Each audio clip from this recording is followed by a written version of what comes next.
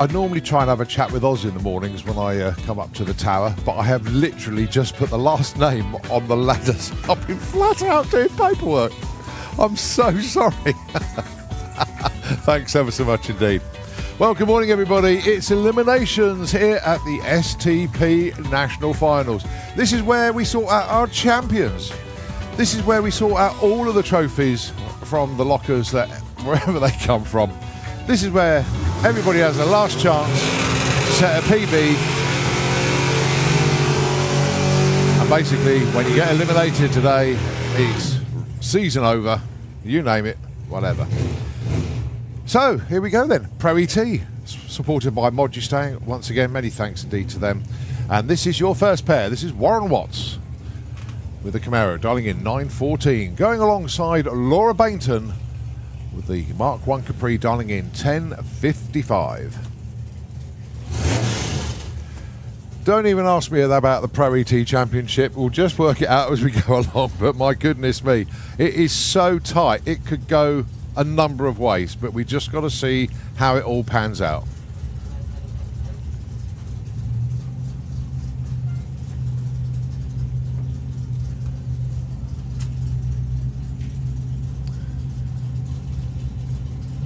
Oh, and game over for Laura. She goes red straight away. So that is a win for Warren.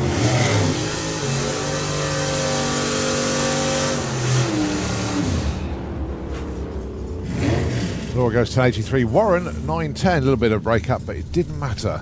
It's game over.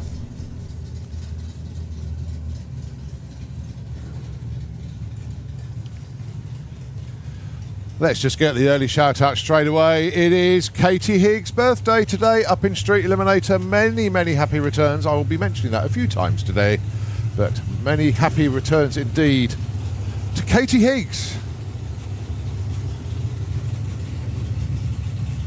Next pair, it's the purple cars. It's Marie Mills, dialing in 1068. 200s difference between Simon Innes, who's dialing in 1070.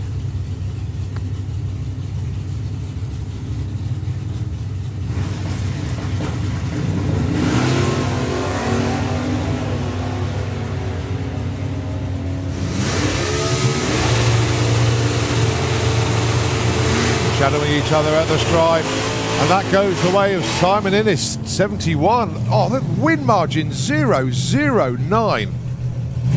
Reaction time advantage for Marie, but the better ET and the better package overall, Simon Innes. That was a super race.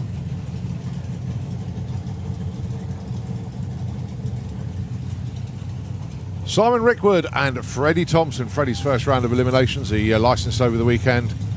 And here he goes, taking on the Bossa Nova of Simon Rickwood. 1089, plays at 995.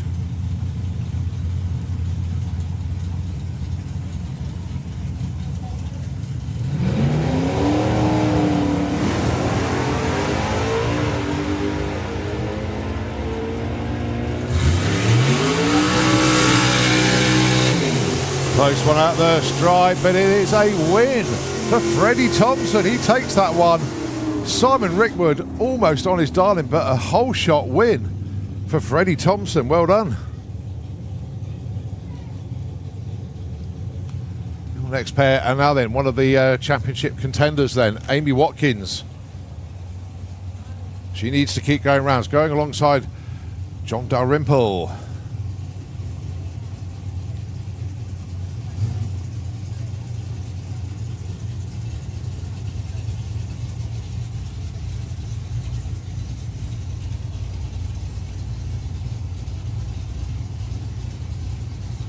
She's going in 9.75 for John, 9.56 for Amy. Green light drag race, big wheels up launch for Amy. Close at the stripe, but the win goes to John Dalrymple. He goes through, so that is Amy Watkins' challenge over.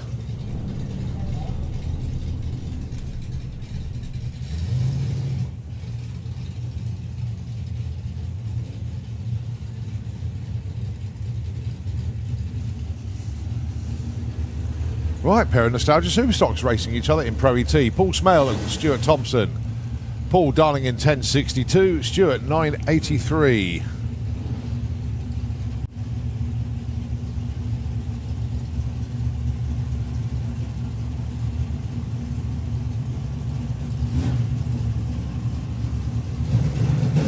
Oh, game over for Paul Smale. Goes red by 0.3. Kiwi went red as well, but it didn't matter. The tree had already run.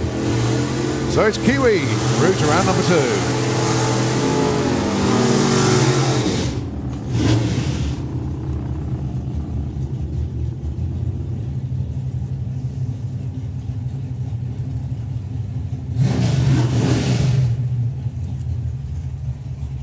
Next pair, Dave Cherritt, Tom Watkins.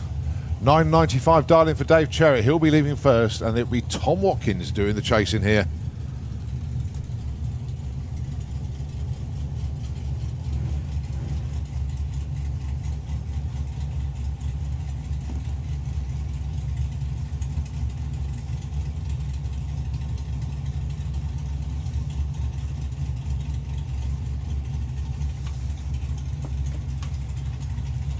Eventually they go in. Oh, Tom Watkins goes red. So Dave Cherritt goes through. Tom only an 0.2 red as well. So Dave Cherritt goes to round 2. 9.10 there for Tom. 10.19 for Dave. But I think he already seen the win light come on. Right, your points. Contenders. Here's another one. Lee Morris taking on, bizarrely, his neighbour in the pits, Mason Griffiths. Lee Morris, 10.22, darling. Mason, 9.21. Two really good races here.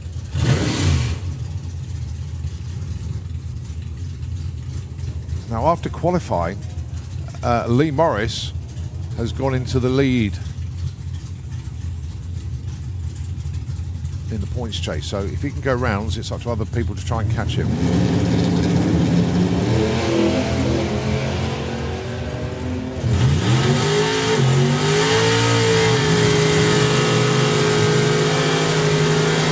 Oh, that was a tight one. 0.8 at the stripe. In actual fact, Mason Griffiths broke out by less than 100th, less than 1,000th of a second.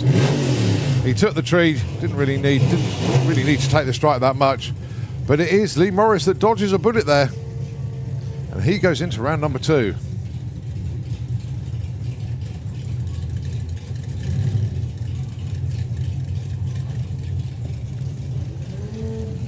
Right, Dave Fulton and Alfie Ratton.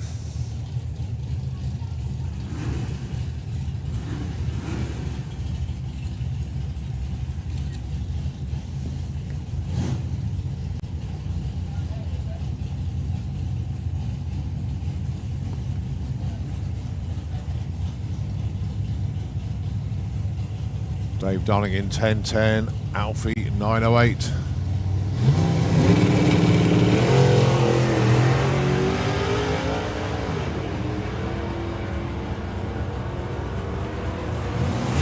Good looking looking race, this one. It is a... Alfie Rutten takes that one. The win margin at the stripe, 0.009. Oh, that was insanely close at the stripe. But it is Alfie Rutten that takes that one. John Bean and Nick Mugridge, your next pair.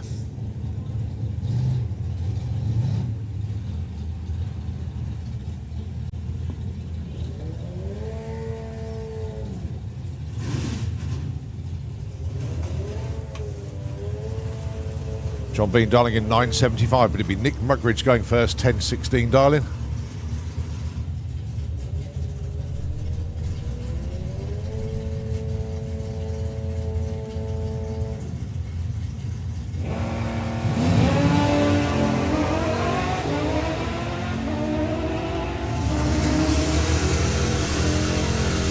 Pretty even between them going up the drag strip, and it is John Bean that takes that one. Nick Mugridge got there first, but he broke up by less than 100th of a second. So John Bean goes into round number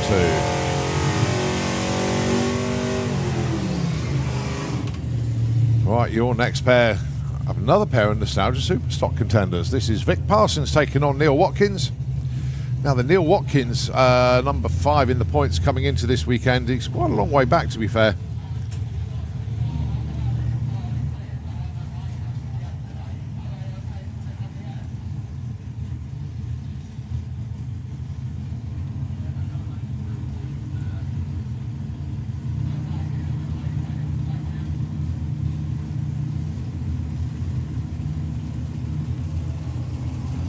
So 11.41 for Neil, 9.84 for Vic.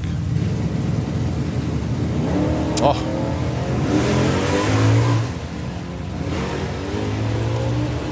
So Vic Parsons takes a win there.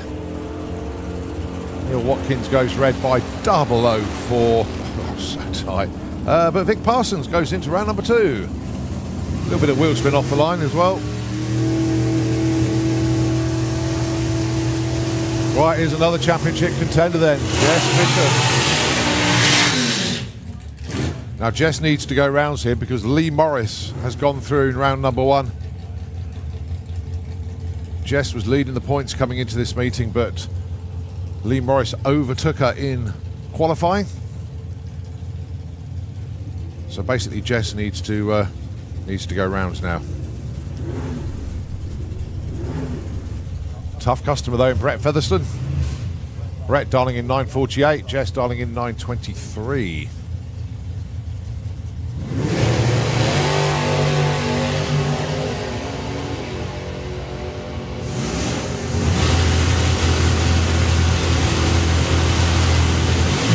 And that's a win for Brett Featherstone. Jess Bishop goes 29 on that 23, but Brett wide awake club off the start line. But well done to Jess this year. Absolutely fantastic debut season. And the Nightmare team will be back hard and strong next year without any shadow of a doubt. But a fantastic debut year. Ash Rawson, your number 1 qualifier, taking on Dan Fulton.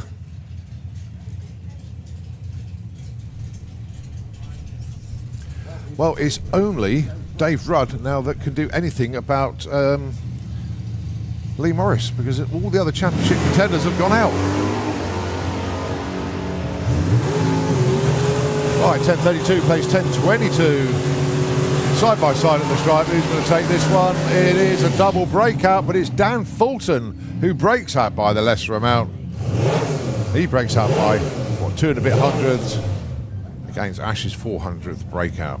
So Dan Fulton into round number 2 takes out number 1 qualifier. Right. If Dave Rudd doesn't win here, I think the championship is sewn up for Lee Morris, because every other contender has gone. Didn't think it would be sorted out this early, but that's the way it worked out. Mark Huxley, though, tough customer, but Dave Rudd missed a qualifying. And some good numbers there, but it's all about going rounds now. 9.80 plays 9.71. Green light drag race, that's the important bit. Now then, the most important bit who's whoever gets the stripe first without breaking out. It's pretty close between them at the stripe, but it's Mark Huxley that takes the win by 0.005 at the stripe. Wow, what incredible racing we've seen already today, with numbers 2, 3, 4, 5, 6 and 7 all going out in round number 1. So the only person that can start making a move now, believe it or not, is Brett Featherstone. I think, well, no, hang on a second, it's not mathematically impossible. Let's just see how it works out. Because if Lee loses in round 2 and Brett wins the meeting, we just need to get that confirmed. Well, Will Clark goes red, so Chris Goodale is into round number 2.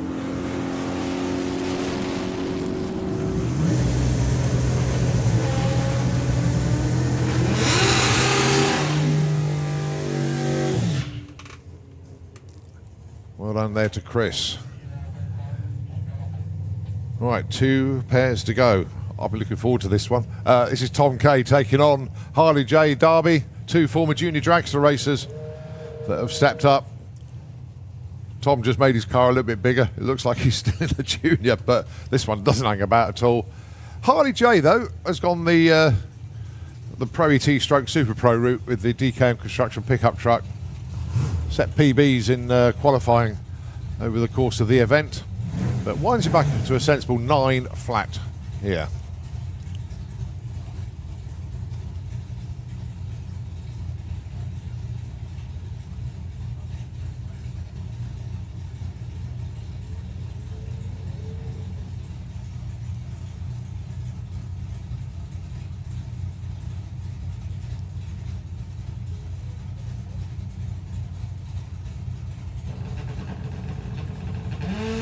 Oh, Tom Kay goes red, so that's Harley J into round number 2.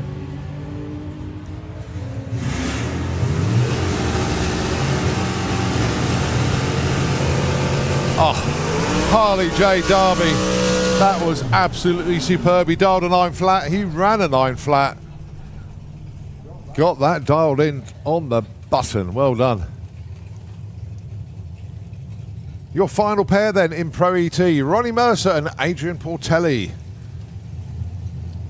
Big old nitrous purge for Ronnie, looking for a 903. Going to be chasing that big red 6 of Adrian Portelli, dialing in 1093.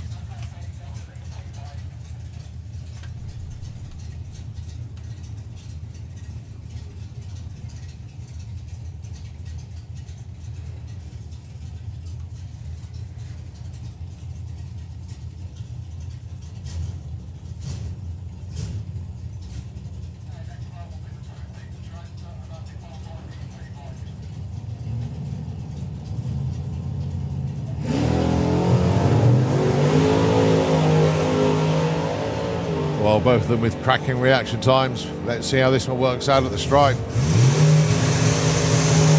Dab of the brakes there. It was a bit too much for Adrian as Ronnie Mercer takes the win with a 909. Right, just an observed run here. So just having a quick look at the calculations then.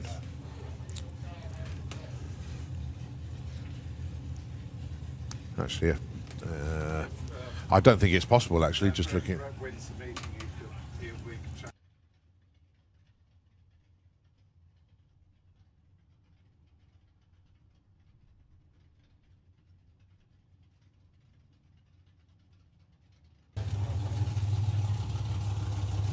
So, James Walden with the clanger.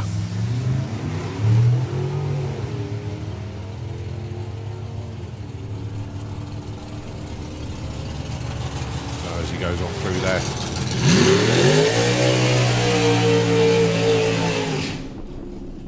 Right, okay, so I can give you an update now on Pro ET Championship. As we say, quite a few of them stumbled at the blocks there. So out of contention, Jess Bishop, Dave Rudd, Amy Watkins, Neil Watkins, Mason Griffiths and Simon Rickwood. But still in with a shout is Brett Featherstone. He needs to win the event without Lee Morris progressing any further than round 2. Basically, if Lee Morris wins his round 2 matchup, he is confirmed as the champion. It's that simple from now on. And we'll keep you updated, obviously, as the pairings come through. But Brett has to win the event to win the championship. He's certainly going to climb the points chase. It'll be interesting to see where he ends up. Okay, two-seater dragster. Your first passenger today is Gaynor Earnshaw from Halifax. She came to the European finals and really fancied to go. That was her first time ever drag racing at the Euro finals. And, well, straight into the back seat of the two-seater dragster 2 weeks later. And then maybe into Pro ET at Easter next year. We'll see how this one works out. But Gaynor Earnshaw from Halifax, enjoy this moment. I'm sure she will. Well, it was her first time at the Euro finals, and then 2 weeks later she's in the two-seater. This is fantastic.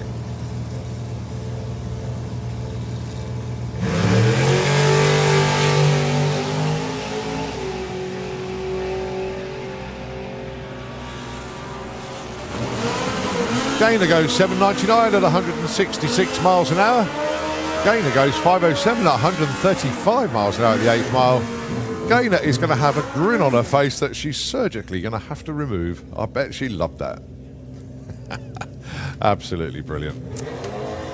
Okay, we move on to ET Bike.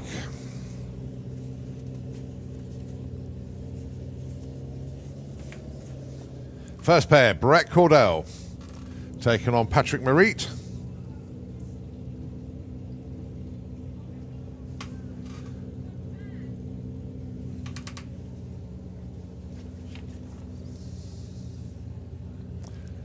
So dial-ins then, 950 for Brett, 875 for Patrick. So obviously Brett will be leaving first.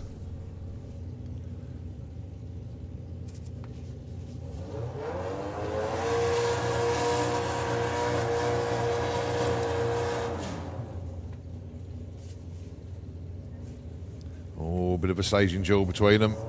Brett goes in.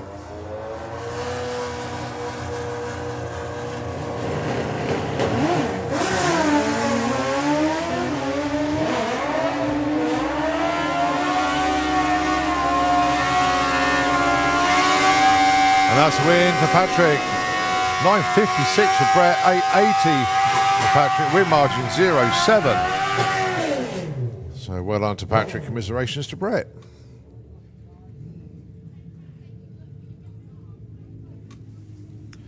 Matt Jones and Liam Holgate, your next pair.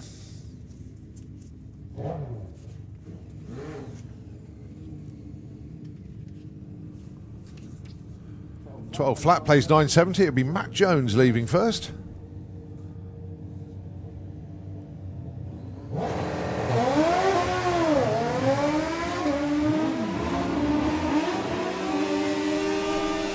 think Liam's got this one covered. Let's have a look at the stride. 983. Yeah, Liam takes that one to a 12.58 there from Matt.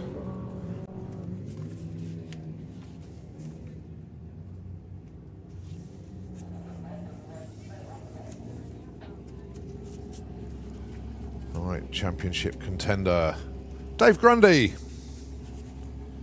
Gonna have to get past the man who took the perfect reaction time money on Friday, Nick Playden. So Dave dialing in 10.54, Nick Playden dialing in 10.35.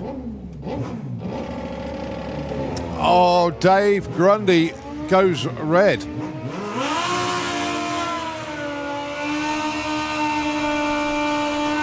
So Nick Playden takes the win. Well, that's Dave Grundy's championships aspirations over for this year. Congratulations to Nick taking the round win there. Next up, Alan Davis and Justin Moulton.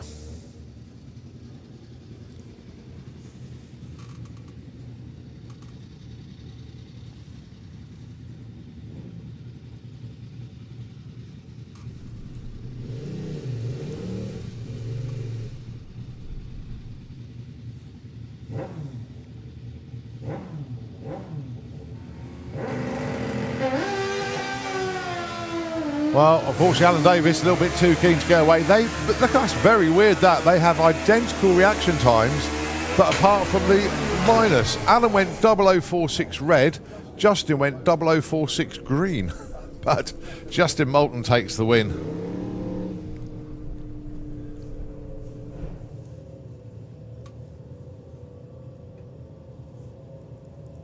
Not only that, Justin gets a bye in round number 2. Just the way the ladder works out. Phil Pratt, Robbie Dobby.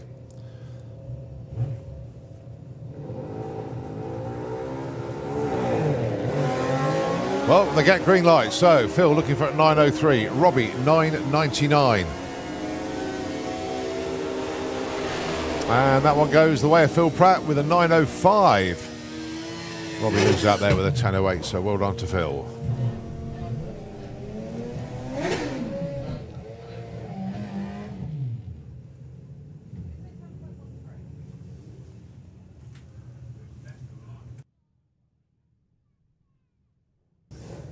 Right, Ralvin Petronilla taking on Brian Mariano. Both the riders from the Netherlands.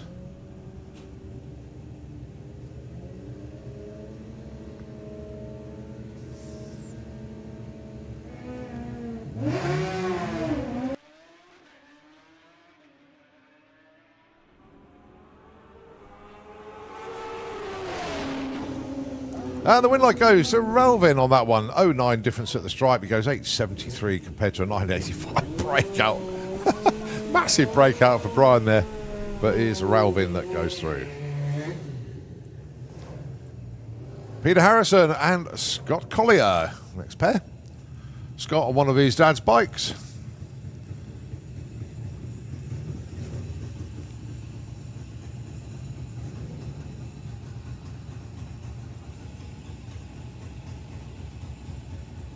Darling's end, 1088 and 1090. Only 200 of a second difference between these two. They will literally be looking at each other all the way up the racetrack. Apart from the fact that Peter is out in front at the moment. He looks over his shoulder, goes 1098 for the win. So Peter Harrison moves on.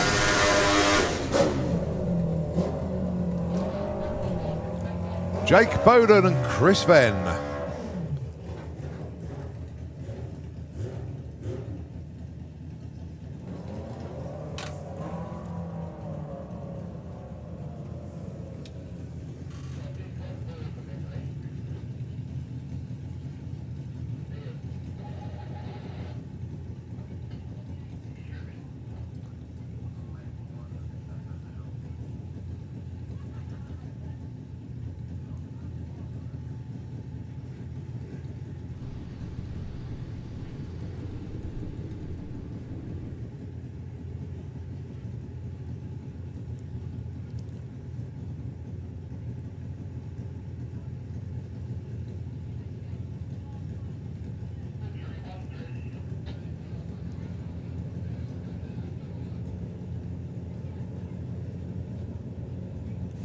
So 1050 plays 1220. Jake Bowden will be going first here.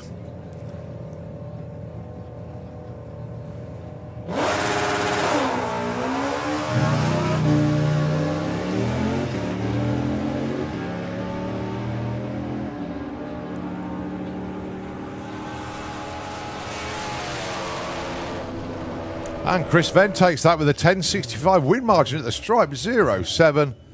Jake Bowden lifted just a little bit too much at the stripe and allowed Chris to go around him.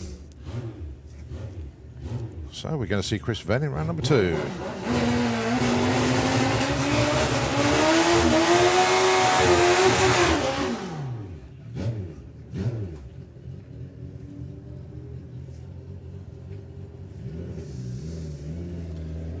Blade King, and huge congratulations to Blade for taking the ET Bike National Championship this year. He qualified number 1, he gets a bye here, and with Dave Grundy going out in round 1, nobody else can catch Blade, so congratulations to Blade. Awesome achievement from the young man. I remember when he first came into the juniors all those years ago, and here he is winning a national championship on the quarter mile in ET Bike. He qualified number 1. He only put in 1 qualifier. He wasn't going to be denied. Goes 905.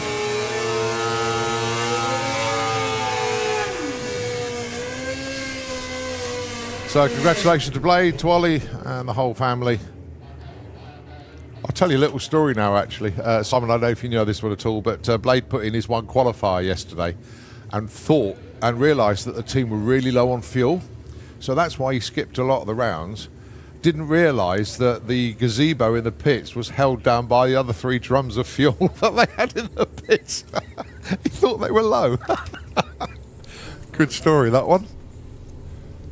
Good chat with Ollie last night, actually. Right, this is Casey Holgate, Gary Hester. So Casey looking for a 12.70, but here comes the hard charging Gary Hester. It's not enough though, it is a 12.81. Casey Holgate takes the round win.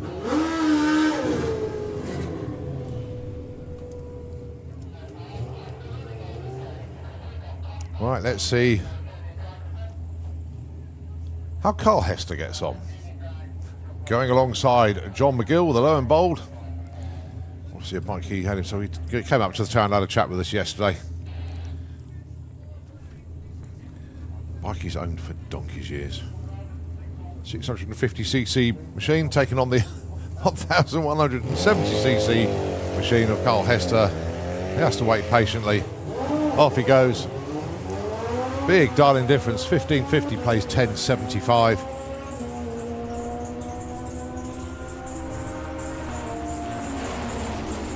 And that is a 1098 win there for Carl. 1610 for John.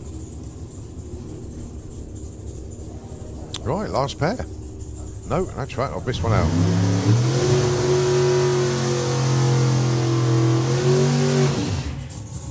Right, we move on to Super Pro ET.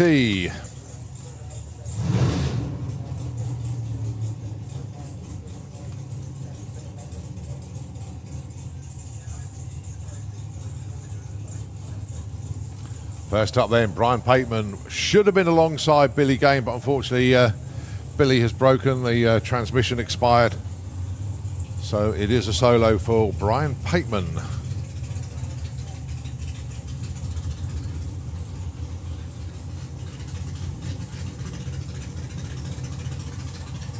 Brian Dials at 869.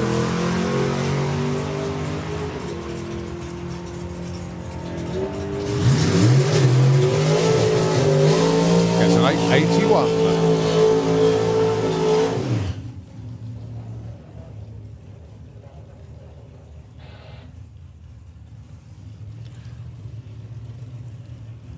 Right, next into the mix then, it is Tom Atkinson representing the Time is Money team. They are number 2 in the points. Can they do anything about the points leader? No.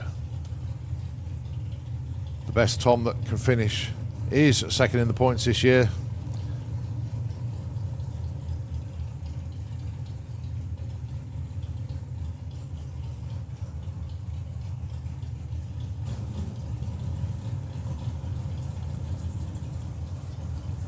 Tom should have been alongside Harry Gibson, but no sign of the dragster this morning, so Tom gets a solo here.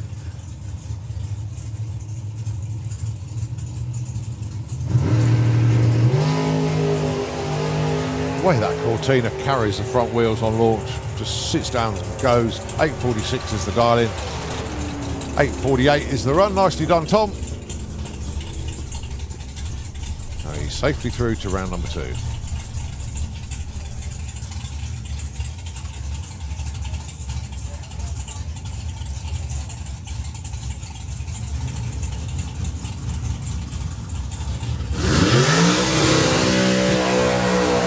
Right, Scott Hauser up next. We're taking on AC Bell.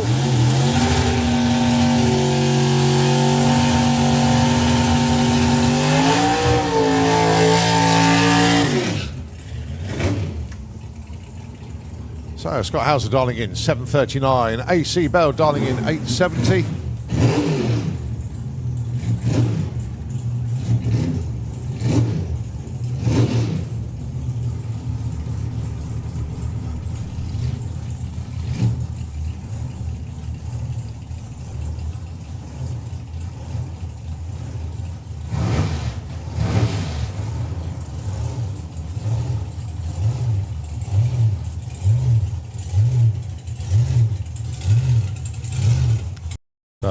STP will be leaving first with the Firebird. It's going to be Scott Hauser doing the chase in here.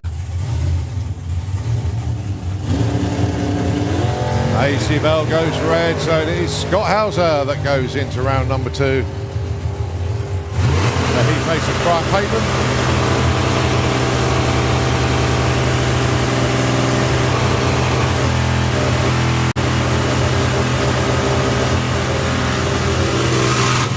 They both broke out at the end of the day. The red light told the main story there. AC Bell goes red by 0-3. So Scott Hauser goes through. Right, Dave Russell should have been alongside Andy Thetford, but unfortunately breakages for Andy prevents him from making round 1 eliminations. Broken input shaft. So Dave Russell going to be taking the solo here. 8.80 the dial-in.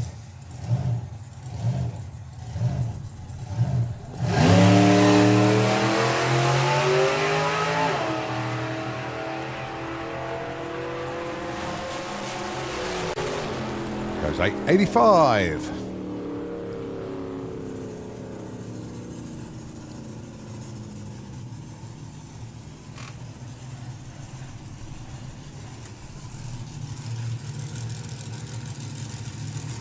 Right, next up then, Pete Walters, your number 1 qualifier. This is a predetermined buy, this one. I know we've seen a couple of buy runs already, but Pete was your number 1 qualifier. Ran that perfect ET.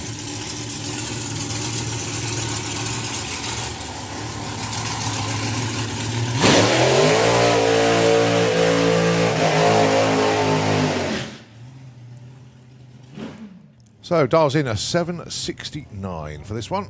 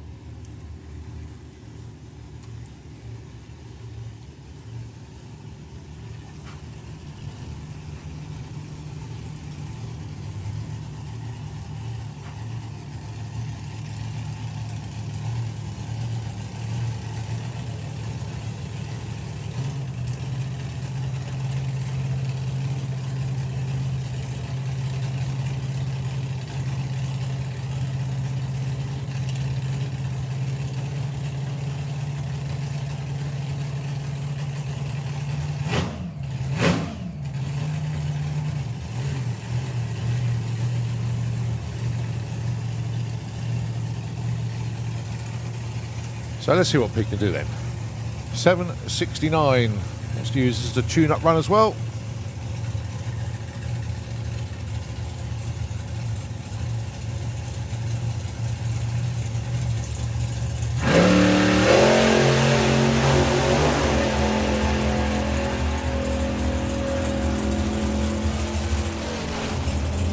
$772. Nicely done. Yes.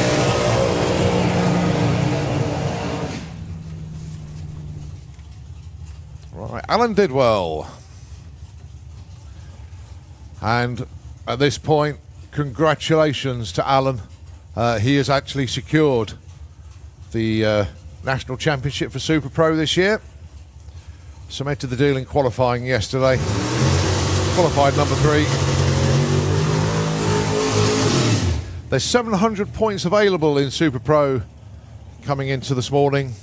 But Alan Didwell's lead is 740. He can't be caught. So massive congratulations to Alan. I know the team have had a phenomenal year this year.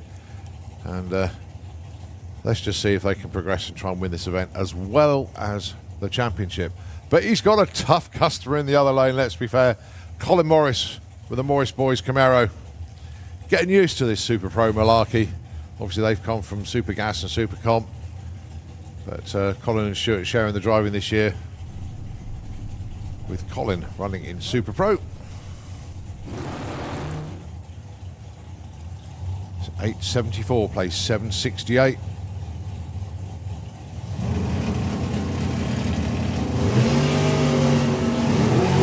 And that's what happens to champs. They go out straight away. So Colin Morris takes the win. But congratulations once again to Alan Didwell.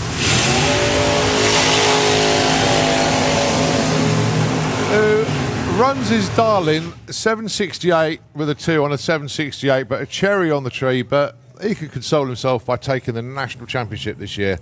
So massive congratulations to Alan, did well.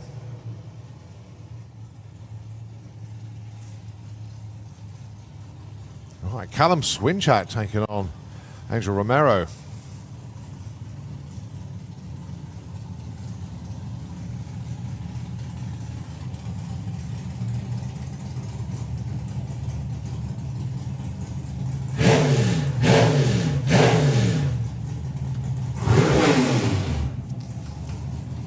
So Callum Swinchat darling in 8.99. Going to be chased down by that Camaro 775. That's a bracket car. That really runs well. 775 and 776. Came over for the European finals. Left the car here. And we'll be heading off home after this event.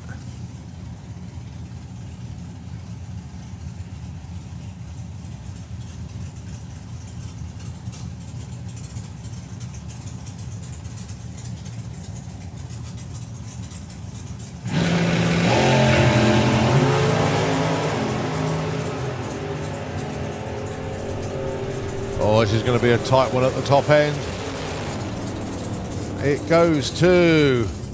Oh, Callum Swinchat gets there first, but breaks up by 400s.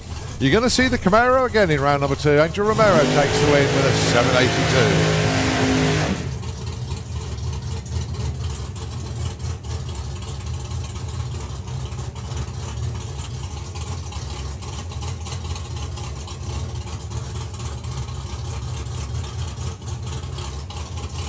Right, next up then, it is the Giles and Hartley Dragster.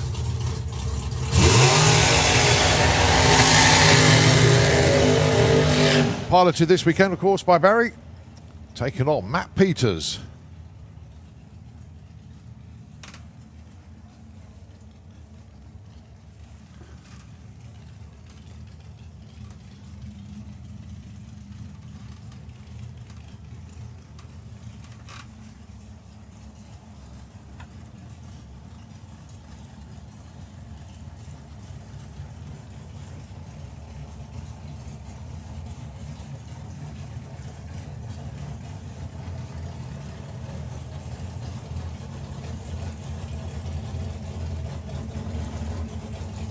So Barry Giles dials in at 747. He'll be doing the chasing here. Matt Peters dialing in 763.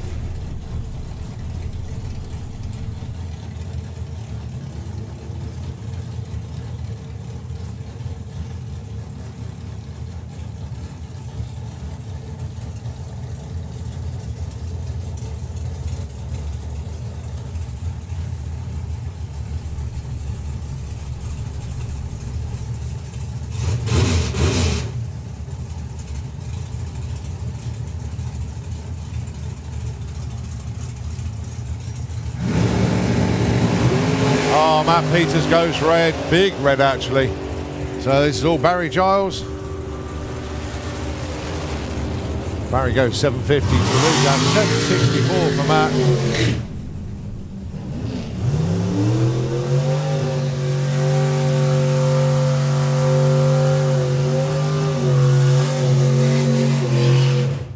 Right, two of the toughest racers in sports and racing in the UK without any shadow of doubt. Lee Huxley and Joe Kellett. Add up the number of championships that these two have won over the years in various classes, and you'll come up with a seriously high number. The amount of round wins, the amount of trophies that adorn the walls of the various properties that these two have resided at over the years. But this is just a race to the stripe at the other end, but it means so much more than that. To win against either of them is pretty good, but when they take on each other, this is a proper matchup, this one. Lee Huxley dialing in 895, Joe 747.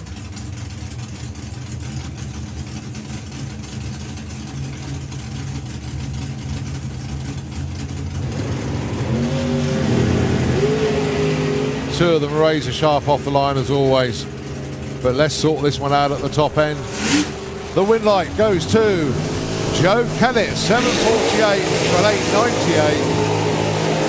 898. One of them 100th off, one of them 300ths off, both of them with 0 lights. But it is Joe Kellett that takes that matchup. I've got to say a big hello to Evie and Letty this morning. Where are they? Evie and Letty. Hello. Where's Letty? I'm up here, Letty. Hello, darling. That's the crash. No, Evie, I'm here, sweetheart. There we go, look. And of course, mums and dads as well. Right, next up, Rocket Ron Bartlett taking on Mark Coulsell. 781 darling for Rocket. 814 for Mark.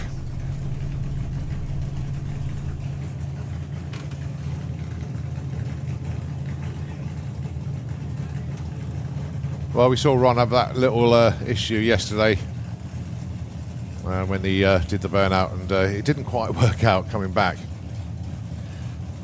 But, basically, Ron just messaged me to say it was a split pin that broke from the cable to transmission lever. It was a 10p piece item, so the cable pin fell out. Easy fix, but it was stuck in first gear, so that's why Ron couldn't make that run. But here we go then. Let's see what we can do this time. 781 darling against Mark Coulsell, 814. He's going to be doing the chasing here as Ron. Oh, nearly crossed the centre line.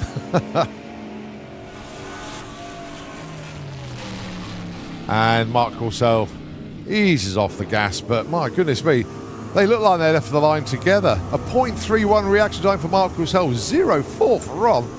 But Ron was heading towards the centre line. He had no option but to back out of that. So it's going to be Mark Coulsell that goes into round number 2. Right, that's it for Super Pro ET as we move on to 850 bike. First up, Ian Critchlow taking on Ralvin Petronilla.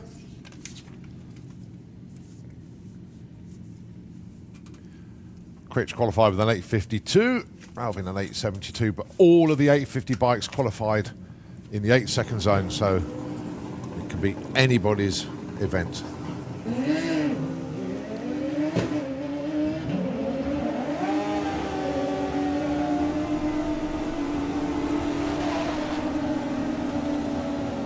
Win light goes to Ian Critchlow with an 874 against a lose out 898.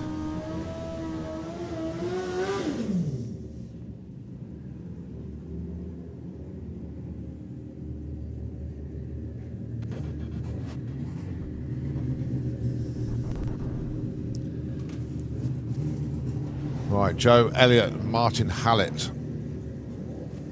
Martin Hallett, number 3 in the points. He's going to have to hope that everybody else around him, i.e. Brad and Dan, disappear round 1 and Martin win the event. But he's got to get past Joe Elliott first. He does. He goes 871 to take the win against lose out for Joe of 882.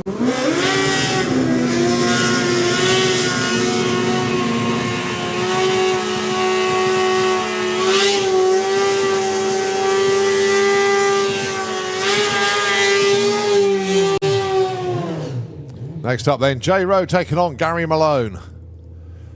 Jay ended up being your number 1 qualifier. Gary qualified number 8. But that doesn't tell the story. There was only 200ths of a second between them. But the winner of this gets a bye in round 2 to the semis.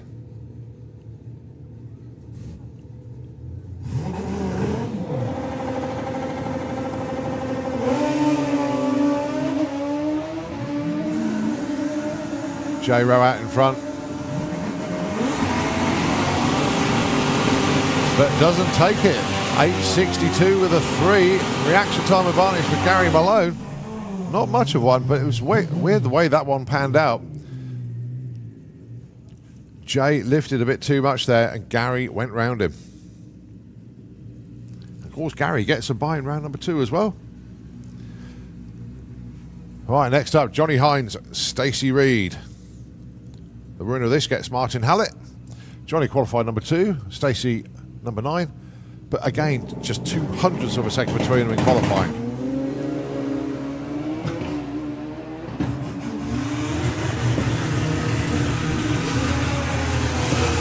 And the win light is a double breakout. 8:46 Stacey, but the win light Johnny Hines 8:48.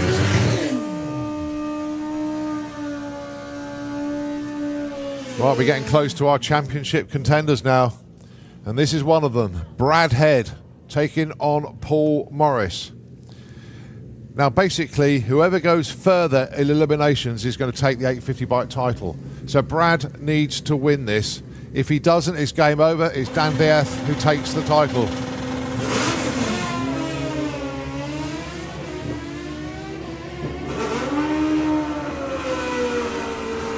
Pretty close at the stripe, but it is a win for Brad Head. He takes that 860 to a loser 879. Now the pressure shifts onto Dan Diaz.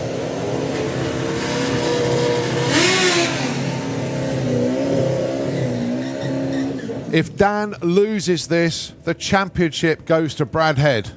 If he wins, then we've still got to fight it out. It's whoever goes further in eliminations is going to take it. If they both go out in the same round, then it'll be Dan Diaz that will take it. But he's got to get through here. Going alongside Patrick Marit.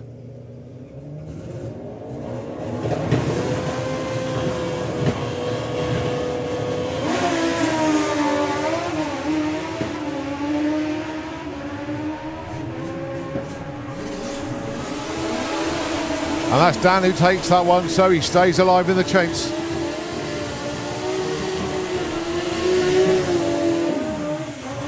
So it's not over yet. Right, Craig Wright taking on Chris Reed, your last pair in 850.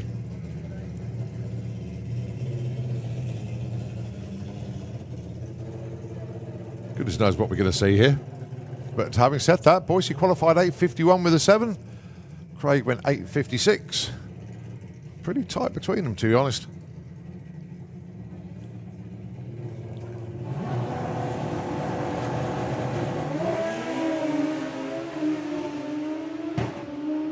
So Chris Reed disappearing into the distance. Is he going to lift? No. 7:48 for Boise there. So it is Craig Wright that takes the win with an 8:62. Chris went over a second under, but there we go. Hey, it wouldn't be Boise if he tried to do it right. So championship still to be decided in 850 as the shift shifts over. The shift shifts, if you like, as our attention shifts over to Lucas Oil's Junior Dragster. Brilliant presentations in the pits last night for the juniors. So many people there. And let's just say the youngsters have got very good voices when it comes to cheering for everybody.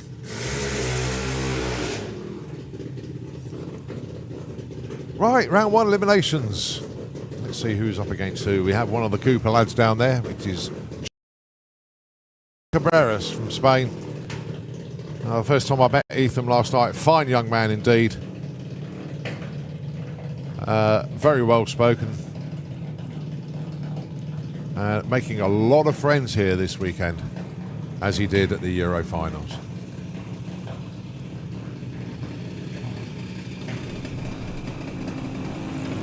So Jake Cooper, wait, forget about qualifying, because number 16 qualified with a 0.4 light. So really, really tight. It's all about the dial-ins now. Jake Cooper leaving first, 9.19. Ethan doing the chasing here, 8.1.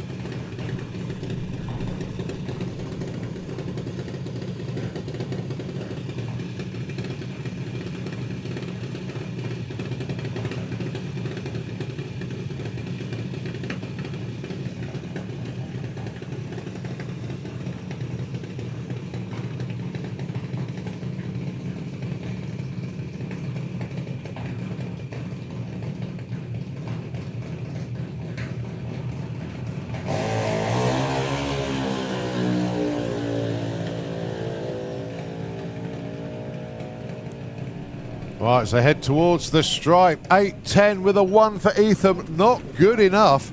A perfect ET and a 002 light. That was an incredible package. That's one of the best I think I've ever seen. 9.9190 and a 002 light. That was nigh on unbeatable, despite what Ethan tried to do there. But wow, frame that timing ticket.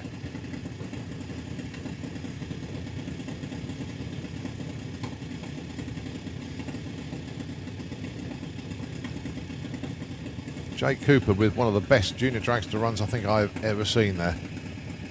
Perfect ET and a 002 light. Just phenomenal. Well done. Next pair. Kai Cooper, Chevy Check It.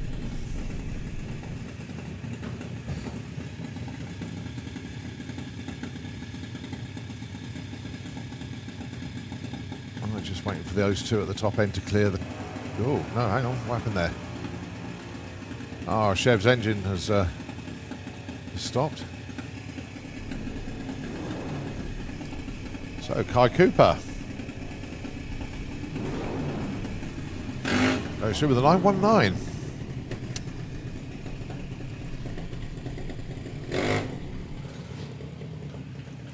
All right, next pair, Richard Wilcox, Ellie Mae Brown.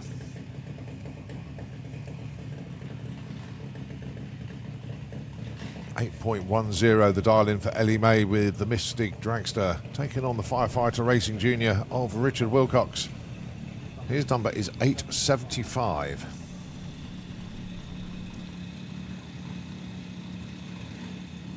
Once again, we still got a Junior Dragster Championship to sort out this weekend.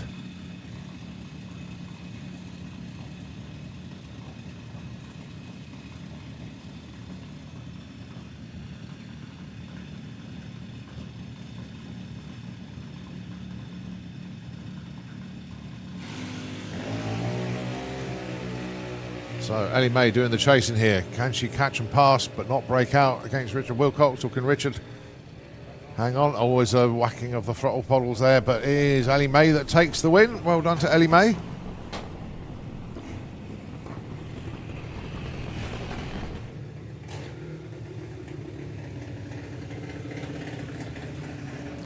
Already up to the line then is Frankie Kent taking on Ada Cassisi.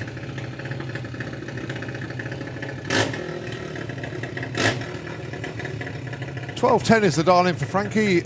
Ada dialing in 10.30. It's going to be the young man in the Kestrel beer lane going first. There he goes. Oh, Ada Cassisi goes red by 0.3. So Frankie Kent continues. Goes 12.15 as well. Nicely judged run. So Frankie Kent into round number 2.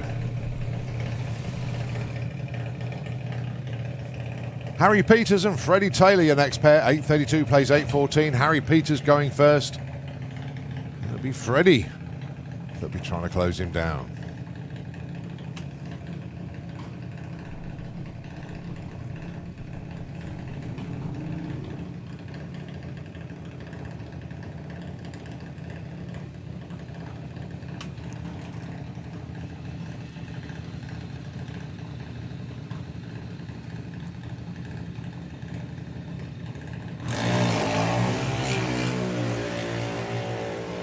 Well, it looks like Freddie's drawn alongside already.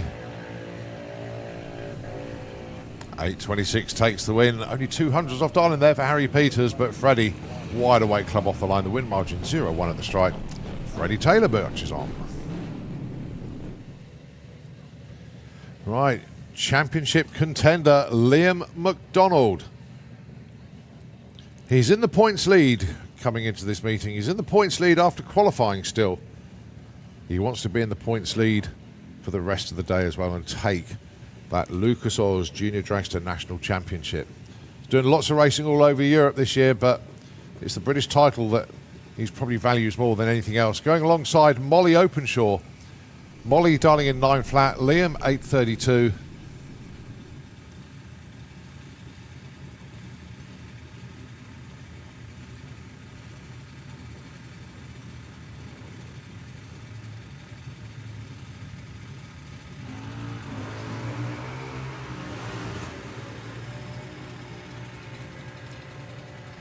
So Liam McDonald looks like he's going to be taking the stripe, and he does. So Liam McDonald goes into round number 2.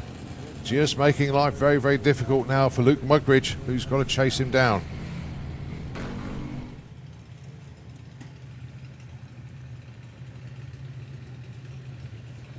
Neve Deavy and Teddy Howe. Two really happy youngsters at the Trophy Awards last night in the Junior Dragster presentations. And I'm sure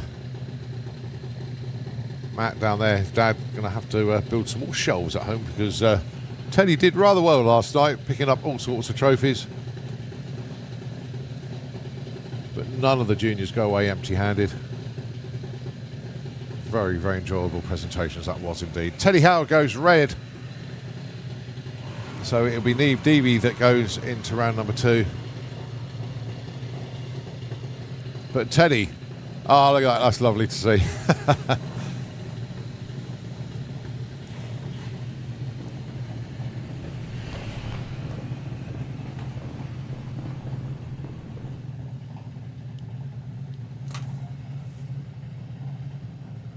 So, the Howe family going to have to put some shelves up at home now.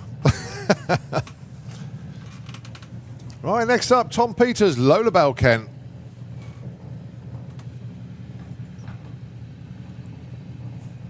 Tom Dolling in 9.12 and be leaving first, but so close behind it, just 700ths of a second will be Lola Bell on the tree.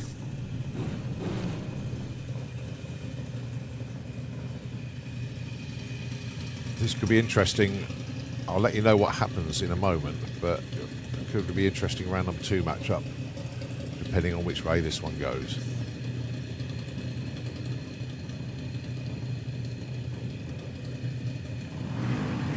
Green light drag race, that's the important bit. All right, Lola Bell out in front. And it is Lola Bell that takes that one. Right, oh dear, round number 2, Lola Bell Kent races Frankie Kent. Oh no. That is, I know, you can't say. Oh dear, oh dear. It had to happen. I didn't think it was going to happen this soon in their junior careers, but Lola Bell Kent taking on Frankie Kent in round number 2.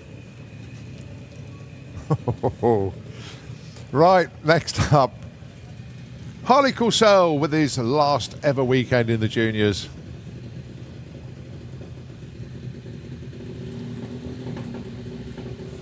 Taking on Jack Taylor.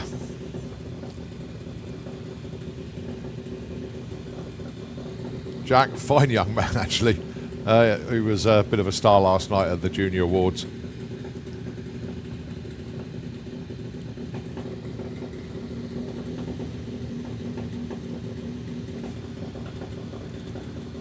.807 plays 8:10, nothing between them, literally on the line, so 300 of a second's difference on the tree.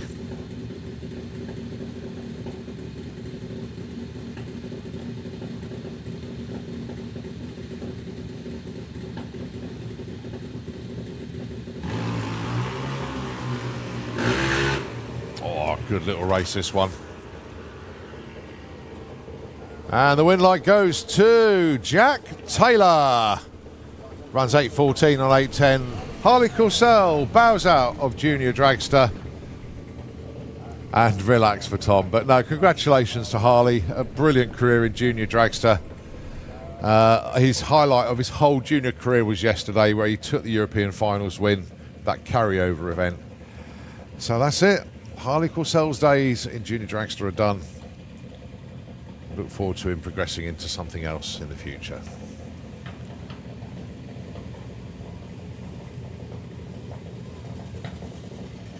Eva Davis, Sam Fairhurst, your next pair.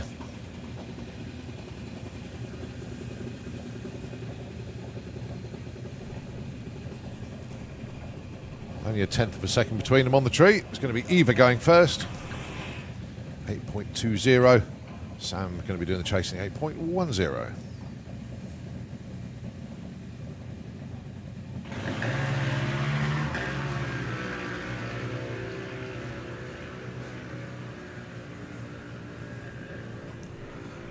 Double breakout, but the one who broke out by the lesser amount was Sam Fairhurst, 8.09 on an 8.10.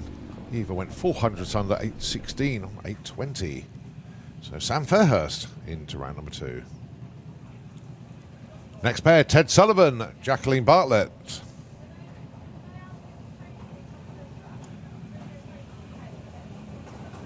.21 of a second difference on the tree. Ted Sullivan going first.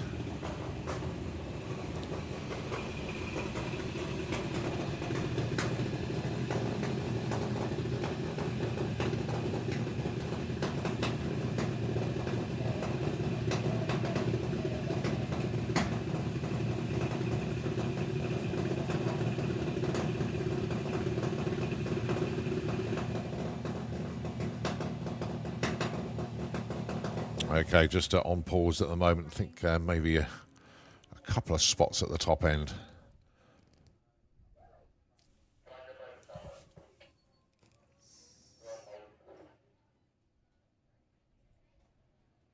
So just on pause for a moment. So yeah, they're just being pushed back at the moment. So we'll keep you updated best as we can. Hopefully this will just dissipate just as quickly as it comes in.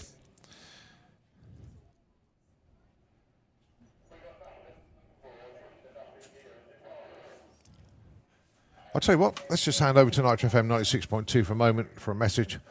And if we can, if as soon as I hear engines fire up and get going again, we will we'll take it back. But just for a moment, Nitro FM, airwaves are yours.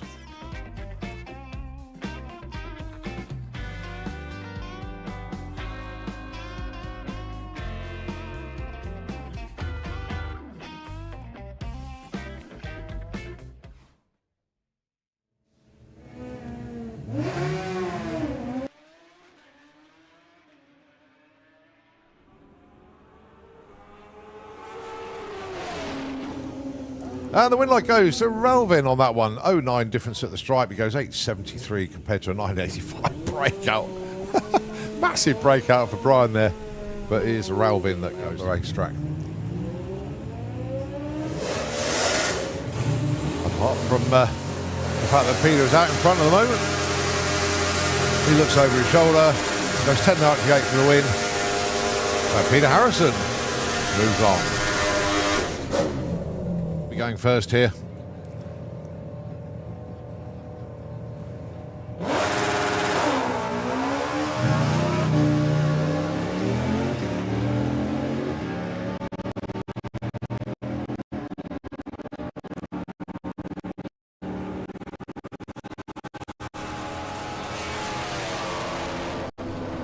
And Chris Venn takes that with a 10.65 win margin at the stripe, 0.7. Jake Bowden lifted just a little bit too. He qualified number one. He only put in one qualifier. He wasn't going to be denied. Goes 9.05.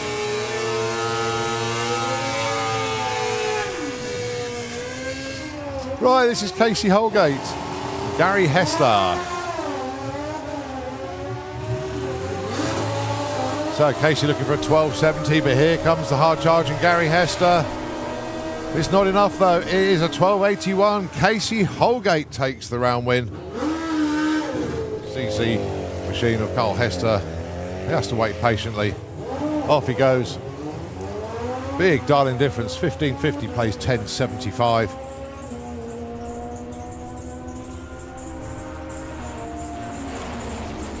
And that is a 10.98 win there for Carl.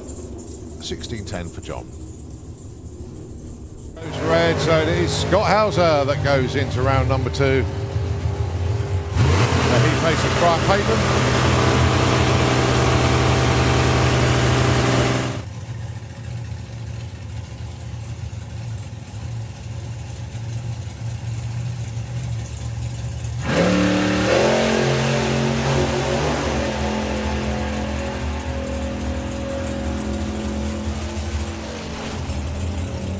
.72.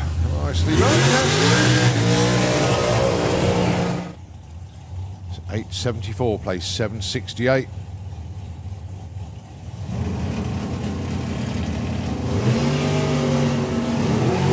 And that's what happens to champs. They go out straight away. So Colin Morris takes the win. But congratulations once again to Alan Didwell.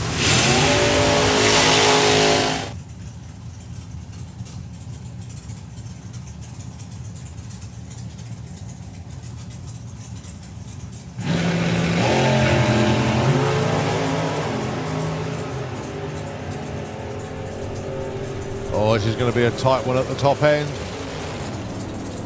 It goes to... Oh, Callum Swinchak gets there first, but breaks up by 400s. You're going to see the Camaro again in round number 2, ain't you?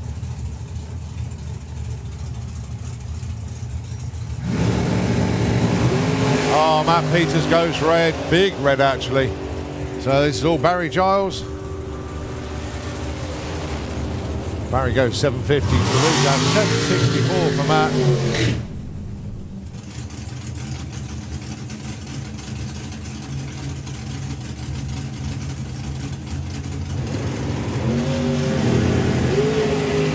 Two of them razor sharp off the line as always.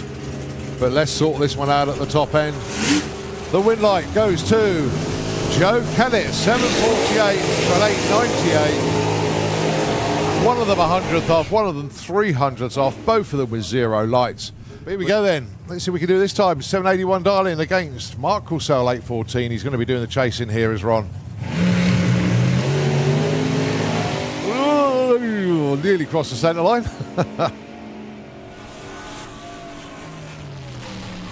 And Mark Courcelle eases off the gas, but my goodness me, they look like they left the line together. A 0.31 reaction time for Mark Courcelle, 0.4 for Ron, but Ron was heading towards the centre line. He had no option but to back out of that.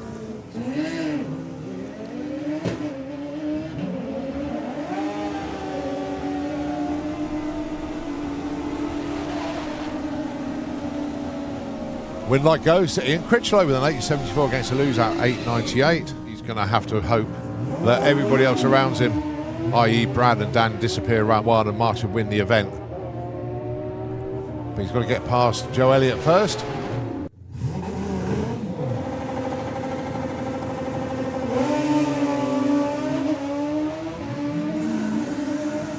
J-Row out in front. But doesn't take it. 862 with a 3. Reaction time advantage for Gary Malone. Just 200ths of a second between them in qualifying.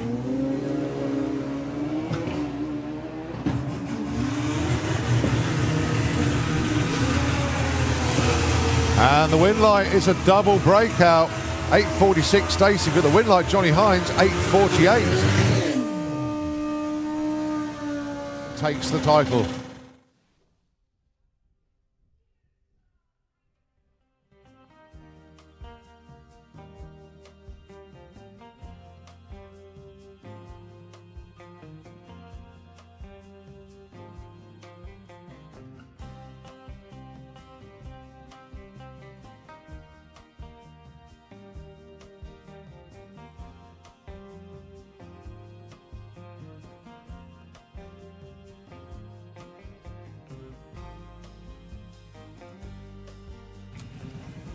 Well, thankfully that was the briefest of brief weather holds there for us.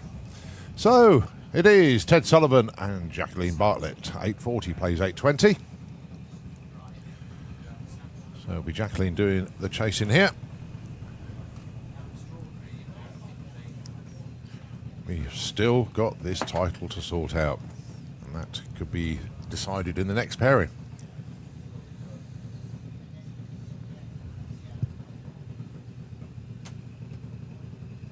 Tell you what, that is the worst thing for a driver. You're in stage and then they go, no. Oh, no, I bet.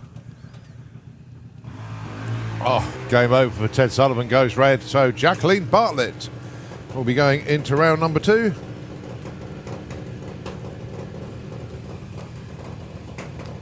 There's 816, I'll lose at 842. Right, championship contender Luke Mugridge. He saw his main rival Liam go through in round 1. This is just making life very, very difficult now for Luke Mugridge. Going up against your number 1 qualifier, Mackenzie Love.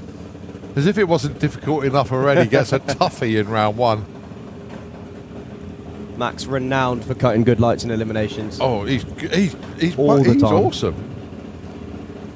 Remember back in the day when we used to do the online drag racing game? Oh, yeah. Door slammers. Door slammers. I often met Matt. I mean, we actually did some racing on, you know, it wasn't part of doing the championship thing, and he always used to whip me. Here we go then. 810 plays 807. Luke Mugridge has got to win this. Otherwise, it's game over, and the championship is Liam McDonald's.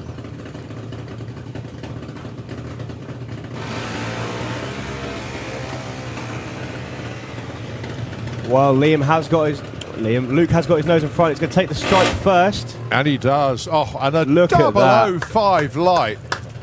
Wow. Yeah, Nick, if you can hear us, that was 005 on the tree for Luke there.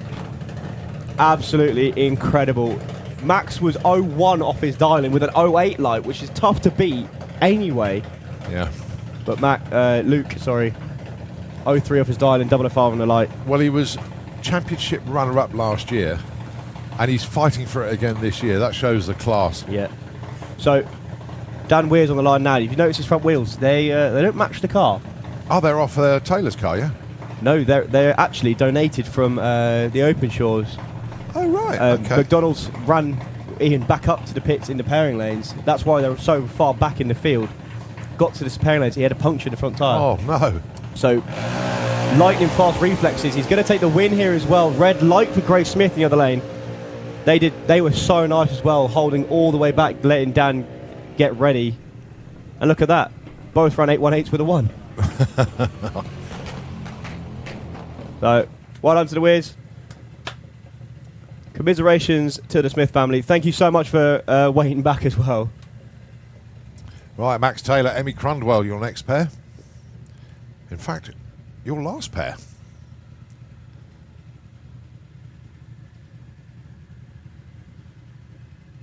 Did I say Openshaws earlier when I said the wheels? I meant the Crundwell, sorry. Oh, right, okay.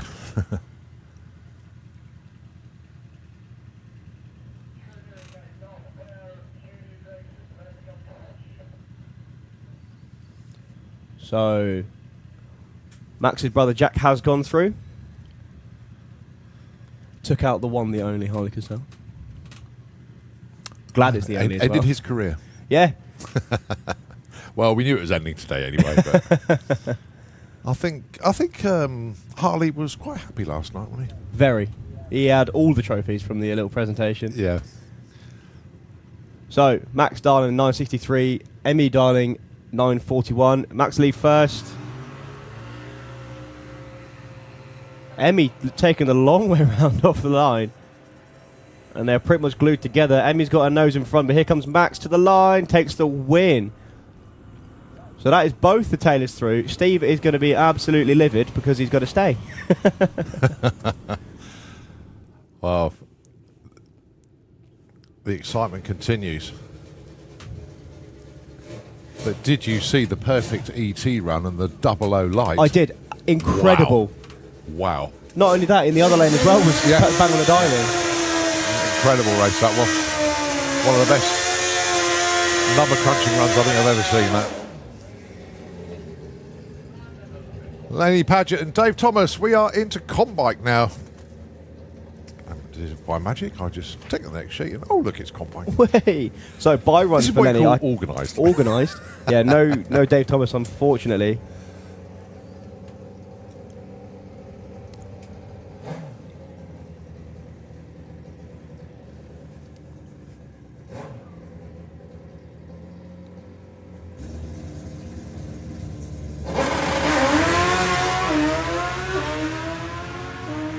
So Len going for lane choice in the next round. It's going to be a 769. 169 miles an hour.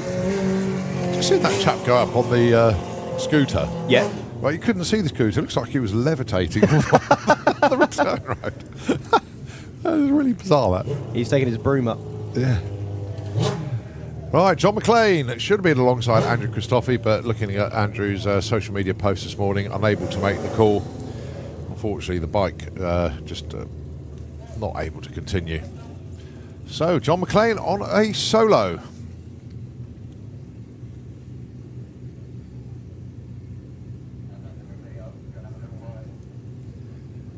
Yeah, the rear shock lost a seal on Friday, and it just got progressively worse. So, unable to make the call today. I'll tell you what, these riders really are going for lane choice. Wheels put off the line, but he's got back on it. Still goes 850, 157.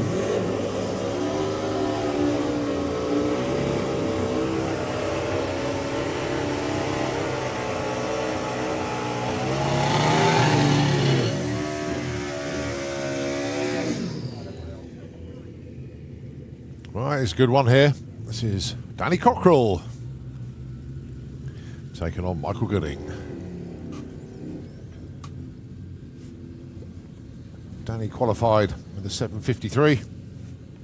Michael 8:99, obviously on paper. Danny's got this one in the bag, but you know what? We don't race on that. Well, I could see Dan Diaz down there. Did he win his round in 8:50? He did, yeah. That's cool. So It's, championship's still fighting. tight between him and Brad in 8:50.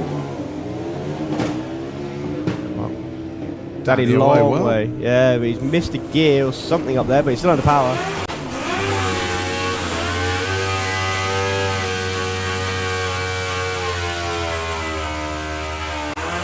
791 to a loser at 909. Keith Wright and Paul Hambidge up next. Keith Wright making the move over from 850 bike into comp bike. Basically, he just wants to go quicker.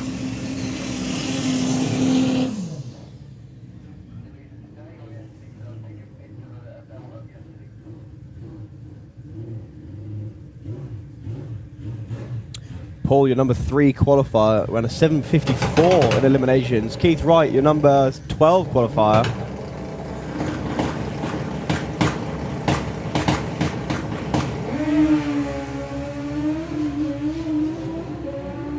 Paul Hambidge spinning the wheel the whole way up. Keith Wright's going to get there first. He does. Takes A the PB win. as well for Keith, 8:10. Wow, didn't see that one coming at all. Issues there for Paul. But Keith Wright takes the round win with a new PB of 8.10. Well done, Keith.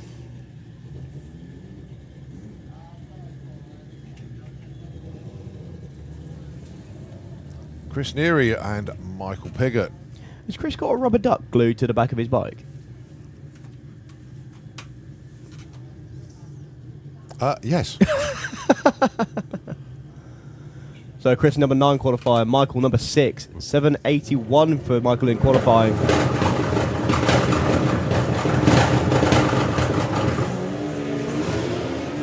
Little bit of wheel spin from Chris Neary's moving over to the centre line. Bit of a wheelie at the 8 miles well for Chris, but Michael all the way through. 7:76. Improves on his qualifying time.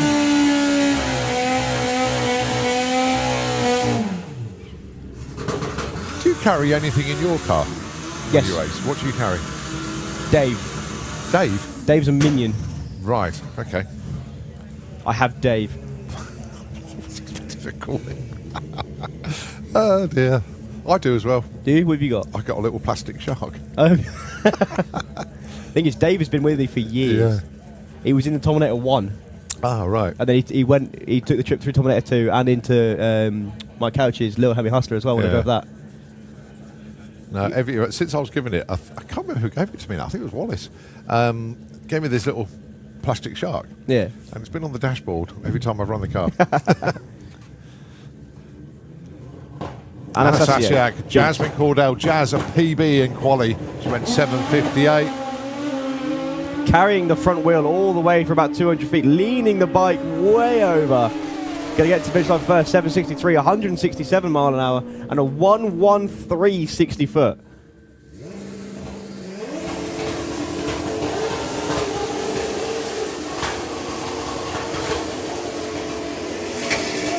Your number 1 qualifier, Mark Dainty, taking on Matt Jones here. Well, I can see Mark. Can't see Matt, though. So it is going to be a bye run for Mark.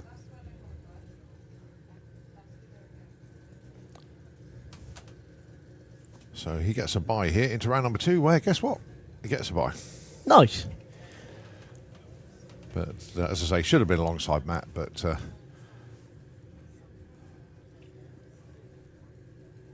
round number 2 bike is a predetermined one by the odd number of bikes in the ladder.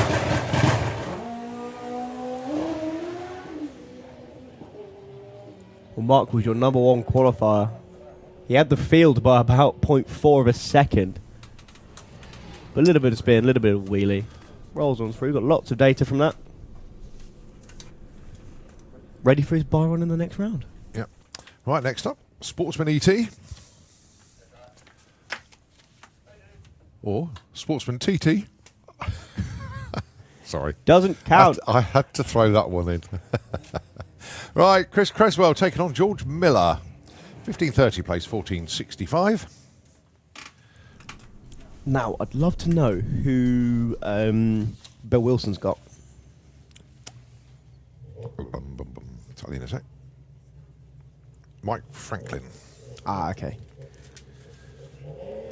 Yes, that's a big trick-up truck on the Discovery. Yeah. So, both drivers away well. I can't say anything about anything because these drivers have the radios on in case we do say something. But going to get to the line first. Chris looks like he's headed. Brake lights come on for him. And he brakes too much. George Miller drove round him at the top end to take the win. George was 0-1 on the tree. Chris was 0-5. Both these drivers had their Weetabix this morning. But Chris broke and broke too much. So a long old wait on this round. Chris win with Mito dialing 15.60 and Simon Swarbrick with the Hot Rod Pop dials 12.11.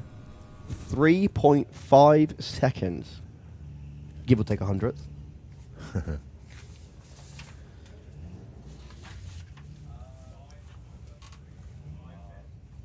So Chris will be about 100 feet out before Simon even leaves the line.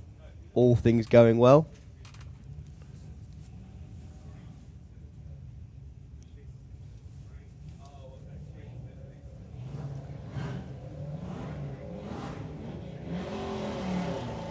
Two green lights. Chris already at the 8th mile. Simon hunting him down the whole way down the track. Is he going to get there? No! Chris Wynn was 0.1 on the tree. Simon was 0.6 on the tree. He was so asleep. Chris Wynn takes win, 16.3 on the 15 dial-in. Missed it by a bit. To be fair, that race was a lot closer than I think it probably should have been. 0-3 at the finish line. As we move into the next pair. Matt Halsall with the Moonshine Machine. And Troy Attree with the Camaro. Another long wait. The escort's away. He was about 100 feet out as well before Troy left. Once again, two green lights. Troy's going to be hunting him down. Still got some real estate He's already to make there. up, don't he? Oh! Takes the win. Matt was 005 on the tree. He had so much to play with, but was just too slow on the dial-in. Troy drove round him and wins by half a second. And that's not an exaggeration. It's actually 0.46 was the win margin of that one. Jago Stokes, Jane McCready.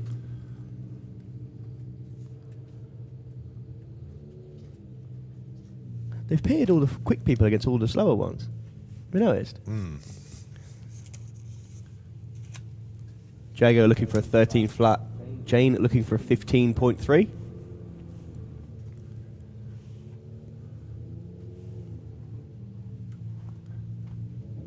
So Jane's going to leave first. Goes green. Jago also goes green. And then the power comes in at 60 foot for the GTR. Is it GTR? Well, it's definitely a Skyline. Jane's going to get to the line first. Don't break out, but she does! Oh. Jago getting away with one. Jane was 0.5 on the tree. Had 500s to play with at the finish line. Gets to the finish line first by 0.2. Jago takes the win. Right, pick your Ford. Quite simply. You got Adam Davis with the Cortina 1260 dial-in. Rob Cresswell with the Smurf Fiesta 1465. Now we saw what happened to Chris. Let's see if Rob can fare better. See, the good thing about running a street car is you've got wing mirrors and rear view mirrors and stuff, so you can see the other guy hunting you down. One green light. Two green lights.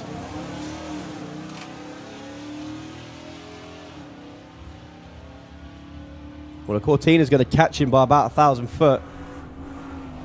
Over the line, Rob with the brakes on, lets the Fiesta goes round, or the Cortina goes round, but breaks out. Whoa. Rob played an absolute blinder there. He actually braked, let the Cortina go past, and the Cortina broke out.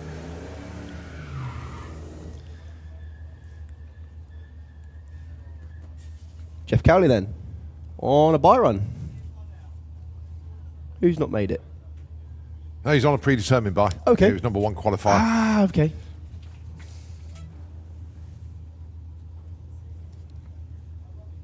I wonder if he's got a radio on in that thing. No. Does it have a radio? It's only got medium wave.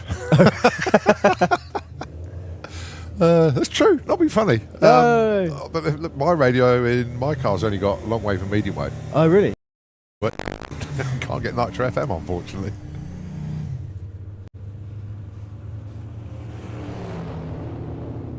Well, Jeff breaks out, but no matter, which means he won't have lane choice in the next round. James Grew with the red mullet and Steph Pateman with the BMW. Is this the closest between the Dylands of this round? It's got to be in it. 13.27 takes 13.90. Steph should leave first, all things going well. I keep saying that because, of course, it's very possible that she doesn't leave first. It's seriously wrong if she doesn't leave first. Yeah. So Steph bumping the car in. Goes green. James goes green as well. Steph's got to do her absolute best to run away from the El Camino. Well, he's chasing her down, chasing her down. He's basically on her door. Not in front yet, though. Steph's going to take the line first. Only just takes the win. 14.11 on the 1390 dial and wins by 600ths of a second. James had I wonder how many on the tree. times Steph Pateman has been chased by a red mullet over the years. But there we go. Good to see Steph. Oh, Julie, good to see you. And of course, Brian and the gang down there as well. Right, this is a proper matchup. Holly Walters and Kirsty Tram, your next pair. Kirsty, I believe, is number 2 in the points chase. So let me just get the Sportsman ET points up.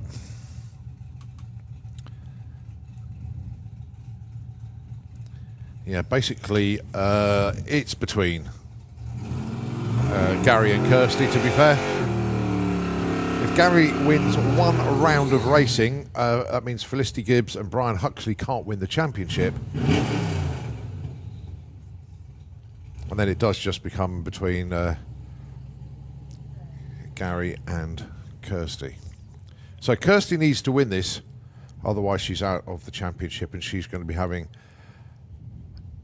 Felicity and Brian nipping at heels trying to get to number 2 in the points. But let's see what happens then. Dial-ins, 15.46, place 12.10. I think Kirsty's given herself a bit on the bag here with the dial-in. She's been running into the 11s.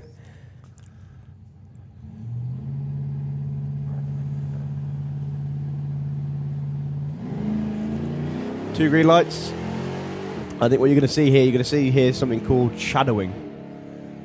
Kirsty should pull along. You're going to see a winner and a loser. True.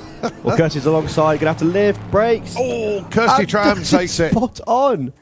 12.10 on a 12.10 dial-in. Takes the stripe by a 1/10. So she stays alive in the championship. What was the most important thing there? So who's she fighting in the championship? Sorry? Who's she fighting in the championship? Oh, Gary Lake. Oh, of course, yes. Yeah, big battle between them. So, Georgina Smith, Felicity Gibbs. Georgina with the Supra dials 15.86. Felicity dials 17.28. Felicity will be leaving first. Flickers the bulb in the Mustang. Muscle versus JDM. Well, I can definitely hear one of them.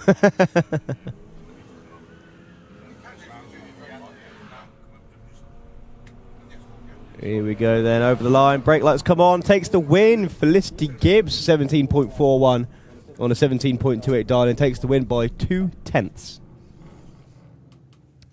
That makes it interesting because Felicity will be racing Kirsty Tram in the next round. So number 2 and number 3 in the points chase race each other. Why is it Brian Huxley, number 4 in the points? Now, if Brian doesn't win this one, that guarantees Felicity number 3 minimum in the points. Well, how high can Felicity go? Let's see what happens to Gary Lake. Okay. Gary Lake holds all the cards at the moment. Okay. 2 green lights and the focus has ran away. Stephen is going to have a monstrous task to make up this gap. Well, Brian's off the throttle by a long time. Yeah, 14-0 takes the win. Issues for Stephen. Not too sure what the problem was there. But I think half of that was him seeing Brian go off into the distance and go, oh. Right, I've been looking forward to this one. 2 of the big vehicles then. Bill Wilson with the Dodge Ram taking on Michael Franklin with the Discovery. It just goes to show you can run absolutely anything in these classes. So Michael Franklin is obviously part X, his Range Rover, has got hold of this Discovery. And Bill Wilson, he likes the big American trucks. Well, 2 green lights. Yeah. Michael was in 330 foot before Bill had even left. You can guarantee they got their radios on. Oh, yeah. Well, Michael's going to get to finish line first over his shoulder. Oh, my goodness me. Michael Franklin goes 0-2 on the tree and hits his darling of 1925 with a vehicle that he'd never driven a drag strip before Friday. Unbelievable. Well done, Michael. That was phenomenal. 1485 for Bill Wilson. That's him done. I was going to say he's on the trailer, but no, he's probably towing a trailer with that probably. But, oh my word, Michael Franklin, I'm staggered by that one. That's not quite as good as the Cooper Junior Dragster run, but nevertheless, 925 with the 2 and an 02 light with a Discovery. Unbelievable. Well done, Michael. Thanks for the entertainment. And he gets a buy in round 2. Oh, even better. Christmas has come early. Well, I'll tell you what, if I was Gary Lake, I would not be happy with this matchup. Gary Lake needs to win against Matthew Dowdy. Matthew Dowdy, who was previous junior dragster champion. I know, he's sharp. He's sharp on the tree. He definitely knows what he's doing as well when it comes to bracket racing. But then again, so does Gary Lake. You don't become number 1 in points by accident. Now, of course, Gary Lake came from, well, you know about Matthew's story from Junior Dragster. Gary Lake started his racing career at the Darling Day. Oh, that's brilliant. And he won the Darling Day. And then he obviously got his entry into a national event. And here he is a few years later, fighting out for a championship. Now, if he wins this pairing, then it is game over for Felicity Gibbs and Brian Huxley. But let's just see how this one works out.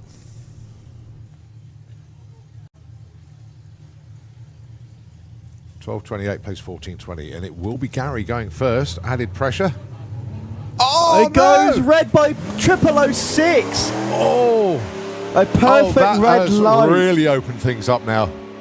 So, Matt Dowdy will be taking this thing all the way through the finish line. 12.39 on the 12.28 dialing. There was room there. Was room there. Matt was asleep on the tree for him. 0.2. Gary Lake, perfect red. Oh dear, that has really, really put a cat amongst the pigeons now. So, well, I'm not even going to try and work this one out. I think Kirsty needs to go 3 more rounds. Is that right? Yeah. She's got to go 3 more rounds. 3 more rounds from now? Yeah. So she has to win the event? Yes, you're right. Yeah, Kirsty's got to win the event. Get to the final. Get to the final. Thank you very much. Ricky Hale, Richard Palmer. Ooh. The Family Cat, Jaguar, and the Audi of Ricky Hale. 1760 is the dialer for him. 1349 for the Jaguar. The Jaguar's hunting down the Audi.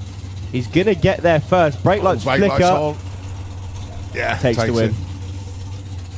Yeah, 04 light to a 0.38 light on that one. So, championship implications in the next round, Kirsty versus Felicity. Yeah.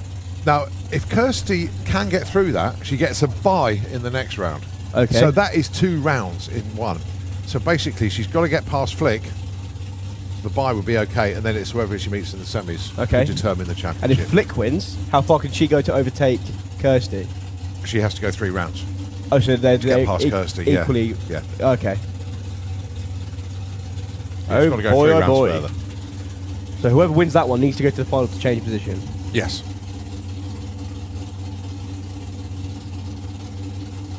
Oh dear. Oh, Gary. I'm gutted for him. But then it just makes things exciting. 2-seater then. Paul Brown.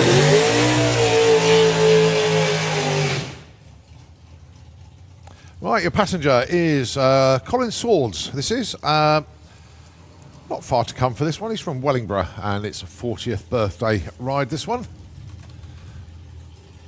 Nice.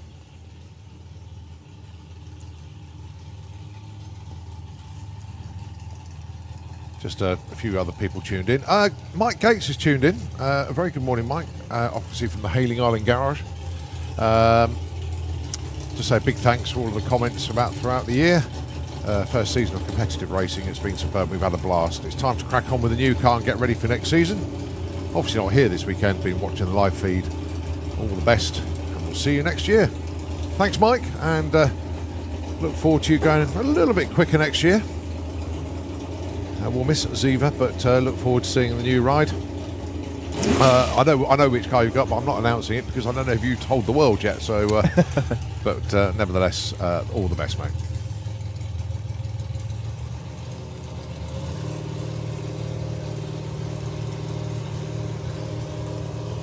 So the thrill ride, Mr. Quad Zero himself, Paul Brown.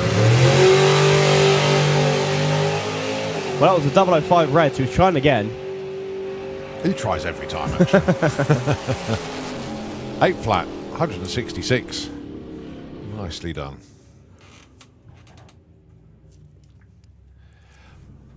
Okay, next up, it is VW Sportsman. And your first pair features none other than an Audi TT. And Jerry Sadler, your number 1 qualifier. And a message from Emma Sadler this morning. A very good morning to Emma. Could you please wish him a happy anniversary? 9 years married this weekend. So Emma and Jerry, happy anniversary. And obviously we're hoping that Jerry goes through, but Paul O'Donnell has other ideas. Let's see what happens. Jerry dials 1555. Paul O'Donnell dials 1380. Well, he was in stage, but the bulb went off again, so I don't know what that was about. 2 green lights. Again, we have to be careful with what we say because these cars do have radios. Yeah, they do.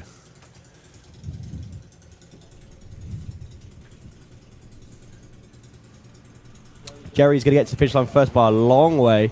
Doesn't break out, takes the win. Half a second in the bag he had then. 0.2 on the tree is his advantage.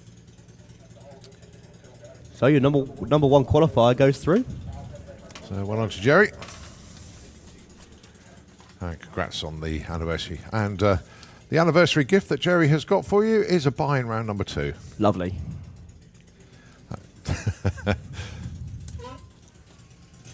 Next up then.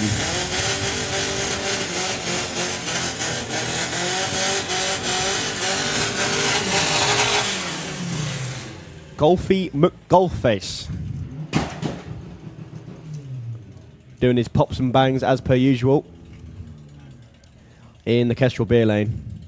And Steve Metcalf with the Blue Steel Baja Bug. Another big shout out, actually. Tuned in, Lawrence Clark. Lawrence, hello, mate.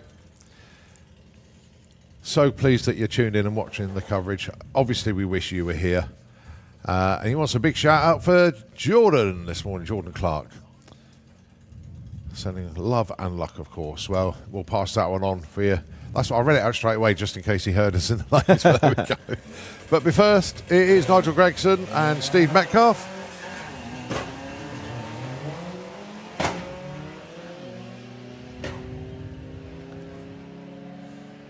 Well, Steve Metcalf looking for that 1640. Nigel Gregson looking for 1330 and a miracle at the moment. Yeah. Well, Nigel Gregson got there second and broke out. Gives you a bit of a clue there. Great light for Nigel.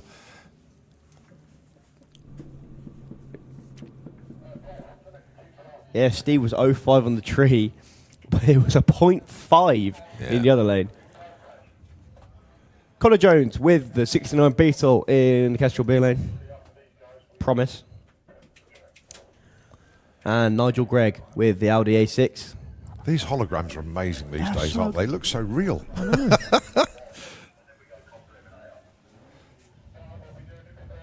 So, the A6 and the Passat Estate, or say A6 Avant, I should say. And the win light goes to Nigel Gregg, 16 flat on a 15.69 against a 17.09 for the White Beetle, cunningly disguised. Right, go on then, Colin. What's your dialing? Yeah, dream on. Yeah, He's in the know, is he? Right, okay. Right, Tom Circuit with the Lupo taking on a Rain Large who dials 15.85. Right, write down what you think. Okay. There's going to be an issue with that. I haven't got a pen. Go on. Oh, no, I do have a pen. It's here. Right, Sorry. okay. I've got to write it down. My bets are in. Ooh. Okay, I'm hiding mine. we've written dial-ins up here for Lorraine. We'll see what she does. Well, good news. 2 green lights. Lorraine is off and running, chasing Thomas Circuit in Harold the Lupo down the track. Harold's already at the 8th mile. Lorraine's not there yet. She's there now. I just realised there's elimination. She's got to play it sensibly here. She's there now over the line. 15.90. Lorraine takes the win. What? Trevor got it right. 500's off. We are not worthy. We are not worthy. What did you say? I've had 15.39. I forgot it was quali. I went 15.73. Oh dear. So commiserations to Thomas in the other lane. But Lorraine Large takes the win. Steve Stone, Danny Bean. Danny with the Lupo. Lupro ET, that's it. Yeah, the Lupro. He's looking for a 13.80. Steve looking for a 14.50. Both nudges into stage.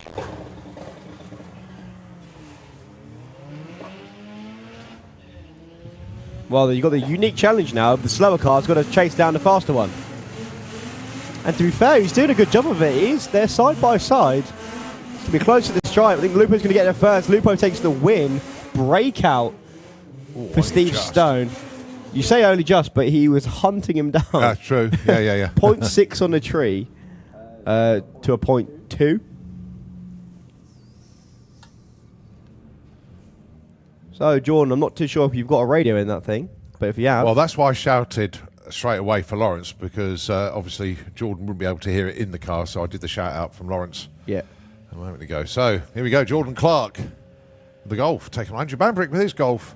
13.95, place 13.53, and it is Jordan Clark that is going to go through. Red light on the tree for Andrew. So, Jordan Clark goes into round number 2. Ooh, couple of hairdressers now. 2 TTs. John Gallant and Paul Robinson. I want to play the game. So you know the game you used to play with Spencer Tram? If you can hear us in your cars, please put your hazards on. I just want to see. Yeah, hey, there we go. Oh, both of them. Oh, dear. And it wasn't me that called you hairdressers. It was Tom. No, it was Colin. He told me he dared me. I think they can tell the difference between our voices, mate. No, they can't. If I just speak like this a bit. So, Taki Cat 2. Dear. In the Kestrel beer lane, dial 16.12. Paul Robinson looking for a 14.74, and I'm going to run away from the VW pits when I get back. Oh, John goes red. So it is a win for Paul Robinson. John Gallant, 001 red. That's how tight that one was. Ooh. Sorry for calling you hairdressers. Don't worry, John, I'll hold him down. You can come and beat him up. Look at that as well. 14.75 on a 14.74 dial-in. Nicely done. Another TT, Polly Judge and Reese Taylor in the diesel Cupra. So this has made life very interesting because Andrew Bambrick, the points leader, stumbled at the first hurdle. So Paul Robinson has just overtaken. Now, I think, or Jerry Sadler is still in it. I don't know if Jerry... No, Jerry has to win the event now. Yeah. with Paul Robinson not winning his next round win to be in with a shout. But it's Paul Robinson who's holds the cards now, fair to say. 2 green lights and lots of wheel spin from the Cupra.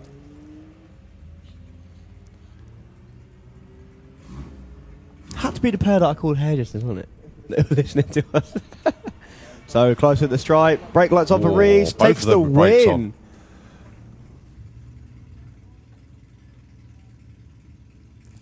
Yeah, Reese 15.40, Polly 17.21, but Reese gets it done. All right, next up, it's the Havoc Beetle. And Lawrence, I know you tuned in. Caitlin's got your name loud and proud on that back window there. Going alongside Kaz Waterhouse. So 17.35 dial-in for Caitlin. Kaz looking for a 15 flat.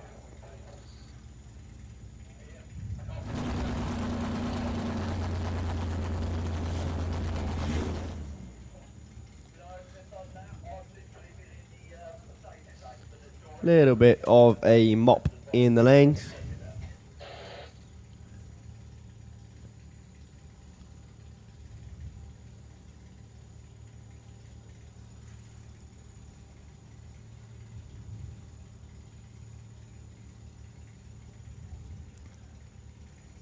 Oh, darling, just to remind everybody, 15 flat for Kaz, but it's 17.35 for Caitlin, 2.35 second difference on the tree.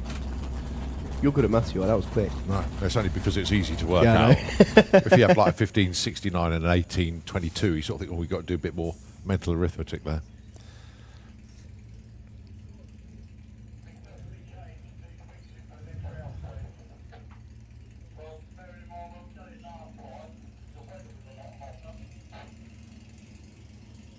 Here we go then. Caitlin Wilson's got to do a really good job of running away from the TT.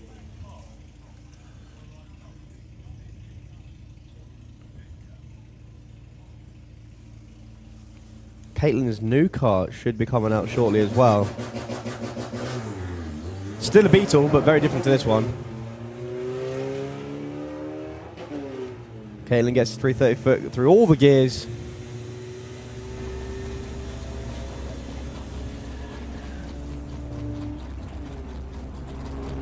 Brake lights flicker for Kaz. Doesn't get it. Caitlin Wilson, 17.39 on a 17.35 dial and wins by 0.08 of a second. That was half a car at the finish line. All right, Hazel Carter, Martin Ayton, your next pair.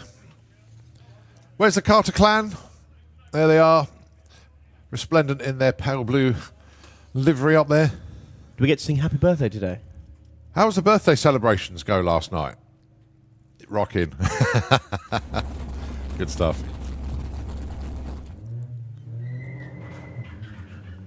Bonnie hopping launch from Hazel in the Passat. Martin off and running, looking for a 15.80. Hazel wants a 14.40. She's going to get there first. She's going to take the win. And what a birthday present. Still in competition. All right, last pair. Do I have a running order? One of our Lupos. Phil, Reese down there, Reese Oh, Finney. you go on. Going alongside the Dragon Wagon of Phil Jones. 15.09 plays 17.34.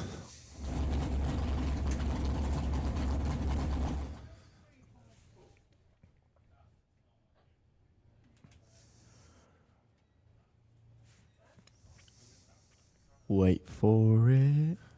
Wait for it. Both in stage. So, yellow's going to leave first.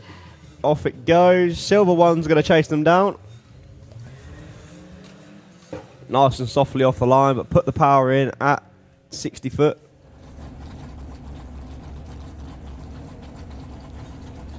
Lupo's got his nose in front, but here comes the Audi. Gets there first, takes the win. Here's a breakout and got there second for Reese, so Phil Safely through. Well, only a car length at the finish line between them. Right, okay. So, next up, I've got a feeling it could be the Wild Bunch, or if not, it's going to be Comp Eliminator. They are both in the lanes, but the Bluebird is just getting ready to put some extra traction down there. Obviously, the Wild Bunch need it.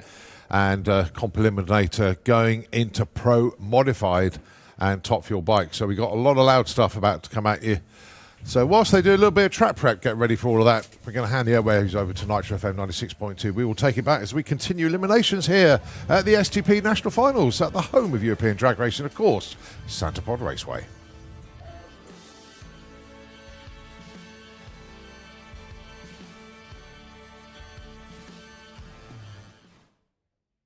Takes the title.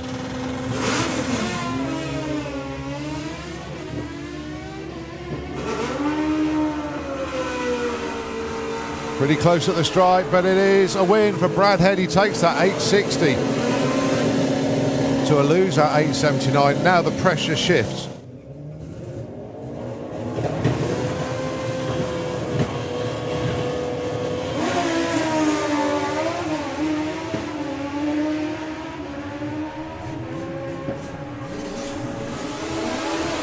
And that's Dan who takes that one, so he stays alive in the chase.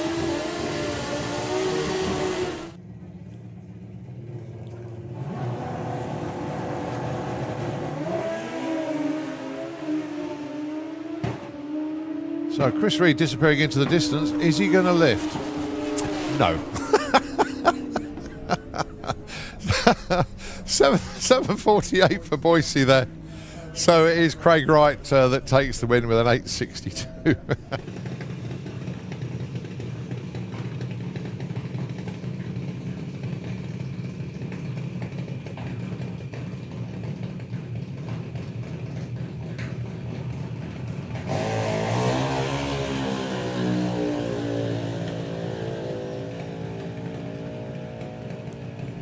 Right, as they head towards the stripe, 8:10 with a 1 for Etham, not good enough.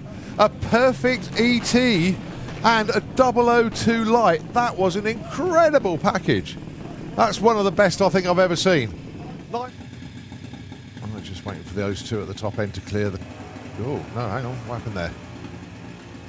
Oh, Chev's engine has stopped. So Kai Cooper goes through with a 919.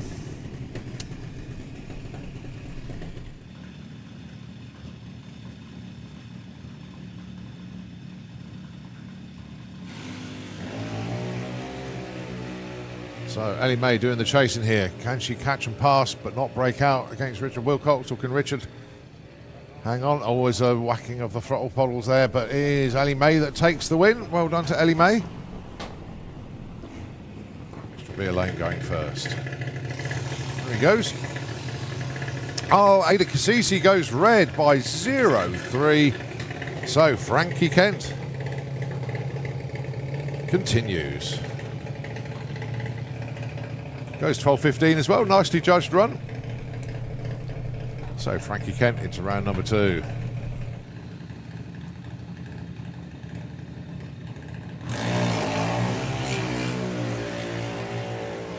Well, it looks like Freddie's drawn alongside already. 8:26 takes the win. Only 200s off darling there for Harry Peters, but Freddie wide awake club off the line. The win margin 0-1 at the stripe. Freddie Taylor Birch on.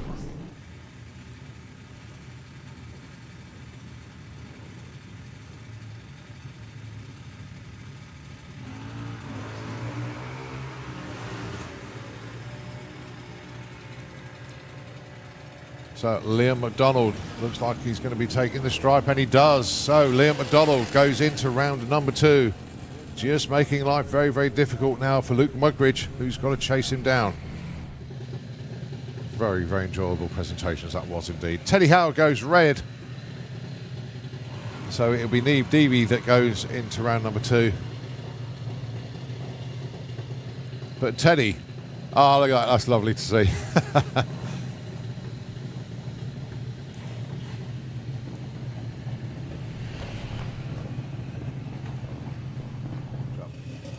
depending on which way this one goes.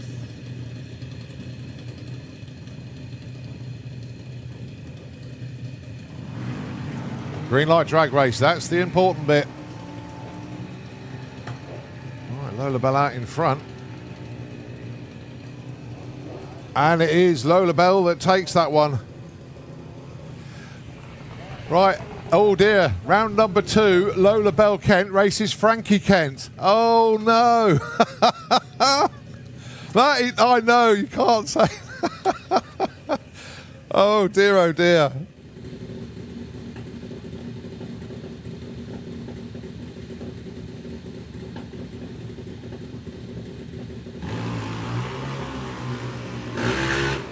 Oh, good little race this one. And the win light goes to Jack Taylor. Runs 8.14 on 8.10. Harley Corsell bows out of Junior Dragster. And relax for Tom. But no, congratulations to Harley. A brilliant career in Junior Dragster.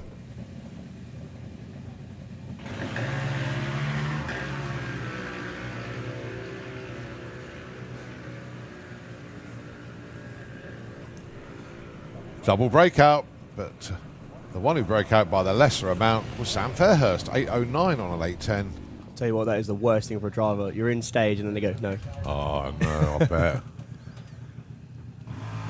Oh, game over for Ted Sullivan, goes red. So Jacqueline Bartlett will be going into round number 2.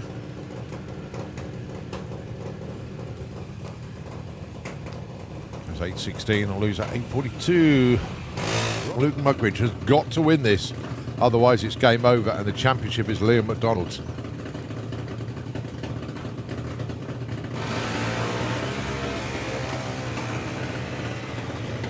Well, Luke has got his nose in front. He's going to take the strike first. And he does. Oh, and a Look at that. 005 light. Wow. Yeah, Nick, if you can hear us, that was 005 on the tree for Luke there. Punctured the front tyre. Oh, no. So, lightning fast reflexes. He's going to take the win here as well. Red light for Grace Smith in the other lane. They were so nice as well, holding all the way back, letting Dan get ready. And look at that. Both ran 8.18s with a 1. A little presentation. Yeah. So, Max Darling 9.63, Emmy Darling 9.41. Max lead first. Emmy taking the long way around off the line. And they're pretty much glued together. Emmy's got her nose in front, but here comes Max to the line, takes the win. So that is both the Taylors through. Steve is going to be absolutely livid because he's got to stay.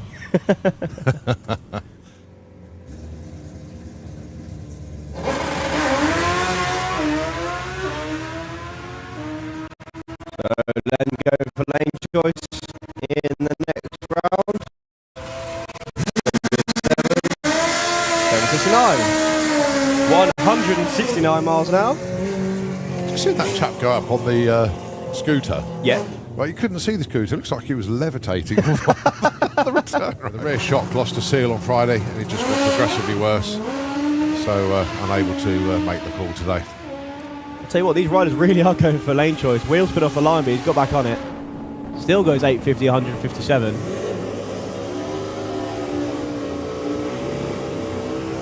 He did, yeah. That's cool. So championship still.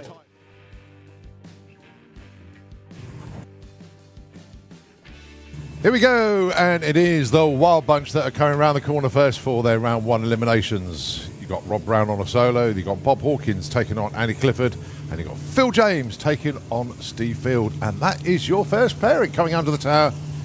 Phil James taking on Steve Field. Just listening to that track that was just playing on there about the Nitro, the huge news from the USA, from the as Mike Salinas has broken one of the remaining barriers in drag racing. He hit 300 mile an hour.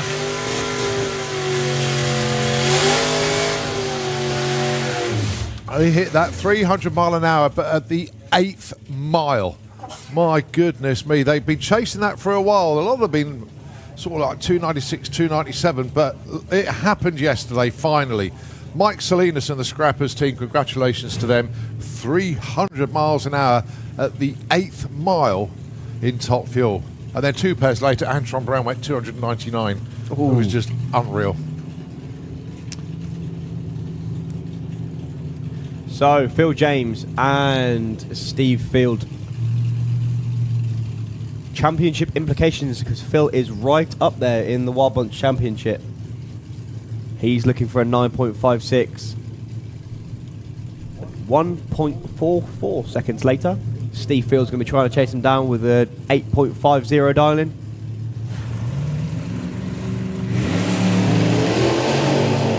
Both away well. Steve having a little bit of wander around his lane like he usually does.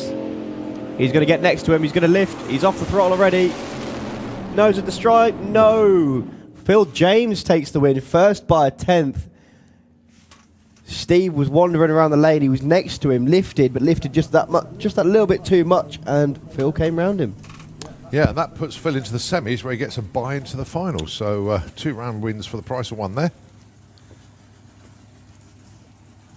Next up then, Nitro once more in the morning. Bob Hawkins is down there with Time Traveller 2. Well, let's be honest, Phil has already won the SBRC Championship, but we're going to go into another one. So, yeah, Phil James doing rather well in the Wild Bunch this year.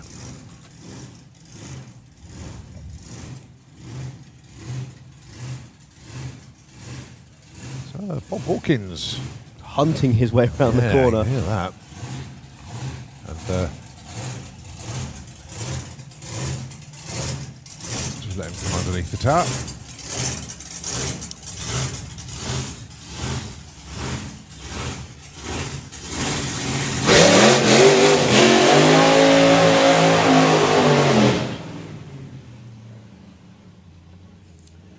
So Andrew Clifford is round the other side of the track. He's just waiting for Bob to finish his burnout. A lot shorter routine for the Snake Eyes. All we can see is the crash hat and the roll cage, but the rest of it's hidden behind the support truck round the corner there. So here comes Andrew Clifford.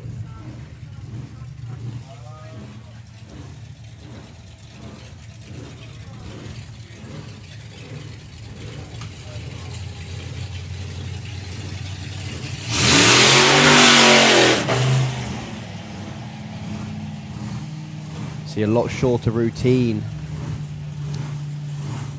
How about this then for dial-ins? 8.90 for Andrew Clifford, and it's 6.71 from the flaming Nitro machine.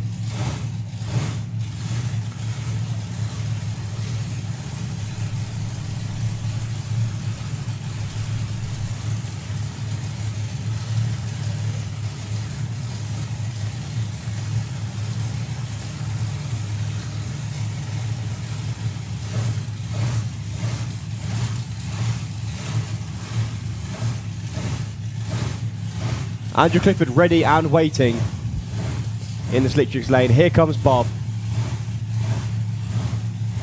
Almost 2 seconds difference on the dial-in as Ian has a quick look. Issues for Andrew Clifford, unfortunately. They've spotted something underneath his car. It'll be a solo for Bob Hawkins for a spot against Rob Brown. Lots of time shaking, but he drove through it. It's going away from the top end. That is mixing up a bit there. Yeah, that's not a healthy sounding car at all. 8.10 for Bob.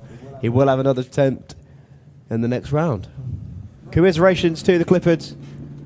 Not too sure what the issue was.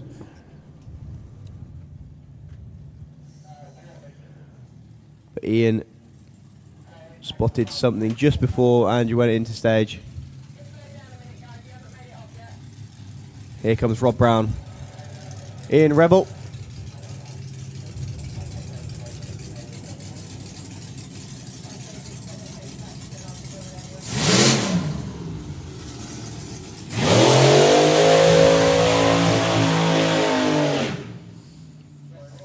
So Rob and Pete have got these new goggles for this season that are actually tinted themselves. Okay. So a bit like where the other drivers would have a tinted visor, they've got tinted goggles. And they look really cool.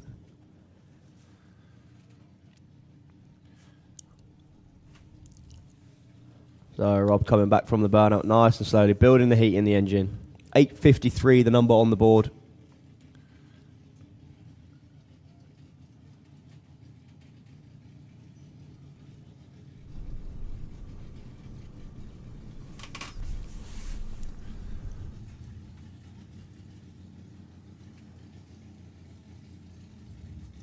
Right, coming up after the Wild Bunch, it will be Comp Eliminator, and then the first round of the Motorsports UK Pro Modifieds. And news from Robin Jackson is that all 6 cars are in the lanes, all eager to get the job done.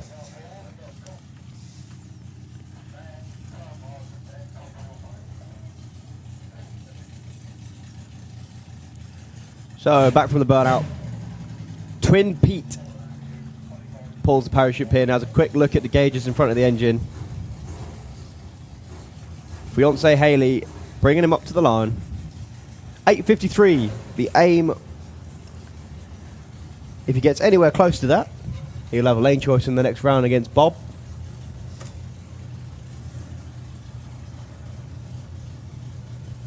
Rob no doubt will be looking to cut a good light. 0.15.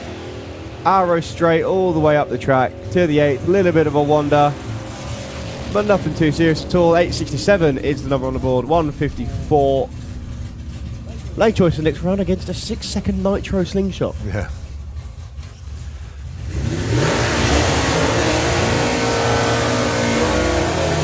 Right, move on to Comp Eliminator. Right, I've got a few shout-outs here, actually. The first one is from Dan to his wife Elaine. It says, happy anniversary. Been married 11 years today. I remember the day that Dan got married. They came up here in the morning and watched a bit of racing, and then they're both in the tower with me, and they said, Rob, got to go. And off they went. And Gotta go, get Dan married. got married, and of course Nick was best man. Going alongside Steve Lloyd. They both they both have an index of 11.25. Whoever gets the top end first will win. And they can both go under, it doesn't matter. This is just an out and out race.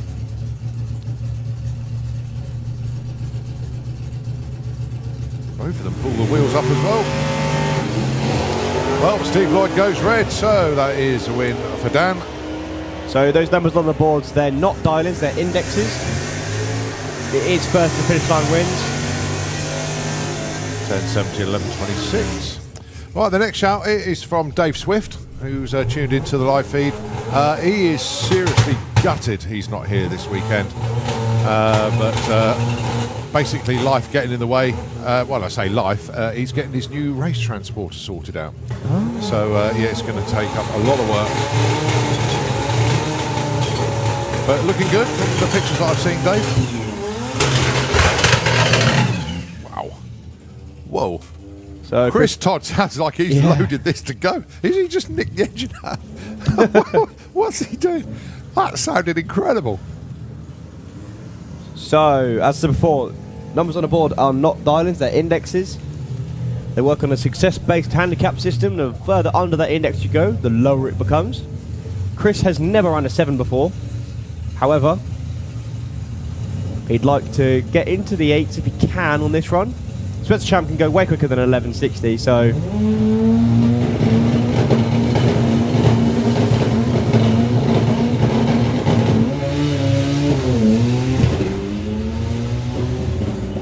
Yeah, Spencer way out in front. Issues for Chris Todd, unfortunately. Had a bit of a wiggle, couldn't get the gear, but he's in the gear now.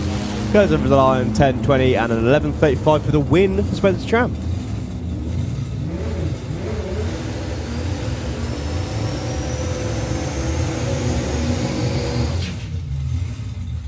Kev Jenkins, 7.80 index as well.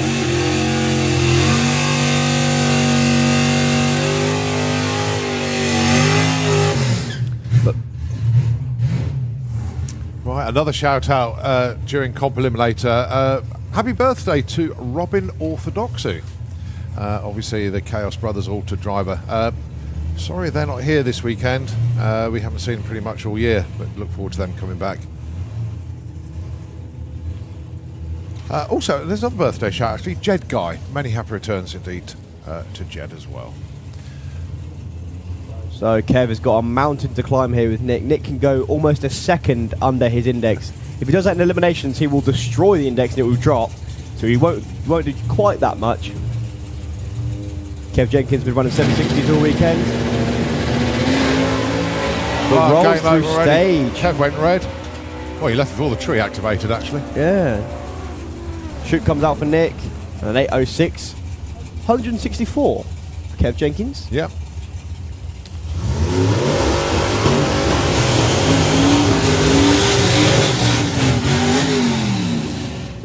And how about this? This is not something we've seen for a long time. A supermod race. Oh, yes. Yeah, you're right. 7.99 index is a pair. Well, fair to say that Kev Perkins and the Soulman team just here for testing. But they're putting it all back together after the unfortunate incident with Lloyd. Just put it on its lid. As you can see, the roof is one of the panels that took a bit of a beating. So, but they're getting the job done. Mechanically, the cars sound just getting the body to look just as good. Well, the big news in is comp is that the championship decider is in the semi-finals between Nick and Spencer. Whoever wins this takes the title. It's as simple as that.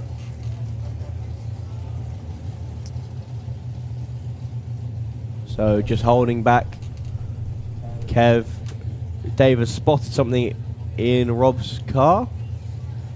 If I can read sign language, I'd say his helmet wasn't done up properly. Yeah, well, the hands device, one or the other. Yeah. So just leaning in, getting that all sorted. All good now. So this is a heads-up race. The light will go down in the sportsman-style tree, but it is first to finish line wins. Of course, Kev, as you said, is just here for testing. If he goes for it, it'll be one hell of a shock.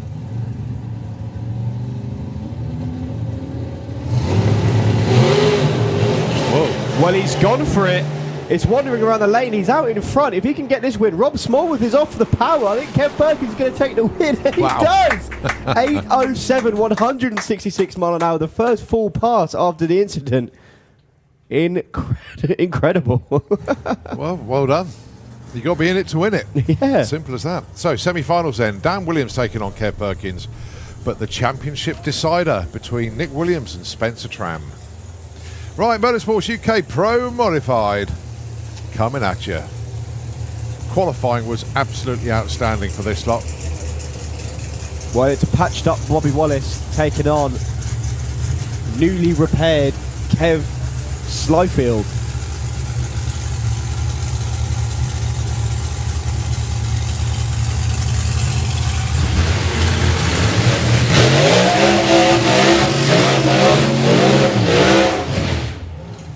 Okay, so your first pair features Bobby Wallace, your Motorsports UK 2023 Pro Mod champion, taking on previous champion Kev Slyfield. This is where the internet and messages go berserk and everybody says hello and where I'm watching from, and all the Pro Mod people will be tuned in. Also a big shout out to the Merrills that are watching. Emma just messaged to say wishing all the drivers and riders all the best this weekend. Goes to show the reach of the live feed here, and it is stunning live feed. New camera has been added all the time, and of course the coverage free of charge for everybody. So your first pair. I mean, qualifying, 595, 596, 598, 601, 603. Just staggering qualifying. This is number 3 and 4 in the qualified order.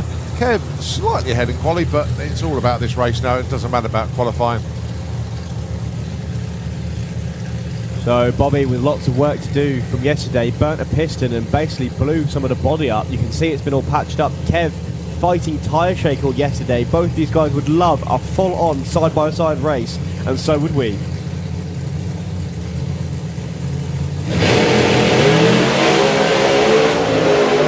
Shake for both. Pedaling like mad. This is not over yet. It looks like it could be Kev. It is. Kev Slyfield, 6:17 at 237. Bobby goes 6:28 at 236. But they were both all over their lanes. But that was a proper race, that one. Look at Mom. What a battle that one was. Respect for both of those teams. Complete and utter respect. Goosebumps. I've actually Yeah, got I've goosebumps. got- That I've was got all all over. over the place. Now, that was a race. That was incredible driving from both of them. Yeah, that wasn't a race of the cars. That was a race of the drivers, I think, Yeah. and they were both on it. Look at the tyre tracks for both of them. Tyre shake, both about the same point. Bobby made a huge move to the centre line. Kev making just a wander around the whole track. Drag 236. racing's easy, yeah. It's only It's just straight. a straight line. Yeah. You want to see it from where we're seeing it from. Can we please have Super Street Bike and Pro ET into the pairing lanes, please? Super Street Bike and Pro ET.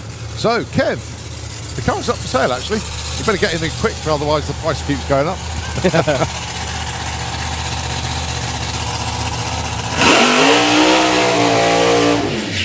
Right, Wayne Nicholson, the lucky devil, ended up in the number 2 spot in qualifying with a 5.96. But John Webster, absolutely phenomenal pass from him yesterday. Found a 0.2 improvement in the Fast Company Mustang to go 6.01. Oh, so close to a 5-second pass. Actually chuffed to bits for John. And now, bizarrely, both of these cars built by John Webster. Yes.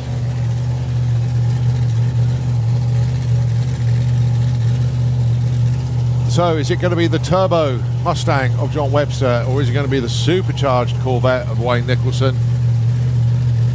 Final adjustments on the wheelie bar to Wayne Nicholson. John's all set.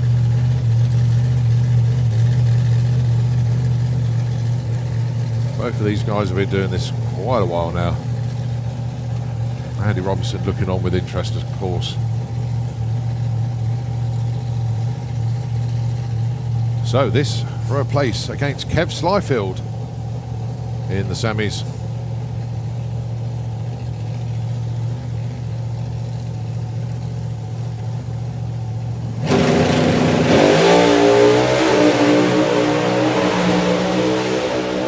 While it's a Wayne Nicholson all the way through, 6.35. John Webster's absolutely flying, 6.22. Well, John, I know what happened there. Yeah, John went straight into stage. Didn't have any time to build the boost. No. So just sit there, waited, built the boost up a little bit, then just left. That run was a lot quicker than 6.22. I can tell you that right now. If he'd have launched on full boost. No, that's, I mean, as you say, John literally went straight into stage. He went in before even Wayne was in pre-stage. So obviously John could not build up the boost. He was a lame duck. He was a sitting duck there without nothing he could have done. As soon as Wayne went in, John was going to build up the boost, but the tree ran, and that was it. It was game over. One of those things. It's racing, but congratulations to Wayne. He takes the win. And he's got his good mate Kev in the next round. Yeah.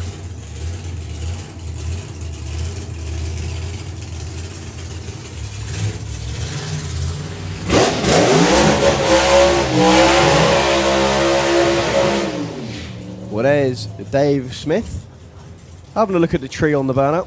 Why not? And here, round the back of the tower, comes Jean Dolomon. Winner of this gets a bye in the semis. So this, in effect, book a spot in the final.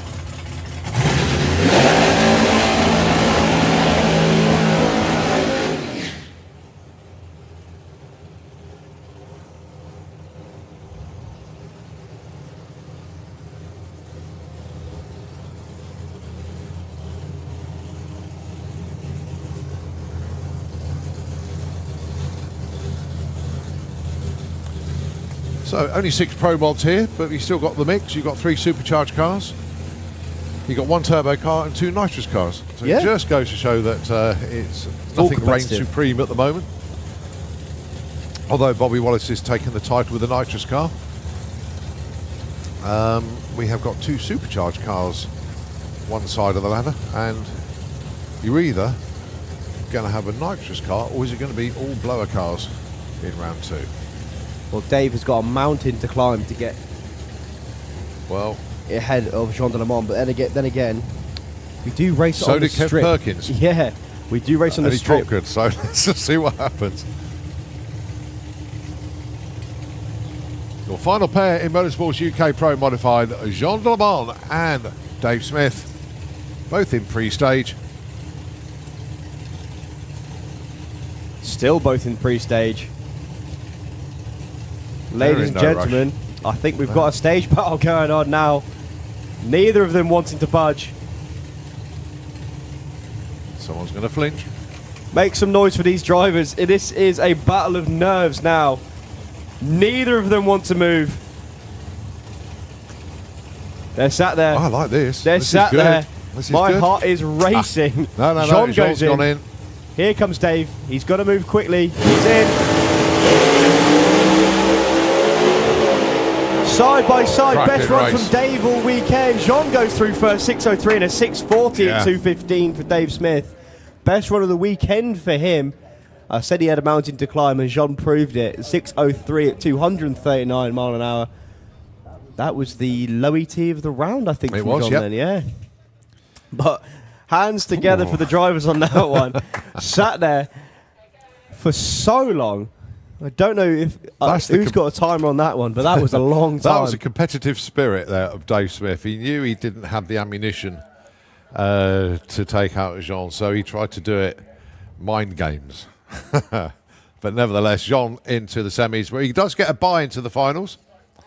So he will be at the presentations at the end of the day. So if you booked a ferry, I'd change the booking if I were you, Jean. No, he won't be leaving until tomorrow anyway, but very, very good racing indeed. Right, up next, going to be Top Fuel Bike. I assume they're doing more than one run today I hope so. because they've lined up against each other. So I assume they're just Yes, in yeah, the they are. exhibition. Yeah, they get 2 runs. Okay. Say best of 3 in there. Is that what they're doing? Oh no, No, E1 of just 2. two. Okay. Well, it would have been, if there were more bikes, it would have been semi-finals and finals. So Yeah, they're just of having course. 2 races. Okay. Oh, lovely. Hands together for the Stranger Things team. They tried absolutely everything. And a nice 6.4 as well. Well done there to Dave. Almost a PB there. He went 6.38 for his PB, but 6.40 on that one. Ooh. Well, the bike tried to start. Turning it over again.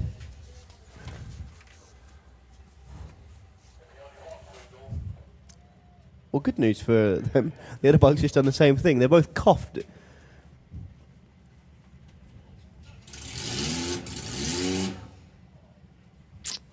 Neither of the bikes wanting to start.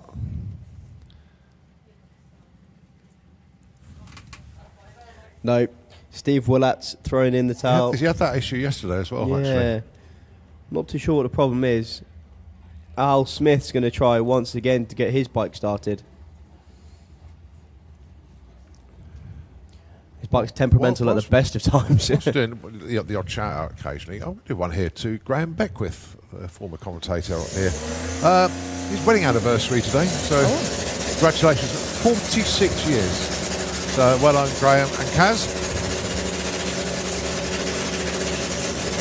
As we get ready for Top Fuel Bike with Al Smith and the Rocket.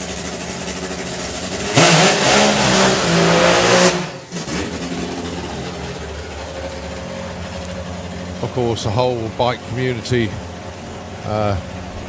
with a slight shadow over it this weekend as they miss one of our legends here, Chris Hannum, this weekend. And thoughts with everybody that knew him, everybody that raced against him, everybody that bumped into him in life, missing him.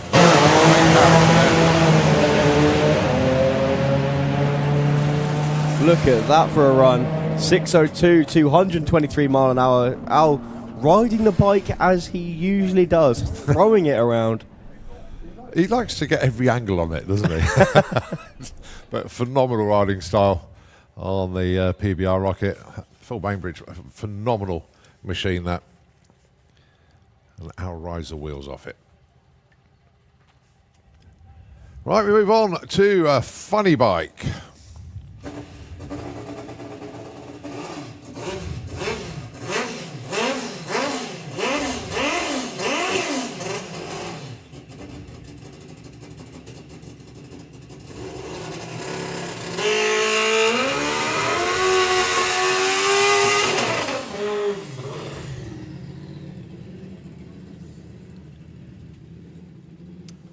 Dave Peters on a buy run then. Who should he have been Should have been racing? alongside Mike Ollie. Okay. Well, we haven't seen him since I think the first session. Yeah, I think you're right. Well, Dave, 7:34 in qualifying.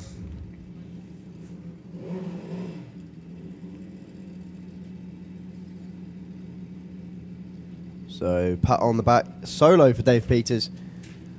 This is for lane choice. Who's he got in the next round? He got a bye. Oh, no, sorry. It'd be either Ryan or Roger. Sorry. Okay. So, he's going to want lane choice in that race.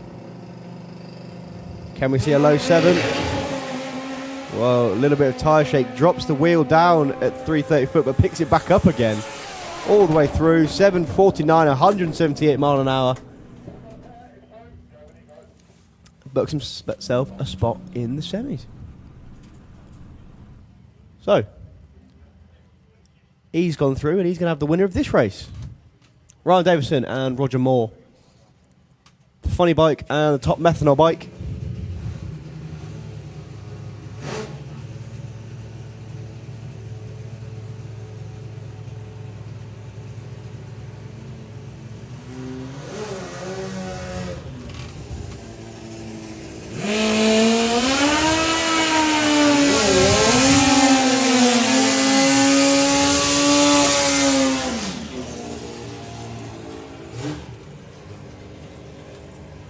This should be good.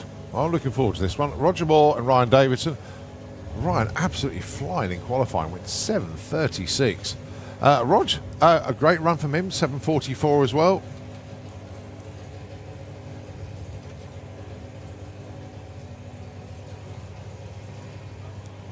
Yeah, that was a cracking run from Ryan Davison. It just sort of came out of nowhere as well. Roger has been killing them with consistency. Number 3 and 4 qualifiers. This should be quite a good race.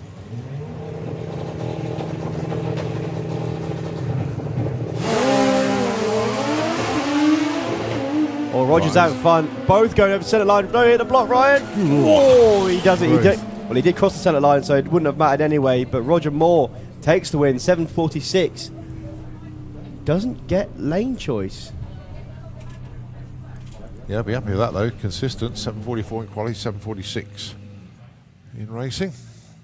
Right, Lorcan Parnell, Aswin and Noble, last pair in funny bike.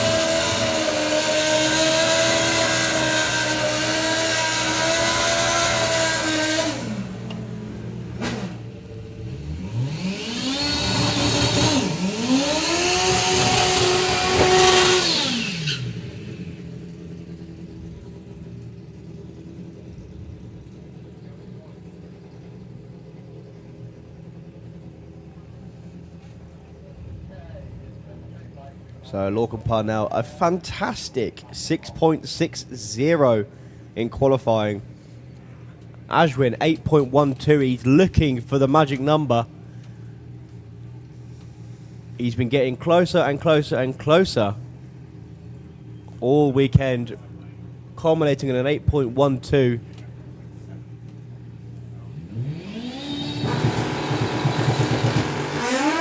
Issues for Lorcan Parnell. Ashwin Lenoble's going to take the win. It's a good looking run as well for Aswin. Is it a 7? 8.15, 160 mile an hour. And I tell you what, you can tell Super Street Bikes in the lane because I can see all of the bikers have run up into the They always do. into the stand. I can see Phil Pratt. I can see Craig Wright. I can see, unfortunately, I can see Steve Venables as well. What are you doing over there? You're supposed to be down here in your leathers. Colin can't. Steve, give us a wave. Colin can't see you. There we go. Can you see him now? No. What do you mean? Oh, he's like that one. 3 in right. and then up. Yeah. Yeah, you see him. There he is. Don't worry, we've got you now. We know where you are. I can see Harrison up there as well. Well, I can see Lorcan looking a little bit disappointed down there actually. Bike not doing what you wanted it to do. Yeah, odd one. It's sort. It made the puffer smoke like it made yesterday when it blew the injectors out. But now that it's not moving, which is never a good thing. Yeah, having to get the dolly out because it's a big bike to lift.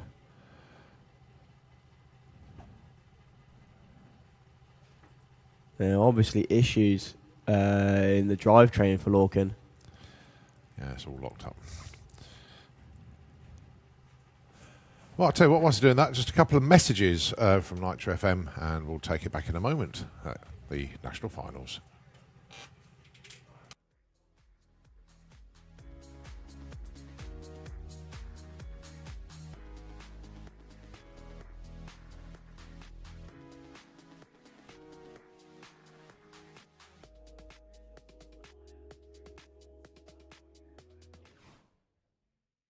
Shock lost a seal on Friday, and it just got progressively worse, so unable to make the call today. I'll tell you what, these riders really are going for lane choice. Wheels put off the line, but he's got back on it. Still goes 850, 157.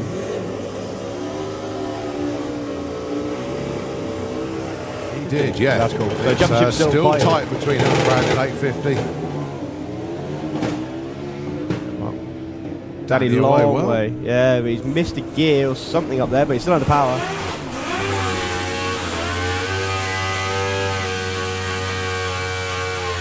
He blew his bike to smithereens, I'm pretty sure, what I saw. But Al Morrison Jr. had to have a trip to the med centre after his run yesterday. Actually split his chin open going down the track. I don't know if you remember, about 8th mile, it popped the wheel up and came down, and he smashed his chin on the handlebars and split his chin open going down the track. Oh my God, I didn't know that. So I assume that'll be why he's just broken the beams. He's all okay. He was back in the pits very shortly after going around to the med centre. But glad you're all okay, Alan.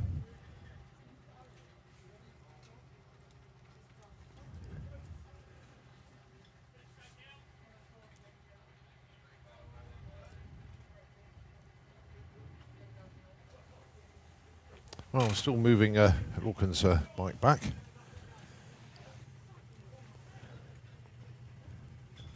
Can we please have ET bike to the pairing lanes? ET bike to the pairing lanes now, please.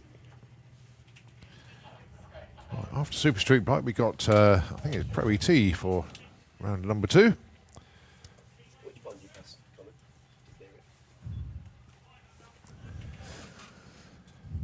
That one's done, that one's done, that one's done, that one's done, that one's done, and that's going. Right, sorry, just catching up on the paperwork in the, in the tower, making sure I've got my ladders in the right order, but seems to be going quite well at the moment. So next pair for Super Street Bike coming round. Jake Michelle and Margot Schmidt, I believe, is the next pair. It is indeed. So the winner of this pair should have been against the winner of Steve and Ross Morrison. However, of course, there's no Steve. So we'll be taking on Ross Morrison. I can't see Danny Lentz or Dave Smith either. Which means this... we can see Margot Schmidt, which is really good news. It is, that's brilliant news. But Al Jr. will be on a bye run in the semis to the final then. Right. And it is Margot Schmidt and Jake Michelle, your next pair.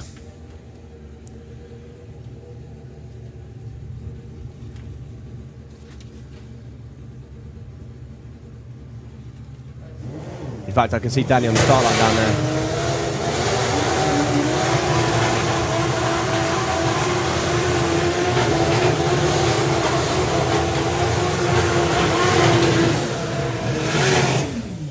So, Jake Michelle,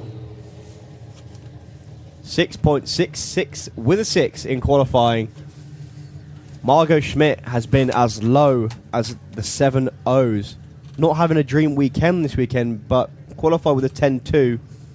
This race is not over till it's over, that's for sure. For a spot against Ross Morrison in the semis.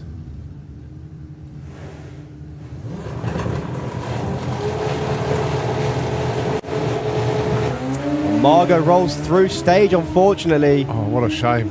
It's her best run of the weekend by a long, long way. And she's not getting a speed or ET, but Jake, 6.76. I'm gutted for Margot because that was a phenomenal looking run, but she's got to have no timing slip at all.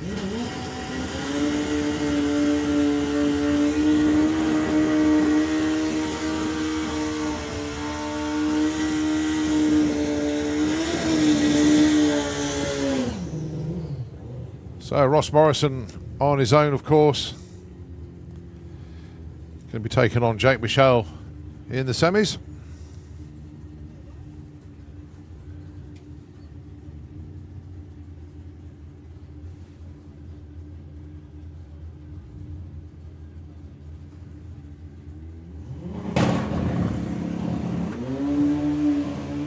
$1.19 to the 60 foot. Still hasn't got his feet on the pegs yet, though. Well, the bike did its usual trick of doing its absolute best to throw him off. Thing's an absolute animal at the minute. So Jake and Ross one side of the ladder, and it's going to be Al Jr. on the other side.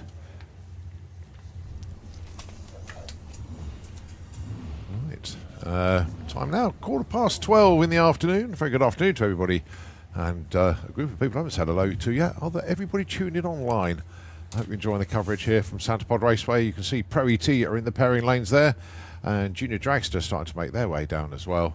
And nice to see some people here today as well. The National Final is always a very competitive event. This is where we sort out all of our championships. And we know we've got loads of people tuned in online from various parts in the world, as well as all over the UK.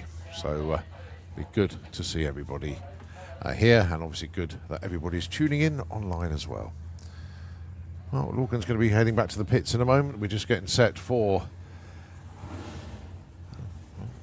They flinch at last. Yep, here we go then. Pro ET elimination. Going to be John Dalrymple with a full tilt Willis. And he's coming round into the Slick Tricks lane. Going to be taking on Freddie. Having a great weekend in the Ford Capri.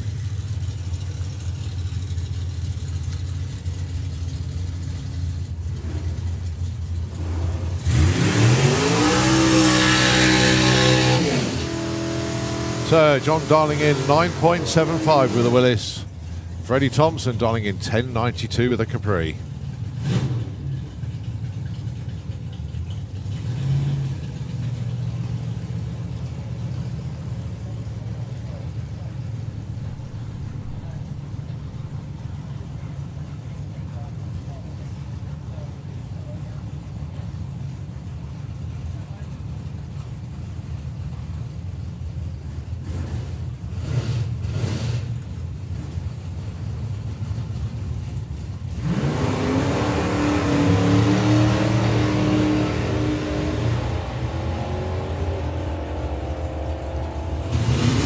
Oh, Freddie out in front. John trying to close that gap down. And it is a win for Freddie. Massive breakout for John Dalrymple. But then he was quite late off the line. So Freddie Thompson marches on.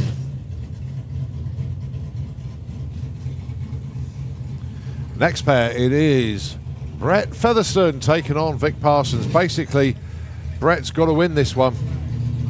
Otherwise, it's pretty much game over. Brett has got to win the event now.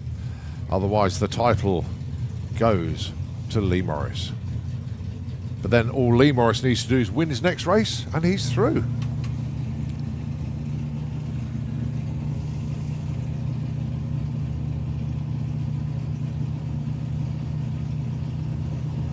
Vig just inching up into pre-stage. So the Darlings then, 9.48 plays 9.82. Crucial one for Brett.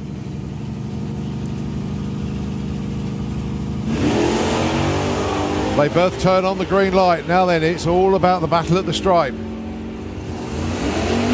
Is it going to be Lee Morris's championship, or is Brett going to stay alive? Brett stays alive with a 52 against a loser, 81. There's a breakout for Vic. So the attention shifts to Lee Morris. Next pair, Simon Innes, John Bean.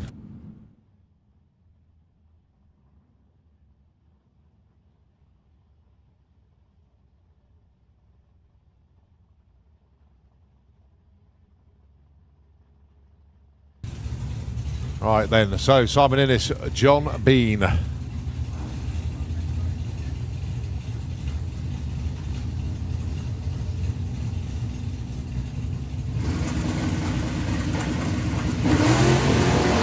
Right, they both go green, so Simon Innes looking for a 10.70, John Bean a 9.75. And the wind light. And a perfect ET to Simon Innes. Oh, that is it. Look at that. Bookmark that one. Simon Innes and the perfect run.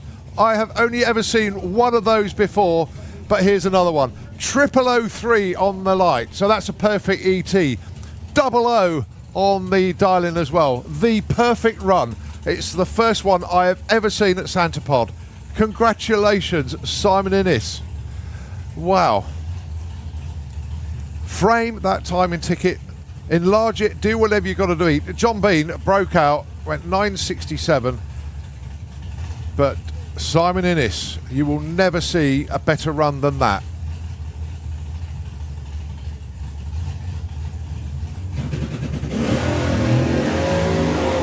Chris Goodale take it on, Ronnie Mercer, 990 plays 903. And a 991 for Chris Goodale takes that one. Ronnie falls away a little bit there. But Chris Goodale is through.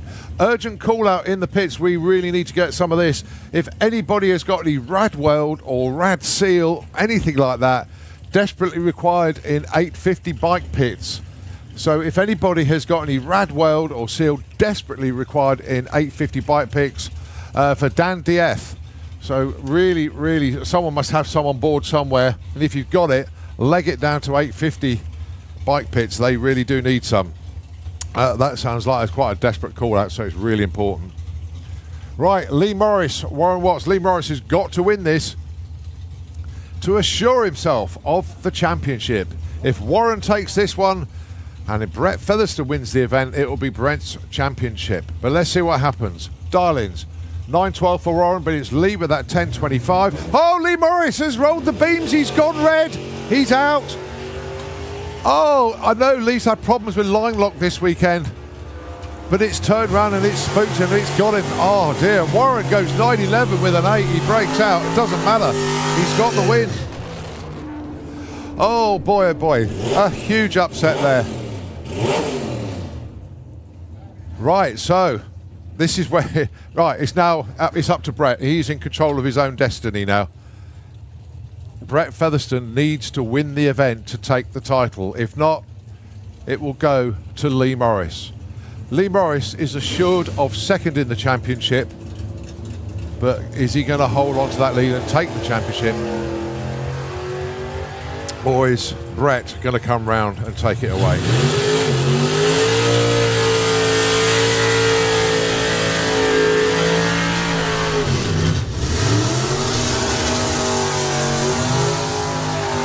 Right, Mark Huxley goes through. No sign of Dan Fulton for that one, unfortunately.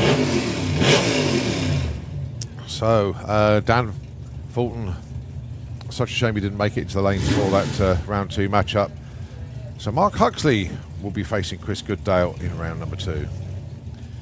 Your next pair, it's Alfie Ratton with me, Julie, taking on Dave Cherritt with the Dark Revenger.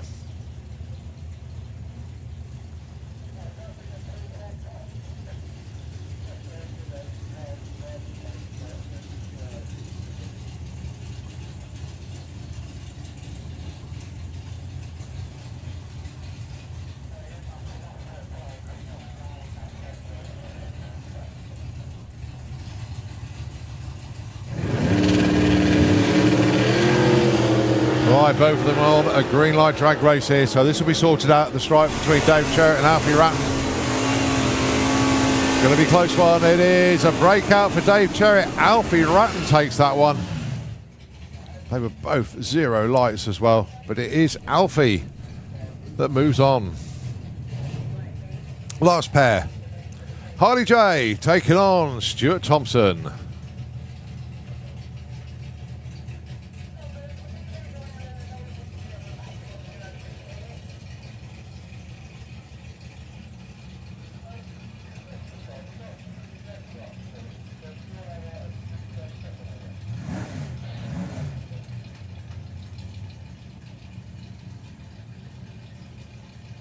Darlings then, 983 for Stuart, 901 for Harley J.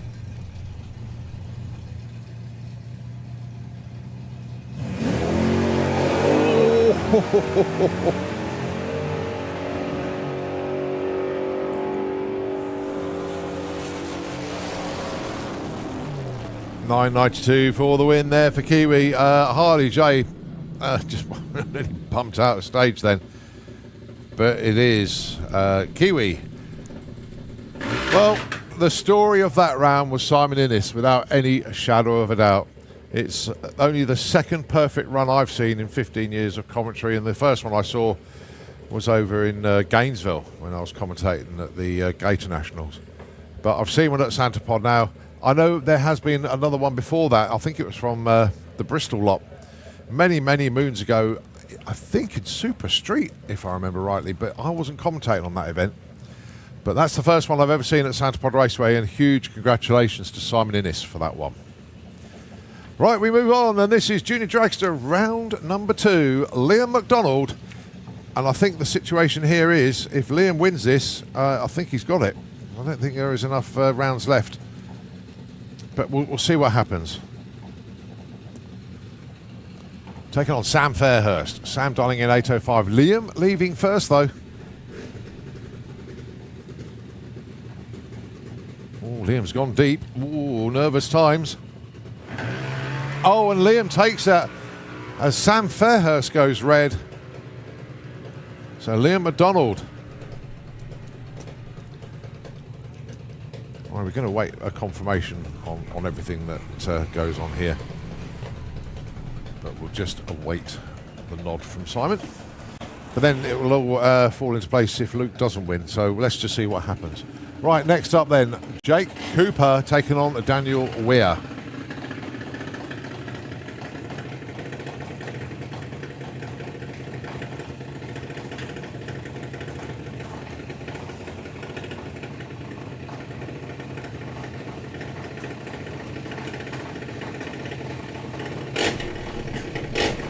The dialings then, Daniel dialing in 8.13, Jake dialing in 9.17.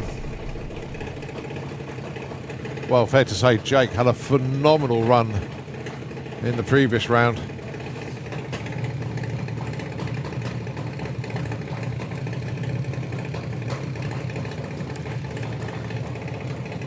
He dialed 9.19 last time out, he went 9.19.00.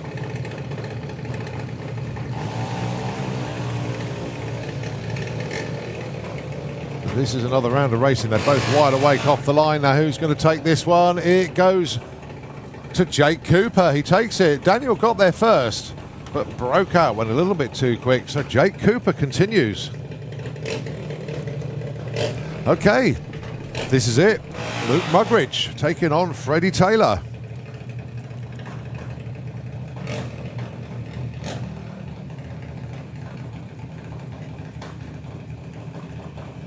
We know Luke has to win the event to stand a chance of taking the title.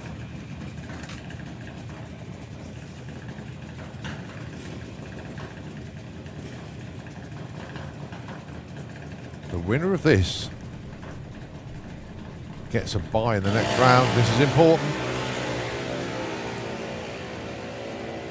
Good race coming up here. Let's have a look to see who the win light goes to. Freddie Taylor takes the win, and the championship is now confirmed for Liam McDonald. Congratulations to Liam. Freddie Taylor takes the round win, knocks out Luke Mugridge. So Luke Mugridge is going to be your season championship runner-up.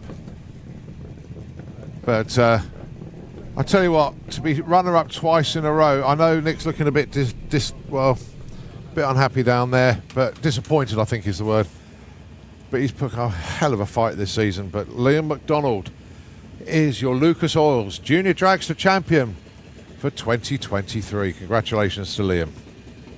Your next pair, though, is Kai Cooper and Jack Taylor.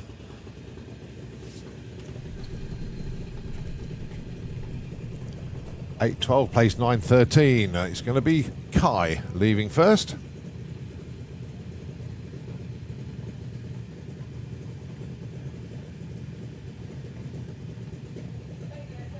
The win margin on that last pair, 0.13, ridiculously tight.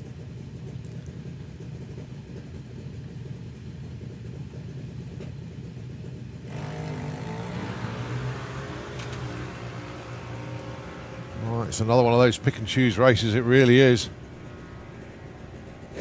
And the win light goes to Jack Taylor. Kai got there first, but broke out by 400s.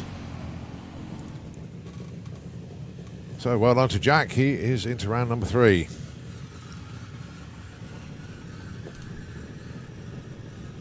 Right, next pair. Jacqueline Bartlett taking on Ellie Mae Brown. Jake Cooper awaits the winner of this one.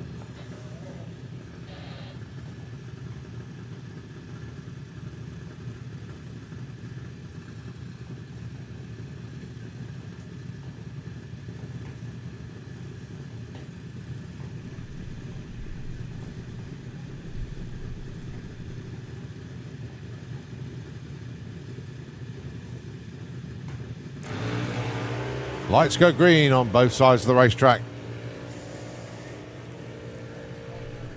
So you can hear them pedalling up the stripe. And the win goes to Ellie Mae Brown. She takes that with 8.23 against a loser 8.30.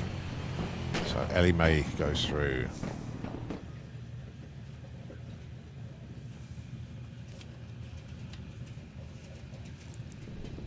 All right, the pairs keep on coming. Your next pair. Neve Deevy taking on Max Taylor.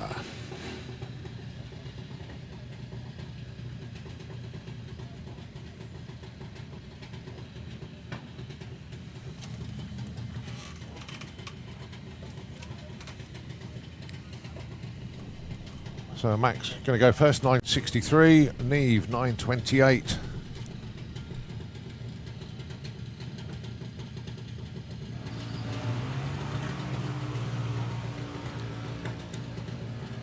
Well, all the sweets that were given out last night is all giving these youngsters a sugar rush, and I tell you what, they're all performing really well. Some cracking reaction times.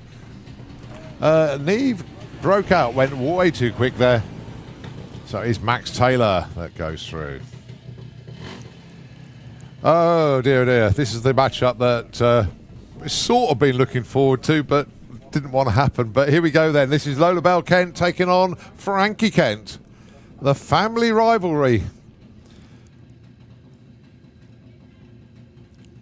This is quite interesting. The boys are sticking together, the girls are sticking together. Mum with Lola Bell, Dad with Frankie. Kev, I feel for you, mate. I really do.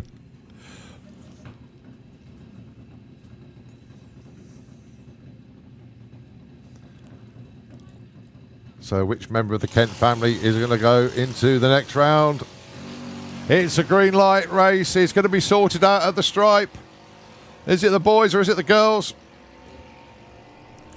It's going to be Frankie takes the win by 0.16 at the stripe. Lola Bell had the better light, but the better run was from Frankie. Oh boy, oh boy.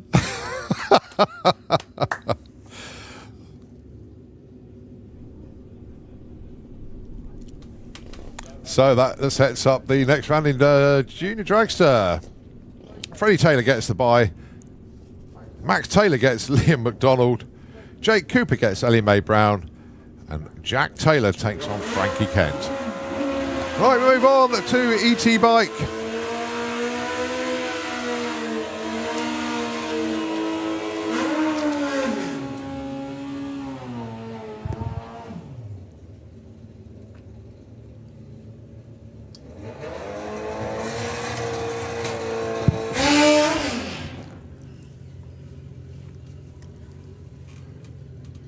So Patrick Marit and Nick Pladen, your first pair in this second round matchup.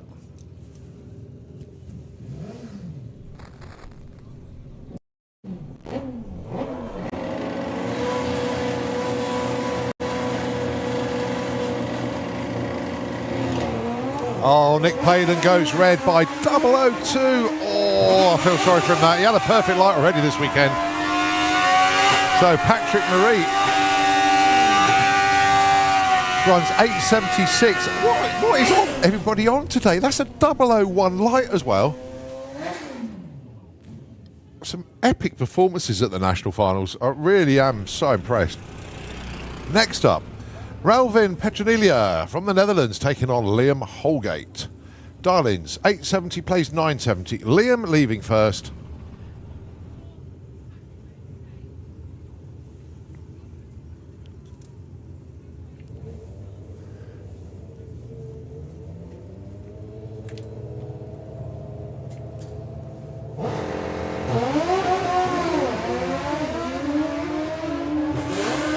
So we're going to sort this one out at the stripe then.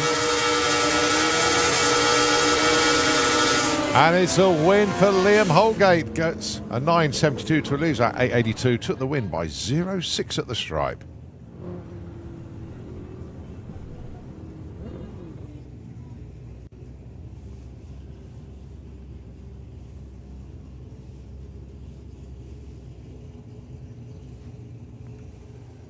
Casey Holgate, Phil Pratt. 12.70 plays 8.99. It's going to be Casey going first.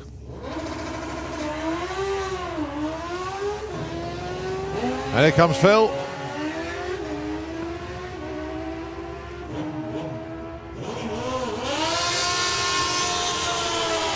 And Phil takes that with a 9.05 to lose at 12.74.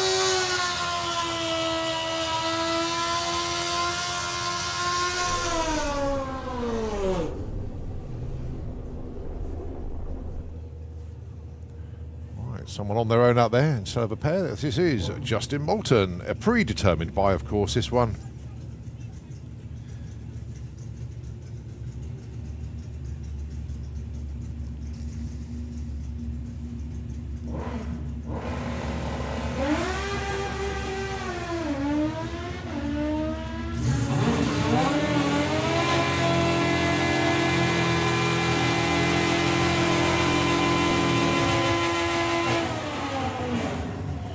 Goes through with a 10.33, 130 miles an hour, but all he had to do was break the beams to take the win, which he duly did.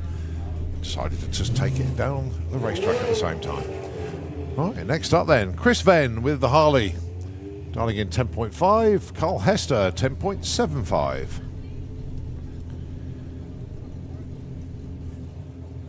Justin Moulton awaits the winner of this one.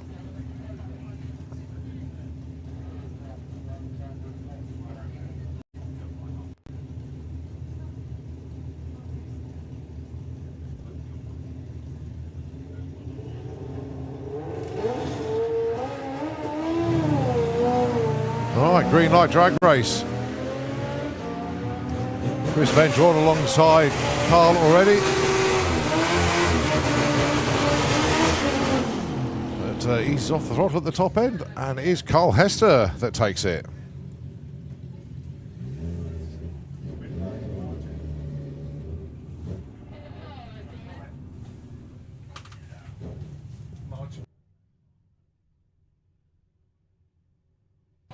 Well, you want a tight race. That could be Bob's Photo Finish Award. We'll have to wait and see. But Chris Venn lost that one by 0.007. That's insanely tight.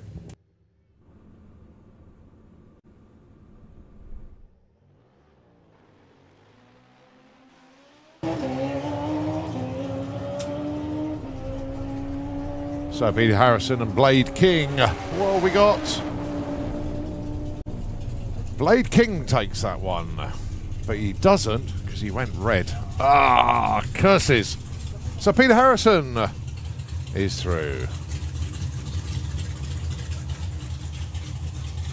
Right, we need some help at the top end, please. Liam can't get back. So Liam Holgate, can his crew go and get him, please?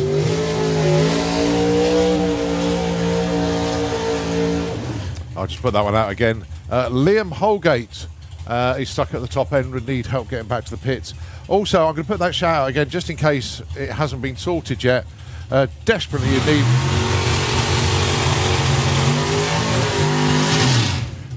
in need of some rad weld or rad seal in 850 bike picks for Dan DF. If anybody's got some here, if he's not already sorted, please can you pop down and see Dan DF with Rad Weld. Thank you very much indeed. So this is Super Pro ET Eliminations round number 2. Tom Atkinson and Colin Morris. 870 dial in for Colin, 847 for Tom.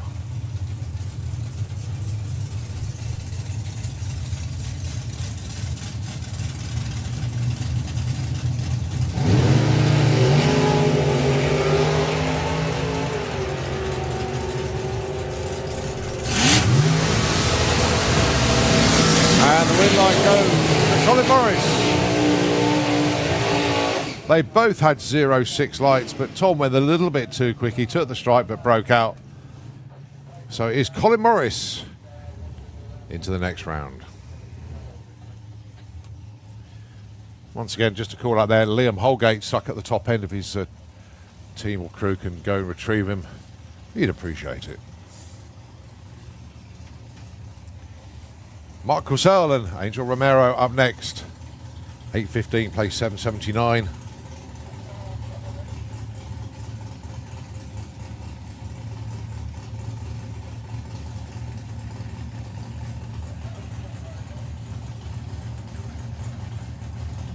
Well, fair to say this Camaro is a phenomenal bracket car.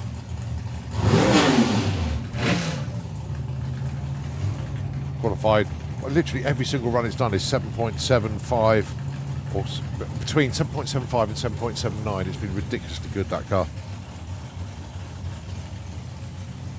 But Mark Corsell's no pushover, made the final at the Nitro Olympics at Hockenheim. He had a very, very good season indeed, running some of his best ever numbers as well.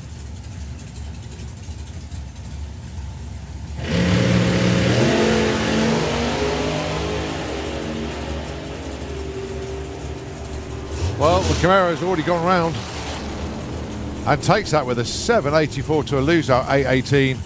But it was a 003 light as well for the Camaro. So we're going to be seeing Angel in round number 3.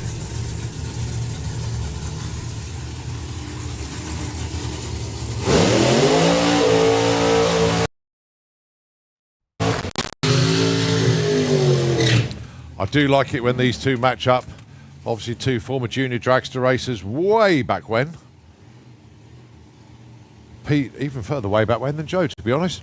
But here we go. They race each other here in Super Pro Eliminations, round number 2 at the National Finals.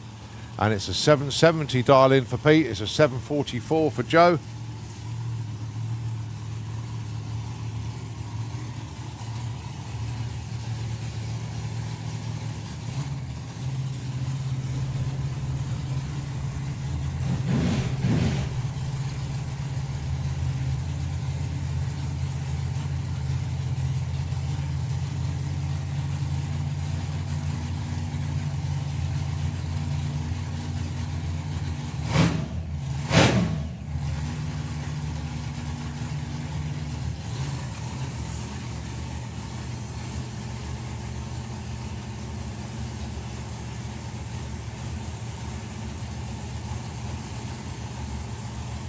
Let's see what these two brilliant racers got for us then. Pete's in stage, Joe goes in. Both go green. Oh, truth. Oh, Joe taking the long way round. But has enough in the tank. Goes 757 to lose out 771. But get this, Joe Kellett. Joe Kellett, perfect light. 0007. Perfect light for Joe Kellett. Pete Walters only 100th off, but Joe nailed him on the tree there. So a massive whole shot win for Joe. Right. Tell you what, the hits just keep on coming this weekend. The performances from all of our riders and drivers have been phenomenal. But 0007 light there for Joe. Well done. Next up, Brian Pateman, Scott Hauser. Scott, another former junior racer, but Brian Pateman has probably got more experience than most people here. He's owned that car for nigh on 40 odd years. We'll never ever part with it, I don't think.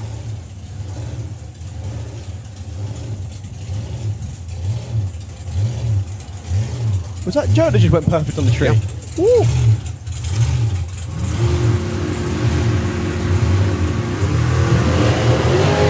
Okay, so it's an 878 being chased by a 738 here. And it's 743. Scott Hauser takes that one, 877. Breakout for Brian, but then Scott did have the better light as well. So Scott goes through and he gets a bye in the next round into the semis. Last pair in Super Pro, Barry Giles, Dave Russell.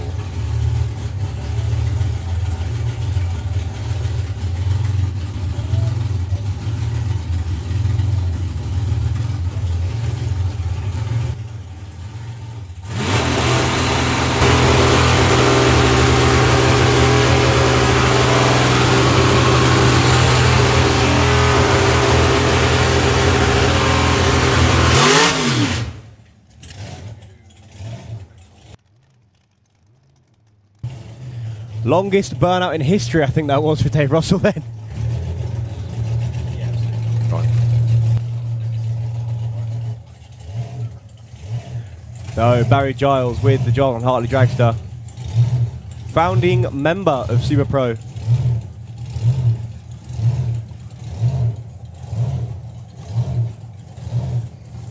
$7.50 is the dial-in. 8.85 is the dial-in for Dave Russell. 1.35 seconds is the head start the van's going to get.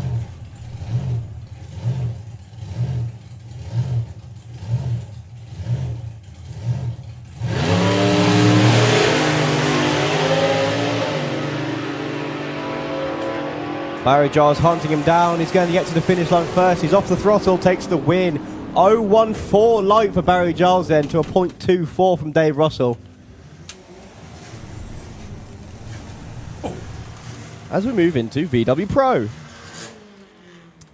So one of these rapid golfers dipped into the 11s yesterday, taking on Luke Stevenson.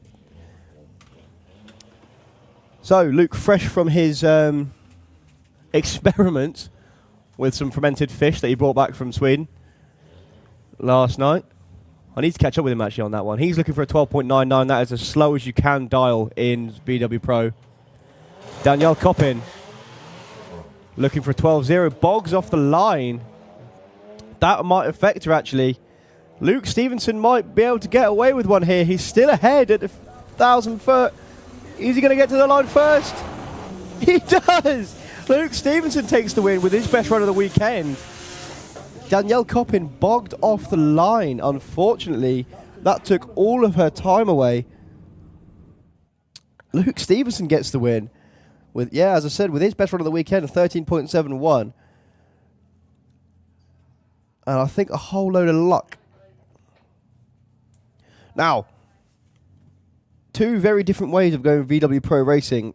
The turbocharged Altered of James Gould in the Kestrel beer lane.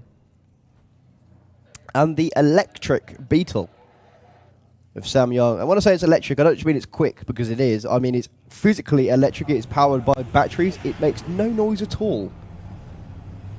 He will be chasing the Alta down the track. 991 the dyno for James. 828 the number. Sam Young has been chasing. Wheel spin unfortunately, but pedals it expertly. James going to get there first in the Alta. Don't break out, James. And he doesn't. Takes the win. 866 for Blackcurrant. 10.05 for James. Win by 0.2. And unfortunately, wheel spin from the Beetle. That's James Gould through. Right, I've just realised Colin's run away to have a wee, so he's not doing his homework, so I'm going to quickly just update his list. So James Gould gets a bye run with that one. Speaking of bye runs, James Hodson's on a bye. 10.99 is what he's aiming for.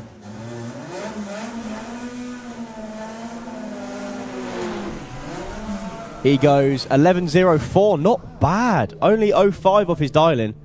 It's incredibly difficult to dial in a front-wheel drive car because they're so track dependent, shall we say. So the runs vary so much.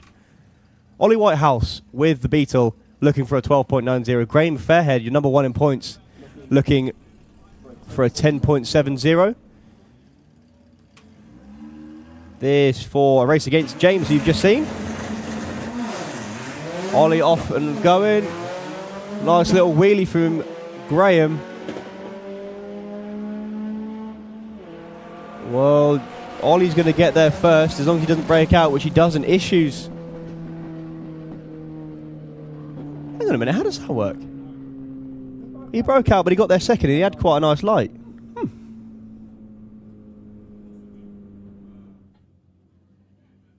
Oh no, sorry, I've completely missed this.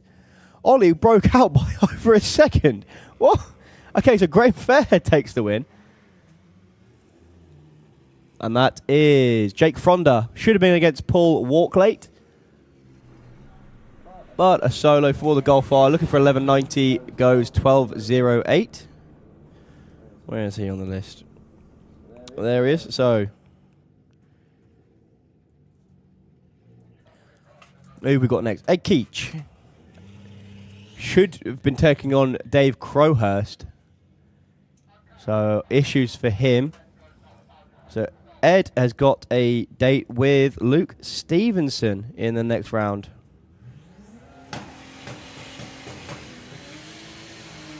He's looking for a 12.2. Lots of wheel spin off the line.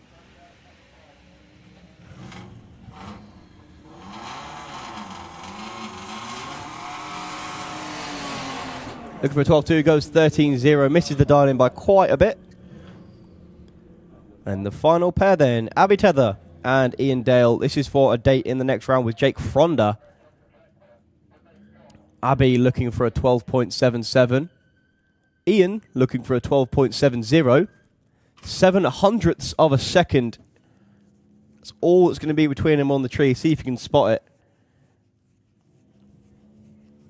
I know I won't be able to. So no doubt the Beetle will get out first, go running down the track, and then will be hunted down by the Golfar.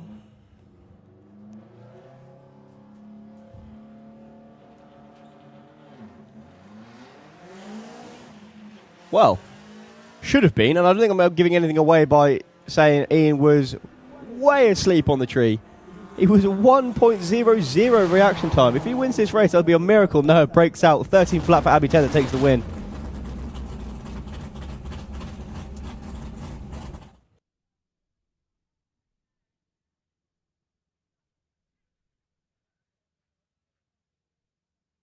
And that's a wrap for VW Pro. So, next round, James Hodson taking on Graham Fairhead. Ed Keach taking on Luke Stevenson. Both Graham and Ed in the fight for the championship. They're both in, and they can meet in the semi-final. So if they both win their races, that will be your championship race. James Gold, with the Altered, has a bye run in the next round to the semi-finals, where he will be taking on the winner of Abby Tether and Jake Fronda. Now, this is where I quickly look around and try and find the running order, because if we've got up next to, I think we've got up next. So we've had ET Bike, we've had VW Pro. Next up is Nostalgia Superstock. And then it will be Junior Drag Bike. Little bit of a track sweep going on. Well, I say track sweep. Ian, the tractor's just done a full circle behind the tower. Yeah, not too sure what they've seen, but Dave's out there with the glue. So I'll tell you what, whilst this is going on, I will hand back over to Nitro FM for a couple of moments. And we'll be back with you shortly.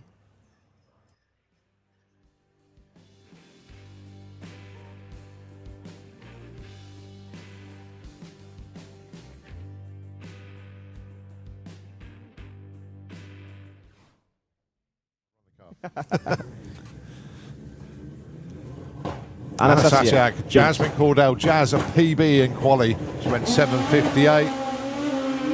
Carrying the front wheel all the way for about 200 feet, leaning the bike way over. Going to get to the finish line first, 7.63, 167 mile an hour, and a 1.13 60 foot.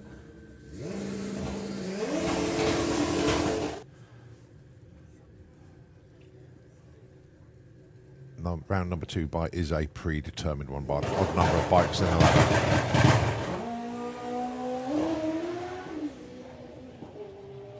Well, Mark was your number 1 qualifier. He had the field by about 0.4 of a second. A little bit of spin, a little bit of wheelie. Rolls on through. Got lots of data from that. Franklin. Ah, okay. Yes, that's a big trick-up truck in the Discovery. Yeah. So, both drivers away well. I can't say anything about anything because these drivers have the radios on in case we do say something. But going to get to the line first. Chris looks like he's headed. Brake lights come on for him. And he brakes too much. George Miller drove round him at the top end to take the win. George was 0-1 on the tree. Chris was 0-5. Both these drivers had their Weetabix this morning.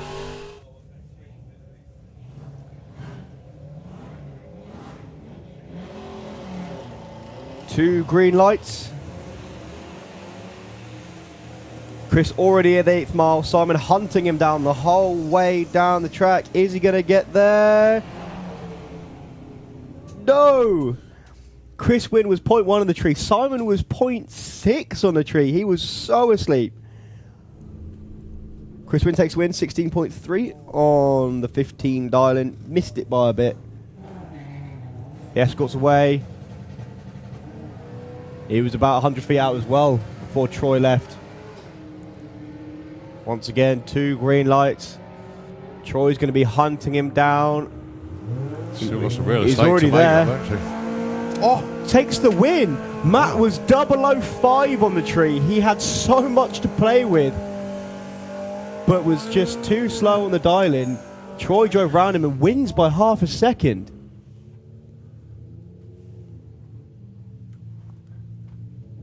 So Jane's going to leave first. Goes green. Jago also goes green. And then the power comes in at 60 foot for the GTR. Is it GTR? Well, it's definitely a Skyline. Jane's going to get to the line first. Don't break out, but she does! Oh. Jago getting away with... Because that's where you'll find me when I'm racing. The biggest class ever in European drag racing. At Dragstalgia this year, we had a 64-car ladder with alternates. It had never been done before. 71 cars put in qualifiers. Unbelievable. And it's only going to get bigger next year. Did you have a chance to chat with Small? Smale. Yes, Paul. I did. What's his name? Yeah, Paul Smale. Yes. Paul, a brilliant explanation. I said it would be easier to explain the offside rule. Yeah. But let me just get the explanation up. Basically, he was saying... But basically, a Malibu was a trim level of a Chevelle, okay? All Malibus are Chevelles, but not all Chevelles are Malibus. Got it. Yeah, you understand that? Yeah. Whereas most of Malibus ended up as an SS clone, he didn't want to shy away from what the car actually was, which was the cheap option. But nevertheless, it's certainly not a cheap option these days now. 1056 plays 1027, and... he's going through with a thirsty work Malibu. I am going to give it its correct title from now on. Takes the win to a loser, 10:30. So it's a bit like the Ford Escort starting off as a trim level of the Ford Anglia, so something like that. So, we were speaking of him and he took the win. Paul Smell takes the win on that one. 0-1 light, dead on his dial and wins by 300ths. Takes out the #1 qualifier in Pro ET. Stu Thompson and Chris Cadale. Kiwi and Russo's Wrap. As near as damn it, a heads up race. Whoa, lots of smoke from Kiwi. Ugh, ouch. That doesn't look good. Well, he's pulling over to the side at the top end. Yeah, I think that's expired. Well, let's Visible just hope trail. it's the radiator hose that's blown or something instead of oil, but... Yeah, there's a visible trail of something in that lane. It looks like a locked wheel. It isn't. That's not a trail of fluid. No. And it would make sense as well because he's lost a lot of time.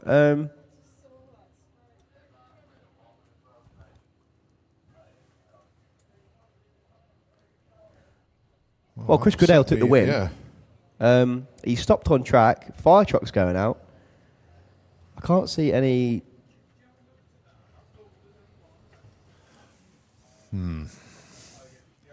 Well done to Chris, obviously, for the win. But obviously, we need to make sure that Stuart's car. We know Stuart's absolutely fine. In actual fact, he's just disappeared around the corner at the top, so obviously the car's fine. The spotters haven't spotted anything on the track yet. Yeah, there is something in the shutdown area just past the first exit. But they'll deal with that.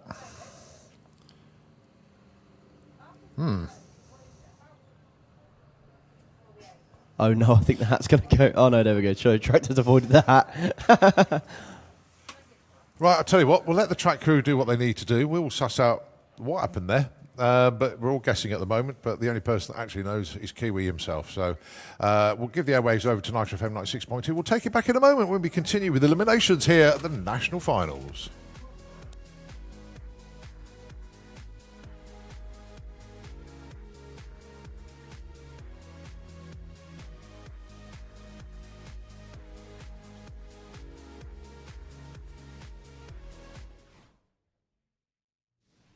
Both nudging to stage.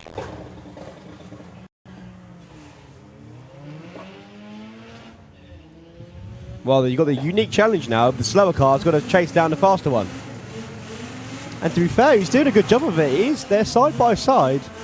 To be close to the stripe. I think Lupo's going to get there first. Lupo takes the win. Breakout for Steve Stone. You say only just, but he was hunting him down. That's true. Yeah. 0.6 on the tree. To a 0.2. Clark, the Golf, taking on Andrew Bambrick with his Golf. 13.95, pace 13.53. And it is Jordan Clark that is going to go through. Red light on the tree for Andrew. So Jordan Clark goes into round number 2. Ooh, couple of hairdressers now. 2 TTs. John Gallant and Paul Robinson. I want to play the game. So you know the game you used to play with Spencer Tram? Yeah, you should.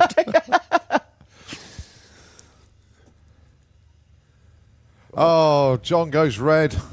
So it is a win for Paul Robinson. John Gallant, 0-0-1 red. That's how tight that one was. Ooh. Sorry for calling you hairdressers. Don't worry, John. I'll hold him down. You can come and beat him up. Look at that as well. 1475 on a 1474 dial-in. So it's Paul Robinson who's holds the cards now, fair to say. 2 green lights and lots of wheel spin from the Cupra.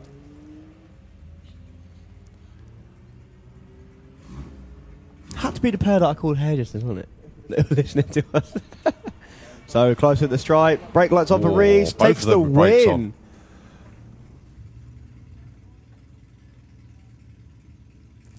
Yeah, Reese 1540. Polly. Caitlin's new car should be coming out shortly as well.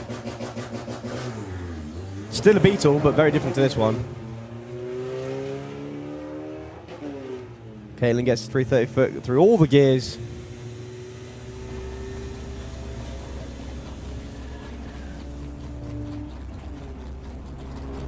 Brake lights flicker for Kaz. Doesn't get it. Caitlin Wilson, 1739 on a 1735 dial and wins by 0.08 of a second. That was half a car at the finish line.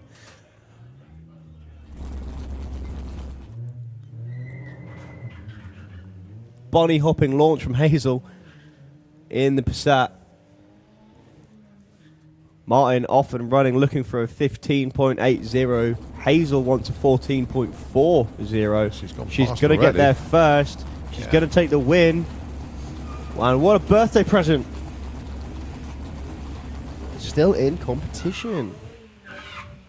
Right, last pair. Wait for it. Both in stage. So, yellow's going to leave first. Off it goes. Silver one's going to chase them down. Nice and softly off the line, but put the power in at 60 foot.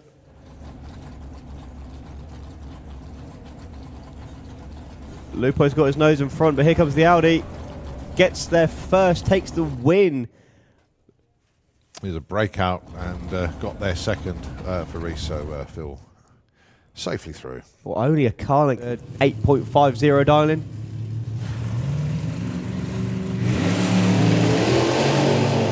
Both away well. Steve having a little bit of wander around his lane like he usually does. He's going to get next to him. He's going to lift. He's off the throttle already. Nose at the stripe. No. Phil James takes the win. First by a 10th. Steve was wandering around the lane. He was next to him. Lifted, but lifted just that much, just that little bit too much. And Phil came round him. Yeah. For a spot against Rob Brown. Lots of tire shape, but he drove through it. It's going away from the top end. That is mixing up a bit there. Yeah, that's not a healthy sounding car at all. 8.10 for Bob. He will have another attempt in the next round. Commiserations to the Cliffords. 0.15. Arrow straight all the way up the track to the 8th. Little bit of a wander, but nothing too serious at all. 867 is the number on the board. 154. Lane choice for the next round again.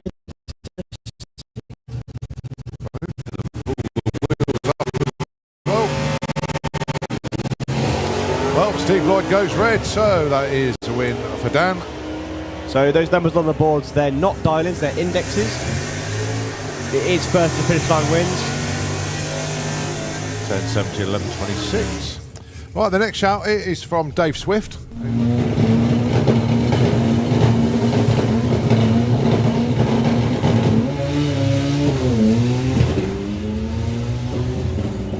Yeah, Spencer way out in front. Issues for Christon, unfortunately. Had a bit of a wiggle, couldn't get the gear, but he's in the gear now. Goes over the line, 10, 20, and an 11.35 for the win for Spencer Tramp. He won't do quite that much. Kev Jenkins been running 760s all weekend.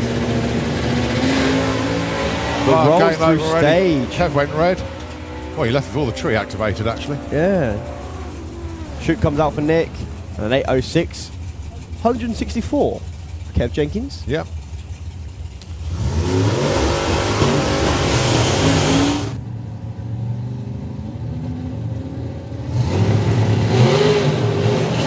Well, he's gone for it.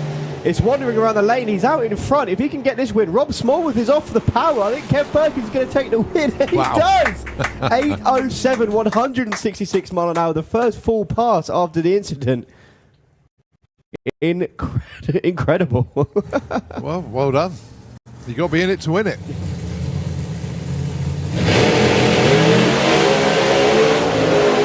Shake for both. Pedaling like mad. This is not over yet. It looks like it could be Kev. It is. Kev Slyfield, 6.17 at 237.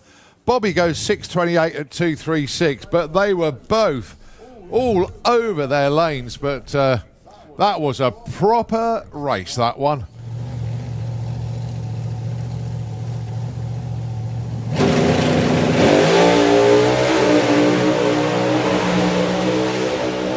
Well, it's a Wayne Nicholson all the way through, 6.35. John Webster's absolutely flying, 6.22. Well, John, I know what happened there. Yeah, John went straight into stage, didn't have any time to build the boost. No. So just sit there, waited, built the boost up a little bit, then just left. Ladies and gentlemen, I think we've got a stage battle going on now. Neither of them wanting to budge. Someone's going to flinch. Make some noise for these drivers. This is a battle of nerves now. Neither of them want to move. They're sat there. Oh, I like this. They're sat there. My good. heart is racing. No. John goes in. Gone in. Here comes Dave. He's got to move quickly. He's in. Side by side, best run from Dave all weekend. Jean goes through first, 6.03 and a 6.40 at 2.15 for Dave Smith. Best run of the weekend for him. I said he had a mountain to climb, and Jean proved it. 6.03 at 239 mile an hour. That was the low ET of the round, I think, it from was, John then, yeah. But hands together for the drivers on that one. Sat there for so long. I don't know if who's got a timer on that one, but that was a long time. That was a competitive spirit there of Dave Smith. He knew he didn't have the ammunition to take out Jean, so he tried to do it mind games.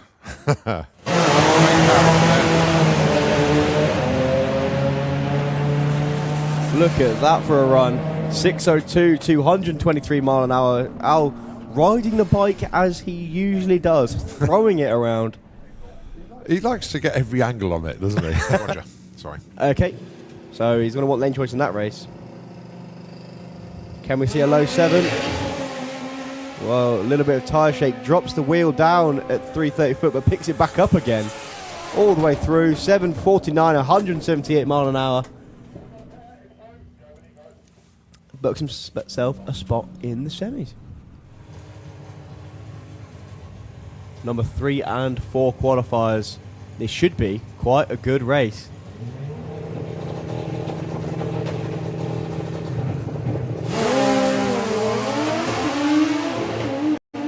Roger's out in front, both going over the centre line. No, hit the block, Ryan. Oh, he does it. Well, he did cross the centre line, so it wouldn't have mattered anyway. But Roger Moore takes the win, 7:46. Doesn't get lane choice.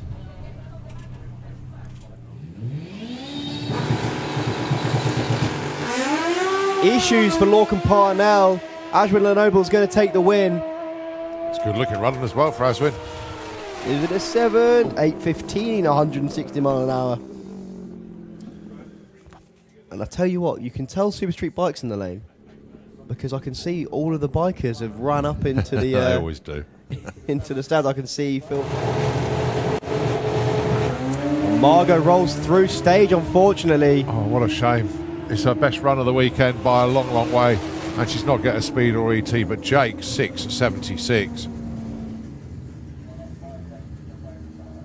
I'm gutted. 119 to the 60 foot. Still hasn't got his feet on the pegs yet, though. Well, the bike did its usual trick of doing its absolute best to throw him off. Thing's an absolute animal at the minute. So, Jake and Ross, one side of the ladder, and it's going to be Al Jr. on the other side.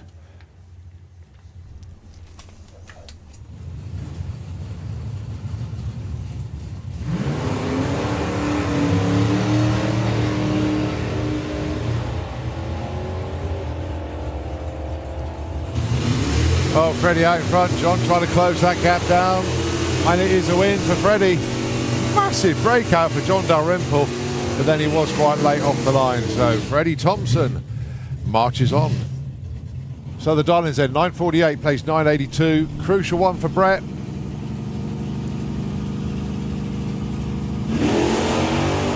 They both turn on the green light. Now then, it's all about the battle at the stripe. Is it going to be Lee Morris's championship, or is Brett going to stay alive? Brett stays alive with a 52 against the loser, 81. There's a breakout for Vic. So the attention shifts to Lee Morris. Next pair, Simon Innes, John Bean. Right, they both go green. So Simon Innes looking for a 1070. John Bean a 975. And the win light and a perfect ET to Simon Innes. Oh, that is it. Look at that. Bookmark that one. Simon Innes and the perfect run. I have only ever seen one of those before, but here's another one.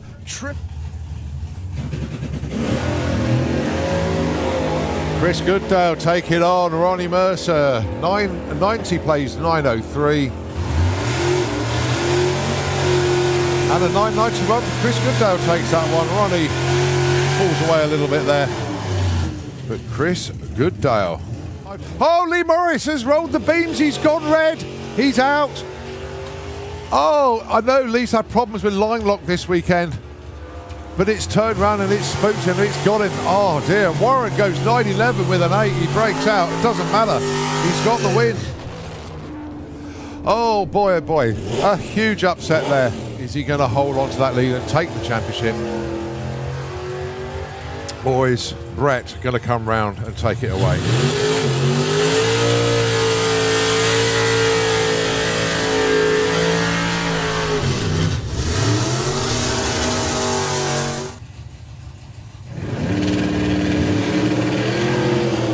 Right, both of them on a green light drag race here, so this will be sorted out at the stripe between Dave Cherrett and Alfie Ratton. Going to be a close one. It is a breakout for Dave Cherrett. Alfie Ratton takes that one. They were both 0 lights as well, but it is Alfie that moves on.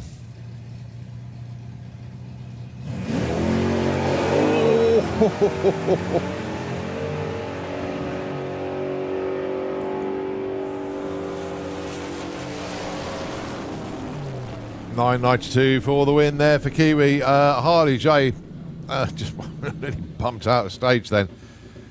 But it is Kiwi. Well, the story of that round was... Oh, Liam's gone deep. Ooh, nervous times.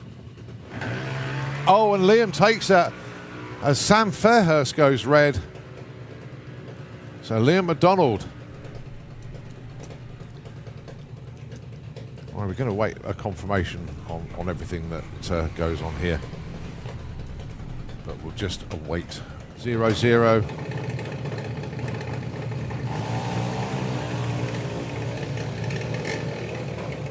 This is another round of racing. They're both wide awake off the line. Now who's going to take this one? It goes to Jake Cooper. He takes it. Daniel got there first, but broke out, went a little bit too quick. So Jake Cooper continues.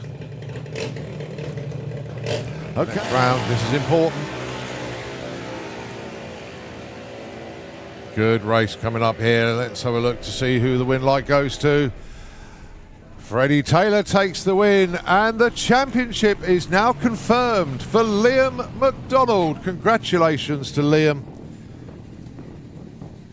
Freddie Taylor takes the round win, knocks out Luke Mugridge. So Luke Mugridge is going to be your season championship runner-up.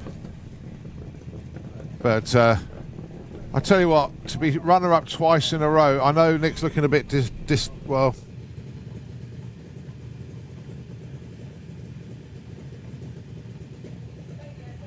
The win margin on that last pair, 0-1-3, ridiculously tight.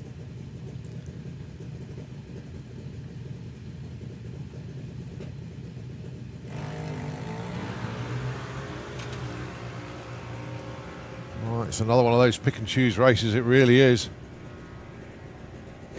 And the win light goes to Jack Taylor. Kai got there first, but broke out by 400ths. So well done to Jack. He is into round number 3.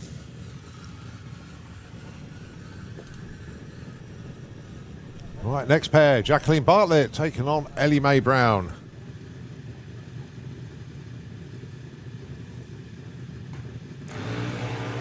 Lights go green on both sides of the racetrack. So you can hear them pedaling at the stripe, and the win goes to Ellie Mae Brown. She takes that with 8.23 against a lose out 8.30. So Ellie Mae goes through.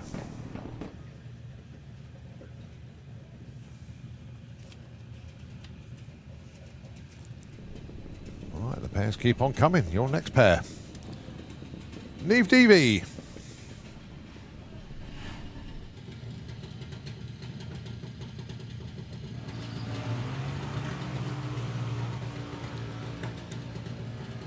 Well, all the sweets that were given out last night is all giving these youngsters a sugar rush, and I tell you what, they're all performing really well. Some cracking reaction times. Neve broke out, went way too quick there. So it's Max Taylor that goes through.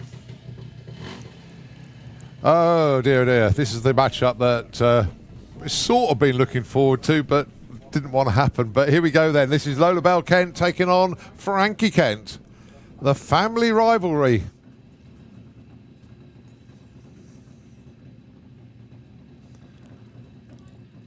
So which member of the Kent family is going to go into the next round? It's a green light race. It's going to be sorted out at the stripe. Is it the boys or is it the girls? It's going to be Frankie takes the win by 0-1-6 at the stripe.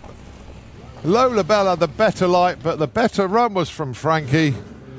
Oh boy, oh boy.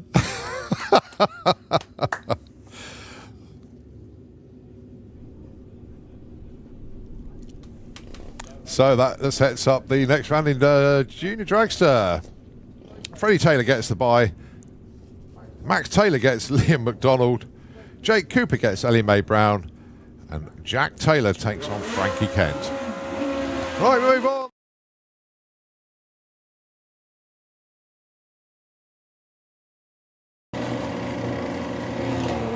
Oh, Nick Payden goes red by 002. Oh, I feel sorry for him that. He had a perfect light already this weekend. So Patrick Marie runs 876. What is on everybody on today? That's a 001 light as well. Some epic performances at the national finals. I really am so impressed. Next up, Ralvin.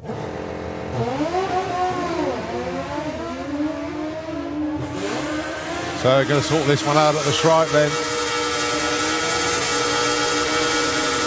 And it's a win for Liam Holgate. Gets a 9.72 to lose at 8.82. Took the win by 0.6 at the stripe.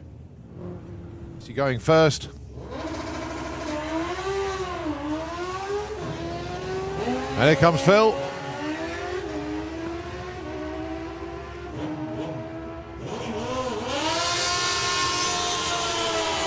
And Phil takes that with a 9.05 to lose at 12.74.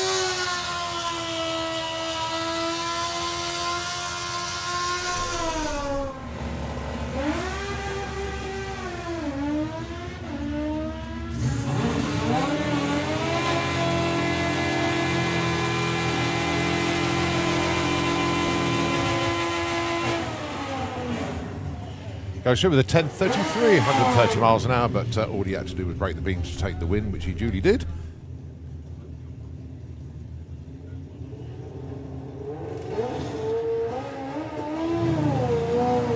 All right, green light drag race. Chris Venn drawn alongside Carl already. But he's off the throttle at the top end, and it is Carl Hester that takes it.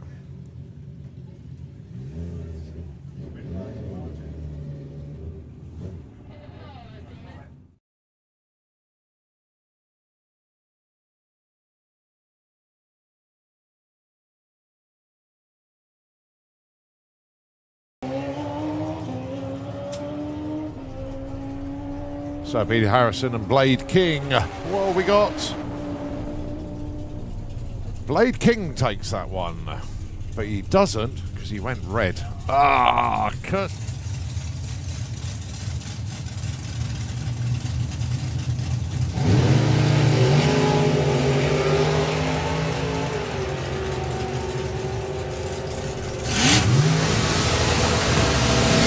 And the win line goes to Colin Morris. They both had 0.6 lights, but Tom went a little bit too quick. He took the stripe but broke out.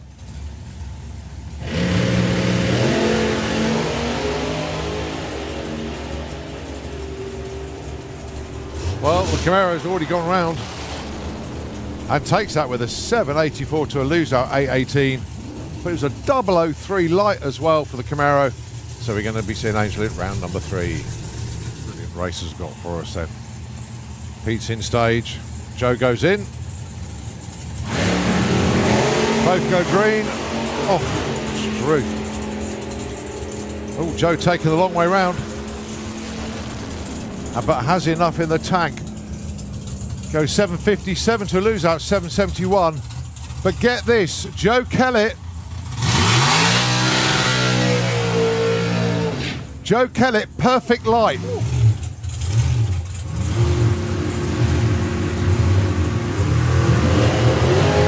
Okay, so it's an 8.78 being chased by a 7.38 here.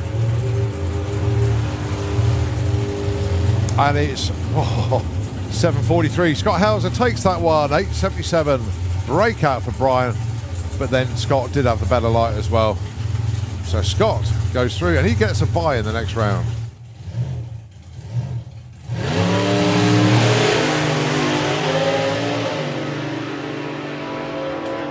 Barry Giles hunting him down. He's going to get to the finish line first. He's off the throttle, takes the win. 0.14 light for Barry Giles then to a 0.24 from Dave Russell.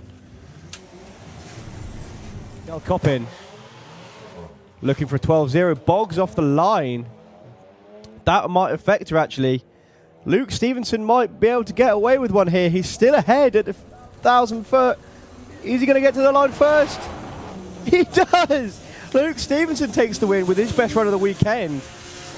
Danielle Coppin bogged off the line, unfortunately. 991 the dyno for James. 828 the number. Sam Young has been chasing. Wheel spin, unfortunately, but pedals it expertly.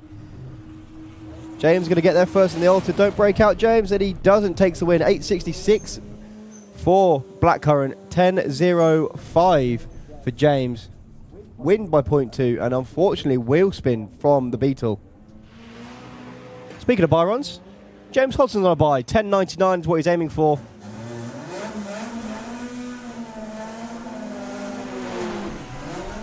He goes 11.04. Not bad. Only 0.5 off his dial-in. It's incredibly difficult to dial in a front-wheel drive car because they're so track-dependent, shall we say. So the runs... This for a race against James, who you've just seen. Ollie off and going. Nice little wheelie from Graham. Well, Ollie's going to get there first, as long as he doesn't break out, which he doesn't. Issues. Hang on a minute, how does that work? He broke out, but he got there second, and he had quite a nice light. The win. And that is Jake Fronda. Should have been against Paul Walklate. But a solo for the Golf R. Looking for 1190. Goes 12.08.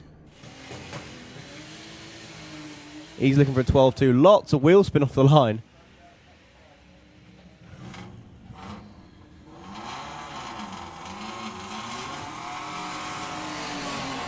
Looking for a 12.2. Goes 13.0. Misses the dial in by quite a bit.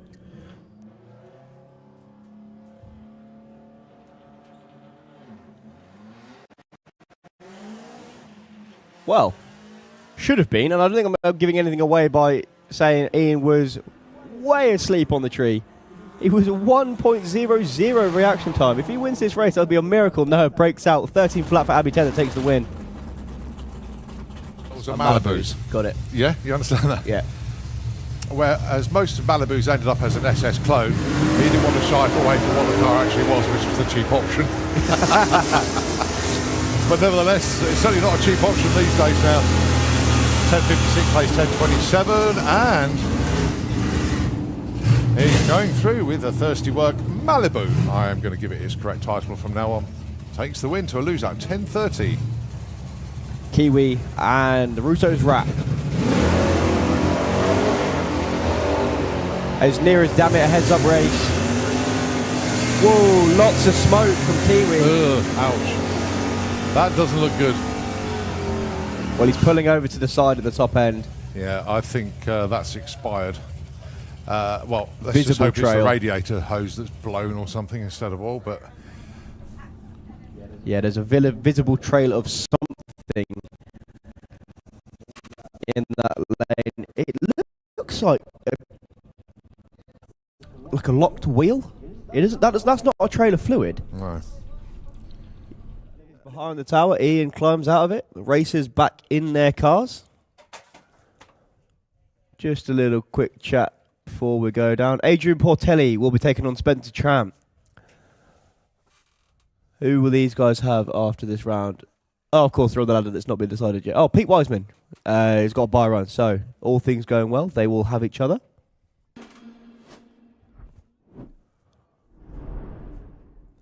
But look at that. Spotters have cleared the top end. Fire trucks have gone as well. Just a little bit of a discussion behind the tower.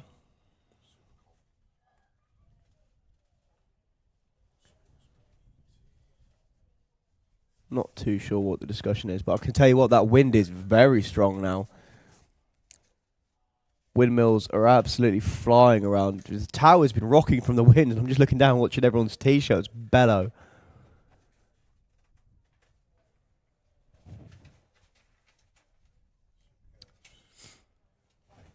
So Ian just... Is he going to jump into the Bluebird?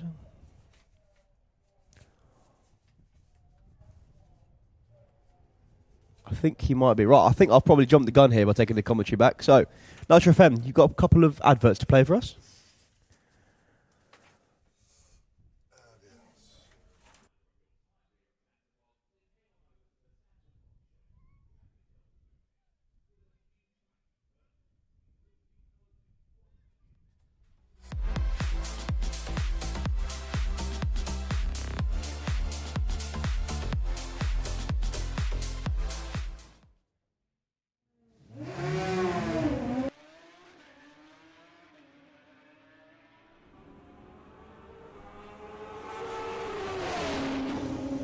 And the win light goes to Ralvin on that one. 0.9 difference at the stripe. He goes 8.73 compared to a 9.85 breakout. Massive breakout for Brian there. But it is Ralvin that goes the racetrack. Apart from the fact that Peter is out in front at the moment. He looks over his shoulder. Goes 10.98 for the win. Peter Harrison moves on. Going first here.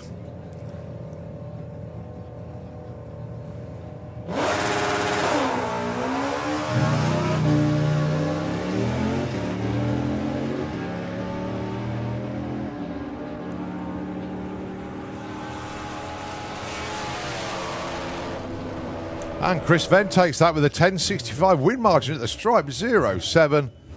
Jake Bowden lifted just a little bit too. He qualified number one. He only put in one qualifier. He wasn't going to be denied. Goes 9.05. Right, this is Casey Holgate. Gary Hester. So Casey looking for a 12.70, but here comes the hard charging Gary Hester. It's not enough though, it is a 12.81. Casey Holgate takes the round win. CC machine of Carl Hester. He has to wait patiently. Off he goes. Big dialing difference, 15.50 plays 10.75. Kiwi obviously, that didn't look pretty at the top end. And Zoe did message me to say, please say a big thank you and apologies for dropping off. It's not a problem Zoe, it's racing, it's what happens. But everybody at Team Thompson wanted to thank everybody that offered them some support there, and everybody, big shout out to the track crew for getting it all cleared up. But that wasn't too bad. Just hope that the damage isn't too bad. Zoe, if you can message me, just let me know that the car is a-okay. Okay, right, we continue with Spencer Tram and Adrian Portelli. Eliminations round one in Nostalgia Superstock. Class supported by VP Racing Lubricants, and your champion this year is of course Spencer Tram. He sewed that up before we got here basically.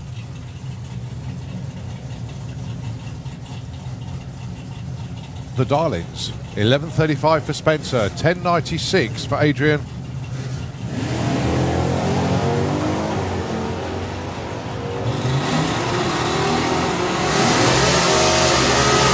So they're going to sort this one out at the stripe, and the win light goes to Adrian Portelli with a 0.06 light. Spencer wasn't late with an 0.4, but that was very, very well raced by Adrian Portelli there too. Adrian's package was 0.1. He was Wow. 0.05 off his dialing as well. That's how you do it. But then you've got to bring your A game when you race Spencer. And I hope you've bought enough, and that time Adrian did. He's just been a little bit of curses. Yeah, I can see it on the window. Just as we got that cleaned up, then we got a couple of spots in the air at the moment. They should blow over pretty quickly, hopefully. But yeah, we are getting a few spots on the windows here. So one pair, and we're on hold. Well, fingers crossed this doesn't last too long, but if you look towards the top end, it's very, very bright down there. It's just what's overhead. Let that blow over, and we should be okay. So, yeah, just on a pause, despite Nitro FM just handing it over to us. I'll tell you what, we're going to return that serve and put it back in your court. So, Nitro FM, for the time being, airwaves are yours.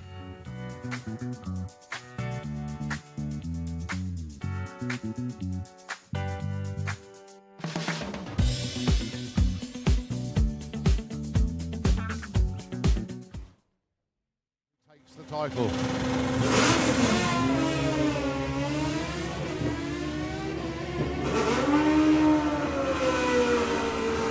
Pretty close at the stripe, but it is a win for Brad Head. He takes that 860 to a loser 879. Now the pressure shifts.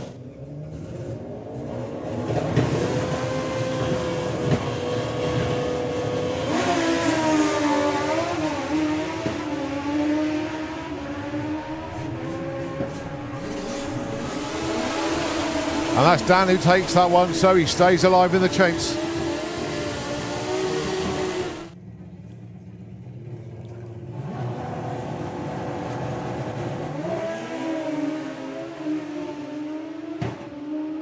So Chris Reed disappearing into the distance. Is he going to lift?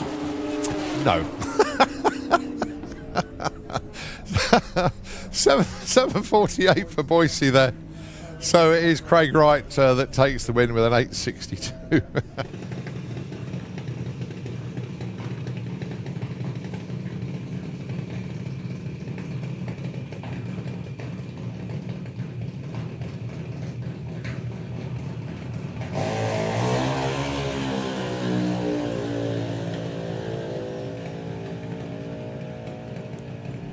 Right, so head towards the stripe. 8:10 with a 1 for Etham. Not good enough.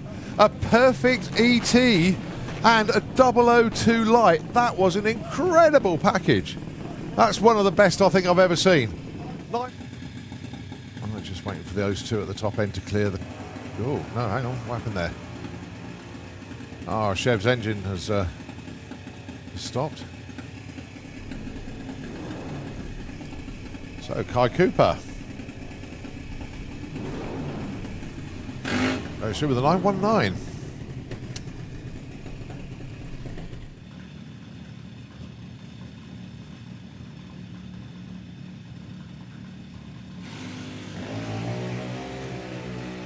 So Ellie May doing the chasing here. Can she catch and pass but not break out against Richard Wilcox, or can Richard hang on? Always a whacking of the throttle pedals there, but it is Ellie May that takes the win. Well done to Ellie May.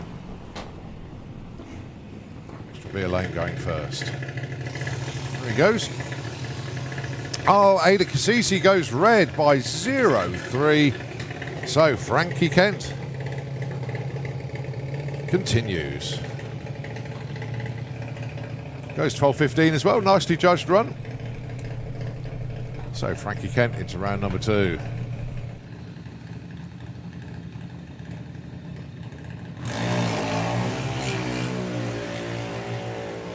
Well, it looks like Freddie's drawn alongside already. 8:26 takes the win. Only 200s off Darling there for Harry Peters, but Freddie, wide awake club off the line. The win margin 0-1 at the strike. Freddie Taylor marches on.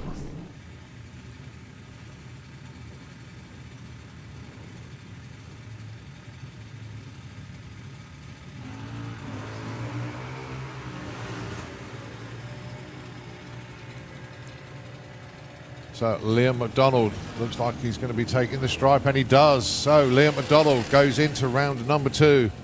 Just making life very, very difficult now for Luke Mugridge, who's got to chase him down.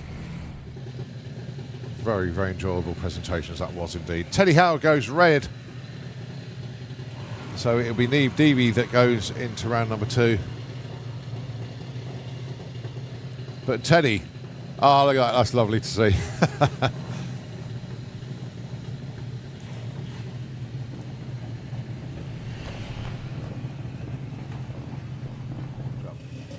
Depending on which way this one goes.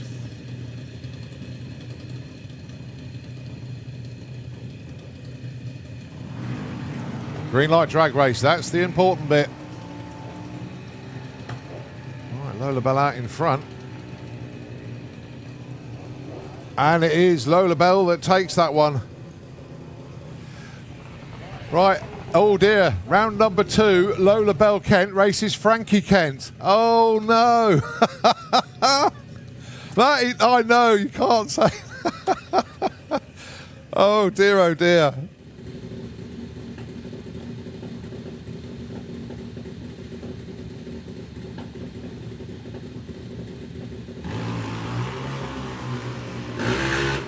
Oh, Good little race, this one. And the win light goes to Jack Taylor. Runs 8.14 on 8.10. Harley Corsell bows out of Junior Dragster. And relax for Tom. But no, congratulations to Harley. A brilliant career in Junior Dragster.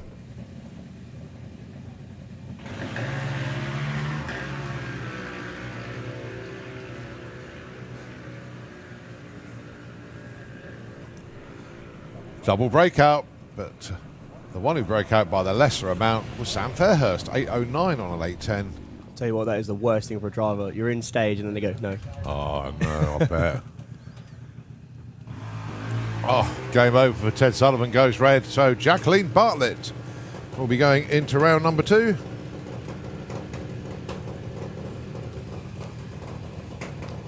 There's 8.16, I'll lose at 8.42. Luton Mugridge has got to win this, otherwise it's game over and the championship is Liam McDonald's.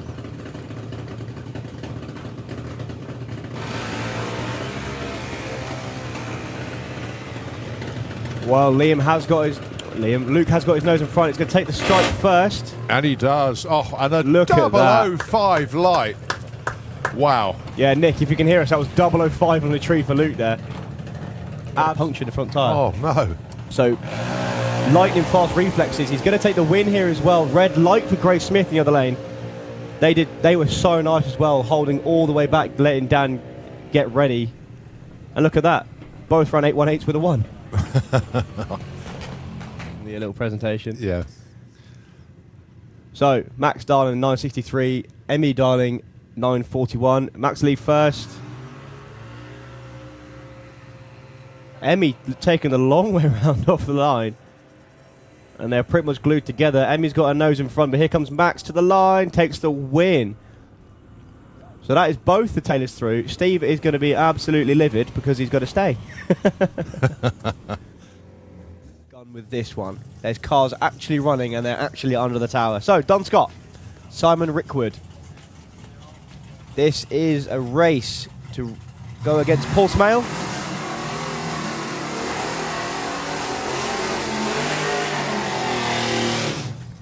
In the next round, Don looking for a 9.72 with the Superbird.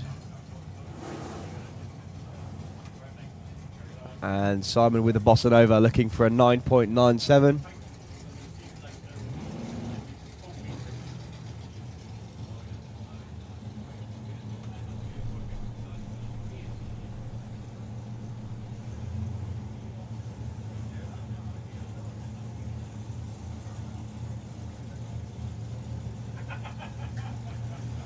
So up to the line then. Nostalgia Superstock. Let's see if we can get more than one pair through this time. No, he should be right now. That cleared very quickly. It did, literally actually, 2 minutes ago I was on top of the banking. Oh, Simon nearly rolled the beams there. Well, it looked like he went up on the two-step and then Jakar just didn't go anywhere. So Don Scott's shadowing him the whole way out. They're going to take the stride, takes the win.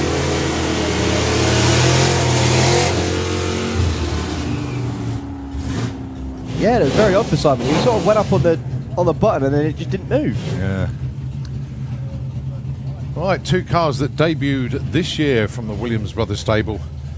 Obviously Matthew Dowdy, ex-junior dragster racer. So is this a new car for Vic Parsons then? Well, it's the same car, but when I say debuted, it's a new car with lots of changes. I mean, it's been had literally a nut and bolt restoration. Yeah. New paint, new bits and pieces. Engine being totally rebuilt by Dan. New wheels, new tyres. Loads of good stuff. But the difference being is Vic had never run a 9 before he had this combination. Now he's dipping into the low 9.7s. It's phenomenal changes. Well, he's got 3 seconds to wait here. Matt Dowdy looking for a 12.31. Vic looking for a 9.82.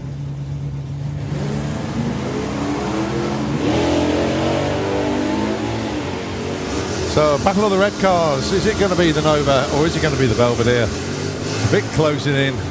Looks like he's going to go around him at the stripe, and indeed he does. 9.91 for the win there. Matthew goes 12.41. So, Vic Parsons going to be racing Chris Goodale in round 2. What was Matt playing at? He's supposed to be an ex-junior. That was a .2 light. And Slap on the wrist for he's him, got a then. new transmission in the car. Oh, is he? So that's still bedding in.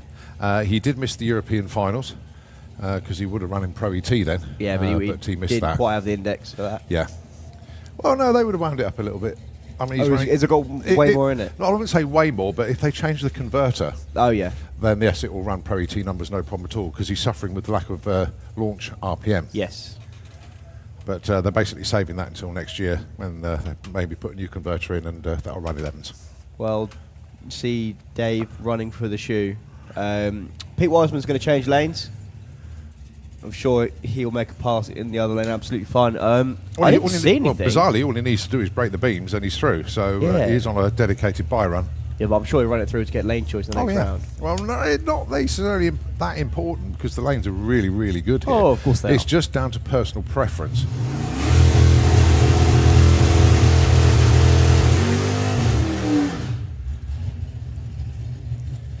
I think if you did a straw poll of all the races, which lane do you prefer? It'd be 50-50, 100%. Do you think it'd be 50-50? I think actually it'd be like, Okay, let's door car drivers. yeah, it would.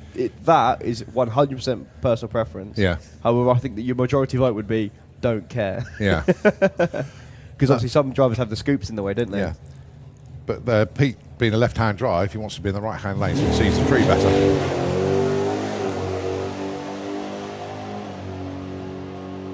Me personally, I prefer the left.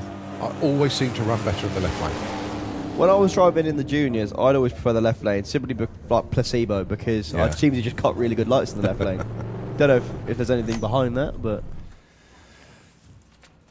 Right, junior dragster. Sorry, junior drag bike. Tell you what, we've got somebody who's come to join us in the tower, been waiting patiently for his moment to shine. And now we can finally hear from him. Now he needs to do, as you can tell he's a novice, he hasn't got the microphone in front of his mouth. No, I'm trying. I know you're very trying, Okay. Brett, but there we go. Joined by Brett Cordell, a man that's been running 950 like clockwork, but unfortunately he's not in 950 bike, he moved to ET bike.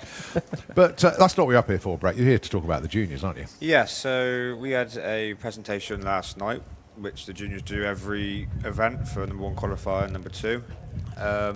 And we got given the opportunity to, me and Leo Lester, to take over the reins to run the Junior Drag Bike Club.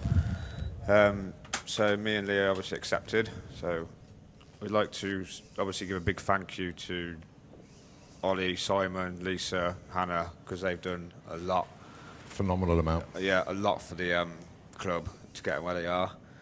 And there have been a few more sponsors and money given out. Dale Leaks, obviously this year, paid for the ACU kids license, and apparently I've been told that he's going to do the exact same next year. Thank you, Dale. Massive Yeah, thanks, which Dale.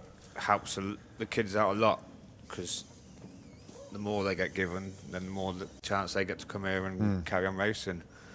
And then we had another one from Chris Van, an ET bike from Northants. He's donated a lump sum for the juniors as well for their licenses as well. So it's getting there. We're Brilliant. getting there as a club.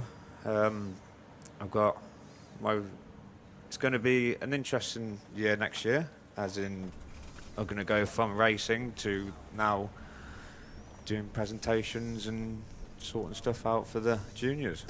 If you need me, keep in touch, Le. Yes. I'll always duck in and help wherever I can. Yeah. As you know, I was doing a lot with the junior dragsters last night. The juniors, as we know, are the future of the sport. They definitely They are. need all the support they can get. And the junior drag bike riders are no different to the junior dragster racers. They just prefer two wheels instead of four, apart from Richard, who can switch between the two. Yeah, see, I don't know how he does it, to be honest. But yeah, it is the future, because these junior riders go on to the bigger classes. Have we seen with Blade this weekend, Yep. taking the ET Bike Championship? We've got Liam that's doing phenomenally well. Scott Collier, all of these ex-junior riders just making their way into the bigger classes and terrorising them as they always do. Yeah, So it's especially my sister as well. She's obviously now running comp bike. I was going to get to her in a moment, but you beat me to it. Your reaction times were better, but no, a PB That's the only for thing Jazz I've this got, weekend. But no, it's where it all starts, and especially with the kids, they love it. You see especially the younger ones, they start. You can see they're so determined, and you see them on the track, and you. What surprises me is they can do their run, but they're still looking over their shoulder because they know they've got to run a dial in, and they're still looking like, am I going to break out? And I'm like, I definitely wasn't doing that when I was racing. It was just get down, go. So, no, it's very good. Especially at the moment we've got quite a few in the class, which helps it, promotes it a lot more. Yeah, most definitely. And a very good European Championship as well this year. Yes. Very, very well represented. Good numbers doing the travelling. Congratulations, obviously, to Leah Morrison, who took that title. But as you say, it's not just about the racing, it's about the presentation and everything. And I couldn't walk around the juniors. Obviously, we just did a presentation down there, which was a carryover from the Hall of Fame from the gala dinner last year. We presented the Lucas Oil's goodie bags to the junior bike riders as well as the junior dragster racers. And, that will happen again this year as well. Yep. So, thanks for their continued support as well. But as I'm not looking about, so seriously, Brett, keep in touch. Yes, we because, definitely do, anything I could do to help, do you want me to do anything, any stuff like that, I'll be more than willing to jump in. Yeah, and support. It's going to be hard to try and take over from what Ollie and Simon have done, because they've done phenomenal to get it, to carry on getting it where it is now. Yeah. So obviously me and Leo are going to team up and just try and carry it on. The main thing for me is to make the kids enjoy it, and especially with all these number one qualifiers and trophies at the end of qualifying, just something for them to bit more look forward to. Makes it a bit more entertaining. So it'll be a nice busy next year. Yeah. One thing that happened in the Junior Dragster Awards last night was obviously a lot of the parents are racers. Yes. And we were having this banter last night saying, Harley J, or Max Taylor, Max, ask your dad if he can drive his dragster next year, and Harley Corsell, ask your dad if he can drive his dragster next year. But again, a similar thing with the bike riders. Obviously, it's not quite as bonkers, but I wouldn't mind seeing Leah Morrison having to go on a super street bike. That would be quite. Yeah, but super street bike. Yeah, well. Or we should get the adults to race the kids' bikes. They should be able to sit on their kids' junior bike and see how. Well, they at get least on you with that. stand more chance getting a adult on a junior bike than you would get an adult in sometimes a junior dragster. Yeah, I know we have seen it a few times, but some of them are quite small. So because actually I was challenged to do that with Daryl, but I think I'd slow my one down a bit too much. I tell you what, obvious reasons. I'd love to see Leo Lester ride an Elliot's bike. That I think it would just be funny to watch him. But no, I mean, seriously, mate. Well done for taking the reins. Yeah.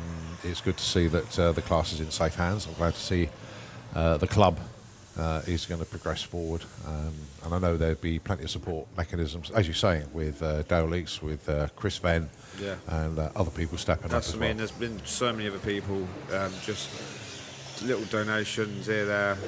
It goes far. It just helped the club out. It just makes it able for us to do more for the kids. Yeah. So they can just have a great time when they come here.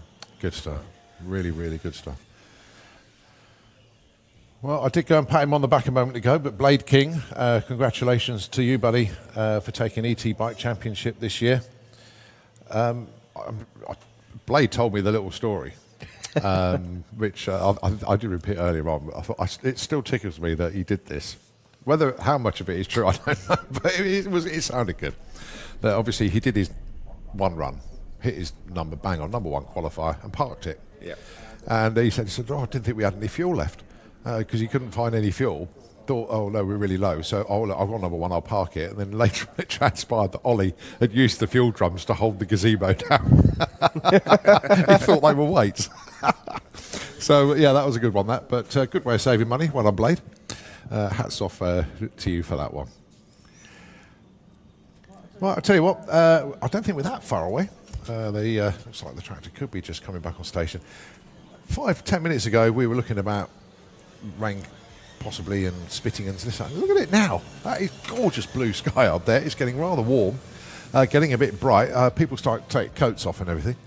So assuming that the tractor is going back on station, which it is, we can now see the juniors coming round the corner. So without further ado, Lyra Humber coming round for her solo. And this is Junior Drag Bike Eliminations, round number 1.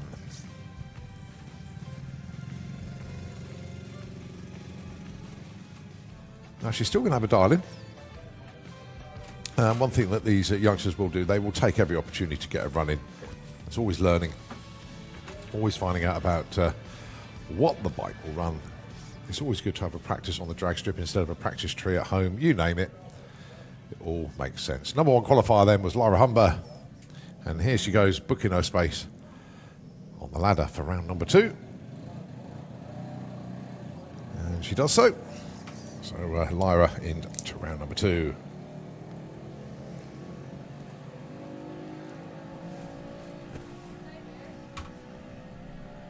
So dials are 1540. What are we going to see? 1555. Nicely done.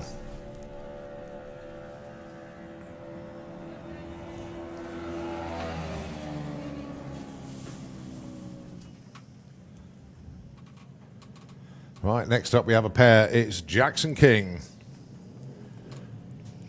going alongside Grace Pollen. So Grace has got a long old wait in the Slitrix lane. She's looking to run an 8.65. Jackson looking to run a 13.19. She's got to really hold her nerve. Count to the count of 5 because, of course, this is a pro tree. Very difficult in bracket racing. So she's going to get on the 2-step, probably on the count of 3. Wait for the light to drop. So all Jackson's away. 1, 2, 3. There's the 2-step from Grace, as if on cue. Off she goes.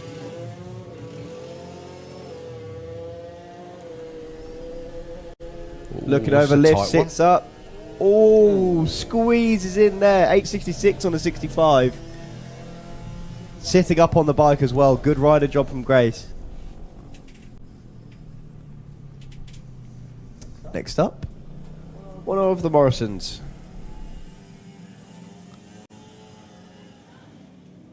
Yeah, we've reached that interesting part of the day where the sun is so bright it's reflecting off the racetrack and all we can see is silhouettes. Oh, it's both Morrisons actually, Leah and Brad. So, Brad in the Kestrel beer lane, 15.50. Leah, 11.80. See, interestingly, in the cars, the junior drag cars, we put them on the inside of the track, so they're closer to the tree. But all of the bikers seem to go on the outside of the track.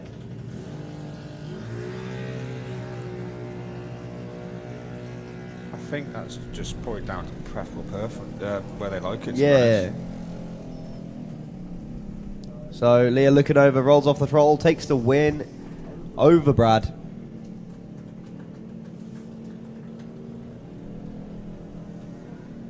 John McLean, Maggie Smallman. Maggie looking for a 9.66. John looking for an 11.60. 2 seconds between them, give or take.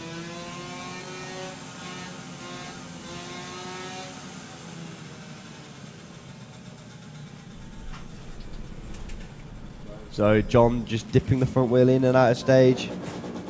Maggie goes in. John's off and running, and well, that's quite bizarre. Maggie didn't seem to move. I didn't see her move. Both. Well, I think they'll be set to go. I don't know if that'll be a rerun or not. But her, yeah, she seemed to just. Both the bulbs went out.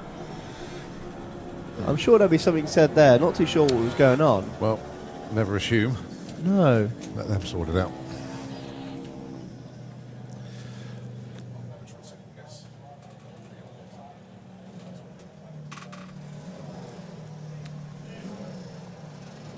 So up next, Ali Lester.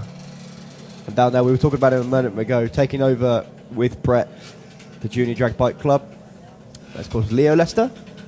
Alia looking for a 13.35. Faith Morrison in the other lane looking for a 13.40. 500ths between them on the line.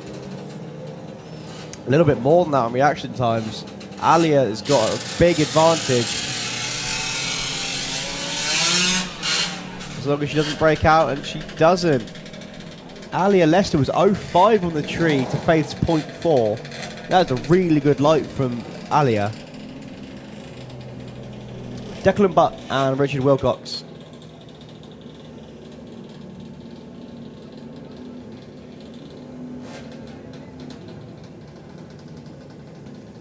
Declan looking for a 10.34. Richard for a 9.45.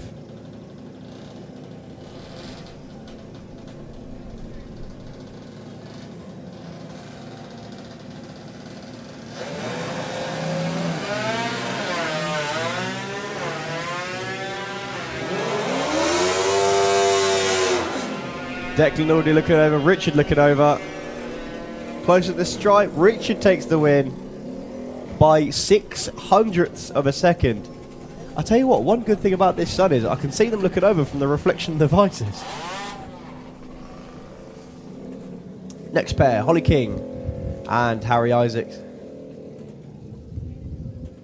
8.12 and a 13.35. 5-second wait for Holly.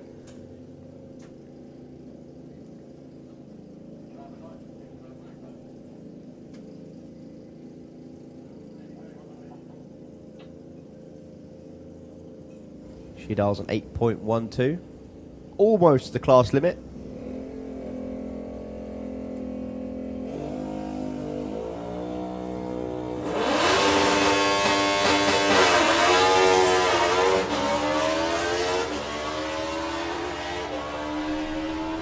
Well, Harry's going to get there first. Oh no, Holly's going to get there first. Lifts the throttle, but breaks out. She was off the throttle, sitting up on the bike. Well done to Harry Isaacs. Taking the winner of that round, yeah. Holly was at the line first by half a second.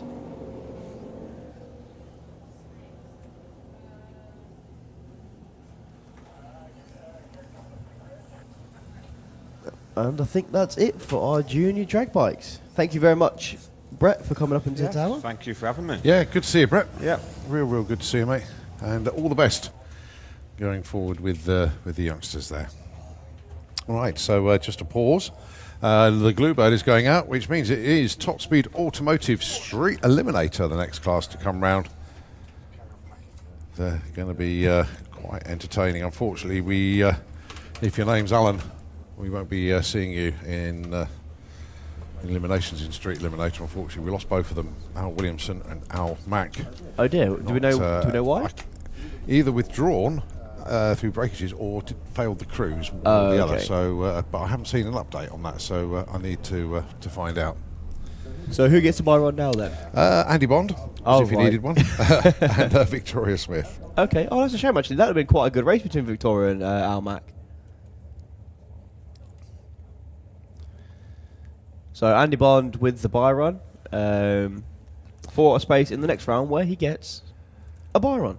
The one I'm looking forward to is Mark Sheridan and Elliot Day. Oh yeah. That could be an interesting one.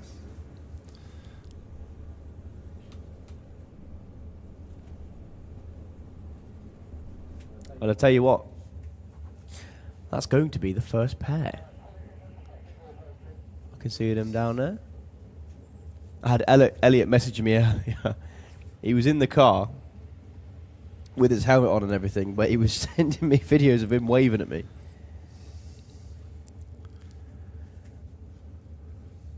So the Bluebird just doing one more trip up the track. The thing about these street cars is they all run on a radial style tyre, which wants as little rubber as possible, but as much glue. They want zero slip, and they want basically what we would call a dead hook. Because the issue with these tyres is, of course, you lose traction and it loses all traction. There's no grey area at all. If it spins, it spins. You've got to slow the tyre right down before it regains traction. But yeah, bizarrely, I mean, I run the Mickey Thompson drag radials on mine. I do. And you would have thought a slick would have been quicker. But my car is quicker on the drag radial. Yeah. Pure reason being actually is tyre size, because it affects the gear ratio. Yes. And bizarrely, it's cheaper to run a drag radial for me because they don't need much of a burnout. Oh yeah, of course. You just wisp the tyre. You don't like smoke the place out. So I've managed to make mine last quite a long time. Although I don't run that much, I've made mine last quite well. Oh, and cool. I've got a reserve set lined up from Keith Williams. So and that's what I need to see him about them. Just remembered. But yeah, so that is it. For me, it works really well. And the other problem I had is when I ran slicks, it was just filling the wheel arch just that little bit too much. Yeah. And sort of rubbed on the wheel arch a bit, but with the drag radial, Then it just fits better. Yeah. Well, the thing is, on paper, if you can put the same amount of power through a radial as you can through a slick, and you can get them the same size, the radial is the quicker option because of the fact it dead hooks. Yeah.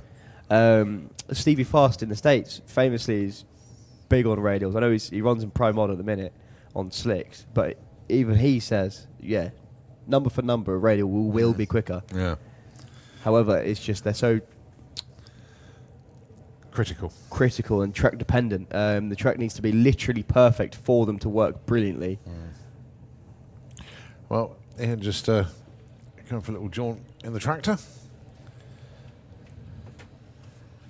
Well, fair to say I'm not saying track crew, but everybody here is going through all the weather system today. We had a little bit of sprinkle. But there's still a fair old breeze out there, but now we start getting a bit toasty as the sun's come out and warming everybody up a little bit.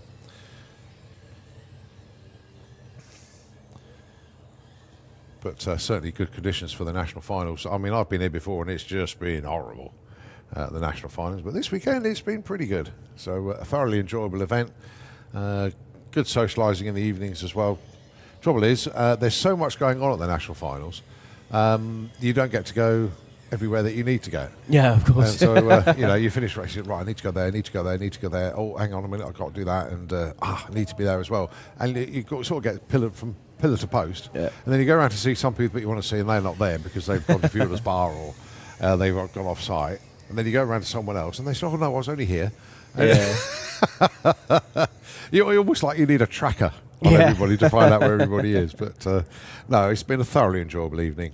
A huge difference to stay on site, though. It really does make a race weekend better, longer, more entertaining. You're more... Well, it's one thing... You're in it. Yeah, of course. Well, it's one thing that the Americans can't believe when they come over here is the nightlife. Yeah. Because obviously in the States, you're there to race. Yeah. There's no fun fair. There might be a burger van, and there might be one team that's having a bit of a party. Yeah. But here, pretty much everyone's on it. Yeah. Everyone's partying. They go down to the bar, have a selection of foods. Well, we have a selection of racers in the bar. I mean, they're all there. Yeah. So it really is. And if anybody's tuned in from the States or wants to experience drag racing UK style, do it. Get over here. Bring friends. Bring bikes. Bring cars. Yeah. But enjoy it. Here we go then. Top Speed Automotive Street Eliminator. Eliminations, round 1. And it is the interesting matchup, of course, of Mark Sheridan and Elliot Day.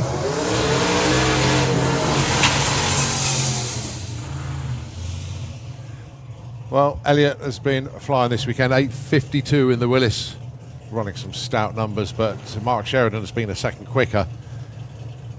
The problem for Mark is getting off the line. Yes.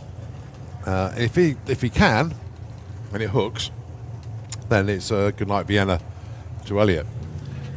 Well, the thing is with Mark's car as well, it's not only getting it off the line, it's getting it past about 200 feet. Yeah. As I said before, I've messaged Elliot before this round. He's put a bit more boost in, and he's put in the boost in a bit quicker as well. So he's looking to go a little bit quicker than an 852. Mark looking to get back into the deep sevens. Both these drivers building the boost. Both bumping in. Oh, you see Mark pedal the car that time. Well, he's already gone past Elliot. Elliot had a lovely launch. Mark's going to go through high mile an hour. 205. Wow. That'll do. 8:46 for Elliot, a new PB. Day. Congratulations to Elliot. 8:46, he'll take that one. It doesn't matter that he's lost. It's another PB. Massive congratulations to Elliot, but it is Mark Sheridan that goes through. 7:51 at 2:05. Huge mile an hour with a pedal. Right, Rob Carter taking on James Murray. Where's the Carter fan club? There they are, in the grandstands, of course. Celebrating Rob Carter going in the 7s this weekend with a new PB of 7.95. And James Murray, new PB from him this weekend, 9.88.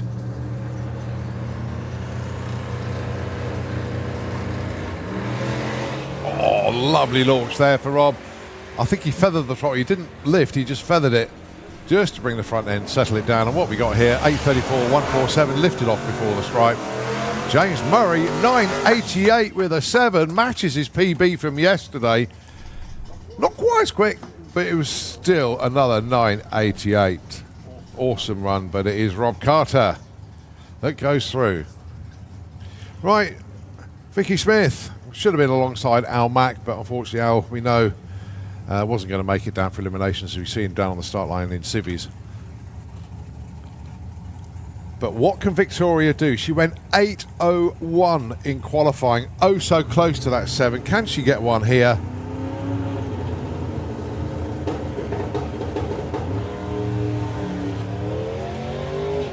Well, that was a lovely looking launch. You can see exactly where the boost came in. She's under power all the way.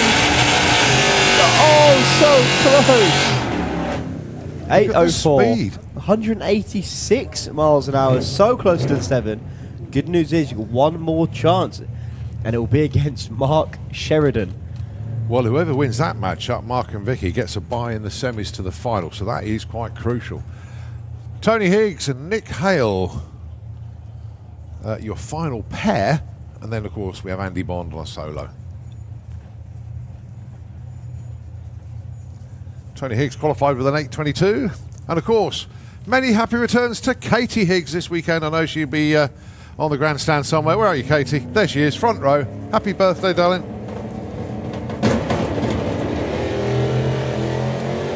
Well, Tony Higgs bouncing off the line. That is a brilliant run, separating the rear suspension all the way.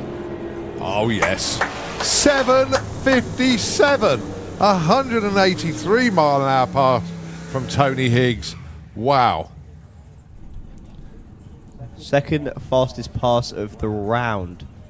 And what that does as well is it tells you how big the mile an hour is from Mark Sheridan. Tony Higgs did it with... Happy birthday, Katie. Dad just ran 7.57. Oh, brilliant.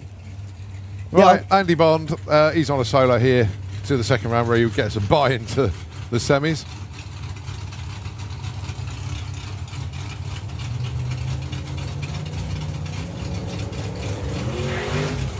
Now he almost did the one thing you cannot do at a bye run, which is roll through stage. He went all the way into stage then. That was so close.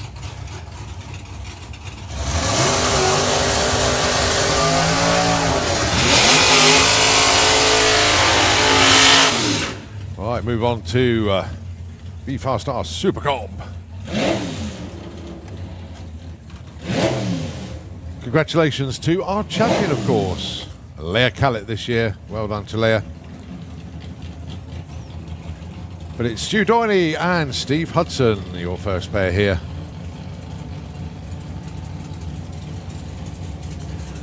This basically to go into the final, as there is a bye awaiting the winner. Well, a lovely launch from Stu Doyney. Nothing in it on the tree. Pretty close to the stride. Yep, Stu Doyney takes the win, 0.2 light compared to Steve Hudson's 0.3, but an 8.93 takes it on an 8.96. It's the kind of moment, if you're Steve Hudson, you're like praying that Stu breaks out. Watching the other car in the other lane pull away knowing you can't catch him. You know, when you take on the likes of Leah and Stu, but then Steve's a good racer as well. Let's not forget that. Well, look at that. That's not a bad run. No, but you have to concentrate on your own stuff. You can't think about what the other person's doing at all, because you outthink yourself then. You put doubt into your own mind. You just got to concentrate on your own deal. Leah Callett on a bye run. Courtesy of being number one qualifier.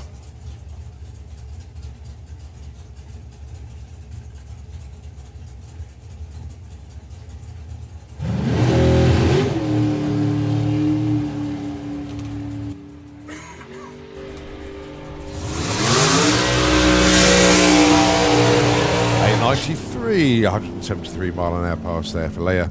That pretty much matched Stu runs number for number. 893 with a 6. Paul Hudson this time should have been against Arndt Putzman with the Beetle, but he's been MIA since the first qualifier He back on has, actually. Friday. So a bye run for the Dragster. So that sets up the semis in effect when Paul breaks the beam. It's going to be Paul taking on Leia. And that's the two dragsters. And then, of course, you've got Stu with the Roadster. The other side of the ladder, he gets the bye into the final.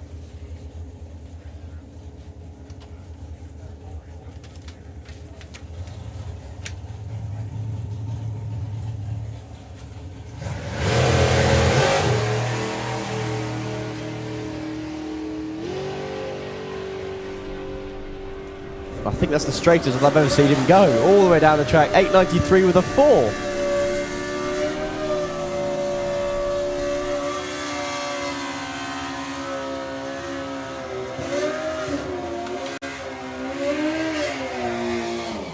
So what that means is Paul Hudson will have lane choice over Leah Kellett in the next round. Here we go then. It is 950 bike. Carl Thomas taking on Josh McLean. Winner of this gets a bye in the semis to the final. So in effect, 2 round wins for the price of 1.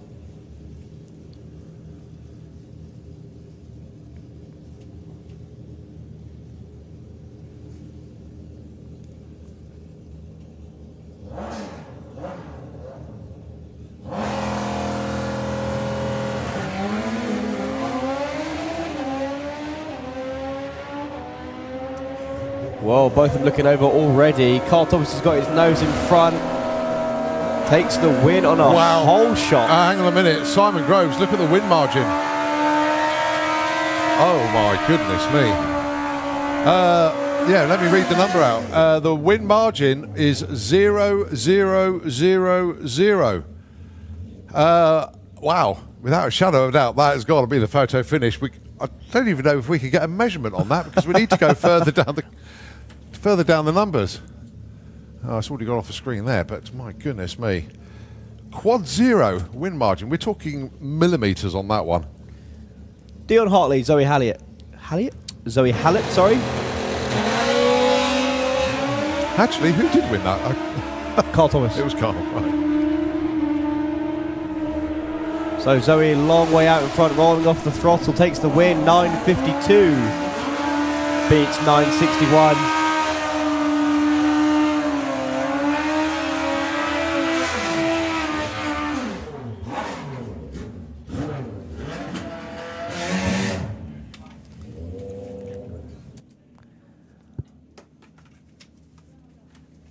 Next up, Rich Sawatsky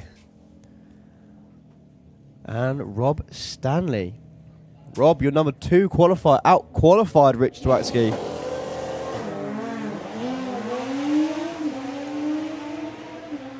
Rob cuts his teeth tuning and racing with Stefan Enrid in Pro Stock, but loses this one unfortunately to Rich Sawatsky. Rich, 9:57 on the 950, 09 lights a piece actually. There was nothing in it on the tree.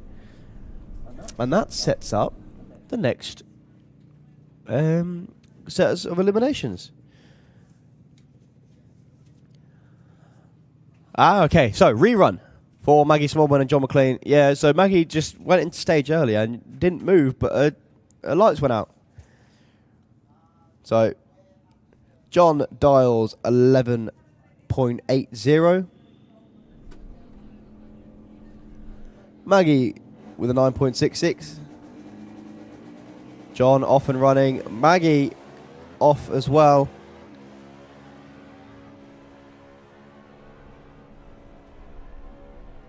John out a long way in front and breaks out. Maggie Smallman takes the win. Yeah, John got there first by a 10th.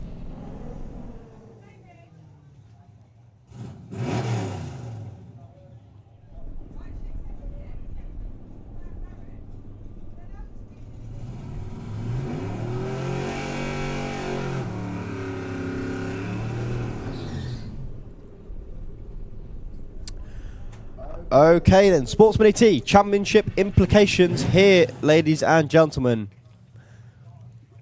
Kirsty Tram needs to win here and keep on winning.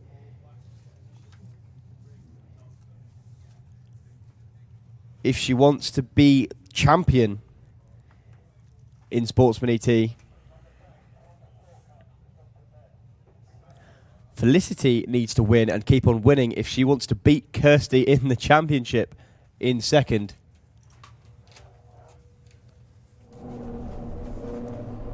So Felicity looking for a 17.30, Kirsty looking for a 12.00, 5.3 second wait for Kirsty. There's a green light from Felicity. Green light from Kirsty. Kirsty's got the long job of chasing down the Mustang. It's going to be close to the stripe. Takes the win. 12.09 on the 12 flat diamond for Kirsty Tram. Takes the win. Right, that's one off the mark for a bye run in the next round.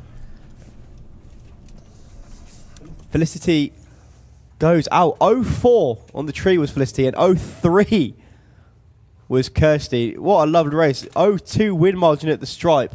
Could not have asked for anything more for that one. Right, okay, update on that race between Carl Thomas and Josh McLean. The win margin, I had to go and see the timing crew on this one. It was 0.000042. So the timing crew have worked it out 25 millimetres. Oof. It was that tight at the stripe. Wow. 2.5 centimetres at the finish line. Yeah. So George Miller and Troy Attree, 1465 place 1250. And it is George Miller that takes the win there. The reason for that is because of the breakout.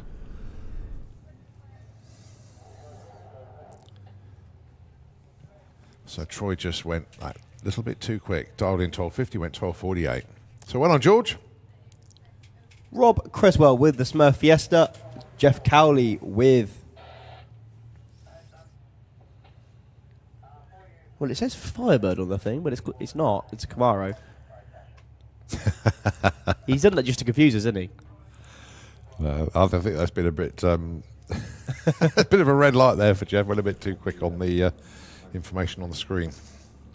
So Rob played an absolute blinder in the last round. He did in what's called in the brackets terms, dumping. Basically, he slammed the brakes on the finish line, let the Cortina go past him. Wow. The Cortina broke out. He's looking to run a put it this way, if it was Jeff on his own, we could say what we like, because he's only got an AM radio in there, but because Rob's got something in there, we can't say a word. Okay, so it's Rob Cresswell that takes that 1485 against a loser at 1534, but Jeff Cowley was 004 off the line. Mind you, Rob wasn't late with an 03, but it is Rob that takes the win. Jago Stokes and Steph Pateman. Jago with the Skyline, looking for a 13 flat. Steph looking for a 13.98 with the BMW.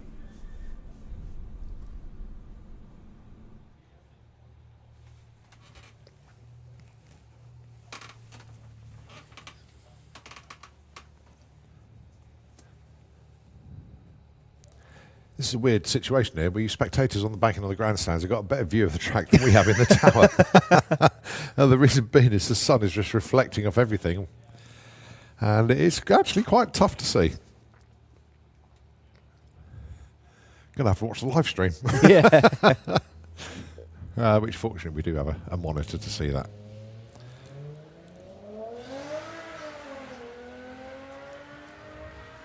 So Steph off and running, already past the 8th mile, but here comes the Skyline. I don't think he's going to get there. The stripe, Steph's going to take the stripe by about half a car. But she breaks out. Oh. Good, too quick there for Steph. She had 0.17 in the bag as well at the stripe, went too quick. So it is Jago Stokes that goes through. Right, Michael Franklin on the bye. He was absolutely on it in the last round. Oh, that was just one of the runs of the day. It really was. Not quite as good as Simon Innes in Pro ET, of course, but What did he do? the perfect run. Perfect light and perfect ET? Yeah, all in one go. Yep. It's the first time I've ever seen it. Yeah, I've never seen. I've never seen one before. I called one before, but it was Gainesville of all places. Oh, right. Just to confirm, Kirsty needs to reach the final for the championship. So Simon just confirming then. Kirsty needs to go to the final to win the championship. Just to reach the final, yeah? So Michael Franklin, 06 on the tree, 19.25, breaks out with a 19.18. So close. You need a more consistent car, Michael. That discovery is just no good. And that is a tongue-in-cheek comment, obviously, because what he did on the previous run was just epic. But he cut a good light. He sussed out the start. So he probably set off about 3 minutes before, and it broke the beams at the right time. But full respect for that.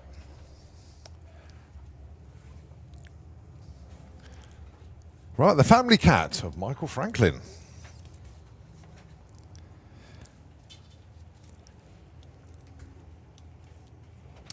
No, sorry, wrong person.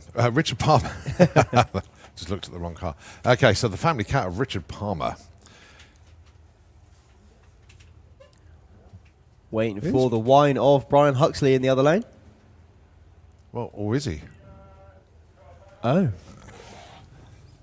Yeah, issues Well, the car's with in the phone. burnout box, but it's not moving. I can hear a V8. He's going backwards.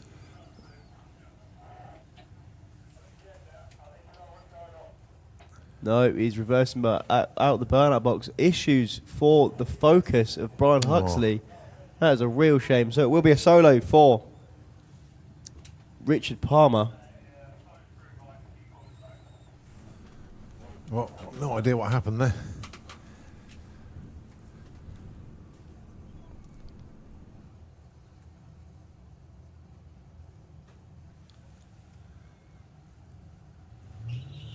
So Richard Palmer goes into round number 3.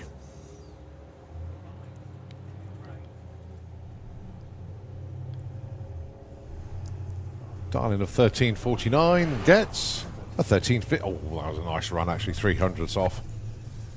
Well, commiserations to Brian. Really don't know what happened there. But his weekend is done, unfortunately. All right, your last pair. Matthew Dowdy, Chris Wynn.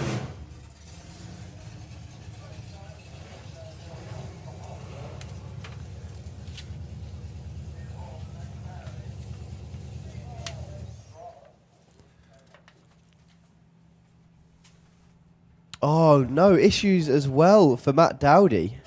We're told to click the car off. Be a solo for Chris Wynn. Oh. I'm not too sure what they've spotted. Is there a little gremlin hanging around just past the burnout box? It's just saying, no, you're not going, you're not going. There's 2 in a row in there. So it's a freebie for Chris Wynn. So how close to a 15.60 can he get? 0.13 reaction time?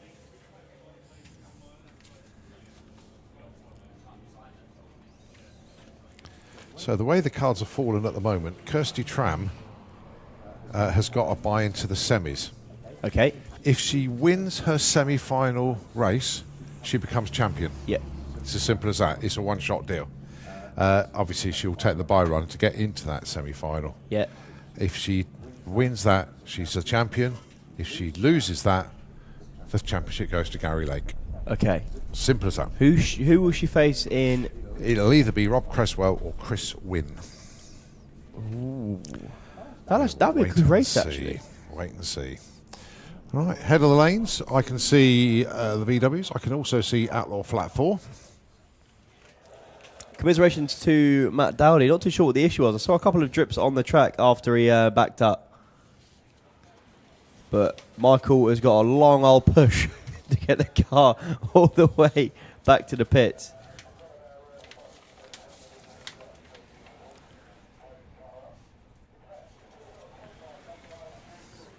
So we've got around the corner. I can see VW Sportsman around there. I can see Outlaw Flat 4 for their first round of eliminations. Yeah, they're all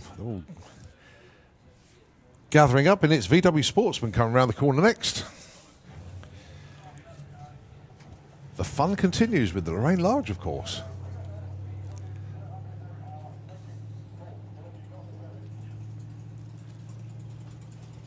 So this is eliminations round number 2, where we whittle them down to a field of 8. Or 6 in effect, but you know what I mean. Steve Metcalf and Nigel G. So it's the Blue Steel Baja taking on the Turpitz Audi A6. Steve Metcalf in the Slick Tricks lane, Nigel Gregg. He's in the Kestrel lane. 1643 plays 1569, and it will be the Baja going first.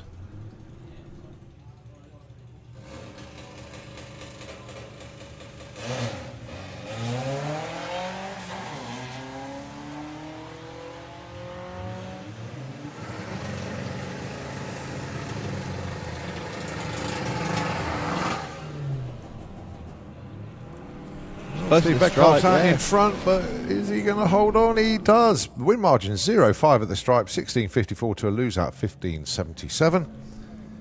So Steve Metcalf into the quarterfinals. Hazel Carter with Patricia the Passat and Jordan Clark. I can see Hazel's fan club in the grandstands once again. And we know Lawrence Clark is tuned into the coverage, so very good afternoon once again, Lawrence. Hope you're enjoying the coverage. Hope you're enjoying all these camera angles as well. Red light start for Hazel Carter. Jordan dear. Clark takes the win.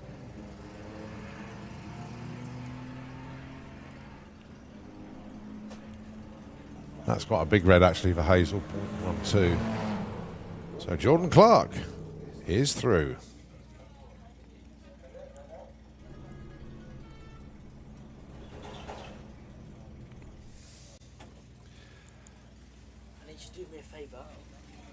All right, next up then, Caitlin Wilson and Phil Jones. So the Dragon Wagon taking on the Misdemeanor Havoc Beetle. The Darlings are 1509 for Phil Jones, and it's a 1735 for Caitlin Wilson.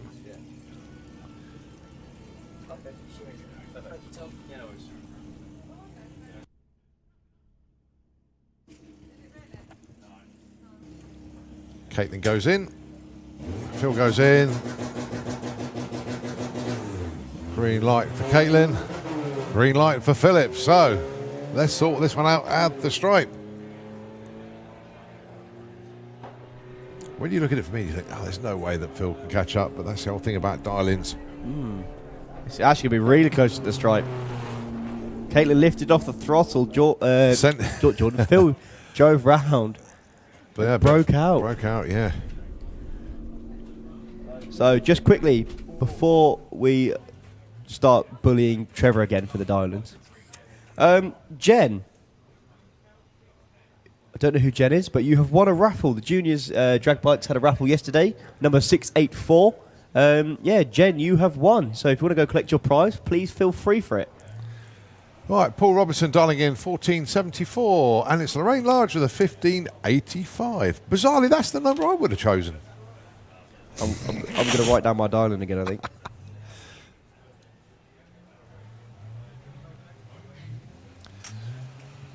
Right, I've written down my number. Oh, sorry, I'll write down one as well. Okay, so Paul Robinson chasing down the Beetle. Lorraine's going to get there first on the brakes. Oh, Lorraine. But he drove back round her. Lorraine lifted way too early there, 1631. She had a 004 light. Brilliant reaction time. She thought she was way out in front. She lifted, and Paul Robinson drove round her. Yeah, Trevor. I don't know if you can hear us. 004 light for Lorraine then. Who's got the air horns? Did you hear that then? No, I didn't. Then I'm off deaf anyway. Seriously. Right, Danny Bean and Reese Taylor, your next pair. This to take on Jerry Sadler, assuming he takes his bye with no problems. 14.50 for Reese. 13.90 for Danny. Well, lots of pops and bangs for Reese, but he hasn't gone anywhere. Well, it looks like it's running now. I don't know if he's stalled it. Well, as long as Danny doesn't break out, which I don't think he will. No, I don't think he did stall it, actually. I think he's backed up. Yeah, Danny was well off the throttle at the top end. I hope nothing's broken on the Cupra.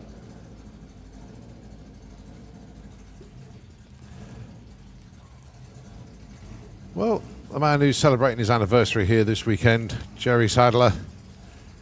Once again, congratulations to Jerry and Emma.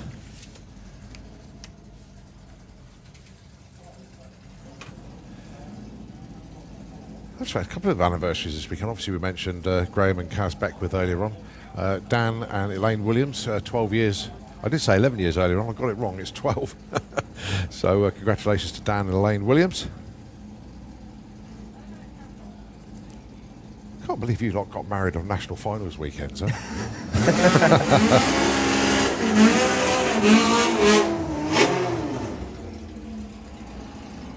It's 1570. I mean, Graham Beckwith, of all people, a man who's spent many years in the tower up here, fancy not having the forward thinking to get married on the weekend of the national finals. I mean, you'd have thought he would have known. Yeah, exactly.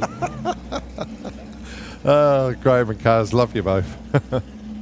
Right, Adam Lowe and Darren Shepherd, this is your first pair in Outlaw Flat 4.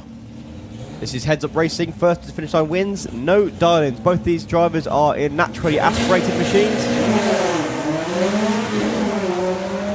A lovely wheel stand from Adam. He's got his nose in front. Takes the win, 10.98, 120 mile an hour.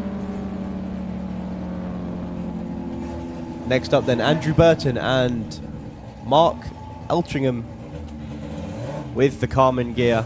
This thing put in an outstanding run yesterday. It was all over the place.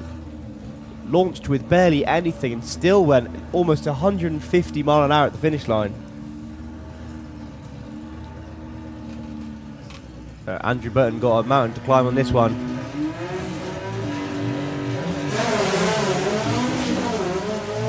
Well, Andrew long gone in the distance. Mark's going to have to proper try and run him down. Is he going to get there? It's going to be close to the stripe. I don't think he's got it. No! 10.84, 150 loses on a whole shot. Andrew wasn't exactly awake with a 0.5 light, but Mark, 1.2 second reaction time, told the story there. I tell you what, he was trying everything, bouncing around the lane. Right, no surprise, we got no James Wooten down here. He was towed back to the pits yesterday. So Mark Pascoe on a solo here. And bizarrely in the semis, he gets a bye into the final.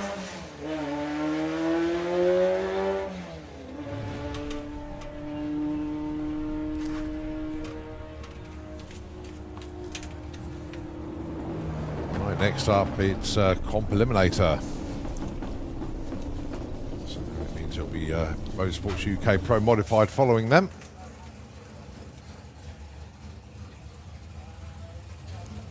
Kev Perkins with the upset win in round one.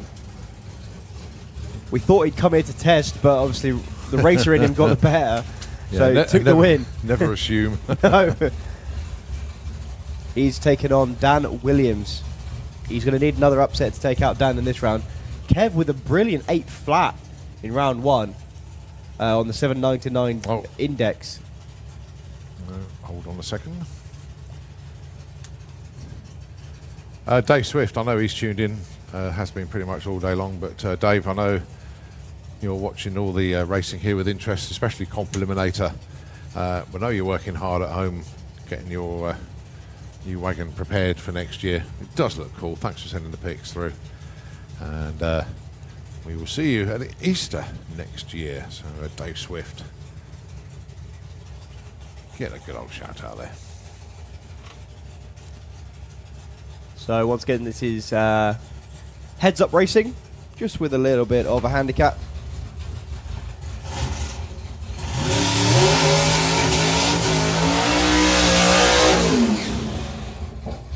Dan Williams can go as far as 0.7 under his index. He doesn't want to do that in eliminations.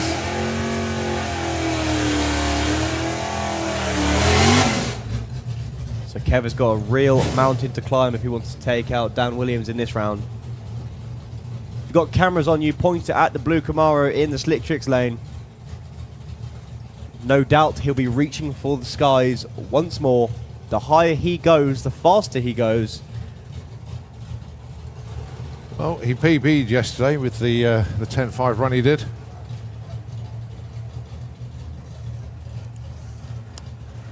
So, can Dan book his spot in the final?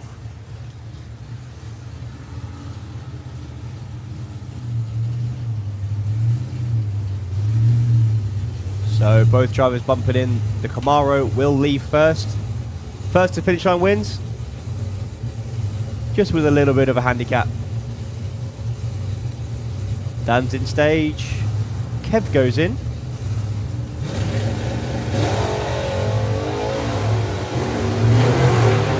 But a Dan red takes the light win. start for Kev Perkins. He's on a lovely run.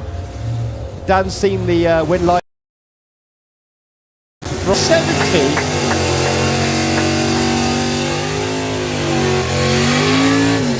Okay, this is the big one then. This is Nick Williams taking on Spencer Tram. This is for the Comp Eliminator crown for 2023. The winner becomes champion. The loser becomes runner-up. They've both secured a spot at our SPRC Awards night. But who will be picking up that big trophy and who will be your season runner-up? They qualified 1 and 3. Nick Williams with a Copo in 8.14. Spencer Tram was in the number 3 spot with 11.26. Obviously Spencer will be going first. It'll be Nick that will be doing the chasing.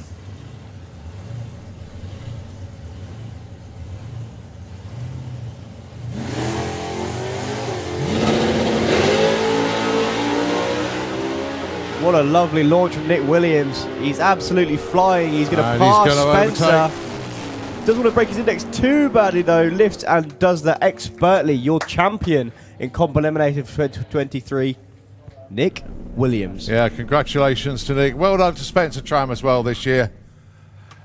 Lorne. Well done, mate. And of course to Lee, the whole team, but that was a fantastic team effort from everybody. And so congratulations. So the way things finished up in Comp Eliminator this year, Dan Williams will finish 3rd in the championship. Spencer Tram will finish 2nd. And it is Nick Williams that has taken the title this year, taking that round win. And it sets up the final between the brothers. It will be Dan versus Nick, which bizarrely is a repeat of the final last year at the national finals. But that one was in the dark. Right. I just had a message come through. Good news from Dan Dieth. He's all sorted. And please thank Tony and Street Relator for the bottle. Just done it for you, mate. But thanks to everybody that offered the help. I know Lee Huxley offered as well. But yeah, Dan Dieth all sorted in 850 bike. So our attention shifts from Comp Eliminator to Motorsports UK Pro Modified. We've got a race coming up between Wayne Nicholson with the Lucky Devil taking on Kev Slyfield with the Blown Bird. And then Jean Delamont on his own, going to be booking his spot in the final. And a test pass as well from John Webster. I can see him in the lanes. Oh, goody, goody, goody, goody. Well, we know what John wants. Yes. It's as simple as that. There's no argument. Well, I can see Bobby Wallison down there as well. Commiserations for that first round. He was really trying. Is he with the car or not? No, not with the car. Oh, he's in his civvies next to the tower down there. All right.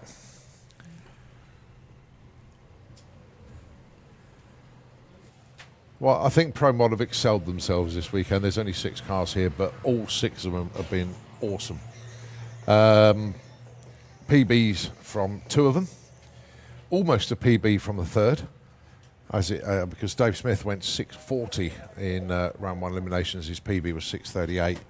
So knocking on the door there. We had 3 of them qualify with 5.9 second passes. So absolutely superb from Pro Mod this weekend. After Pro Modified, let's just have a quick look at the run order. Oh, we're getting close to Pro ET and Super Pro again, of course. And also got Super Gas to run. Plenty of racing still to come at you today. And obviously as the day does get towards the end, the turnaround times could start kicking. So we'll see how things go. But we're looking good, folks. Still got that headwind out there. Everybody tuned in online can now see Jean de Le Mans come around the corner. And he's going into the Slick Tricks lane for his solo run here.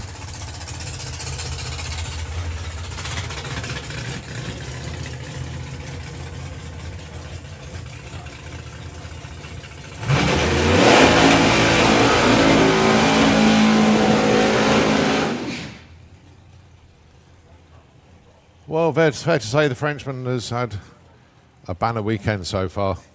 Number 1 qualifier, of course, ran that phenomenal 5.95 personal best off the trailer, so to speak. I know he was here 2 weeks ago, but an engine change since then, so it was a completely, I'm not saying alien setup, but it still needs adjustment, but that was awesome.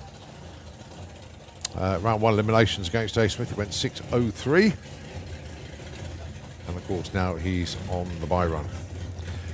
Now there's 2 options here. He could take it easy and book his spot in the final with no issues, but the winter is ridiculously long, and you sort of think, I've only got 2 runs left this year, and then I've got to wait until March if I come back for the first event of the year, but more than likely door slammers. So he's thinking, well, I want my 2 runs. I also don't think Jean knows the meaning of gentle. No. I don't think that's in his vocabulary. Gentle. Gentle. So here we go then, the Bad Apple Camaro. Of course, the nitrous Camaro.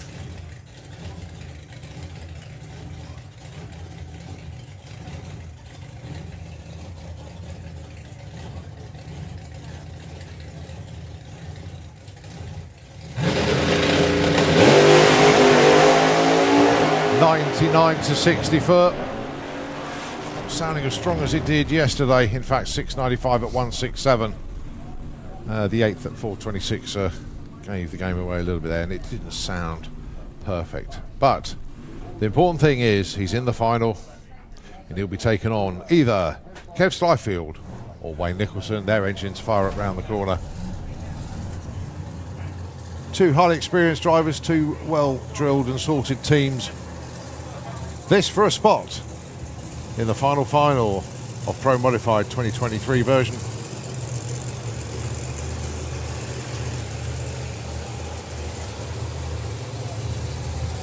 Are we going to get a pair of side-by-side burnouts? I think we might.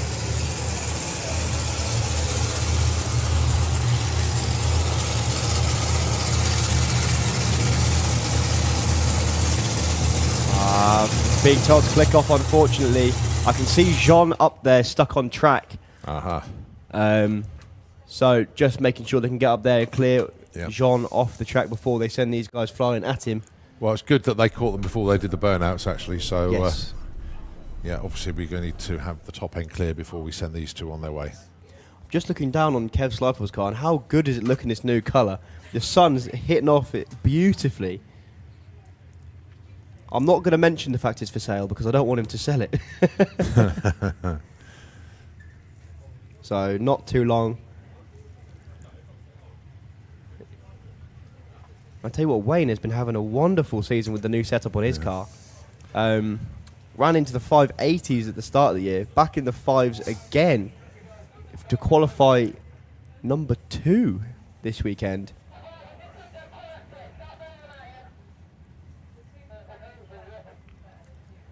Took out John Webster round 1. Kev taking out Bobby Wallace round 1. Not going to be too long at all, I don't think. I can still see Jean's car on track. Did you hear, just a little bit change of tack slightly there, do you remember the story of, you know how good the Silverstone Festival was? Yes. Kev Slyfield was there with the Blown Bird, as was Mark Sheridan with the twin turbo Hemi Cuda. And they never really sort of had a chance to chat at the racetrack at all the different pit areas. I'll tell you a bit more after this, but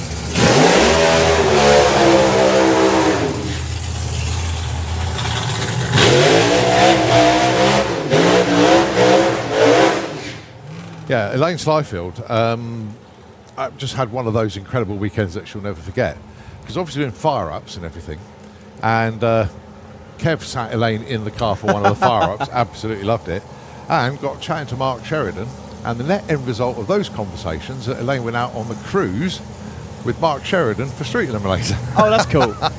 So yeah, so from just sort of coming along to look after the team, ended up sitting in the car and then organising a cruise in the Hemi Cuda.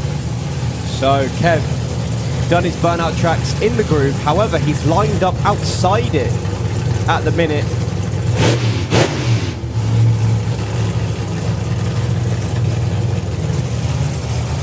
No, James is going to give him the signal to go back into the groove. I wonder if there was a bit of tactics going on there, but no. He is lining up into his burnout tracks. Wayne coming to the line as well in his burnout tracks. 1 5.8 second race car, 1 5.92 second race car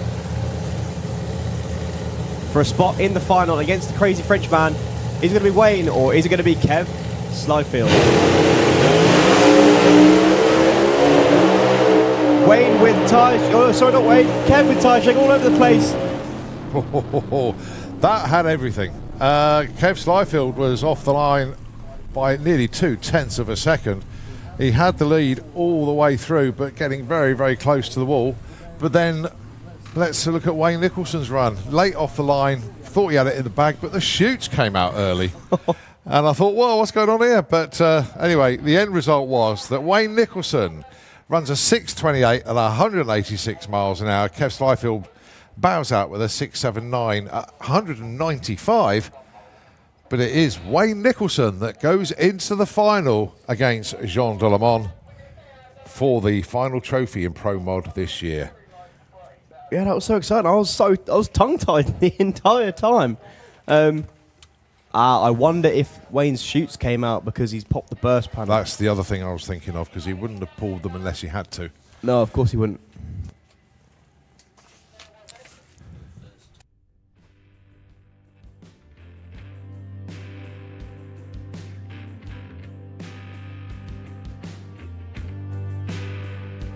Okay, so that sets up the final then in Pro Mod 5, Jean Delamont and Wayne Nicholson.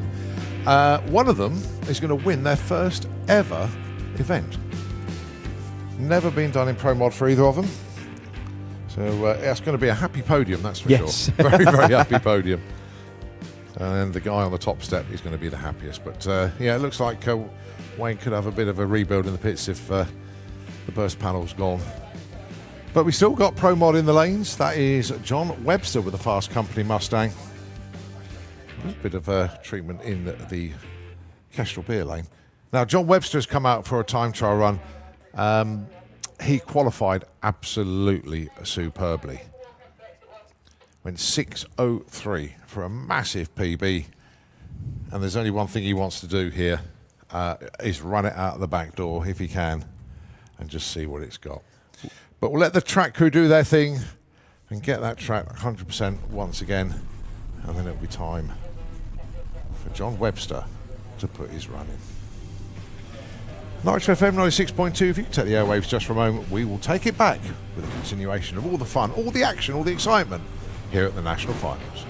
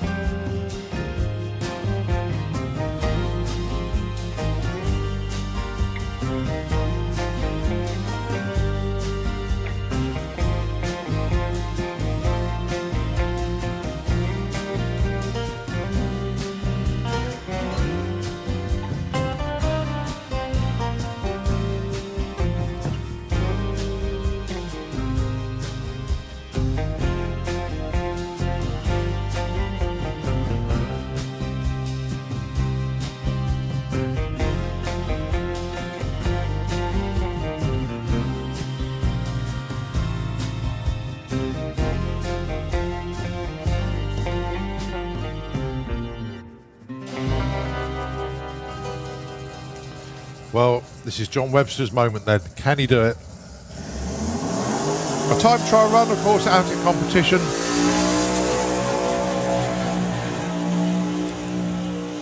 Well, if the burnout is anything to go by, tells you everything you need to know. John Webster will be going for this one. It's a checkout pass, it's a test run, it's more data, it's more tuning, it's more information.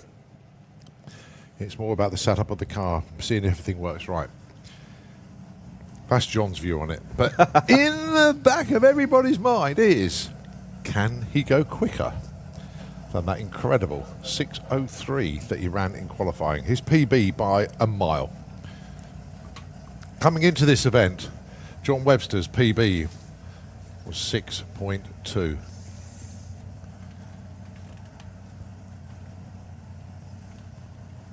He skipped the 6.1s completely. He almost skipped the 6.0s. Well, he's building boost this time. Bumping it into stage. Lovely launch, bit of tire shake, awesome. reels it in perfectly. That's a quick run. Yes, he's done it! 244 mile an hour, and he enters the 5-second club. 5.98 with a 244.19 miles an hour. John Webster ticks every single box he's ever wanted to do with that car. 5.98 with a 244.19. A massive PB on ET. His first ever 5. His first, well, a new ET record, a new speed record for him. Congratulations to the whole team. That's what he wanted. That's what he got. 5 UK Pro Modifieds in the 5s now. Yeah.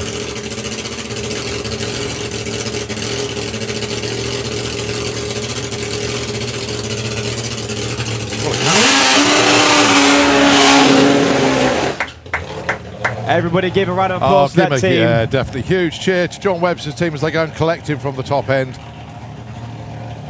So, on to Top Fuel Bike. No Al Smith for their final round, unfortunately.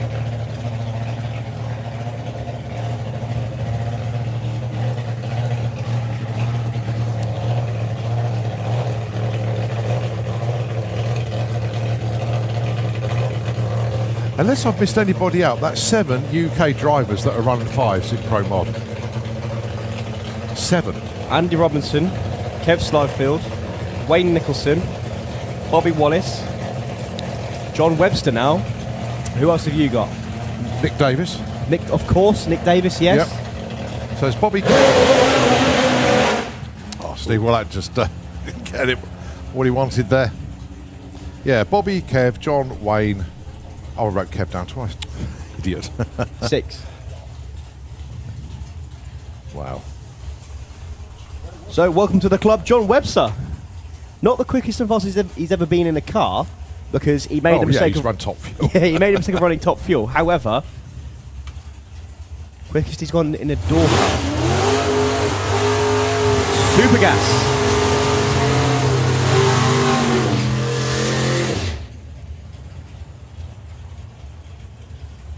Stu Morris and Wayne Hiscock. Wayne Hiscock expertly driving with the Alabama throttle stop earlier on this weekend.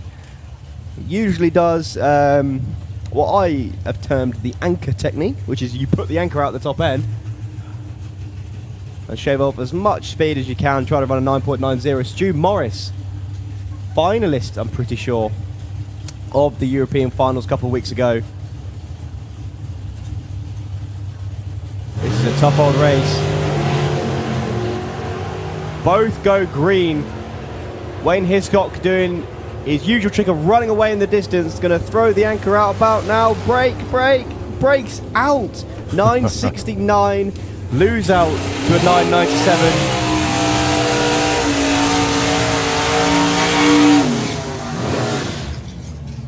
But look at the reaction times. 0-1 for Stu Morris. 0-2 for Wayne Hiscock. Wayne Hiscock was miles out. Didn't break just that much. Right, Andy Harrison and Mark White. Mark White has been standing this thing on the wheelie bars every single run this weekend. hiking the wheels way up in the Vega. Andy Harrison, not having his usual star weekend, qualified with a 9.99, but never counts him out on race day.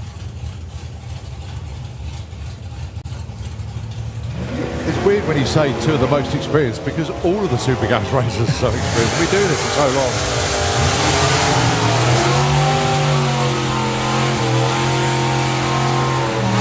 The win light goes to Chalky by 0-2 at the stripe. It was a 006 light there for Andy, but it was an 0-3 for Chalk, but Chalk took the win, 9.97 to a 10.03. So it is Mark White that goes through. Next pair, Stu Doherty, Dave Fulton.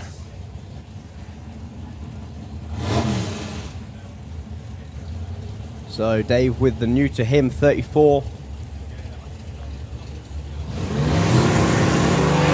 Stu Doherty with the Roadster. Dave has been in the 10-2 all weekend. He's a long way out in front. Oh, win margin 0-4. Dave Fulton had an 0-3 light with that one. But it is it's Stu Doherty that goes through, 9.92 to a 10.05. Well done, Stu. But good weekend for Dave Fulton. He's enjoyed running that car this weekend. Dave Cherritt, a predetermined buy from being your number one qualifier. And that sets up the semis then. It's going to be Dave Cherritt taking on Stuart Morris. And it's going to be Mark White taking on Stu Doherty.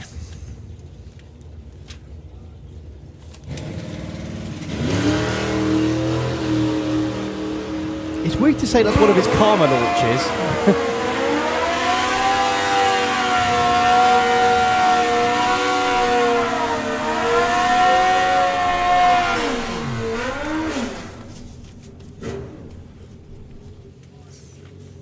Right, we move on to ET Bike.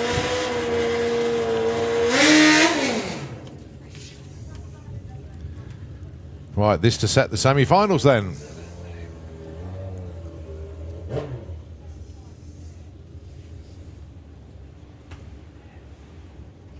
Patrick Maurice in the Kestrel Beer Lane Dials 8.72. Liam Holgate 9.67. A little bit less than a second between them.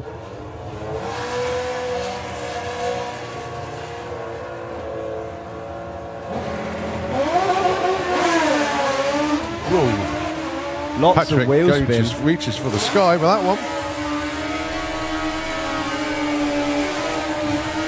And it's Liam Holgate that takes that 9.78 to lose at 8.96. So it is Liam, in effect, into the final here because he gets a bye in the semis. So he'll take that with both hands and say thank you very much. Peter Harrison, Phil Pratt, your next pair. Phil Pratt presented the number one to He did. Blade earlier on. Blade was wearing it on his chest rather than on the bike because you can't wear it on the bike just but yet. he did say it's on loan. Yes. He says you can only have it for a year. I'm having it back.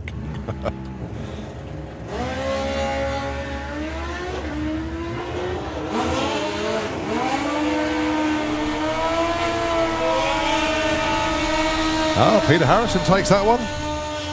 Goes 11.16 on 10.98. Lose out there for Phil. Goes 9.06 on that 8.97. Right, your final pair. Carl Hester and Justin Moulton.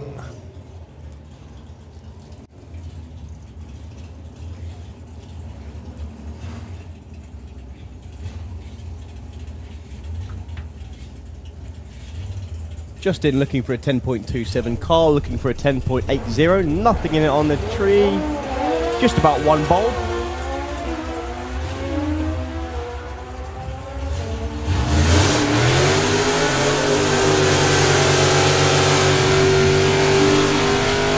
Close to the stripe. The win margin 0-4. The light going to Justin Moulton. He takes the win. Running a 10.67 to lose at 11.14. Mr. Perfect then. Simon Innes. This, of course, is now Pro ET. He's taken on Warren Watts. 9.14 the dial-in for Warren. 10.67 the dial-in for Simon Innes. I've personally never seen a perfect run before. As I say, I know, and I wish I knew who did it.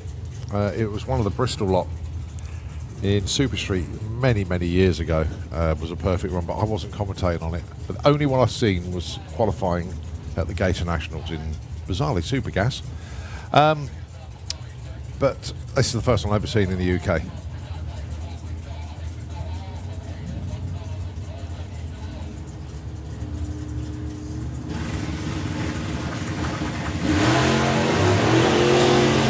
Well, he's going to have another chance next round as Warren Watts goes red. That was an awful reaction time from Simon that time. Goes 10.17, pretty much what he ran before. Warren goes 9.16. But continuing his march is Simon. Right, it would have been Stuart Thompson in this pairing, but obviously unable to continue with the racing today after that huge plume of, was it steam, smoke, whatever at the top end on the previous run. We hope that he's not too badly damaged, because we know that these things can be very expensive to put right. So feel for you, mate. I've been there. I know what it's like. So it's Alfie Ratton with Vijuli. Starting in 9.20, goes 9.21, 05 light, job done.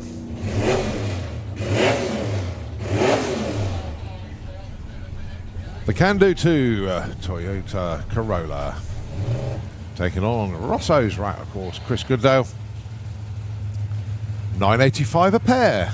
It'll be interesting. So whoever flinches first, pulls, in other words, who pulls a better light is going to have the advantage. We'll be able to see that. I think his other drivers will know as well.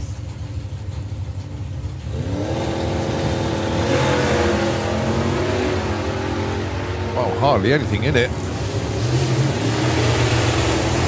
Let's have a look at the stripe. It's Mark Huxley that takes that, a 9.92 to a 9.93.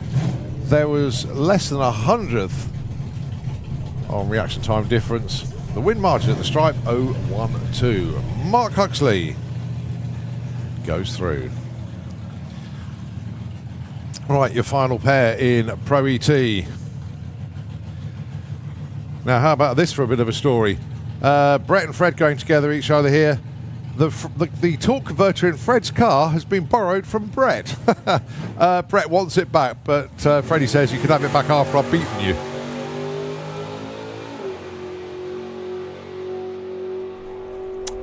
Maybe not as the case may be. So Brett Featherstone takes the win. Unfortunately, Freddie not getting off the line there. So Brett marches on and he's into the semi-finals. Well, commiserations there to Freddie. He'll probably say he can have the torque converter back now. Just hope he didn't break it. Well, we still reckon that if Brett wins the final, he can take the championship. If not, it's Lee Morris. But again, we'll get a confirmation on that. Oh, someone's been busy scribbling.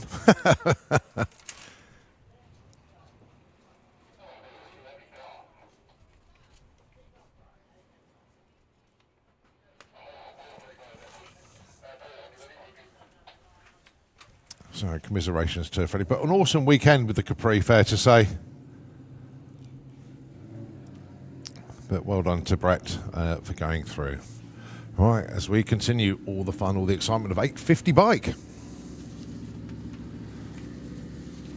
Still a championship to be decided here between Brad Head and Dan Dieth. Are we going to have a repeat champion? Or is we going to have a new name on the trophy this year?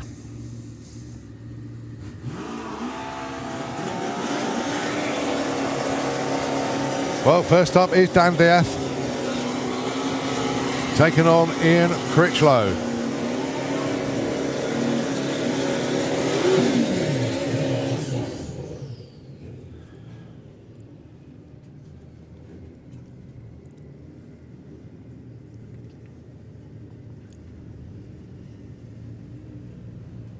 Well, we do know whoever goes further in eliminations is going to take the title between Dan and Brad.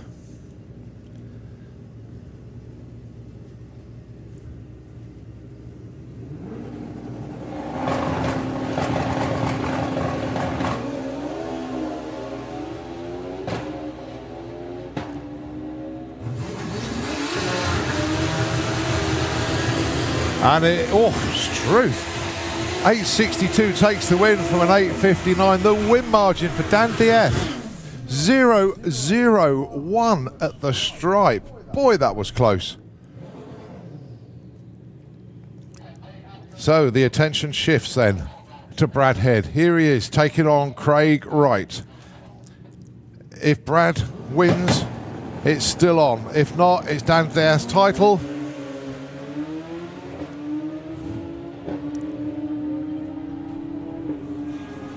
It's a squeaker at the stripe. It's game over. The win margin for Craig Wright, 0-1 at the stripe. He took it on a hole shot.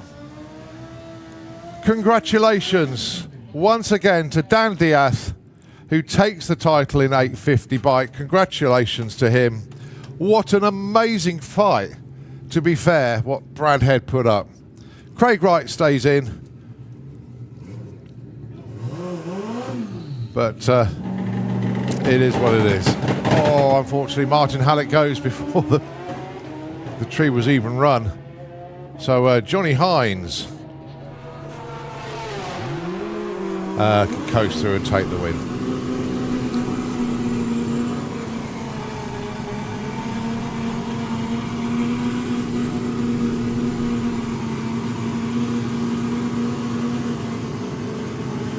Right, last one to go through. Gary Malone on a solo here.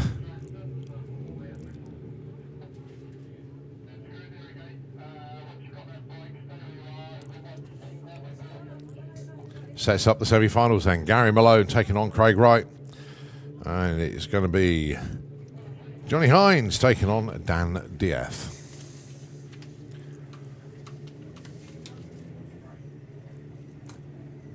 Can we have Nostalgia Superstock into the pairing lanes, please? Nostalgia Superstock, can we have you into the pairing lanes, please?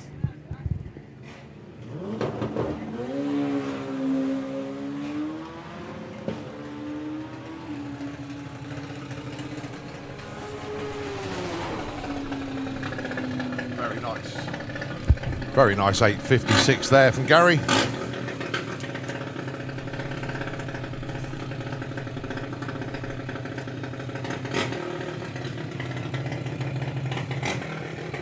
So, first up then,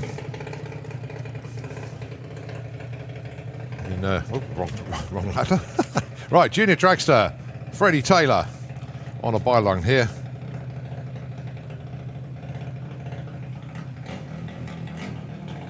A predetermined buy, nobody should be there.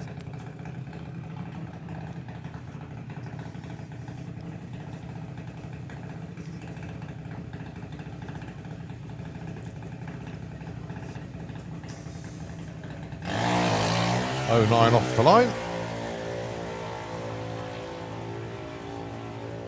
Dials an 8.19, gets an 826.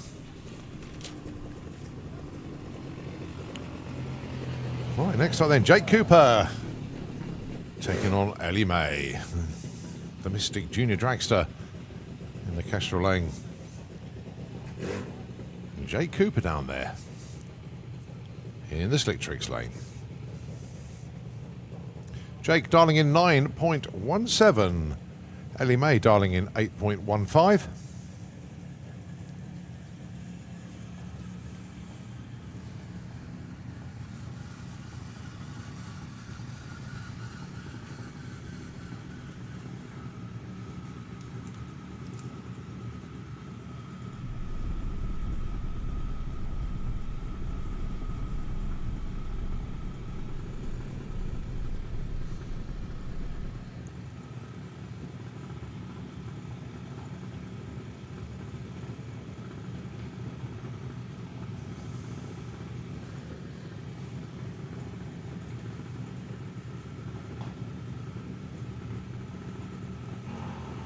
Oh, Jake Cooper goes red. So it is Ellie May that goes through. It was an 0-1 red, 0-2 green from Ellie May. Actually, it was 8:21. Well done, Jake. A good weekend. Just finishes there. Next up then, Liam McDonald taking on Max Taylor. Graham just popped up to give us Liam's achievements this year. He's won the 2023 German MSJ Championship. He's won the 2023 German HRRA Championship. He's finished second in the French Championship. He's off to Serbest pronounced, near Berlin on Tuesday to compete in the last round of the German Championship. And of course he is the British champion as well. Phenomenal achievements, a huge amount of racing for Liam this year. But can he get past Max Taylor here? Short answer was yes. He dialed 8:35 against Max's 9:61. And he got there first, running an 8:52, win margin of 0.8. So Liam into the semis. Final pair. Frankie Kent down there, taking on Jack Taylor.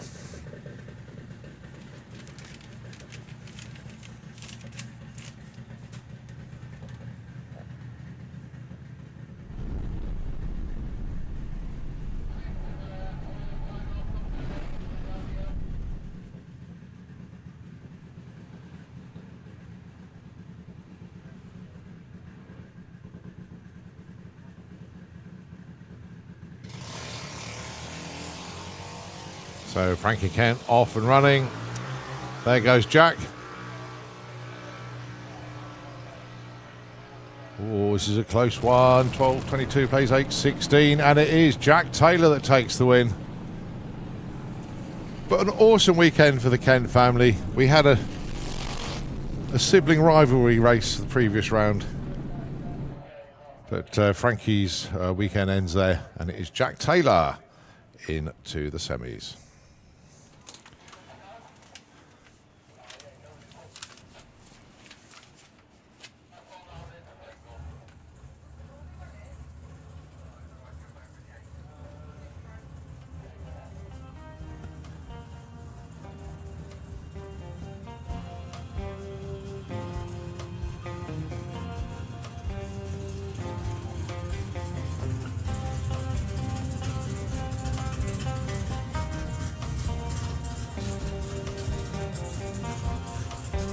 Right, Super Pro ET coming up next.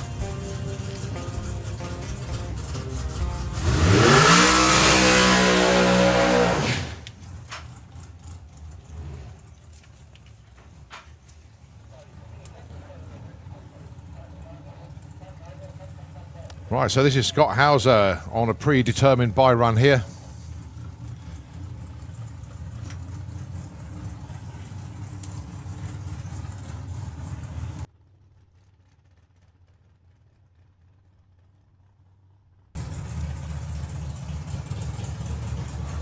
So who's Scott got in the next round then? We don't know yet. It's going to be Joe or Angel. Ooh! Exactly.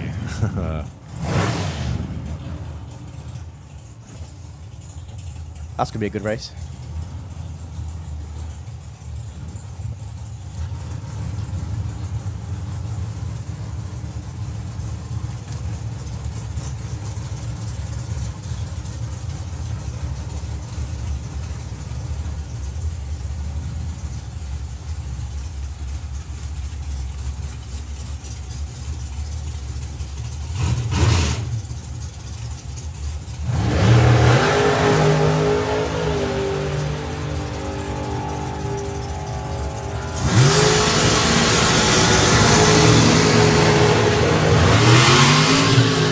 Scott goes through with a 7:41 there to book his spot in the semi-finals.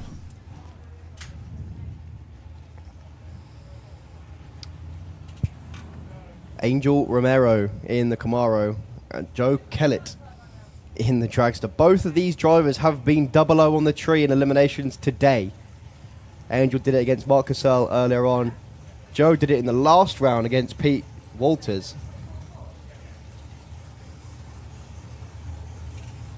Dial-ins will both be in the mid-7s. 7.44 for Joe Kellett. 7.80 for the Camaro. That's a lot.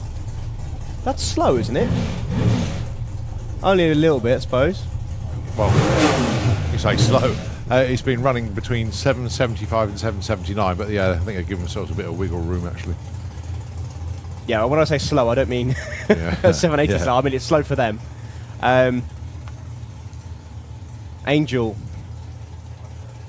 fantastic racer. So glad that he stayed over from the European finals to race here this weekend, all the way from Spain. Joe, a fantastic racer, the greatest of all time in junior dragsters in the UK.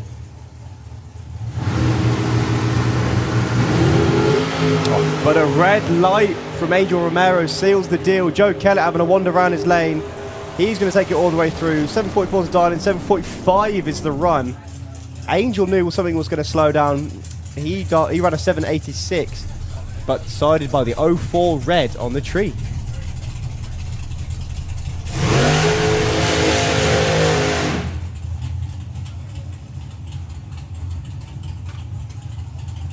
Barry Giles in the Giles and Hartley Dragster.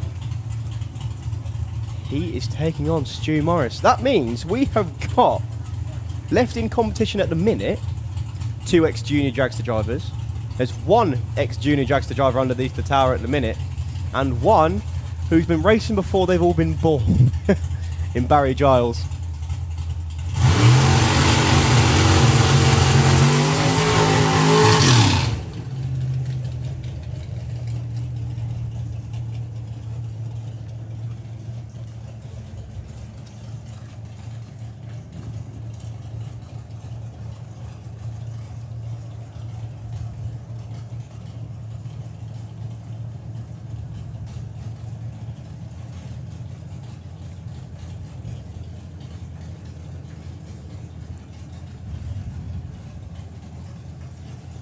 So, Colin Morris with the blue Camaro looking to run an 8.72. Barry Giles with the red and gold dragster looking to run a 7.48.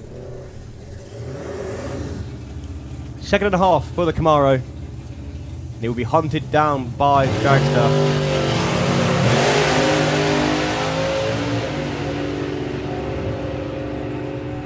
It's going to be very close at the stride.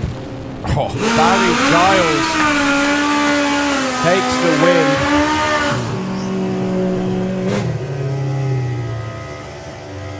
Well, that puts Barry Giles in the final. He gets a bye in the semis. And then it's going to be Joe and Scott taking each other on. So Barry Giles is the age and experience left in, considering he's got 2 junior dragster drivers fighting to race him in the final. On to the bikes. Comp bike, Danny Cockrell and John McLean, both capable of running into the 7-second zone. John 7.97 in qualifying. Danny mid-7s all the time. Well, John had all of the wheel spin. An issue for Danny. He's back on the power now. He's going to get to the finish line first. And I thought he'd thrown it away. John spun the wheels off the line.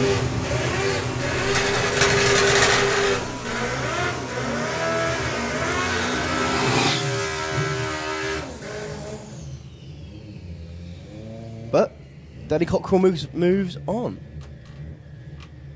Keith Wright and Michael Piggott.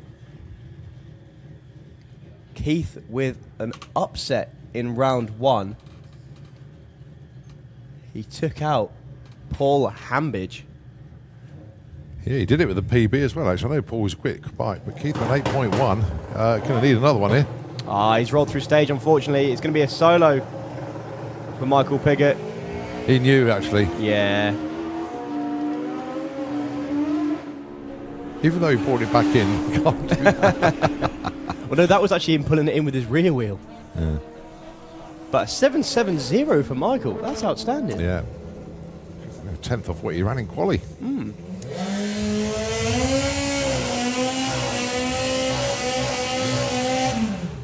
So this should be the race of the round. Jasmine Cordell taking on Len Padgett, 2 slick wheelie bar bikes.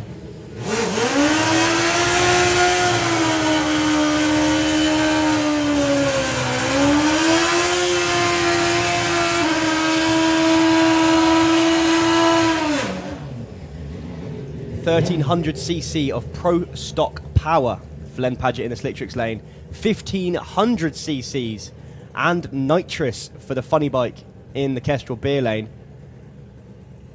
But don't count out either of these riders. These two were the closest in qualifying. 7.586 and 7.64, the numbers these guys put on the board yesterday. This could all be won and lost on the tree.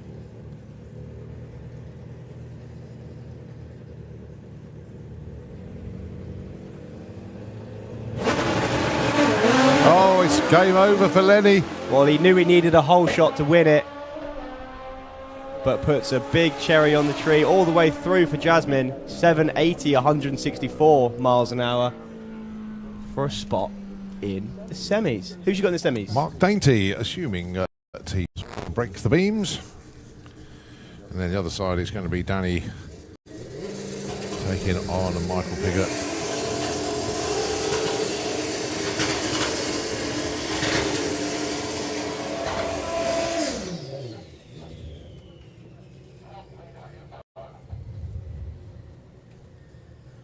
Mark ran 7.13 in qualifying. He ran quicker than that already in eliminations.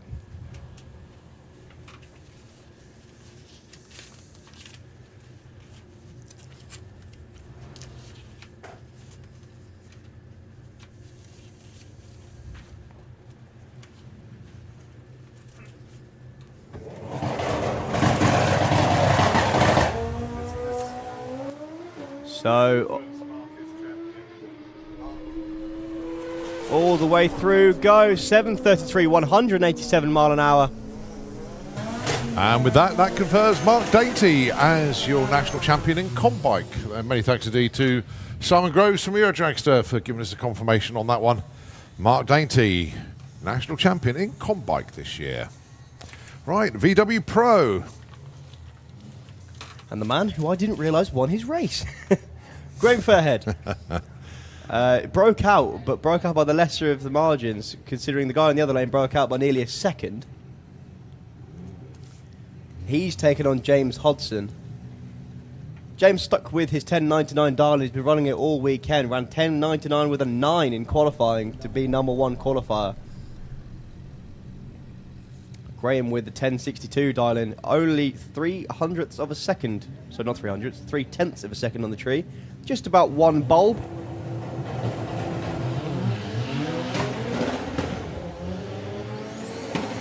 Well, the neck and neck already, but don't let that fool you. The power of the front-wheel drive car is going to be piled in now. He's going to get to the finish line first, is James, but the brake light's on, still breaks out. 10.69 and the 10.62 dyno brake takes the win. James was on the brakes over the finish line. Right, crucial one for Ed Keach. He's got to win this. Otherwise, the championship goes once again to Graham Fairhead.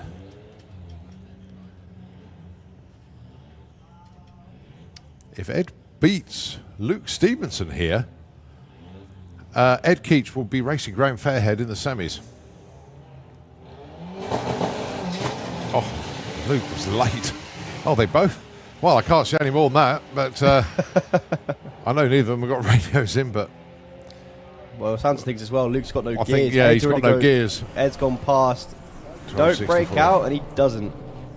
So, championship round next round, and then? No. Okay.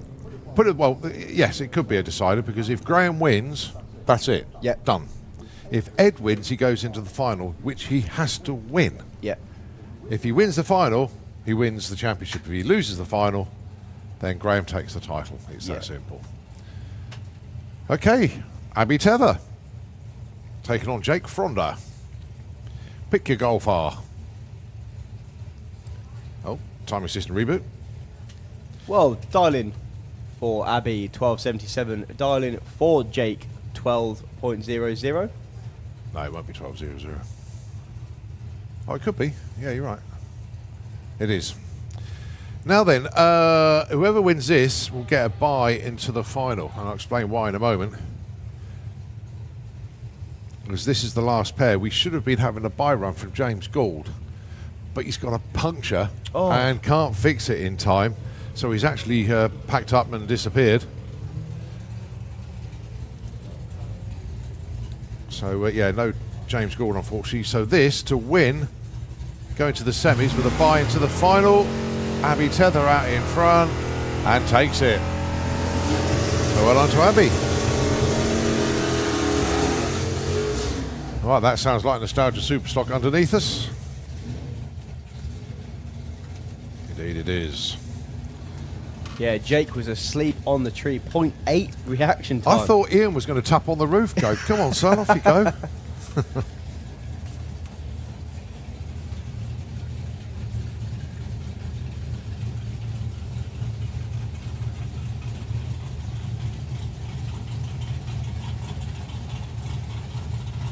Right, Adrian Portelli going to be taking on Pete Wiseman in the first pair.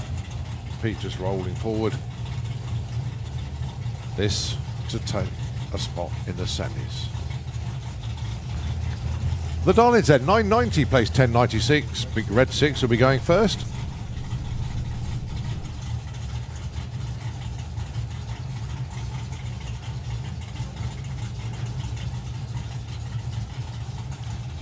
I love the sound of these things.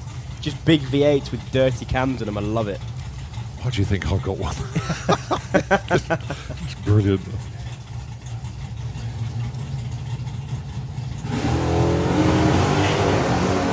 A little bit of wheel spin for Pete Wiseman.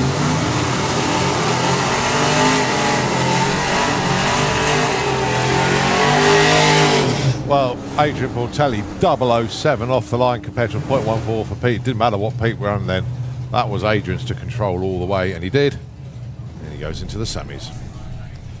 Right, Don Scott taking on Paul Smale.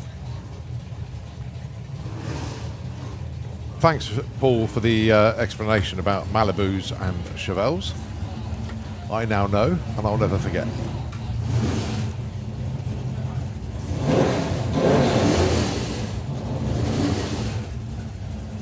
So 976 for Don Scott, and it's a 1062 for Paul Smale.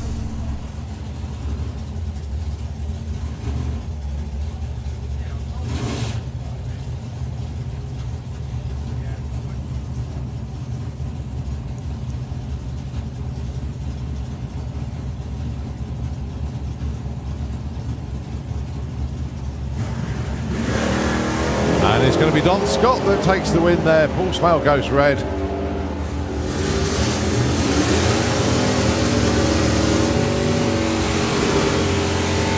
Don goes 983 to lose that.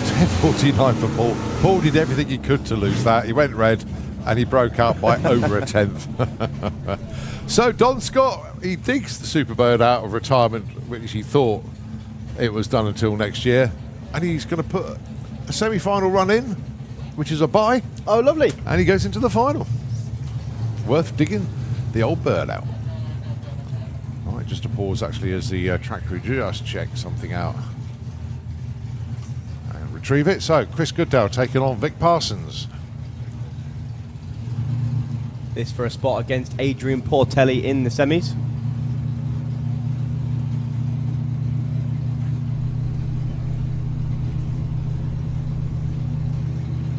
Chris Goodale with the 990 dial in. Vic 984, 600s between him on the tree. I won't be able to spot it with my eyes. Oh, I can. Well, they launch pretty much together. Vic Parsons out in front. That was Vic all the way. Takes the win. Yeah, when I say they launched together, that was with the with the difference. with the difference. Vic Parsons 006 on the tree to Chris's 07. Right, we shift over to Junior Drag Bike.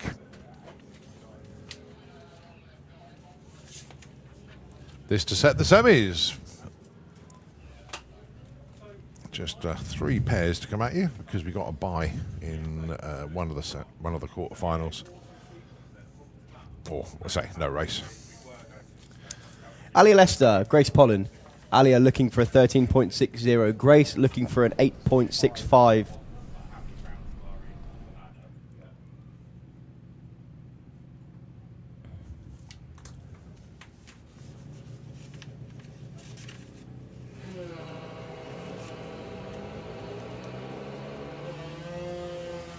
Grace was actually in deep stage then. Alia was actually at 330 foot before Grace had left.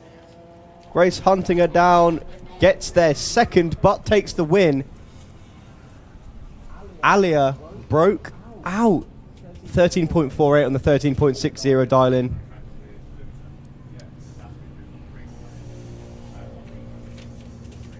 Grace into the semis, where she takes on whoever wins out of this race. Should have been Lyra. Oh, sorry. No, I've completely missed someone here. Maggie Smallman on the track at the minute on a bye run, 9.66. She escaped my vision then. Runs 9.87. Oh, okay.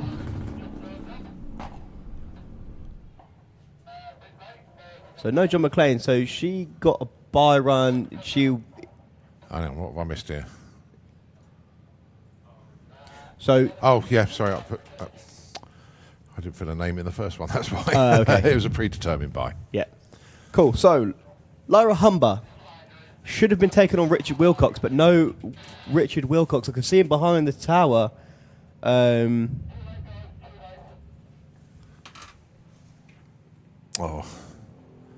So they were trying to get time to start the thing up, but unfortunately just ran out of time. Lyra Humber on the bye run. I actually think Richard has only just turned up. Obviously double classing this weekend. Lyra runs 15.86, 15.50 was the dial-in, so she missed it just by a little bit.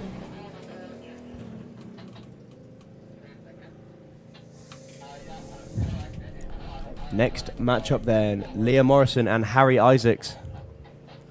Leah 11.90. Harry 13.45.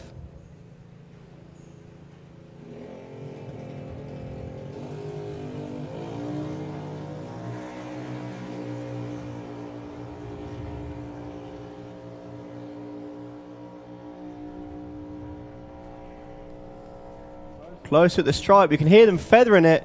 Leah gets the win, 12.09 on 11.90. You could hear Harry on and off the throttle, but misjudged it just a little bit. So, what are the matchups in the semis? Colin? Grace and Alia Lester. Oh, sorry. We just had that race. Grace and Lyra Humber, and then Maggie Smallman taking on Leah Morrison.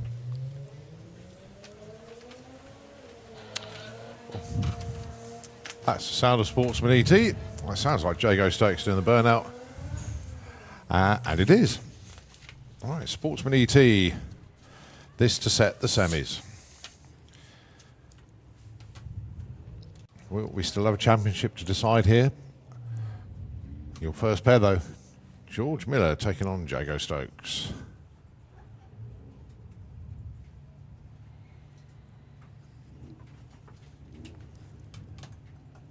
13.00 is the dial-in for the Skyline. 14.65 for the TT.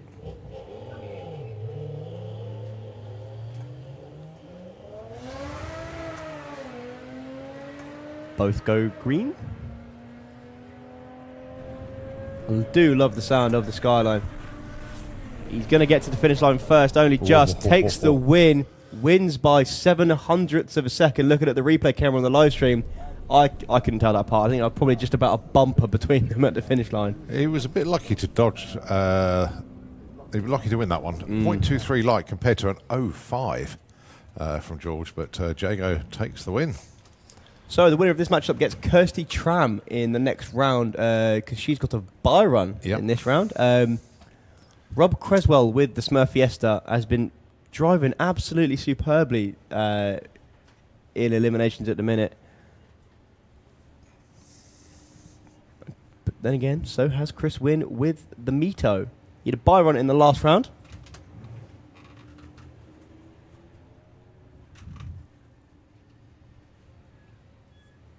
Dial-ins then, 14.80, 15.58 for the Black Alfa Romeo.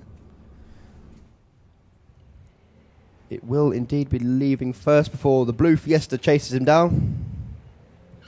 But he rolls through stage. Chris.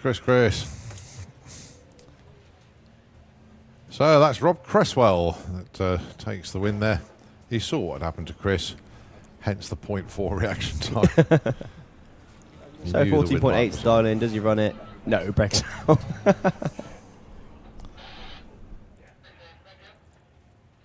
Right, here comes Richard Palmer and Michael Franklin.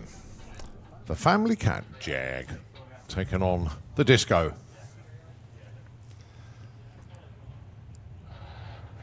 I somehow don't think Claire would let me bring the Evoque up and try and have a match race with Michael.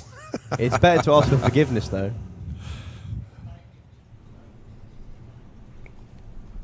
So the largest gap in the dial-ins, 19.21 for Michael, 13.49 for the Jag.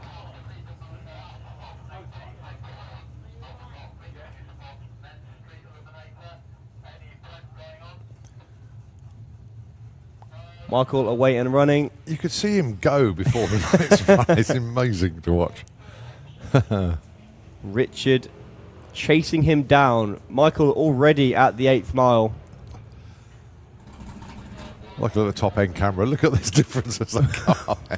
I think Michael's going to get there first. Don't break out. He did. does. Oh, no. Look, 19.20 with a 6 on a 19.21 dial-in. He had an 0.4 light as well. He took the stripe by a quarter of a second. Oh, dear, oh, dear, oh, dear. So Richard goes through. Well, Richard was also banging his dial-in, 13.49 with a 3 on a 13.49. Right, Kirsty Tram going to be booking her spot in the semis with this one. All she needs to do is break the beams. And then the race with Rob Cresswell will decide the Sports MT Championship for this year.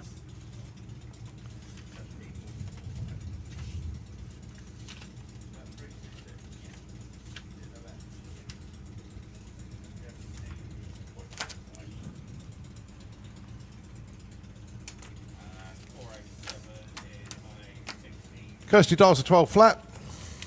Doesn't matter what she runs. But it will to the team because they want the tuning and they want to know where the car is. Oh, one light. Nicely done, Kirsty.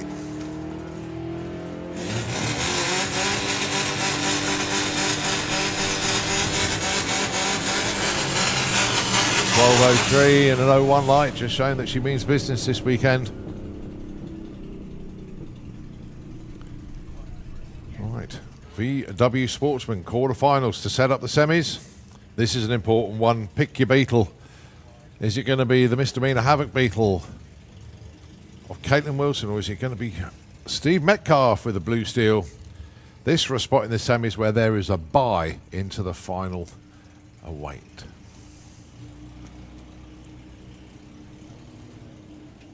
.45 takes 16.48. Caitlin will be leaving first. Steve will be chasing her down. Only a second in it on the tree.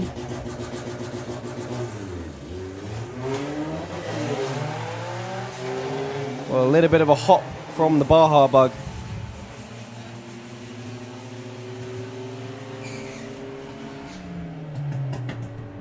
He is gaining. He is gaining. I don't think he's gaining enough, though.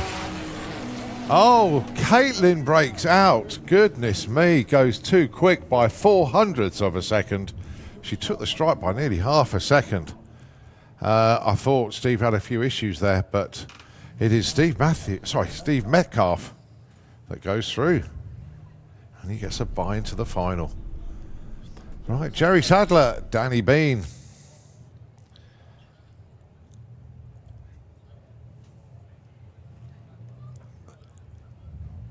You can imagine Emma tuning in and watching all this saying, come on, hurry up, Jerry. It's our wedding anniversary. I want to go out. I want to celebrate.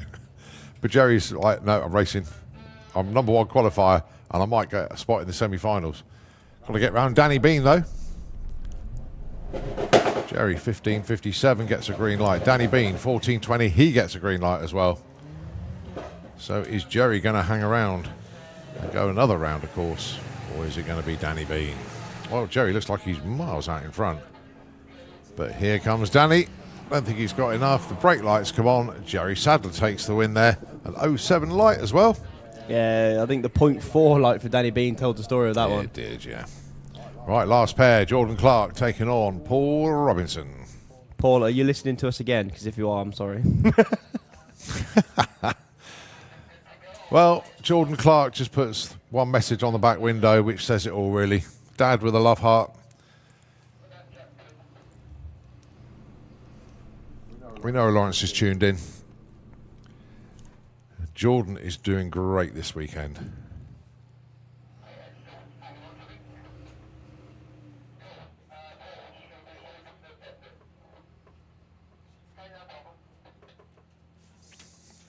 So Jordan looking for a 13.95. Paul looking for a 14.74.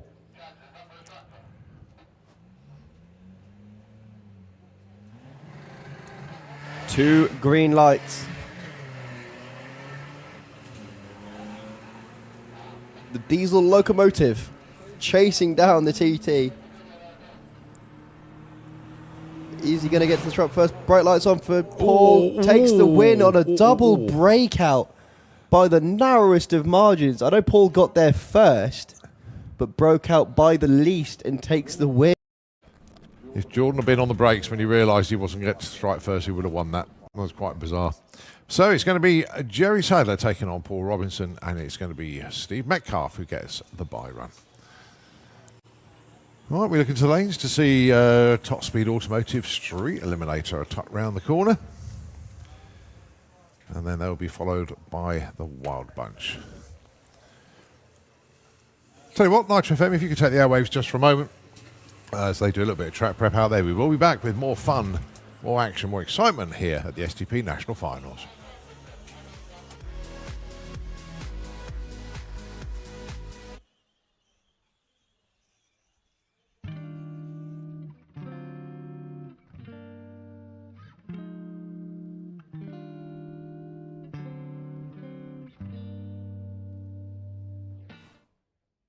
Back into the deep sevens. Both these drivers building the boost. Both bumping in. Oh, you see Mark pedal the car that time. Well, he's already gone past Elliott. Elliott had a lovely launch. Markson go through high mile an hour. 205. Wow. That'll do. 846 for Elliott, a new Elliott PB. Day. Congratulations to Elliott. 846, he'll take that one. It doesn't matter that he's lost. It's... Oh, lovely launch there for Rob. I think he feathered the throttle. He didn't lift, he just feathered it just to bring the front end, settle it down. And what we got here, 834, 147, lifted off before the stripe. James Murray, 988 with a 7, matches his PB from yesterday. Not quite as quick, but it was still another 988.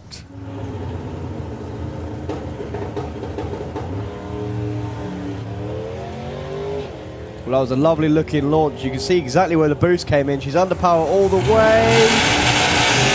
Oh, so close. 804. Speed. 186 miles an hour. So close to the 7. Happy birthday, darling.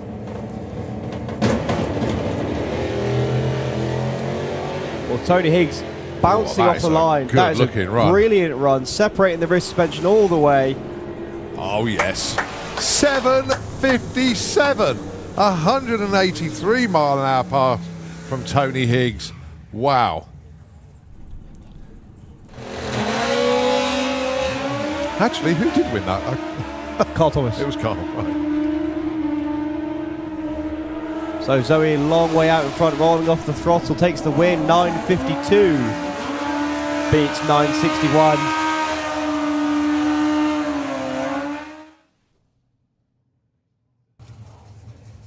Here we go then. It is quarterfinals for Top Speed Automotive Street Eliminator. Race of the round this could be. Mark Sheridan and Victoria Smith. Victoria chasing the magic number all weekend. She's been having a good mile an hour.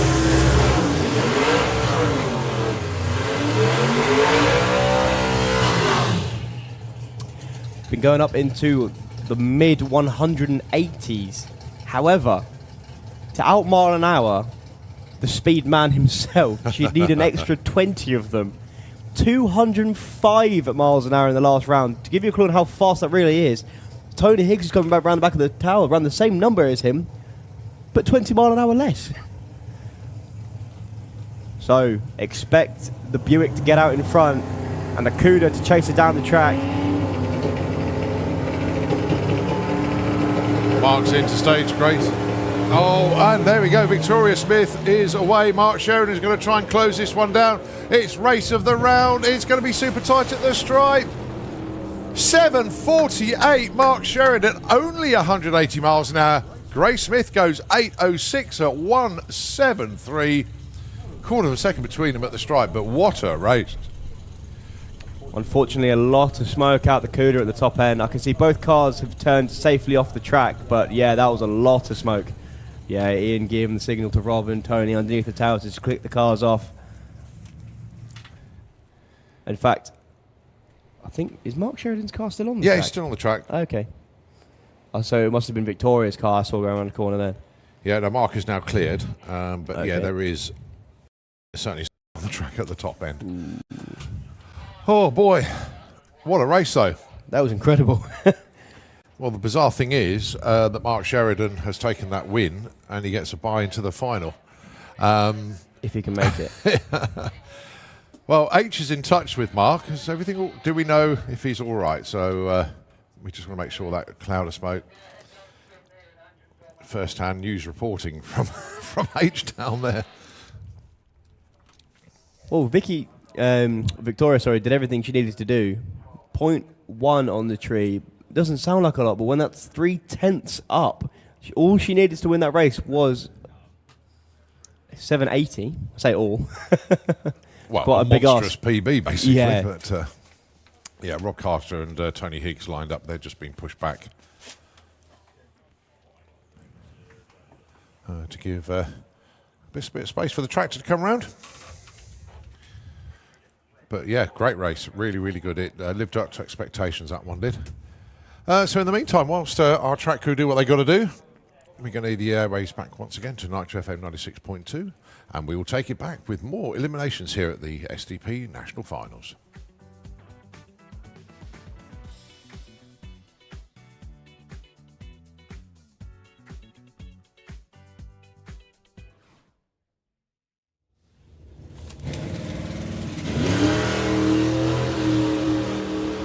It's weird to say that's one of his karma launches.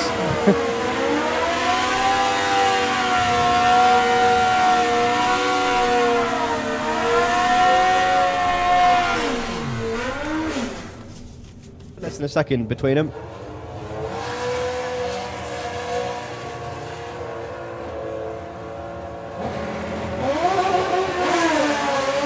Whoa. Lots Patrick of wheel spin. just reaches for the sky with that one. And it's Liam Holgate that takes that 978 to lose at 896. So it is Liam, in effect, into the final here because he gets a bye in the semis. So he'll take that with both.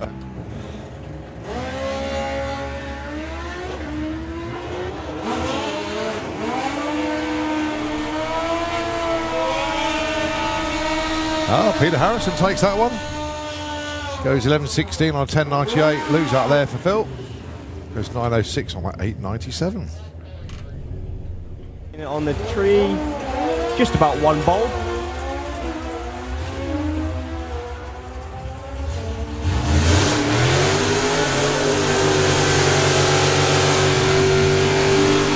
Oh, that's close to the stripe. The win margin 0-4. The light going to Justin Moulton. He takes the win.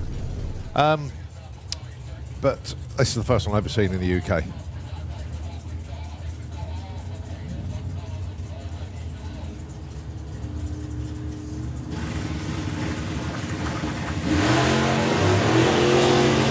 Well, he's going to have another chance next round as Warren Watts goes red. That was an awful reaction time from Simon that time. Goes 10-17, pretty much what he ran before. Warren goes 9-16. I know what it's like. So it's Alfie Ratton with Bijuli. Starting in 9:20, goes 9:21, 05 light, job done.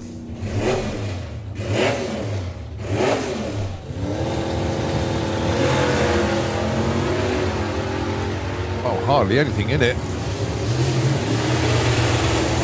Let's have a look at the strike.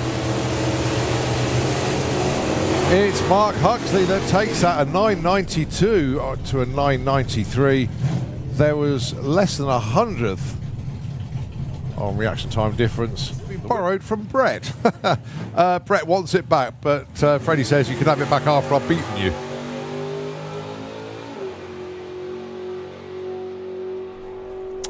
Well, maybe not as the case, maybe.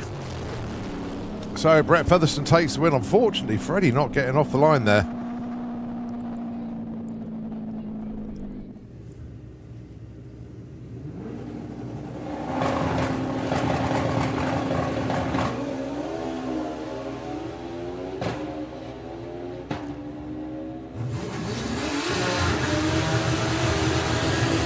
And it's truth. 8.62 takes the win from an 8.59. The win margin for Dan Dieth, 0.001 at the stripe. What it is. Oh, unfortunately, Martin Hallett goes before the tree was even run. So Johnny Hines can coast through and take the win.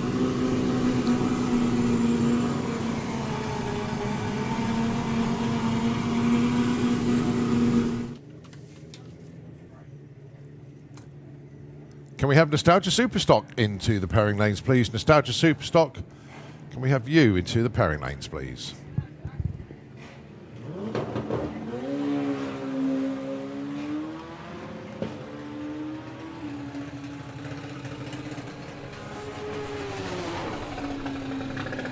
Very nice. Very nice 8.56 there from Gary.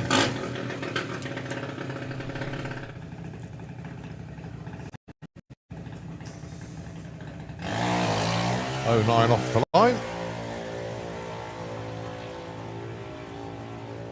Dials an 8.19, gets an 8.26. Right, next up then. All be won and lost on the tree.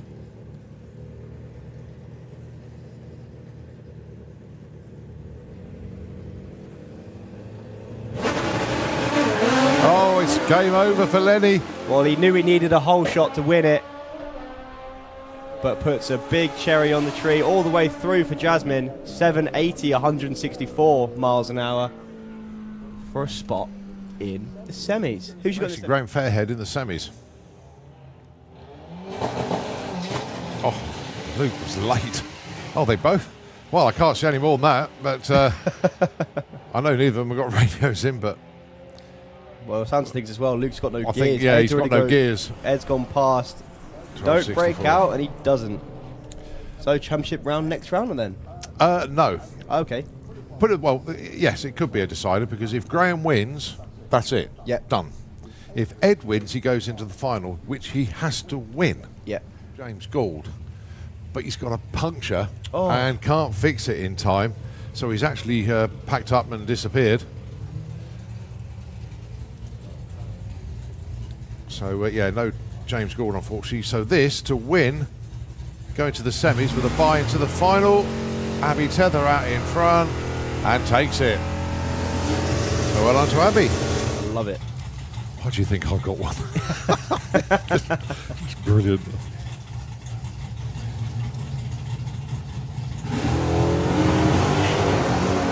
A little bit of wheel spin for Pete Wiseman.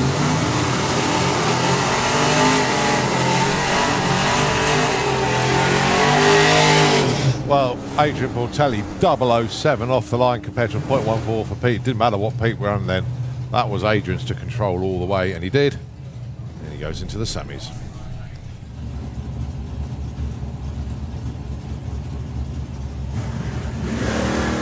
And it's going to be Don Scott that takes the win there. Paul Smale goes red.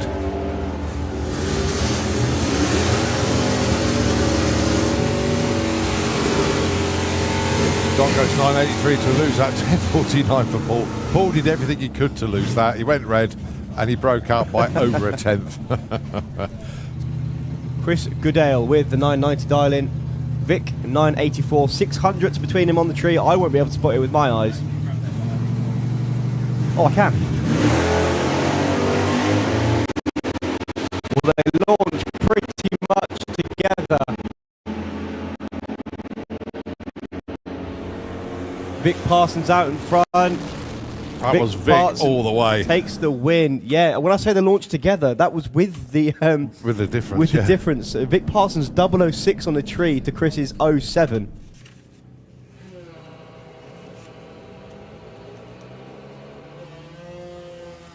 Grace was actually in deep stage then. Alia was actually at 330 foot before Grace had left. Grace hunting her down, gets there second, but takes the win. Alia broke out. 13.48 on the 13.60 dial in. But unfortunately, just ran out of time.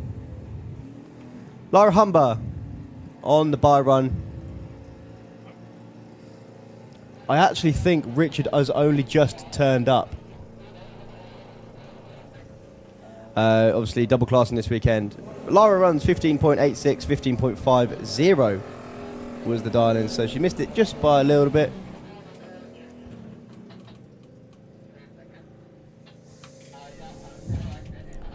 Next.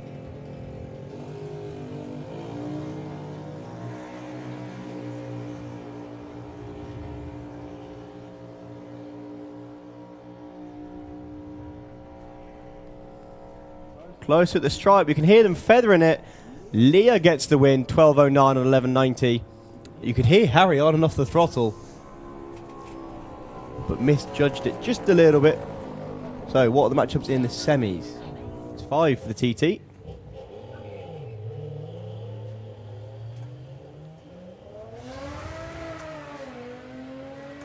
Both go green. I do love the sound of the skyline. He's going to get to the finish line first, only just. Takes the win. Wins by 700ths of a second. Looking at the replay camera on the live stream, I couldn't tell that apart. I think I was probably just about a bumper between them at the finish line. He was a bit lucky to dodge. He was lucky to win that one. 0.23 light compared to an 05 from George, but Jago takes the win. So the winner. Car is 01 light. Nicely done, Kirsty.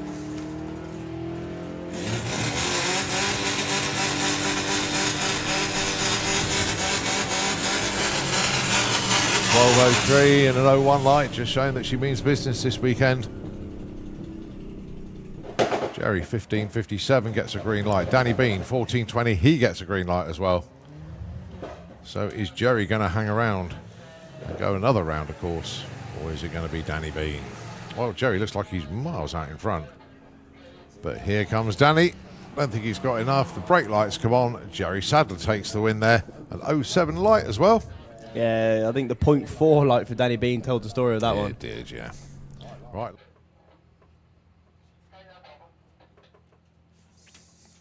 So Jordan looking for a 13.95. Paul looking for a 14.74.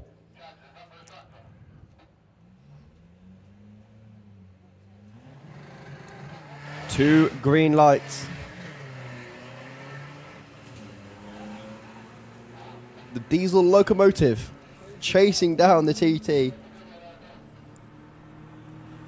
Is he going to get to the truck first? Bright lights on for Paul. Takes the win on a double breakout by the narrowest of margins. I know Paul got there first, but broke out by the least and takes the win.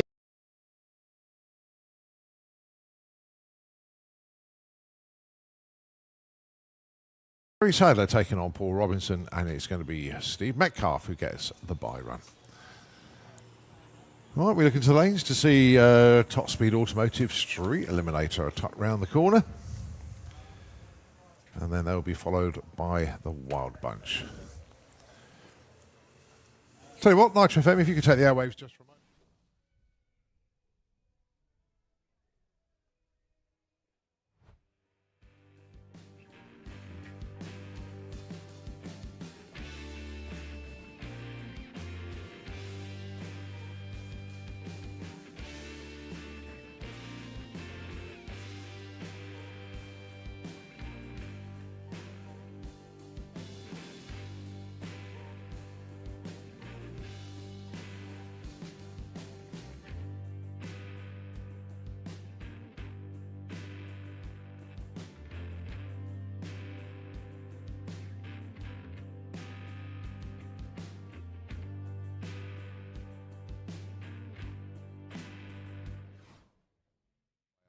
Track.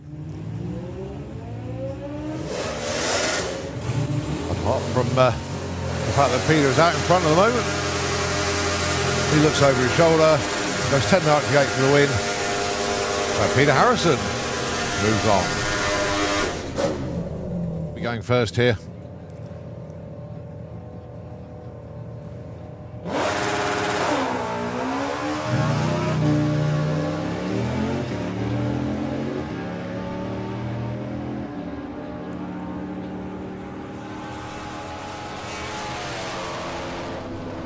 And Chris Venn takes that with a 10.65 win margin at the stripe, 0.7. Jake Bowden lifted just a little bit too. He qualified number one. He only put in one qualifier. He wasn't going to be denied. Goes 9.05.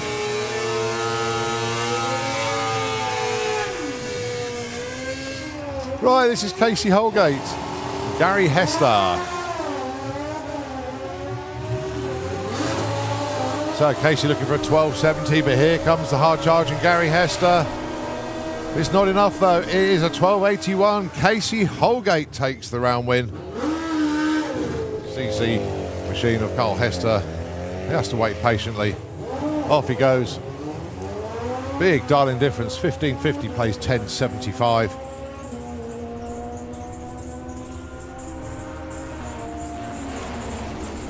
And that is a 10.98 win there for Carl. 16.10 for John. Goes red, so it is Scott Hauser that goes into round number 2. So he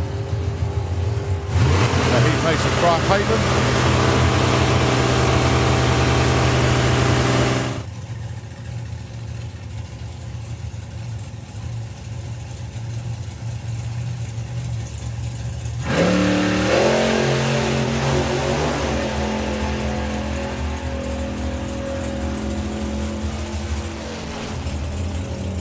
.72.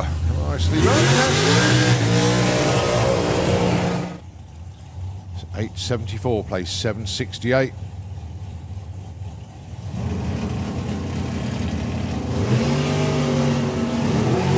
And that's what happens to champs. They go out straight away.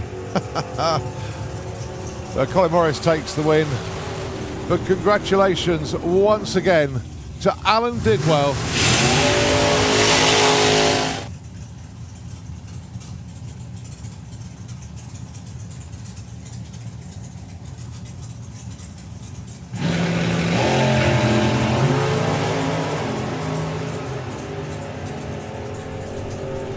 Oh, this is going to be a tight one at the top end. It goes to... Oh, Callum Swinchak gets there first, but breaks up by 400. You're going to see the Camaro again in round number 2, ain't you?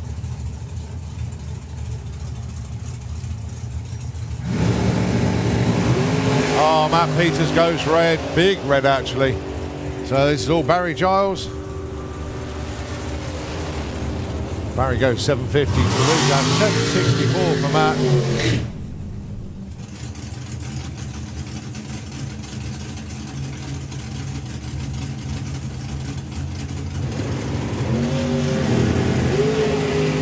Two of them razor sharp off the line as always.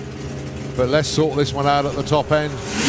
The win light goes to Joe Kennett, 748 for an 898. One of them 100th off, one of them 300ths off, both of them with 0 lights. Here we go then. Let's see what we can do this time. 781 Darling against Mark Courcelle, 814. He's going to be doing the chasing here as Ron. Ooh, nearly crossed the centre line.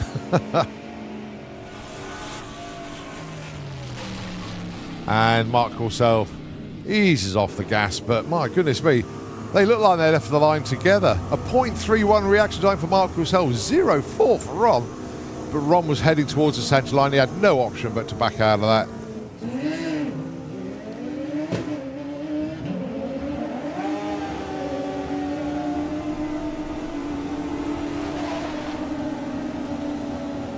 Win light goes to Ian Critchlow with an 874 against a loser at 898. He's going to have to hope that everybody else around him, i.e. Brad and Dan, disappear round one and Martin win the event. But he's got to get past Joe Elliott first.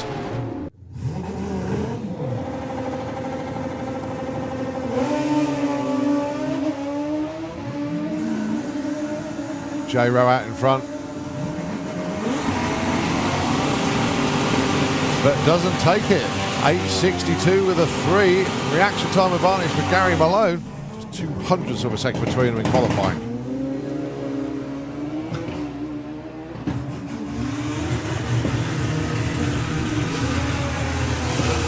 And the win light is a double breakout. 846 Stacey with the win light. Johnny Hines, 848. Takes the title.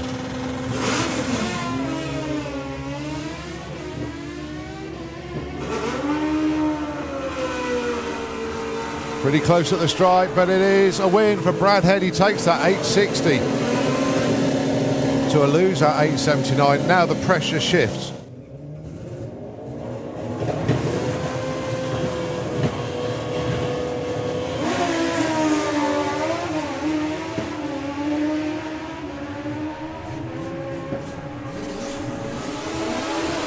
And that's Dan who takes that one, so he stays alive in the chase.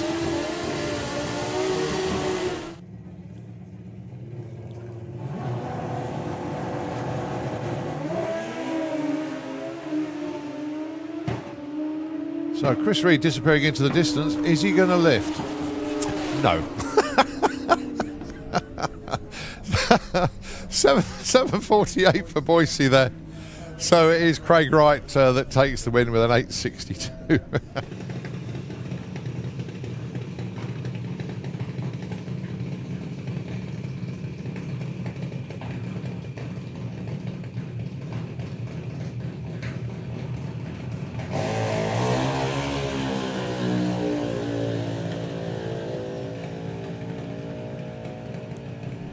Right, as they head towards the stripe, 8.10 with a 1 for Etham, not good enough.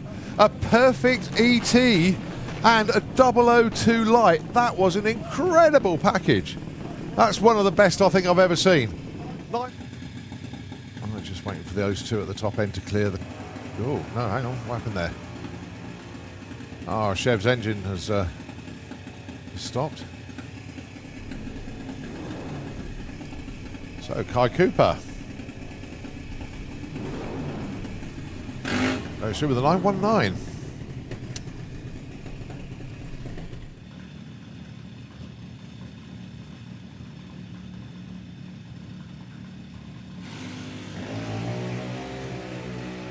So Ellie May doing the chasing here. Can she catch and pass but not break out against Richard Wilcox, or can Richard hang on? Always a whacking of the throttle pedals there, but it is Ellie May that takes the win. Well done to Ellie May.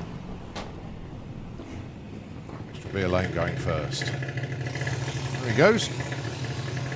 Oh, Ada Cassisi goes red by 0.3. So Frankie Kent continues. Goes 12.15 as well. Nicely judged run. So Frankie Kent into round number 2.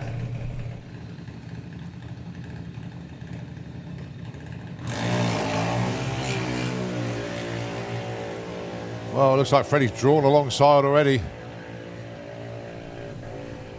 8.26 takes the win. Only 200s off Darling there for Harry Peters, but Freddie, wide awake club off the line. The win margin 0-1 at the strike. Freddie Taylor birches on.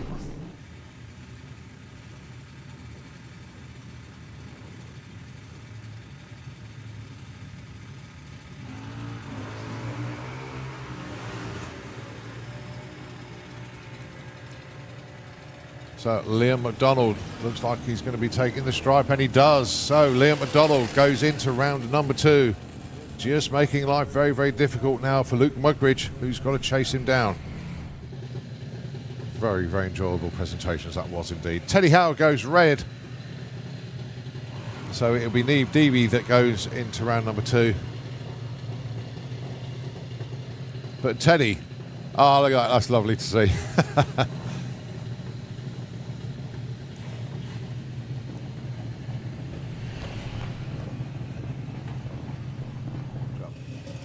Depending on which way this one goes.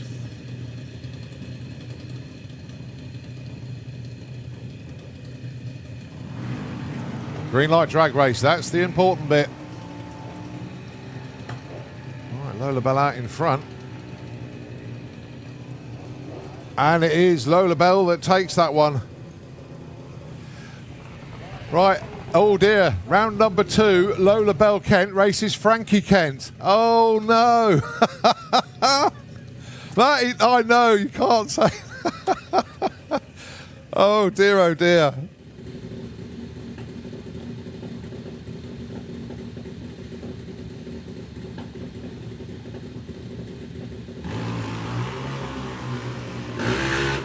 Oh, good little race this one. And the win light goes to Jack Taylor. Runs 8.14 on 8.10. Harley Corsell bows out of Junior Dragster. And relax for Tom. But no, congratulations to Harley. A brilliant career in Junior Dragster.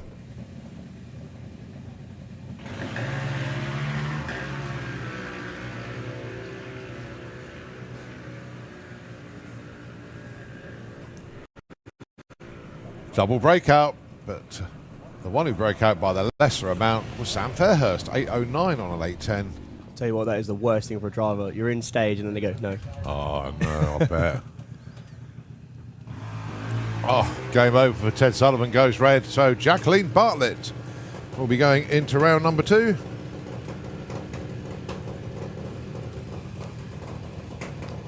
There's 8.16, I'll lose at 8.42.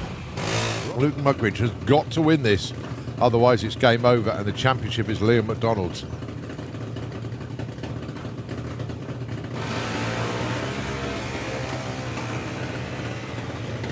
Well, Luke has got his nose in front. He's going to take the stripe first. And he does. Oh, and a Look at that. 005 light. Wow. Yeah, Nick, if you can hear us, that was 005 on the tree for Luke there. Punctured the front tyre. Oh, no. So, lightning fast reflexes. He's going to take the win here as well. Red light for Grace Smith in the other lane. They were so nice as well, holding all the way back, letting Dan get ready. And look at that. Both ran 8.18s with a 1. The little presentation. Yeah. But Rob Carter certainly has. Well, when I say hasn't run a 7 this weekend, he hasn't done it in qualifying. He did it in eliminations. Tony went 7.57 at 183 when he came out for his round 1. Rob Carter went 7.95 in qualifying. So, this for a spot in the semis.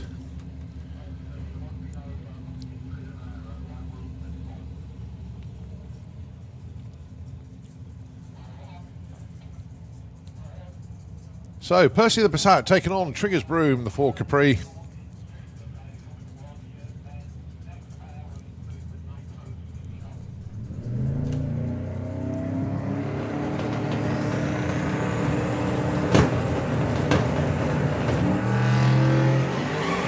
Whoa, Tony steps out of the groove a little bit. He's got back on the gas. Has he got enough to catch and pass Rob Carter? Going to be very tight at the stripe. It is a win for Rob Carter. 7.94 against the lose-out. 7.96. Rob Carter. Wow. The hits just keep on coming.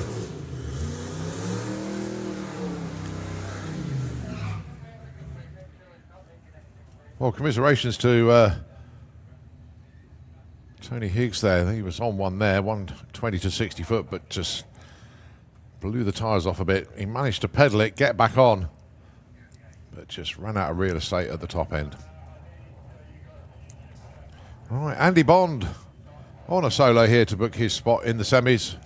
And once this car goes down the track, that is semi-final set in all classes, be it car and bike.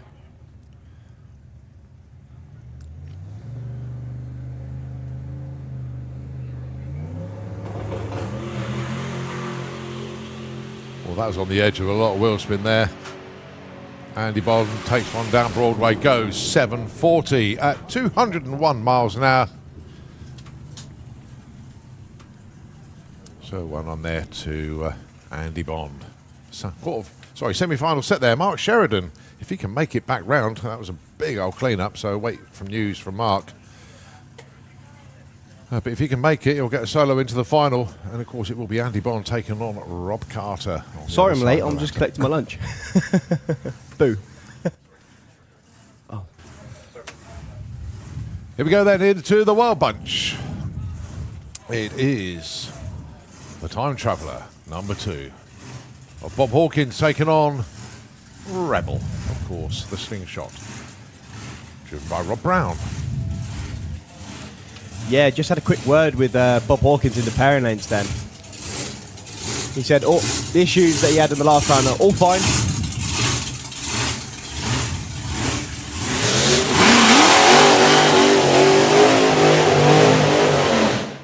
Yeah, he said the issues are all fine, nothing to worry about at all. He said he's also... Yes, smell of nitro filling the tower. Breathe it in. Yeah, he said he's as well. He's dialed it back a little bit, so... and by that, I think the dial is still a 679.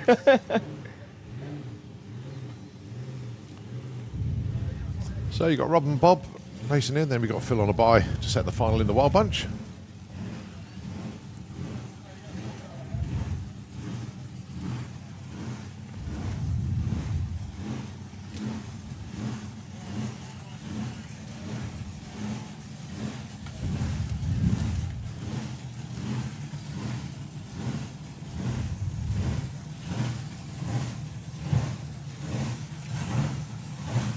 Rob and Bob had a cracking race last weekend at the Hot Rod Drags. Rob, in that race, pipped Bob to the stripe by a couple of hundredths of a second. He's going to need every bit of that in this round. 865 is the dial-in for the Rebel. 673 the dial-in for the Time Traveller.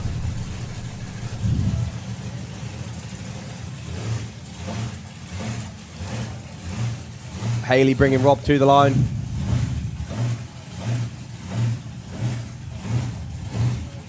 Here comes Bob.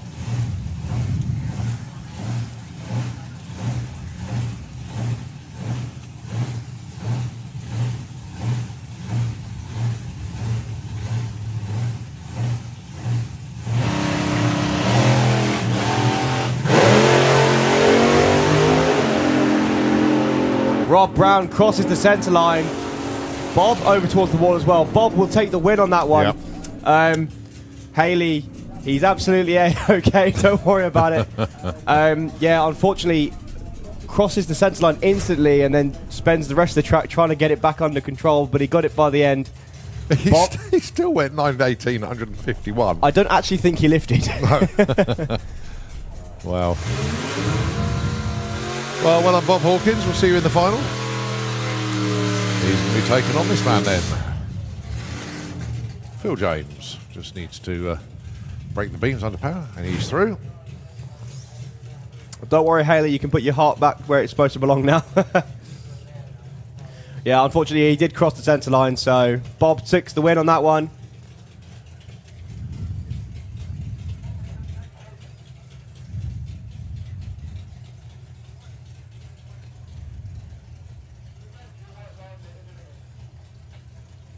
So, Phil James, for a place with Bob in the final, 962. Pretty much anything the right side of that will give him lane choice. Oh, how about that? 962 with a 9 on the 962 dial-in. Mind you, we didn't forget to leave the line. But joking aside, it's all about the ET there. 962 on a 962 dial-in. Well, well done to Bob's team. It's not easy getting a Nitro car into the final of a bracket class. And then well done to the Maras as well for having a race car that's still intact. Right, we move on to Funny Bike semi-finals. Dave Peters taking on Roger Moore. And then we'll have a solo from Aswin Lenoble.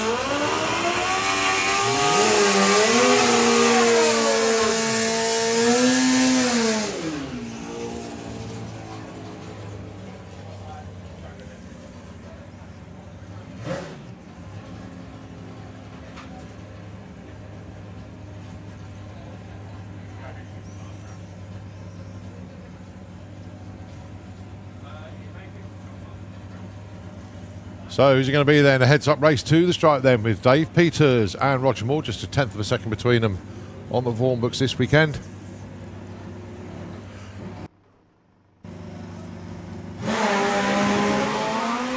Both away very, very well indeed, and it looks like it's going to be Roger Moore if he can keep away from the blocks at the stripe. He does with a 7:49 at 175 miles an hour. Dave Peters, 7:91 at 167. So it's going to be Roger into the final.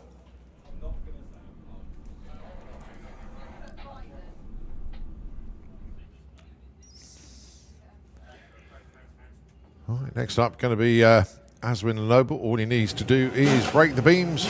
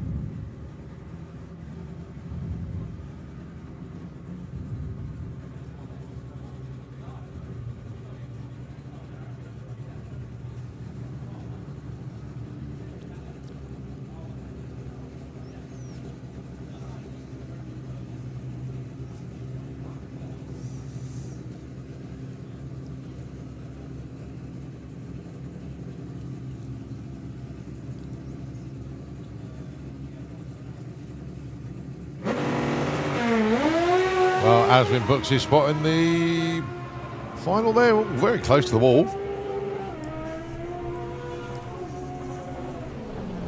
They've sit close to the fine. 10:41 at 105, but he's in the final against Roger Moore. Right, next up, Super Street Bike.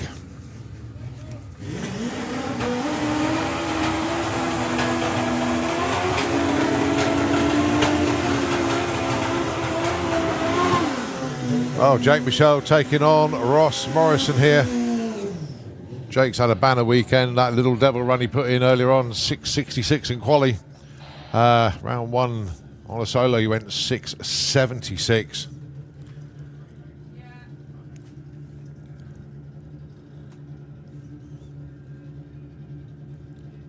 Ross Morrison qualified in the number 5 spot. Unfortunately, no Steve Venables, so he had a solo in round number 1. But one of the toughest of the tough crowd to take on here with Jake Michelle. Alan Morrison follows this pairing on a solo run into the final. But this is the race of the round, of course. Ross Morrison, Jake Michelle for a spot in the final of Super Street Bike.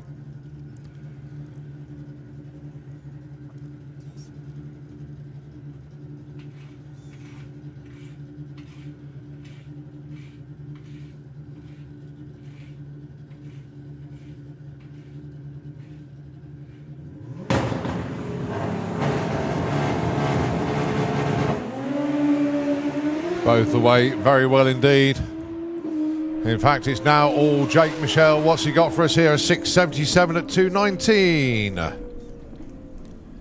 Ross, unfortunately, Not the quickest 60-foot he's ever had, and lifted off the throttle and just 44 miles an hour at the stripe. So it is Jake Michelle into the final.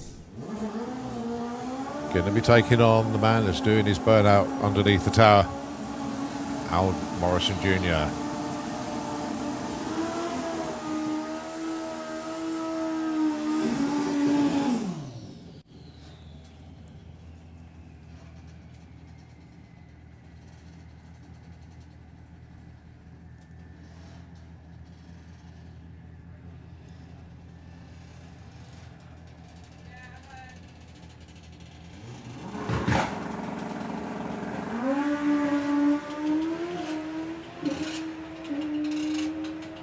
That's going to be a storming speed at the stripe. Oh, 685 at 214.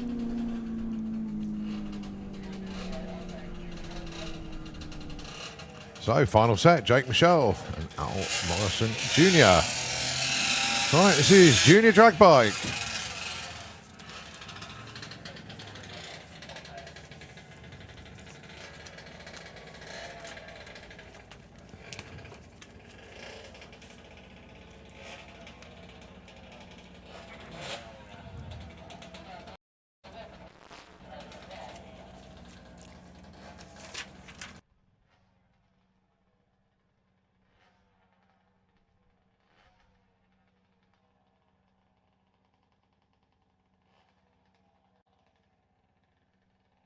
So this is a rerun of Richard Wilcox and Lyra Humber from Eliminations Round 2.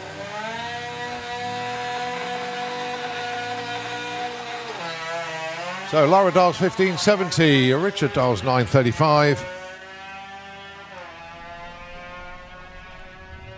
Oh, huge.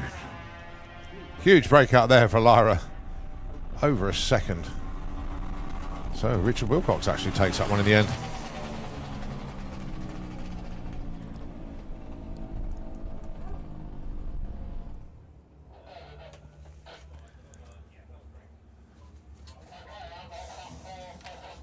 Right, so we'll look around the corner, see who's coming up next. Is Outlaw Flat 4. This to set their final.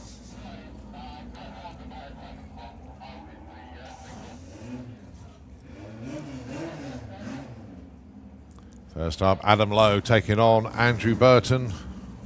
And then it will be a solo from Mark Pascoe.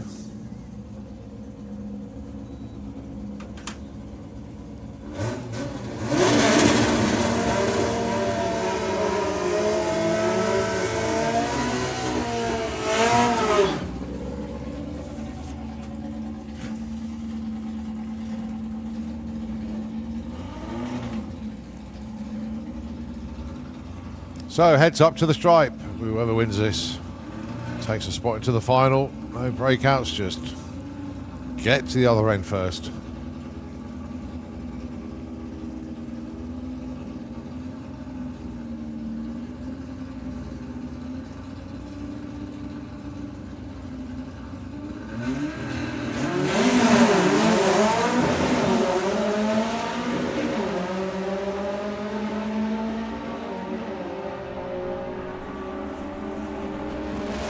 Tight to this stripe, 1092 to a 1097. Adam Lowe got off the line better as well.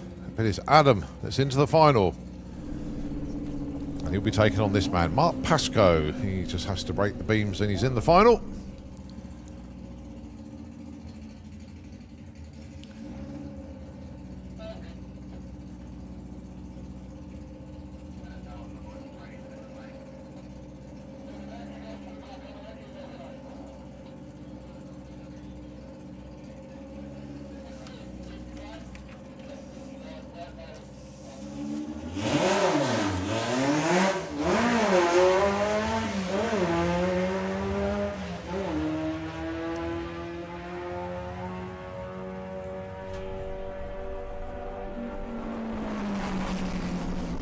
(1367) at 84 mile an hour, but he was into the final the second he broke the beams.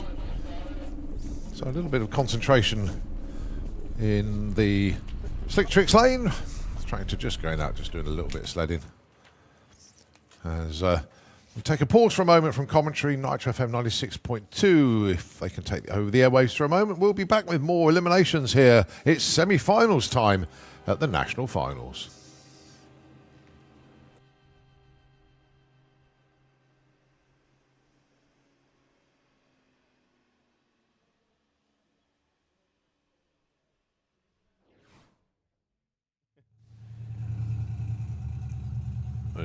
It's seriously wrong if she doesn't leave first. Yeah. So Steph bumping the car in. Goes green. James goes green as well. Steph's got to do her absolute best to run away from the El Camino. Well, he's chasing her down, chasing her down. He's basically on her door. Not in front yet, though. Steph's going to take the line first. Only just takes the win. 14.11 on the 1390 dial and wins by 600ths of a second. James had I wonder how many on the tree. times Steph... I think Kirsty's given herself a bit on the bag here with the dial-in. She's been running into the 11s.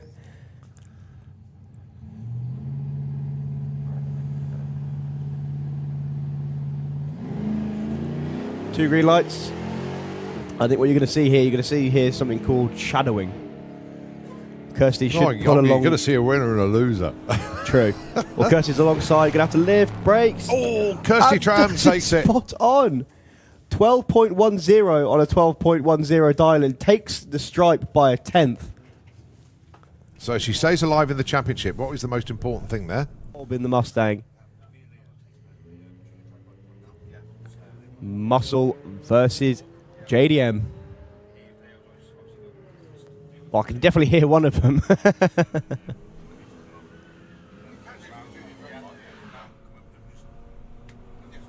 Here we go then, over the line. Brake lights come on, takes the win. Felicity Gibbs, 17.41 on a 17.28 dial and takes the win by 2/10.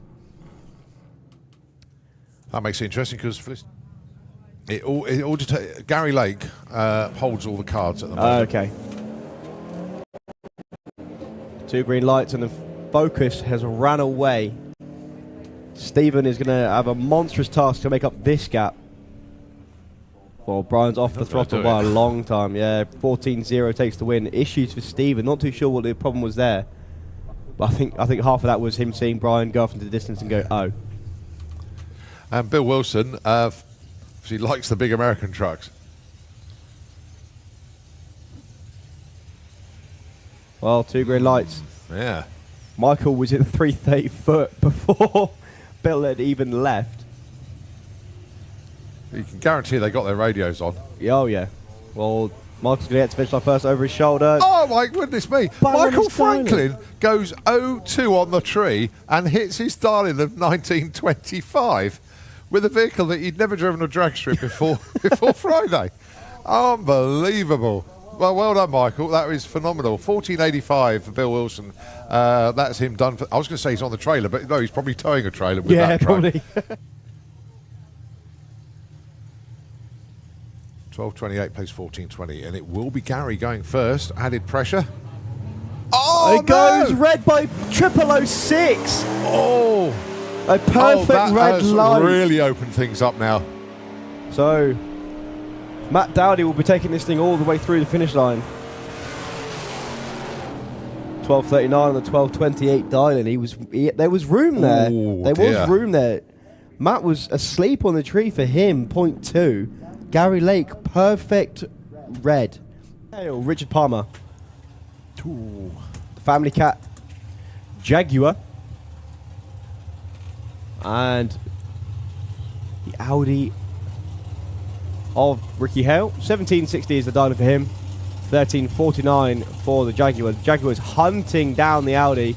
He's going to get there first. Brake lights flicker. Yeah, takes the win. Yeah, 04 light to a 0.38 light on that one. So, championship implications in the next round, Kirsty versus Felicity. Yeah. Now, if Kirsty, Mr. Quad Zero himself, Paul Brown. Well, that was a 005 red, so he's trying again. He tries every time, actually. 8 flat, 166. Nicely done.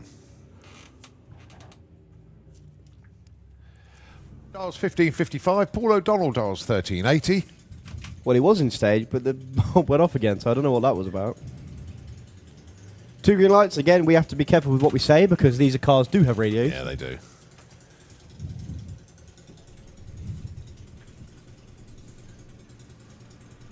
Jerry's going to get to the finish line first by a long way. Doesn't break out, takes the win. Half a second in the bag he had then.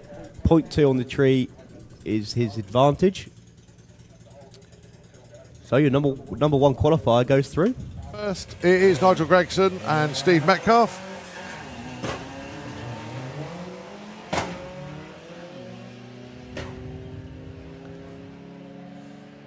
Well, Steve Metcalf looking for that 1640. Nigel Gregson looking for 1330 and a miracle at the moment. Yeah.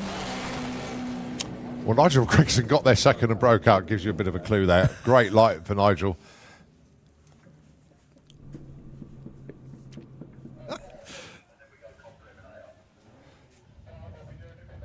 So, the A6 and the Passat Estate, or say A6 Avant, I should say.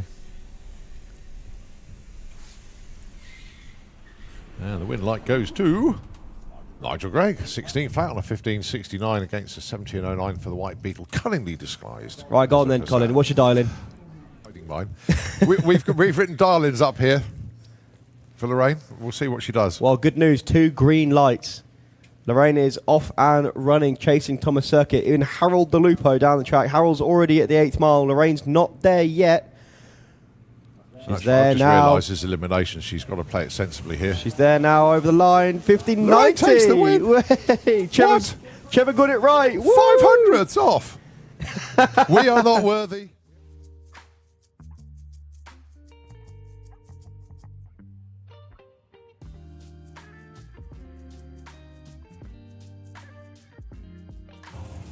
Here we go then. We continue the fun, the excitement and eliminations. This is semi-finals and it is Super Comp. Well, congratulations to Leah Kellett, who has already been confirmed as champion in Super Comp this year.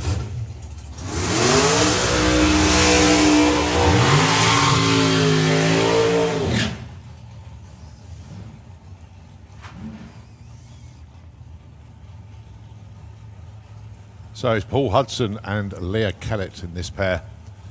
Paul Hudson with the pension pot dragster. Well, you look back at qualifying, but let me just double check on. Yeah, number 1 qualifier, Leah, 8.902. Number 2 qualifier, Steve Hudson, 8.902. Number 3 qualifier was Paul Hudson down here, 8.905. So they can all run bang on their number.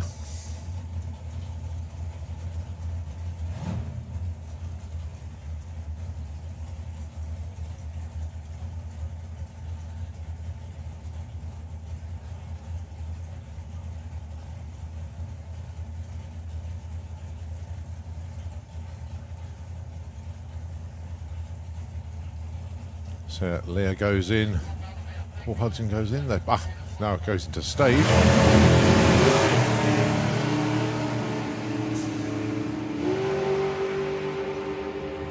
Well, this is a race to the stripe. It really is. The win light goes to Leah Kellett. Identical reaction times. I mean, identical. Both of them. 0516. Both sides. But it is Leah Kellett that takes that 895 to an 897.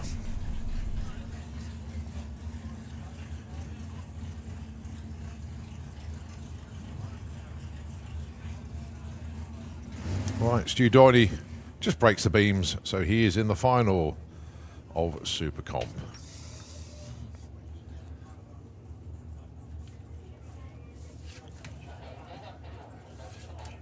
Well, the reason he just broke the beams primarily because he's in the semis of Super Gas as well.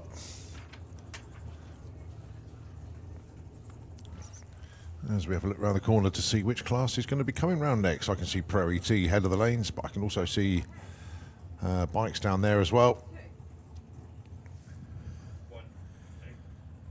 In actual fact, pretty much everybody's down there, but I think it's 950 bike coming round the corner now. a championship still to be settled in 950 bike. Only 2 people can take the title this year. Is it going to be Carl Thomas or is it going to be Rick Sawatsky?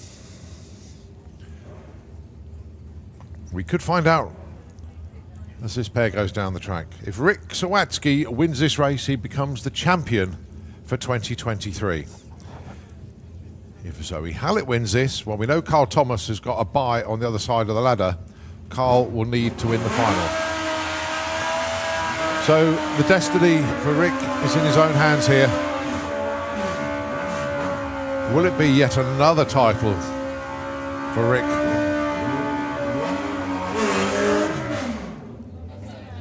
Or can Zoe Hallett stop him?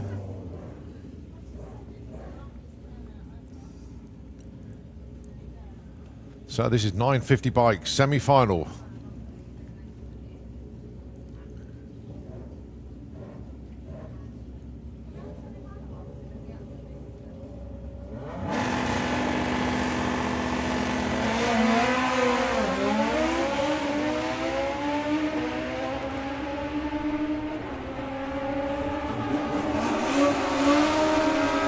Oh, Zoe Hallett knocks out Rick Sawatsky. It's not game over yet. Rick was late off the line. He ran 9:53 of the better ET. Zoe Hallett takes the stripe and the win, 9:61.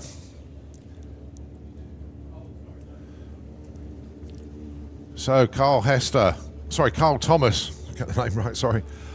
Carl Thomas then, he's going to book his spot in the final here.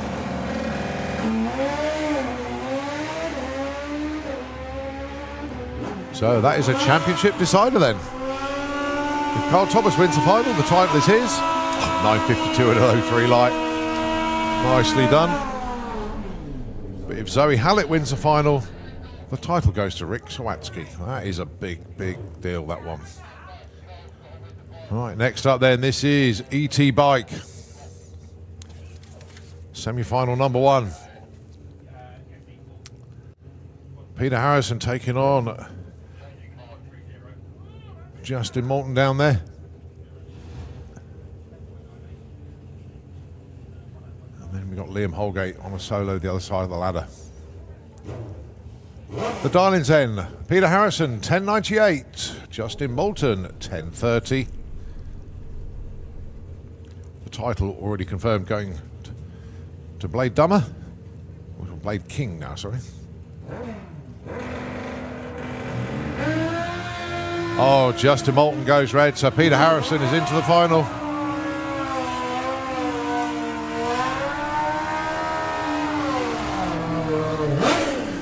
A double breakout, that didn't matter, it was a red light that told the story there. Justin Moulton went red, so Peter takes the win. Right, Liam on a solo into the final.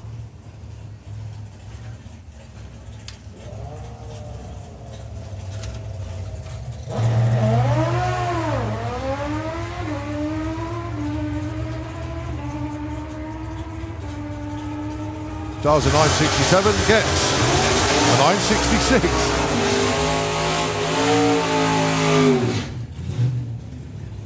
Okay, semi-finals in Tony Morris Carburettor's Super Gas. Tony probably tuned in, he's awake for this one instead of having to watch the live feed replay. Tony, a very good afternoon to you. And of course, Dave Gibbons, the UK arm of Tony Morris Carburettors with Rough Diamond Racing here in the UK. And I know Dave will be tuned in as well. So, Stu Doyney, Mark White.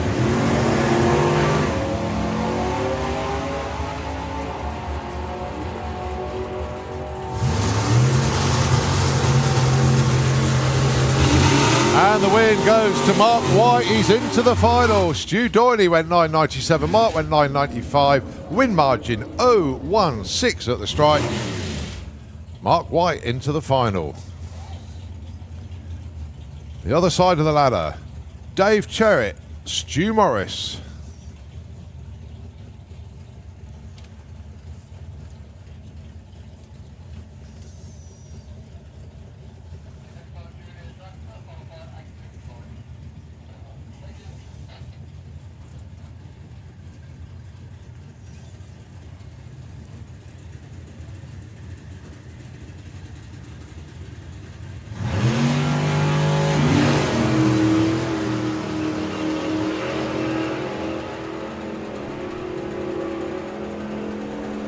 Let them sort it out at the stripe.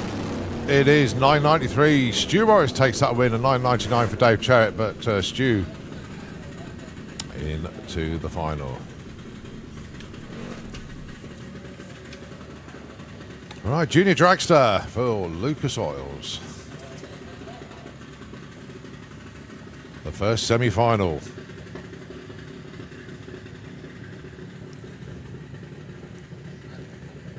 Jack Taylor and Ellie May. Oh, only 0.03 of a second dial-in difference here. Jack Taylor will be going first. Ellie Mae Brown will be doing the chasing, but literally by only 0.3 of a second difference on the tree.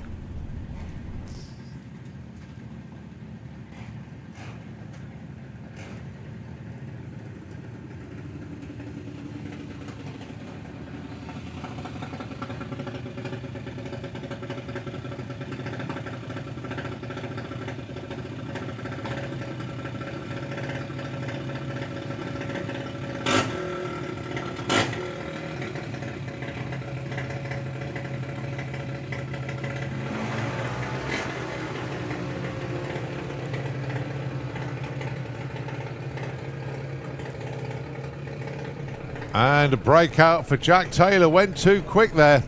So it is Ellie Mae Brown into the final.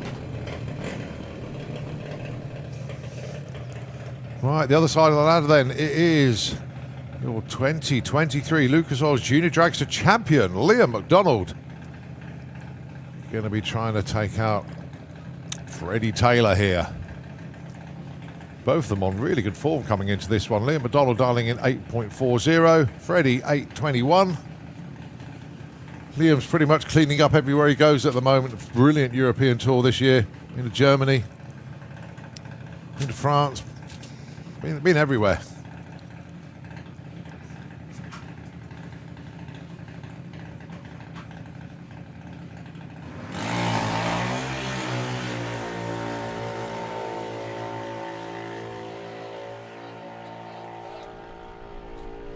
And it's Liam that takes that one, 8.49 to a loser, 8.28. Liam McDonald into the final. Going to be taking on Ellie Mae. And I believe that is Ellie Mae's first final as well. Yeah, huge congratulations. Can she take out the new champ? Well, if there's ever a time to do it, it'd be in your last ever event. Oh, is she one that's leaving, is she? Yeah. Ooh. Goodbye to all the junior racers leaving the grandstands. Can see you all. Good night, kids. It was a really good night last night. Thoroughly enjoyed being part of your celebrations last night. Really, really good evening. Right, this is 8.50 by Dan Diaz and Johnny Hines, and of course Dan confirmed as repeat champion this year. So congratulations to Dan. We're taking on Johnny Hines. Yeah, good mates off track, but no love lost here, that's for sure.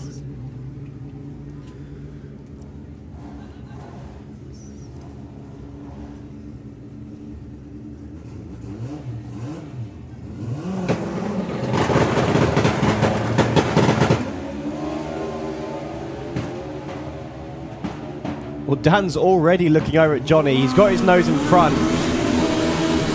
Oh, that's class. 8.50 with a 2 and an 05 light.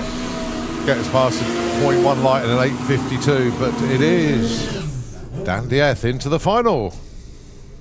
Just had a quick word with Craig whilst I had a minute in the pairing lanes, and almost bittersweet, he was saying, because obviously he took out his mate out. Yeah, it took Brad out first round, or second round, sorry. He got the round win. However, he did then ruin Brad's championship chances. Going against At the Gary end Malone. of the day, you look after number one. Yeah. can't say any more than that. So he's got to get past Gary Malone here, but he ain't going to do it. And Yeah, Gary's Gary already lifted off the as throttle. well, so he spotted that Craig's had a problem. Oh, exactly a second off. I just looked at the screen and thought, come on, that's a bit fine. But then I realised it was 8.50 bike, not 9.50. So Gary Malone is in the final against Dan Diaz in 8.50 bike.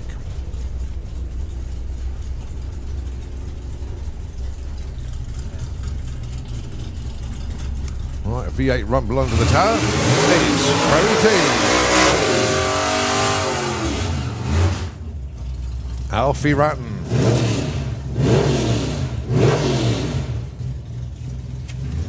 With Majuli taking on. Well, he's not perfect Peter, he's perfect Simon. Perfect Plymouth. There, like it. That, of course, Simon Innes. 1068, the dial-in. 920, the dial-in for Majuli.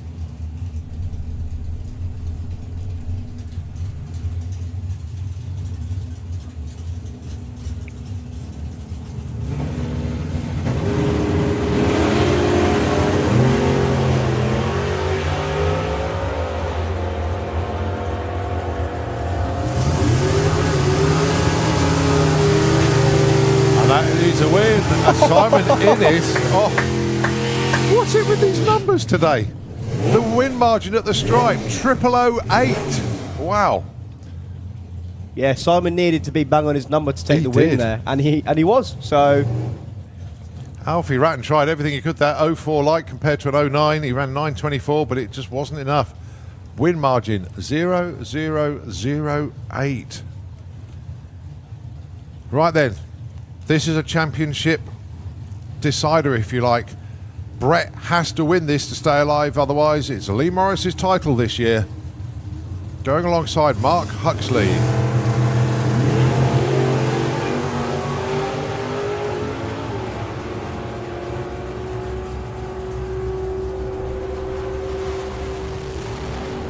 It's game over for Brett Featherstone. He put up one heck of a fight.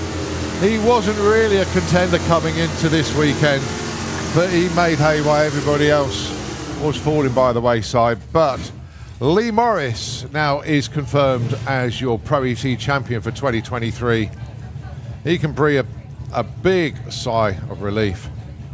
Mark Huxley going to be racing Simon Innes for the final of Pro ET. I got confused and I thought this was another round of Pro ET, but it's not. Both these races are in Nostalgia It's in Superstock Nostalgia as well. Superstock, yeah. Adrian Portelli and Vic Parsons. One will dial a 10 something, one will dial a 9 something. Just waiting for the boards. There we go. 1080. What? No, that can't be right.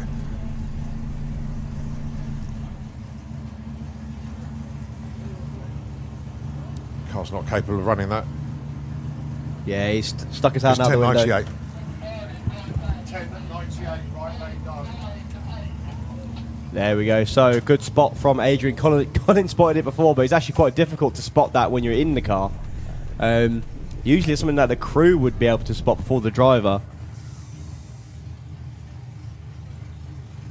Yeah, it's a bit difficult on the back window, admittedly. I had to really squint to see it. Needs a new marker pen there, Adrian. Anyway, sorted.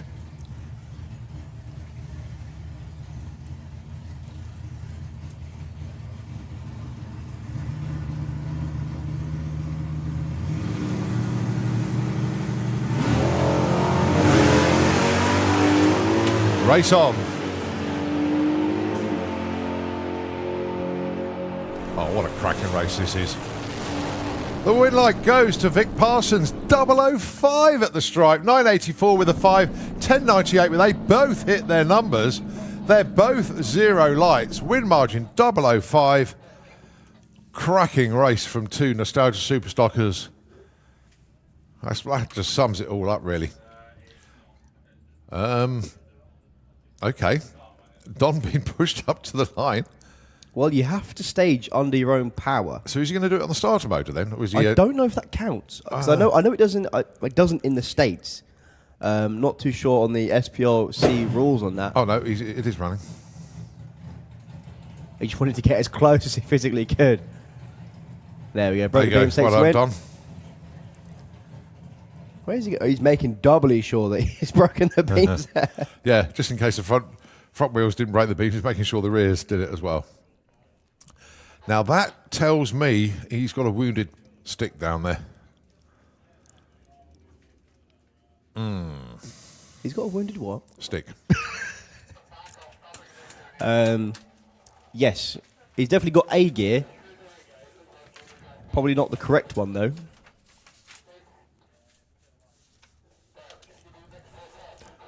I don't know where that phrase came from, wounded stick. I'm going to Google that.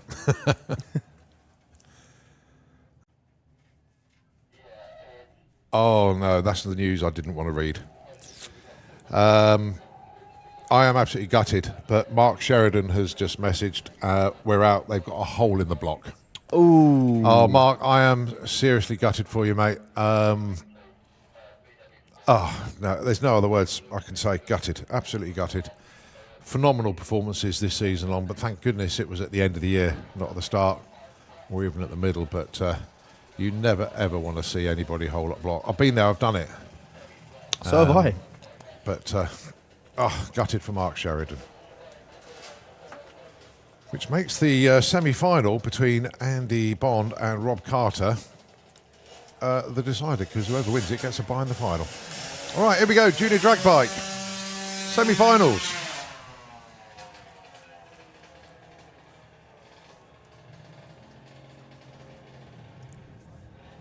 Grace Pollen and Richard Wilcox.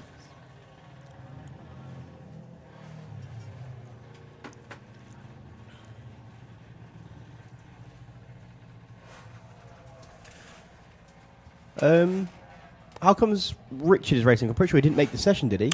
He did, and he had a rerun. Oh, he had a And he rerun. won. Okay. Yeah.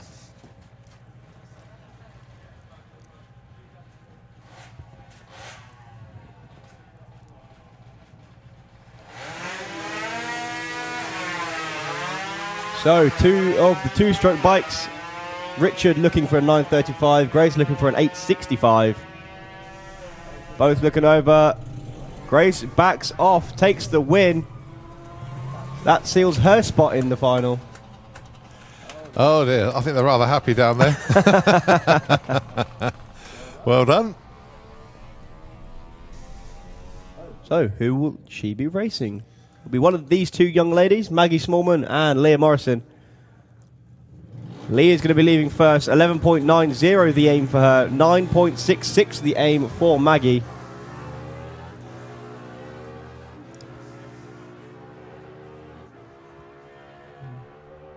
Close to the stripe. Maggie takes the win, 9.81 and a 9.66. 12.3 lose out for Leah. They're still partying down there, aren't they? I love it. So, two young ladies in the final, Grace Pollen and Maggie Smallman. Right, 6 semi-finals to go, and then we are in finals of all classes. Next up, VW Pro. Oh, this is a, what do they call him? A doozy, isn't it? Or something crazy like that. Here we go. If Graham wins this race, he's the champ. If Ed wins this race, he's got to go on to the final and win that. Apologies if I may be a little bit wrong, but I think that's the situation in VW Pro. It is.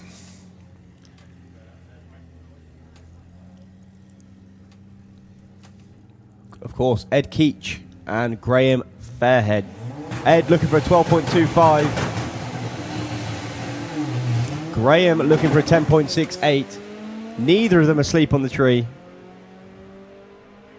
All about who can do the best job at the finish line without going too quick. Graham's off the power, but breaks out. Oh, it set up a final decider. Look at that. Ed Keach, 12.25 with a 5 on a 12.25 dialing. He hits his ET and an 04 light. Graham got there first, but broke out. So it is Ed Keach into the final. She's going to be racing this young lady, Abby Tether, with Arthur Daly, her Golf. And of course, Ed Keach's car is up for sale after this weekend as well, as a roller. So if you fancy a potential championship winning car, wait and see. Oh, 12.96 on 12.97, that's a breakout by 100th of a second. But your final is set in VW Pro, Ed Keach, Abby Tether. Sportsman ET, semi-finals. Jago Stokes and Richard Palmer. And then a championship decider on the other side of the ladder. Well, quite close in dial-ins. Jago looking for the 13th flat, which is what he's been looking for all day. And a 13.49 is the dial-in for the Jaguar.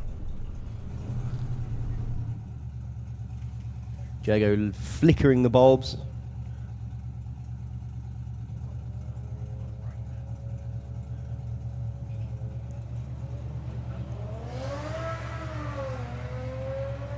I'd love to know how he does that so consistently. Because it is pretty much the same. Everyone puts the power down about 60 foot. He's got to the finish line first as Jago. Oh, not enough though. Look at the win margin. 009 on this one. We're going to see the family cat in the final. But who is he going to be racing?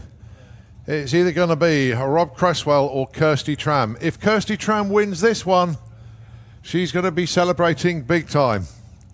If not, the title goes to Gary Lake.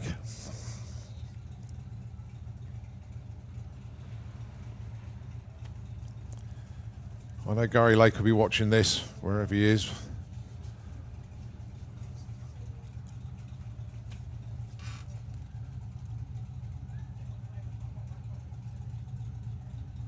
It just adds a little bit of tension with the track crew, just doing a little bit of little work on the start line there. Kirsty Tram dialing in 12 flat with the Camaro. Probably a 1480 for the Fiesta. Let's see if my guess was correct. It is. It is. Yes. So, what's the difference on the tree? I can't work. My maths isn't that good. 2.8. 2.8 seconds, of course. So, Rob will be leaving first. He's been driving an absolute blinder all day. But this is the championship decider. Quite simple.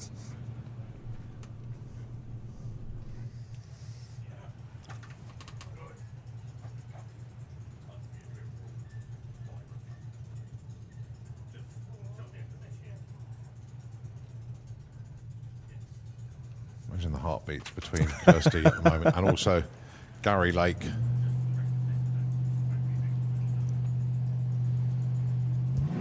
Right, we've got to wait for another 12 seconds or so to find out who's going to be taking this championship in Sportsman ET this year. The class is sponsored by Hutchinson and Dibley, and your champion is Gary Lake. Takes the title. Kirsty Tram tried everything, and the win margin at the stripe 0.006. And just looking at it, Kirsty actually broke out. Not the win margin, she broke out by that much, 11.994. She took the stripe by 0.006. Well, it was actually she a double needed a breakout. perfect ET. Oh, yes, it was, yeah. But, oh boy.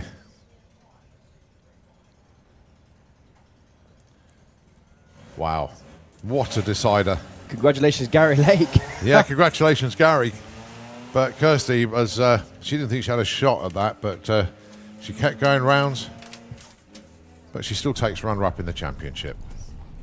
Steve Metcalf on a solo here in VW Sportsman. He's into the final. Yeah, apologies for the pause, just checking. But I just needed to 100% double check in my own mind that I said the right name. But yeah, congratulations, Gary Lake. He was the big points leader coming into the event, and he dodged all the bullets and survived. Right, Jerry Sadler against Paul Robinson. This for a spot in the final.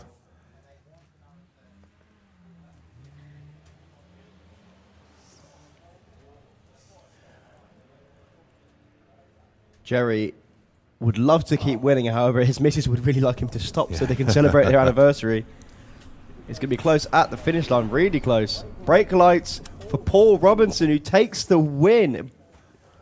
Well, not only that, let's just recap this. Paul Robinson was the champion in 2022, and he's got it again in 2023. Congratulations to Paul Robinson, your champion in VW Sportsman for 2023. All right, the Bluebird heading out. as I can see in the pairing lanes, Super Pro ET, I can see Street Eliminator, and I can see Comp Bike down there. Those are the last 3 classes to set their finals. And then we got Pro Mod in the lanes to run their finals. I can see Comp Eliminator are down there as well. I think I can see Super Comp down there. Yeah, not hanging about, getting straight into the finals as well. Somebody else has just made it down. I think that was the Morris boys. Just made it down as well. So 3 semis to go, and then it's finals all the way here at the STP National Finals. Indeed, it is. It's actually the Super Gas final. Mark White has just made it down as well.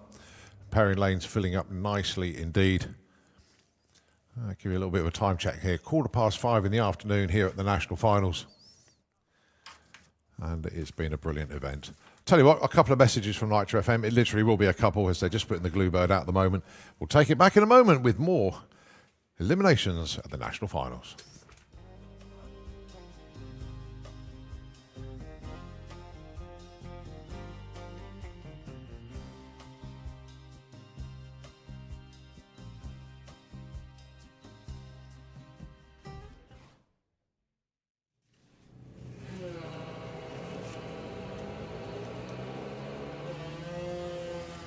Grace was actually in deep stage then. Alia was actually at 330 foot before Grace had left. Grace hunting her down, gets there second, but takes the win. Alia broke out. 13.48 on the 13.60 dial-in. But unfortunately, just ran out of time. Lara Humber on the bye run. I actually think Richard has only just turned up. Obviously, double classing this weekend. Lara runs 15.86, 15.50 was the dial-in, so she missed it just by a little bit.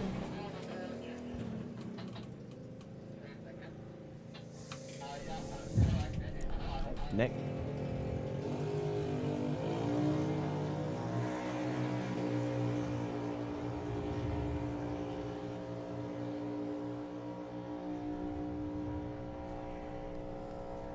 Close at the stripe. You can hear them feathering it. Leah gets the win, 12.09 on 11.90. You could hear Harry on and off the throttle, but misjudged it just a little bit. So what are the matchups in the semis? It's 5 for the TT.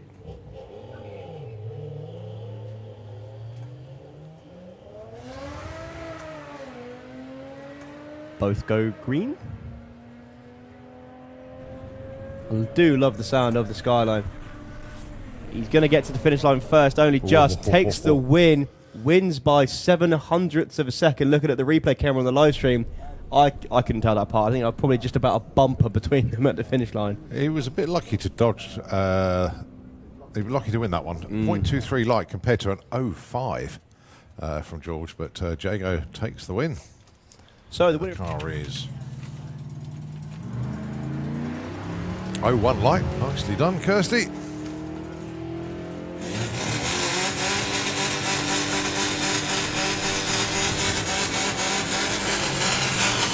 .12.03 and an 0.1 light, just showing that she means business this weekend. Jerry 15.57 gets a green light. Danny Bean 14.20, he gets a green light as well. So is Jerry going to hang around and go another round, of course, or is it going to be Danny Bean? Well, Jerry looks like he's miles out in front. But here comes Danny. Don't think he's got enough. The brake lights come on. Jerry Sadler takes the win there. An 0.7 light as well. Yeah, I think the 0.4 light for Danny Bean told the story of that one. It did, yeah. Right.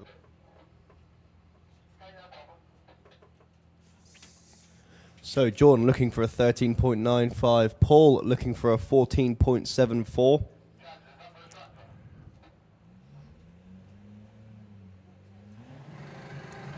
Two green lights.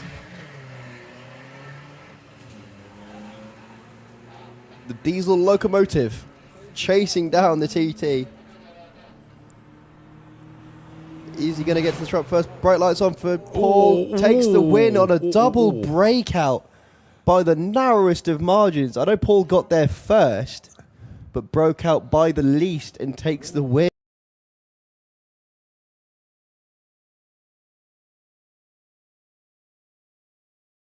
Barry Sadler taking on Paul Robinson, and it's going to be Steve Metcalf who gets the bye run.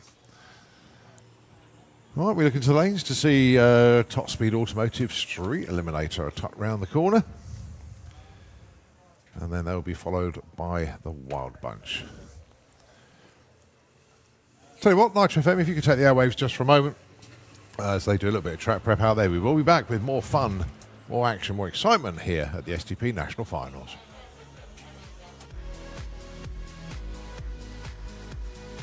And a Cuda to chase it down the track.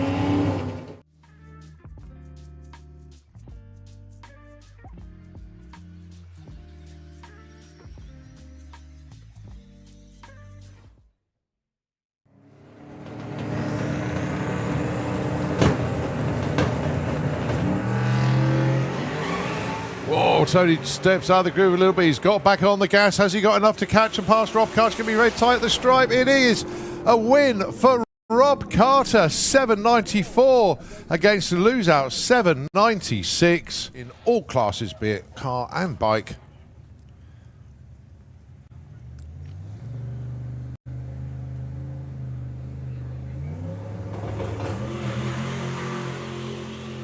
Well, that was on the edge of a lot of wheel spin there. Andy Bolden takes one down Broadway, goes 740 at 201 miles an hour. Semi-finals in a Super Pro ET. You've got Mary Giles on a solo here. And then you have a race between the two former ex-junior dragster racers. Ex-junior dragster champions. Scott Hauser and Joe Callett.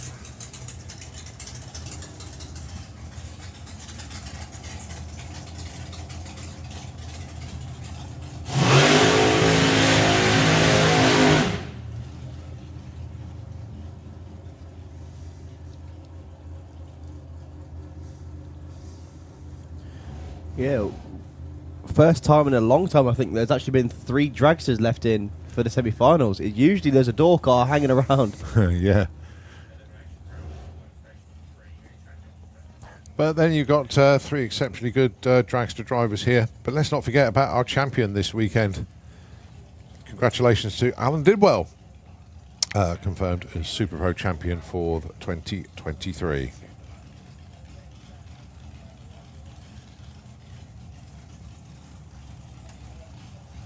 So Barry Giles coming back from the burnout routinely slowly. Yeah, just need to build heat into everything. And the way they do it is just have the engine running and nice gentle reverse after the burnout. They do the same thing every single time. It's familiarity. Use the same routine, normally ends up with the same result. So 747 is the number on the board. They'd like to get as close to that as they can to get lane choice.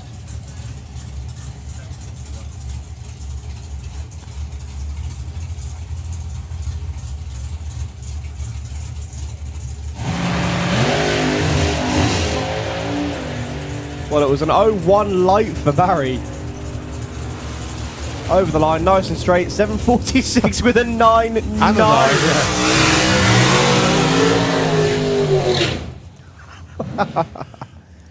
Well, as long as this race isn't decided by a double breakout, that means he won't have lane choice in the next round. 1/10,000th of a second breakout. Well, no, less than that. Yeah, it is actually, yeah. Because there'll be another digit after that somewhere.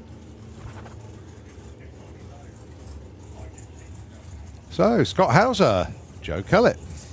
Well, both these cars built by Hauser Race Cars. They're built at the same time. From the same design. They're both obviously monostrut rear wing cars. Both got 4 links in the back. Both got 598 cubic inch engines. Oh wow, I didn't know that actually. And only 200ths of a second difference on the dial. So this will be a very traditional bracket race, I think. Both these drivers are on it on the tree. Both these drivers know exactly what they're doing in the cars. Don't be surprised if you hear some whomping at the top end, because these guys are close a mile an hour as well.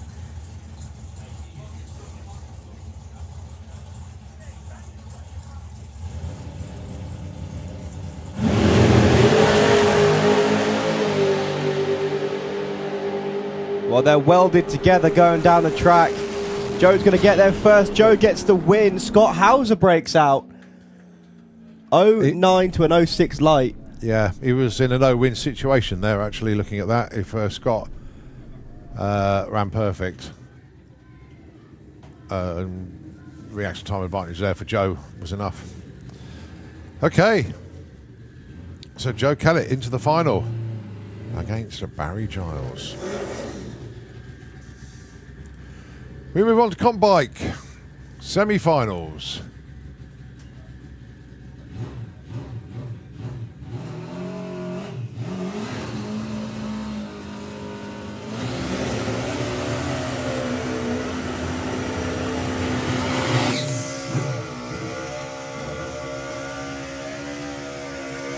Michael Piggott taking on Danny Cockrell. I've just actually spotted we got both the Kelletts in the finals of their respective classes. So Okay. we're going to have to hot lap the dragster. So Danny Cockrell taking on, as you say, Michael Piggott. No darlings, no breakouts. Whoever gets the other end first wins. Simple as that.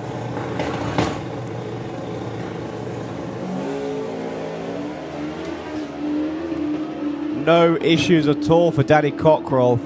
Yeah, he's running away with this one. 7:31. Outstanding pass there. Michael Piggott had a front row seat for that one. So Danny Cockrell into the final.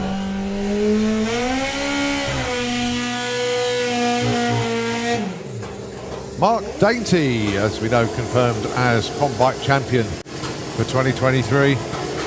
Now he needs to get past Jasmine Cordell to book his spot in the final. Jazz has been well on form this weekend. She's getting quicker and quicker. But she's going to need everything she's got to try and get round Mark Dainty. Mark's been in the 7-1s this weekend.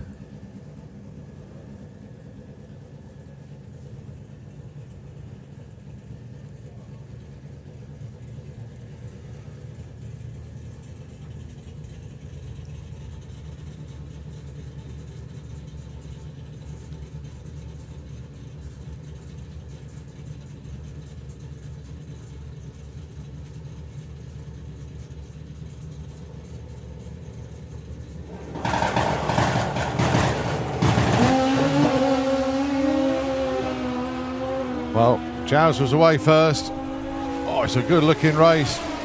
But Mark Dainty goes round at 7:19, 192 to a loser, 7:67 at 165. Cracking launch there for Jazz. But it is Mark Dainty that takes the win. All right, the last class to set up a final.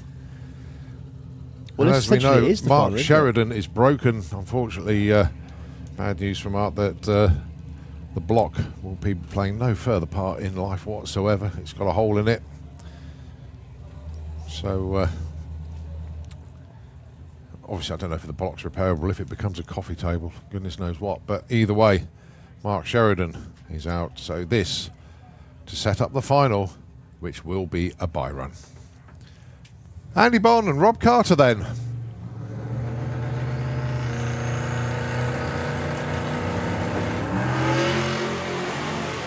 Rob gets the jump, but here comes the power of ugly. 7:36, 7:84 for Rob Carter. Oh yeah, not one out of the ballpark. Another PB for Rob Carter. Absolutely outstanding. Andy Bond takes the win, and he's going to win the event as well. Look at the reaction times, 04 to 08.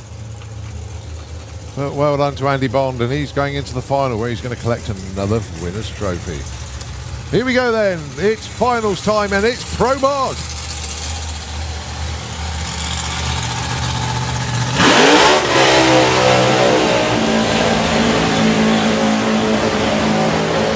Jean Delamont and Wayne Nicholson, neither of these two have ever won a Pro Mod event. One of them is going to be celebrating their first ever winner's trophy from Santa Pod Raceway in Pro Mod. Jean Delamont, Wayne Nicholson, they qualified 1 and 2, 595 and 596. Wayne Nicholson went 635 in round 1. Jean Delamont went 603 in the semis. So, is it going to be the nitrous car or is it going to be the blower car? Is the winner's trophy going to be going all the way down to the very bottom end of France, or will it be going to Yorkshire in the back of Wayne Nicholson's trailer? In actual fact, you won't put it in the back, it'll be up front. Yeah. I'm proud. But let's see what happens then. The final of Pro Modified for Motorsports UK. Jean Delamont with a Bad Apple Camaro. He is in the Kestrel Beers lane. Wayne Nicholson, the Lucky Devil Corvette. He is in the Slick Tricks lane. They're both into pre-stage. They're both into stage. Hold on tight. Jean Delamont. And that is a picture-perfect run for Jean. 591 at 241 miles an hour. A new PB. Knocked it out of the ballpark. Huge PB, actually. Taking 400ths of what he ran before. Not only a quick time, a huge mile an hour. 241 miles an hour for Jean Delamont. Wayne Nicholson tried everything he could. Went red on the tree, unfortunately. Had loads of tyre shake, backed out of it. Yeah, he did. It rolled the beam slightly. That was a .12 red. That was a big one. So well done then to Jean Delamont, a new PB and a winner's trophy from Santa Pod Raceway. I know he is going to be chuffed to bits with that.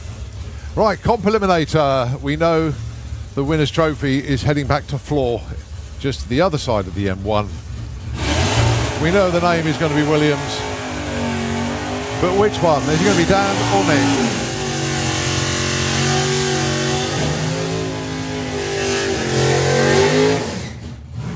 Proud dad alert down there with Keith Williams stood plumb in the middle of his two lads. So you got Nick Williams with the Copo Camaro down there. He has an index of 885. Oh, it's been affected.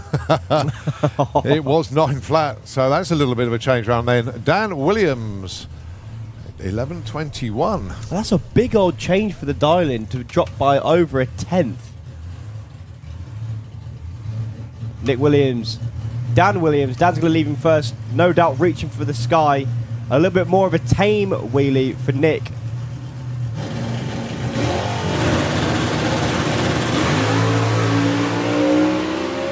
So race on to the stripe then. No team orders in this team. Oh, it goes to the win margin 0.9. Nick Williams takes that one, 8.24 to lose out 10.70. Congratulations to the whole team this weekend. I know, Keith, you are immensely proud of your boys this weekend, all season long. Brilliant fight from Spencer all year long. But it is Nick Williams not only taking the win, he takes the title as well. Junior dragster then, Liam McDonald.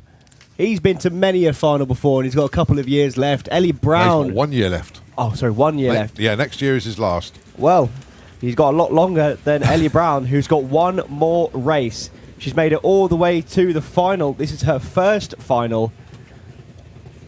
And I know all of the juniors and the junior parents and everything will be watching from home. I can see Jack down there already. I know a couple of people are watching from the grandstands on the live streams, including, I can see Lola Bell up there, Ada Cassisi, Neve Devi. I know Eva Davis is watching from somewhere as well. So 8.40 dial-in for Liam McDonald, 8.15 dial-in for Ellie Mae Brown. Well, fair to say, Liam has just cleaned up wherever he's gone this year. It's a phenomenal success. He's taken the SPRC Championship, the national one, of course.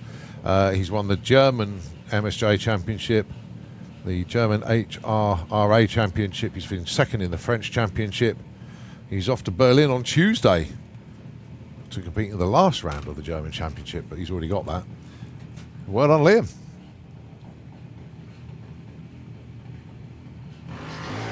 And it's the final Can Liam take a trophy? Can Ellie May win in her last ever appearance in the juniors? She can! does! She's got it! 8.19 to a loser, 8.55. Win margin was 0.6. Congratulations to Ellie May. What a way to end a career in junior dragster, taking the event Now, was win. that her first event win? Yes, that was her first final. A first final, a first win in her last event? Yeah. A bit like Harley. Yeah. What a weekend. But congratulations to Liam on the championship. That's what was more important. But for Ellie May to take a winner's trophy away. Well, looking at the mile an hours very quickly, Liam McDonald is well off the throttle. Yeah. Right, we move on to Funny Bike. The final here, but Aswin Lenoble, and Roger Moore.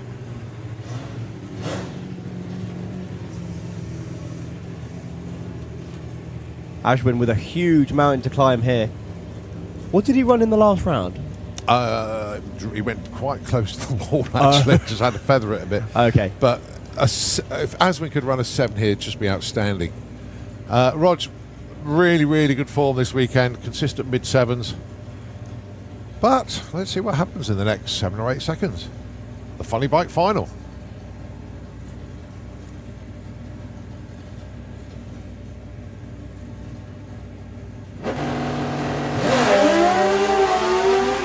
Well, Rog gets the jump, and it is Roger Moore all the way leading the bike over 7.44 to a loser 8.25. Brilliant weekend for Aswin, but it is Roger Moore that takes the win in Funny Bike. 9.50 bike, the championship decider here. Very simple maths on this one. If Zoe Hallett win it, the title goes to Rick Sawatsky. If Carl Thomas wins this, the title is his.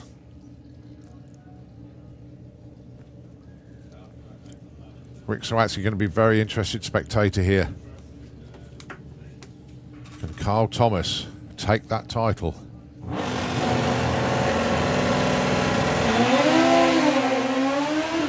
Oh, it's a heck of a race, that's for sure. Going to sort this one out. Up the stripe, the win light goes to Carl Thomas, takes the title. It's a breakout for Zoe Hallett. She got there first. But it is Carl Thomas that takes the win. Carl Thomas who takes the title. Congratulations to him. Oh, boy, oh boy. Added excitement at the end of racing. This is phenomenal. Right, junior drag bike. Grace Pollen taking on Maggie Smallman. Now, I know Grace has got a fan club here. They cheer like mad when Grace does well, but going to try and take out Maggie Smallman here. 9.66 plays 8.65. Oh, and it's game over. Maggie goes red. It's Grace Pollen that's taken the win here. Let's have a look at the numbers. 8.60. Oh, that was well ridden as well. 8.69. So well done to Grace Pollen taking the national finals win. Oh, we always congratulate the winners and we always commiserate with the losers, but just to get the final in drag racing is absolutely superb. Well done, Grace. All right, let's see what's coming around the corner next. It's ET Bike.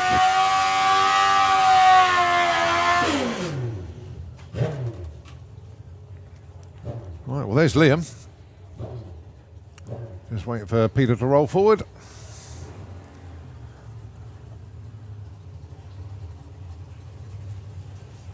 He is there. But, it's a solo for Liam. Peter Harrison has a problem there with the Ducati. So commiserations to him. So it is going to be Liam Holgate for Rugrat Racing taking the event win. Goes red, but hey, a win is a win.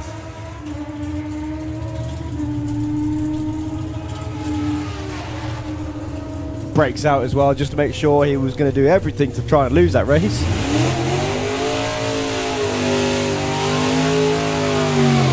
Right, Super Gas. Mark White taking on Stu Morris.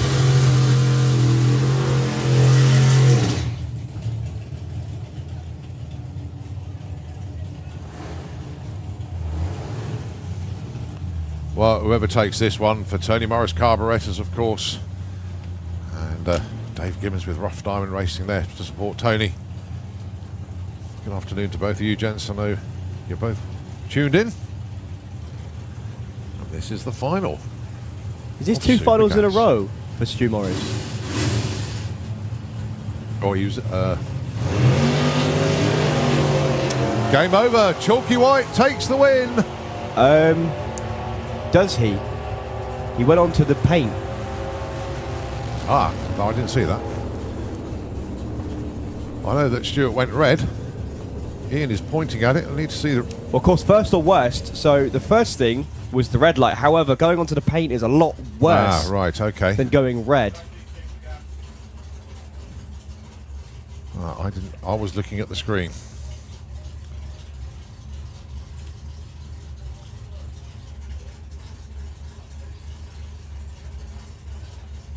I think you could be right though. Well, I can Oh, see the no. tyre track onto the paint.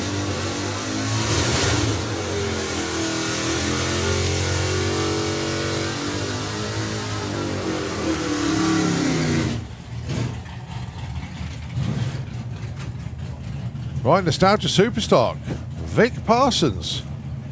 He's been, well, he's been to B&Q to buy some more wood to make some shelves. Because he certainly added to his trophy haul this year. Going to be taking on Don Scott. Well, Don Scott's put in a 979 die. So whether he's been able to get whatever was broken fixed. I can see the crew leaning into Vic's car there. That was probably just his hands device, wasn't fixed in. Where are you going, Don? Patience, son. Well, he's in deep stage now. He's going to be really careful. So this for the marbles in Nostalgia Superstock. Yeah, we thought Don was wounded. Well, as long as Vic doesn't break out.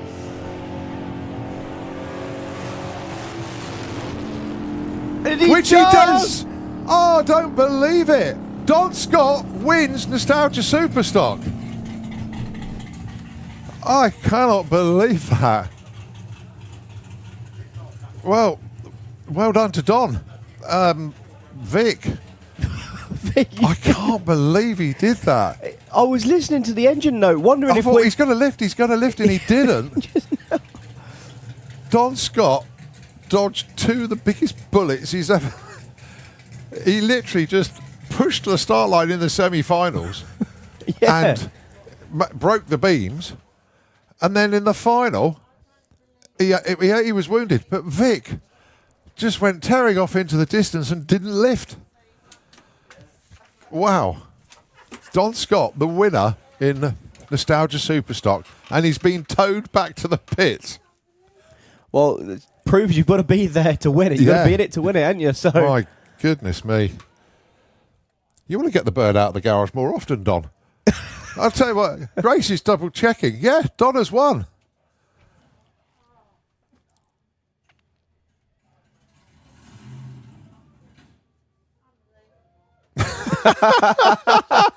Oh, Don Scott, he comes out, he takes the lucky bow.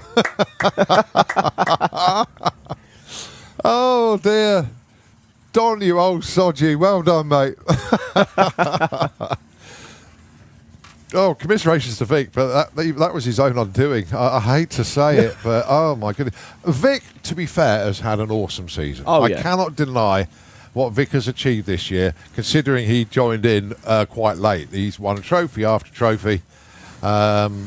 He's been phenomenal this year. The car is absolutely flying. It looks gorgeous. But Don Scott takes the event win. as we move into the Wild Bunch and we get to smell nitro one more time, Bob Hawkins under the tower.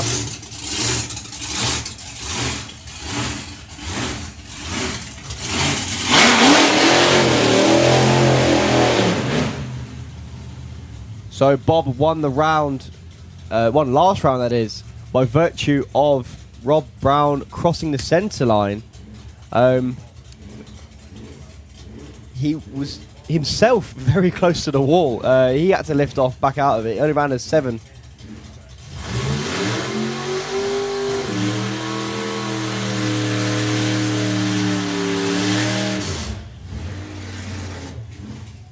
But dial-ins 675 for Bob. Yeah, give Don Scott a wave. Look at him, he's milking the crowd in now. Look. Don Scott, your winner in Nostalgia Superstock, with a car that it wouldn't even carry a bag of apples from a grocery store at the moment, let alone go down a drag strip. Oh boy, oh boy, oh boy. Right, back to the race in front of us then. Bob Hawkins, as you say, 675. Phil James, 959. Phil will be going first. Phil has pretty much sewn up every championship this year in the national championship front. Well done to him. But it's all about the event win here.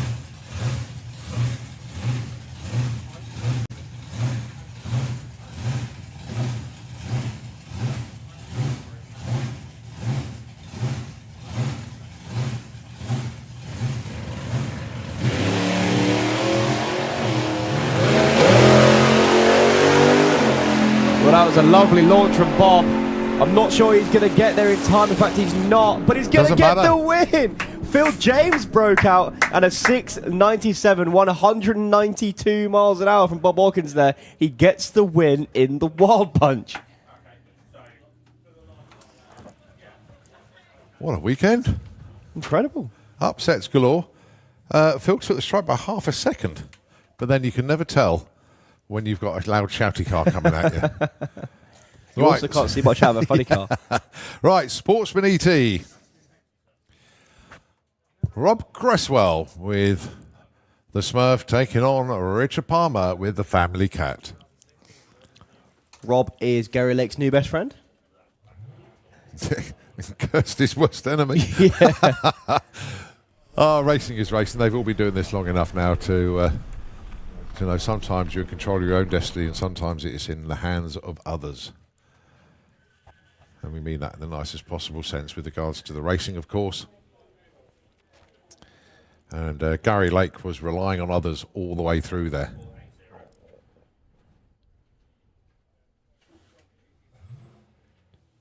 So Rob Creswell sticking with the 14.80 dial-in. He ran it at 14.79 in the last round. A 13.52 for Richard Palmer with the Family Cat. Took out the pesky Range Rover, or Land Rover, sorry, in the last disco. round. Yeah. Oh, I love that disco. It's pretty cool, that. So Rob leaving first with the Smurf.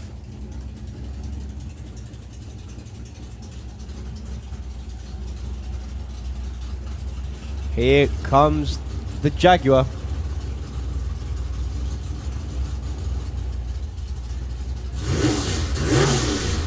I think Rob might have to brake at the finish line, wait for the brake lights. There they are, takes the win, only just. So Rob Creswell, your winner in Sportsman ET. Richard Palmer did his absolute best, but I think the 0.2 reaction time on the tree sewed up that one. All right, Pro ET.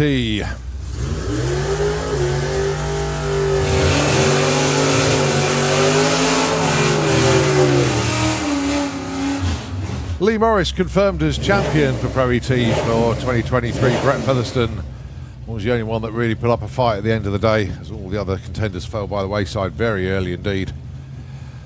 But this should be a good one. Mark Huxley with the Can-Do 2 Toyota Corolla taking on Superb Simon with the Perfect Plymouth. The Plum Crazy Racing Barracuda dialing in 1067. Mark Huxley 986.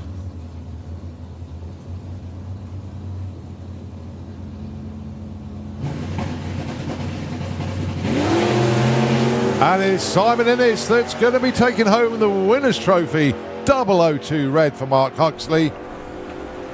What a weekend for Simon Innes. 1065 breakout against a 982 breakout.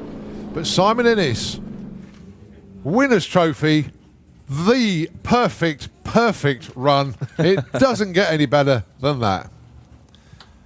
Right, here we go then. Championship decider in VW Pro. If Ed Keach wins this, the title is his. If Abby Tether wins this, the title is Graham Fairhead's.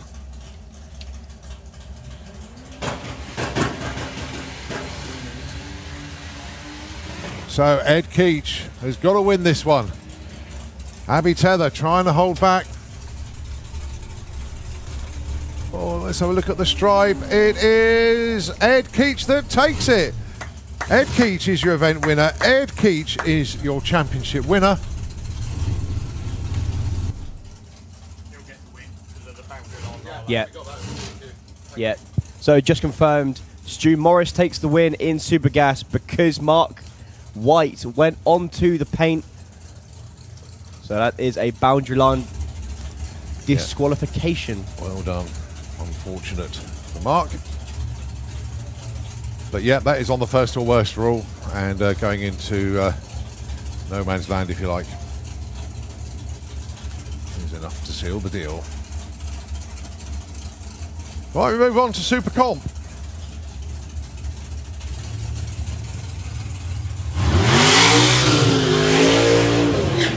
Leah Kellett already confirmed as champion in Super Comp this year, but it's that pesky Stu Doiney that she's got to get around here to win the final. The amount of times that these two have raced in finals over the years. And when Stu Doiney, I'm not saying he retired, but he took some time out. Leah thought, this is a bit easier, but now he's back. Leah is going, oh no. But if you want to be the best, you have got to beat the best. And there is no question that Stu Doiney is one of the best ever sportsman racers.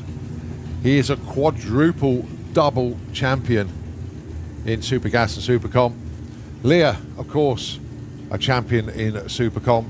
She was the champion last year. Can she take the event win to go with her championship for this year?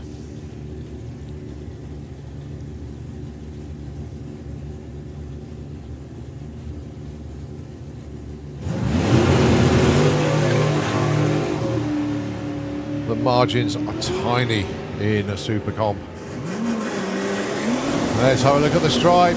It's a no, it's a breakup for Stu Doiney. Goes too quick. Leah Kellett takes the event win along with the title. Congratulations.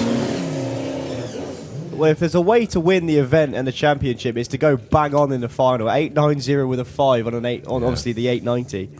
Now, Leah is going to bring the car straight back down to the start line or have a pit stop because Joe needs it back to run in Super Pro ET. 850 bike then, Dan Diath, your champion for 2023, taking on Gary Malone.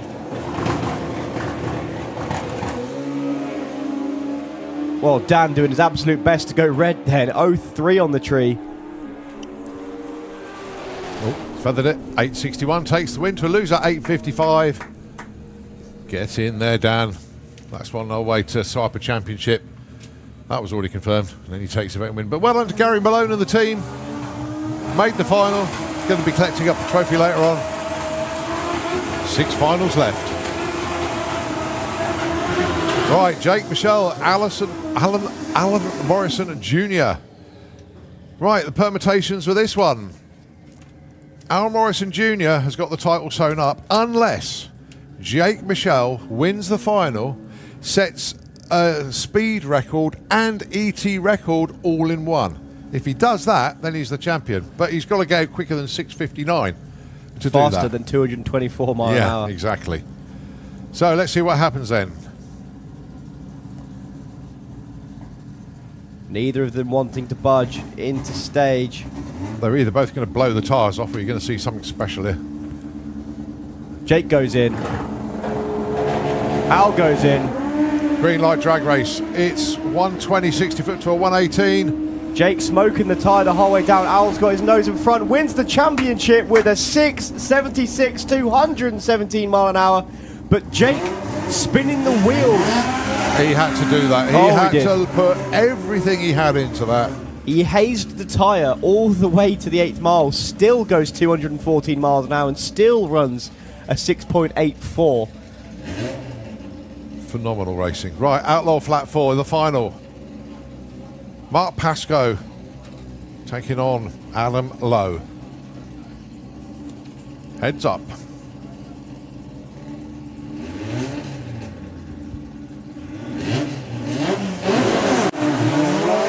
Adam gets the jump.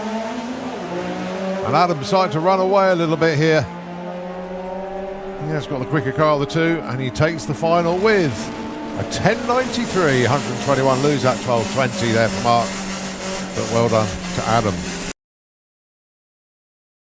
Sportsman, congratulations to our champion for this year. As they come up to the line, Paul Robinson will be wearing the number 1 again next year. He defended his title. Congratulations to him. Going to be taking on Steve Metcalf with the Baja. So 16.48 dial-in for Steve. He'll be going first. 14.70 the dial-in for Paul Robinson. He's the one that will be doing the chasing here.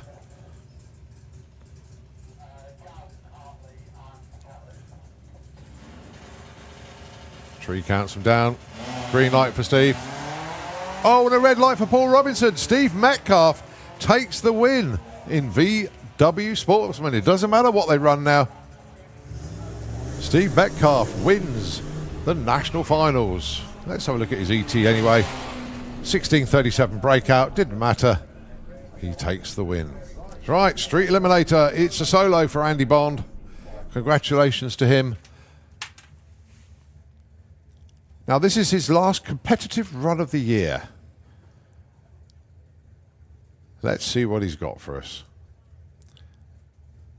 The car has been incredible this year. He won Street Weekend, he's won events. And he just goes for a little Sunday afternoon jaunt up the quarter mile. Yes, my lord. Thank you very much indeed. We'll have the red carpet for him in the pits when he gets out of the car. Oh dear, the ugly sister. See, with the hazards on as well at the top end. 18.36 at 55 miles an hour. Andy Bond, congratulations to the ugly team. They have been pretty much unstoppable all year long. Well done then. Right, for my reckoning, 2 finals to go. Who are they? It's Cobb Bike with Mark Dainty and Danny Cockrell, and Super Pro ET with Joe Callett and Barry Giles. I'm really looking forward to that final. Right, well, we need to wait for them to come down into the pairing lanes. So Nitro FM 96.2, if you can take over the airwaves. We have just 2 finals to go here at the National Finals, and we'll be back with you with those when they come round.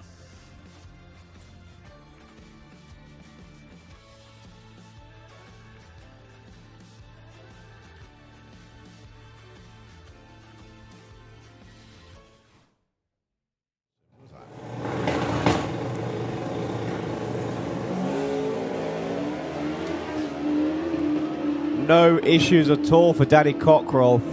Yeah, he's running away with this one. 7.31. Outstanding pass there. Michael Puggett had a front row seat for that one. So Danny Cockrell into the final.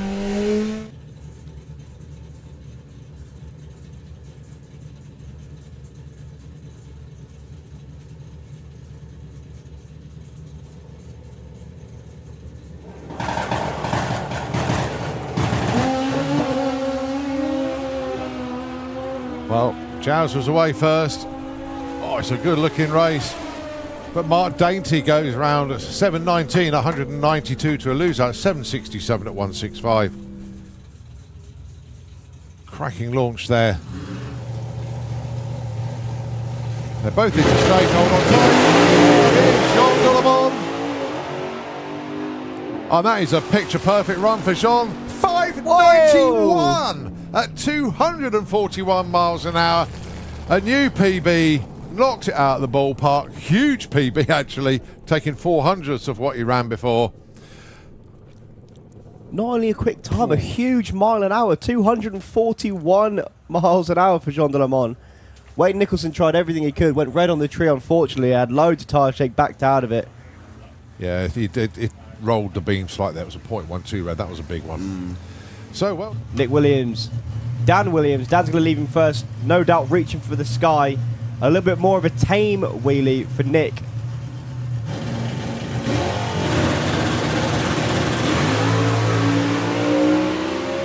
So, race on to the stripe then. No team orders in this team. Oh, it goes to the win margin 0-9. Nick Williams takes that one 8.24 to a lose out 10.70. Congratulations to the whole team this weekend. I know, Keith, you are immensely proud of your boys this weekend, all season long.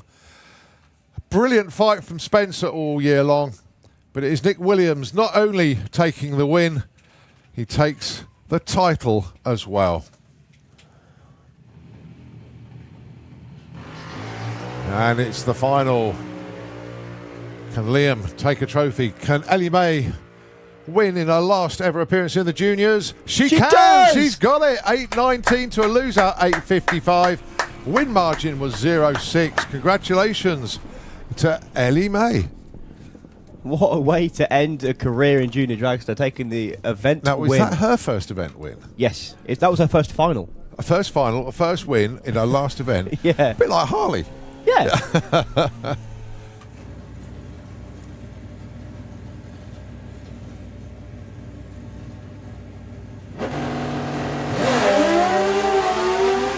Well, Rog gets the jump. And it is Roger Moore all the way leading the bike over 7.44 to a loser 8.25. Brilliant weekend for Aswin, but it is Roger Moore that takes the win in funny bike. 9.50 bike. The Maggie goes red.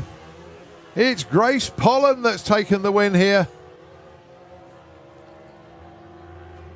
Let's have a look at the numbers. 8.60. Oh, that was well ridden as well. 8.69. So well done to Grace Pollen taking the national finals win.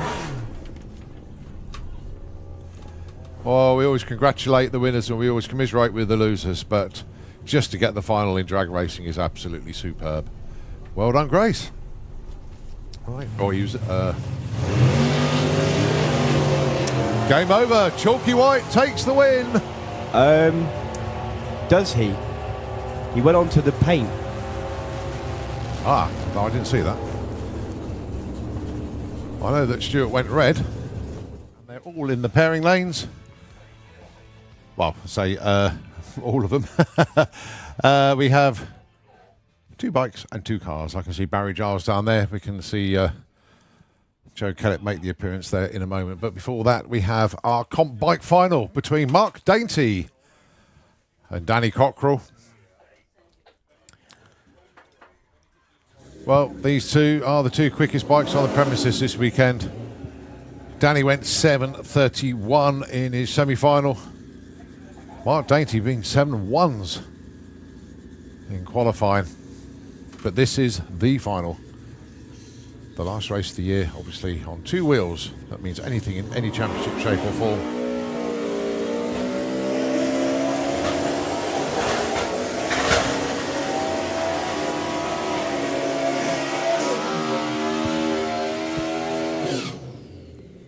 Well, Danny's crew chief and good friend and teammate Dan Diath just took the championship and win in 850 bike. He's down there on the line with Danny right now. Mark Dainty, he's riding the Goliath at the minute. 7.1 in the last round, 7.1 in qualifying. Danny's been into the 7.3s already today, so he's going to need all of the head start he can get on Mark at the minute. 2 exceptionally good riders, 2 exceptionally good races, 2 well-respected figures in the comp bike. Well, Danny gets the jump on him, but here comes the horsepower of Mark Dainty. Oh, it's has he got elbow enough? to elbow. I think he's got it. He has. 7.28 for Danny Cockrell. Where did that come from? But a 7.20 takes the win. Almost enough. The win margin at the stripe, 0.33. Congratulations to Mark Dainty. But a cracking weekend for Danny Cockrell. I think it could be beer o'clock tonight for Danny, to Splinter, to Mark. Everybody involved with those teams down there. Right, it is just Super Pro ET to go.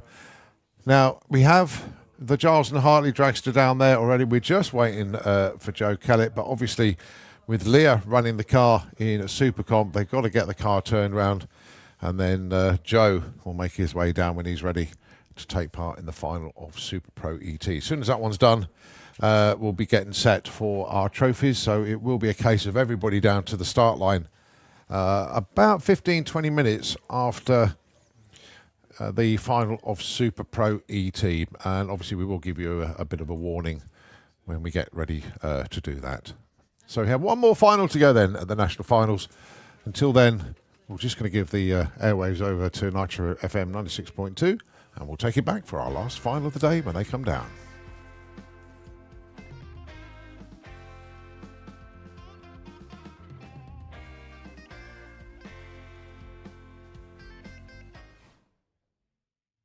Nick Williams, Dan Williams. Dan's going to leave him first, no doubt reaching for the sky. A little bit more of a tame wheelie for Nick.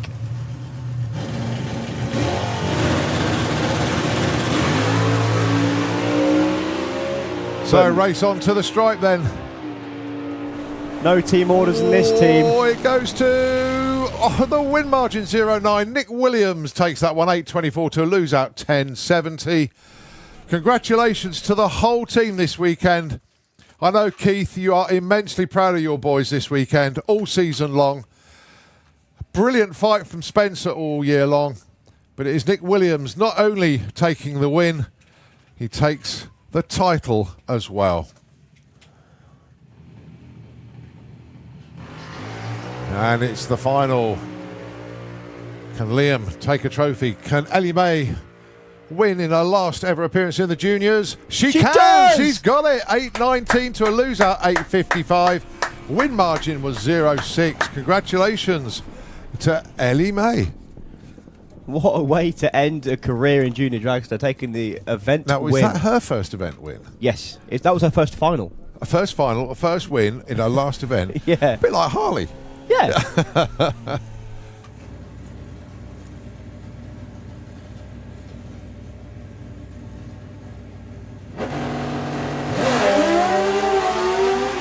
Well, Rog gets the jump, and it is Roger Moore all the way leaning the bike over 7.44 to a loser 8.25. Brilliant weekend for Aswin, but it is Roger Moore that takes the win in funny bike.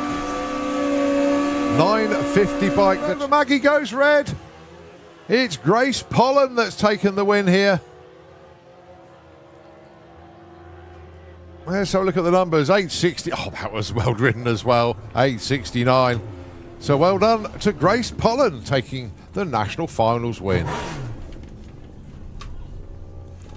Oh, we always congratulate the winners and we always commiserate with the losers, but just to get the final in drag racing is absolutely superb. Well done, Grace. Right. Oh, he was, game over. Chalky White takes the win. Does he? He went on to the paint. Ah, no, I didn't see that. I know that Stuart went red. Ian is pointing at it. I need to see the... Well, of course, first or worst. So the first thing was the red light. However, going onto the paint is a lot worse right, okay. than going red.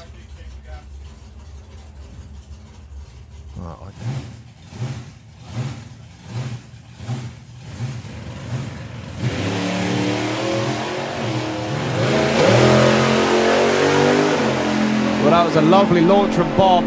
I'm not sure he's going to get there in time. In fact, he's not. But he's going to get the win. Phil James broke out and a 6.97, 192 miles an hour from Bob Hawkins there. He gets the win in the Wild Punch. What a weekend. Incredible. Upsets galore. Phil? So, Rob leaving first with the Smurf.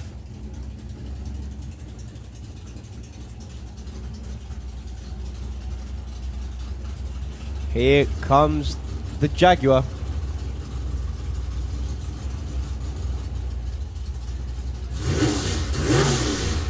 I think Rob might have to brake at the finish line. Wait for the brake lights. There they are. Takes the win, only just. So, Rob Creswell, your winner in Sportsman ET. Richard Palmer did his absolute best, but I think the 0.2 reaction time on the tree sewed up that one.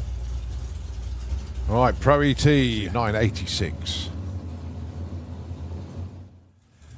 The Super Pro final. Joe Kellett taking on Barry Giles. So These it's- are, sorry. these are both championship winners in their own rights. Joe has taken many a championship in his junior dragster days, but Joe hasn't been on the planet as long as Barry Giles has been racing. Yeah, I was going to say, this is definitely the youth and exuberance race. Taking on the age and experience. Barry Giles, one of the founding members of the class.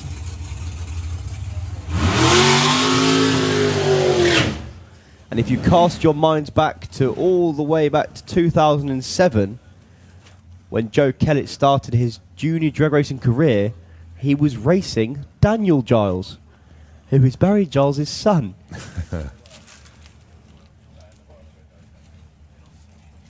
But look at the dial-ins. How close do you want to get? 746 and 742.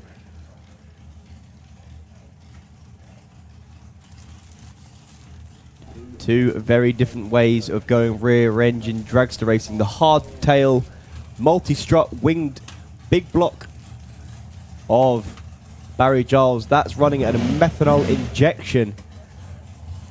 And in the other lane, the more modern 4-link monostrut dragster with the single carb. Big old engines on either side. 548 cubic inches for the Giles and Hartley car. 598 cubic inches for Joe Kellett's machine. So is the Kelletts going to be celebrating 2 for 2 today, or is Barry Giles just got one more round winning him for this weekend? The national finals being wrapped up with Super Pro, and it's game over. It's Joe Kellett that takes the win. Barry Giles goes red. Barry goes 749. Joe sees the win light, and it is an undefeated Super Comp and Super Pro dragster for the Kellett family once again this weekend. But congratulations. Awesome weekend of racing. Wrapped up there with Super Pro ET. Huge thanks to everybody. And that is day over, weekend over, meeting over, and race season over. Huge thanks to everybody. I'm not going to single out anybody at all, but the whole SPRC. Whatever you do within the SPRC, if you're track crew, if you're tower, if you're pit marshal, the whole SPRC, we couldn't do this without you. All of you guys and girls rock. You really do. I'd just like to say a quick word myself. Obviously, this is my first season being up here in the Colin, and thank you very much for the opportunity yourself. That's thank a you pleasure, mate. thank you to Daryl for letting me up here as well. Thank you for Dan Murrows for giving me the chance. As you said before, well done to everyone who's been working this season. Everyone's been working absolutely tirelessly to get this done, and well done, Colin, for doing a lovely job up here as well. Oh, thanks, mate. I enjoy it. You know I do. And it's been good to have you, mate. It really has been. Been fun. Yeah. It's been an awesome year, and we finished it in daylight this year because last year it was dark o'clock. Yeah. And we didn't have the new shutdown lights that we've got now. But that's a wrap then for the 2023 season. Thank you for everybody to tuning in on the live stream this weekend, of course. Thanks for everybody that came to see us. We got trophies on the start line in about 20 minutes or so. Until then, Nitro FM are going to take the airwaves away, and we'll see you down at trophies. Don't forget, we need everybody down, please. Winners and runner-ups for all classes down to the start line then. The time now is 11 minutes past 6, when everybody ready for 6:30-ish. Thanks very much indeed. We'll catch you later. See you soon.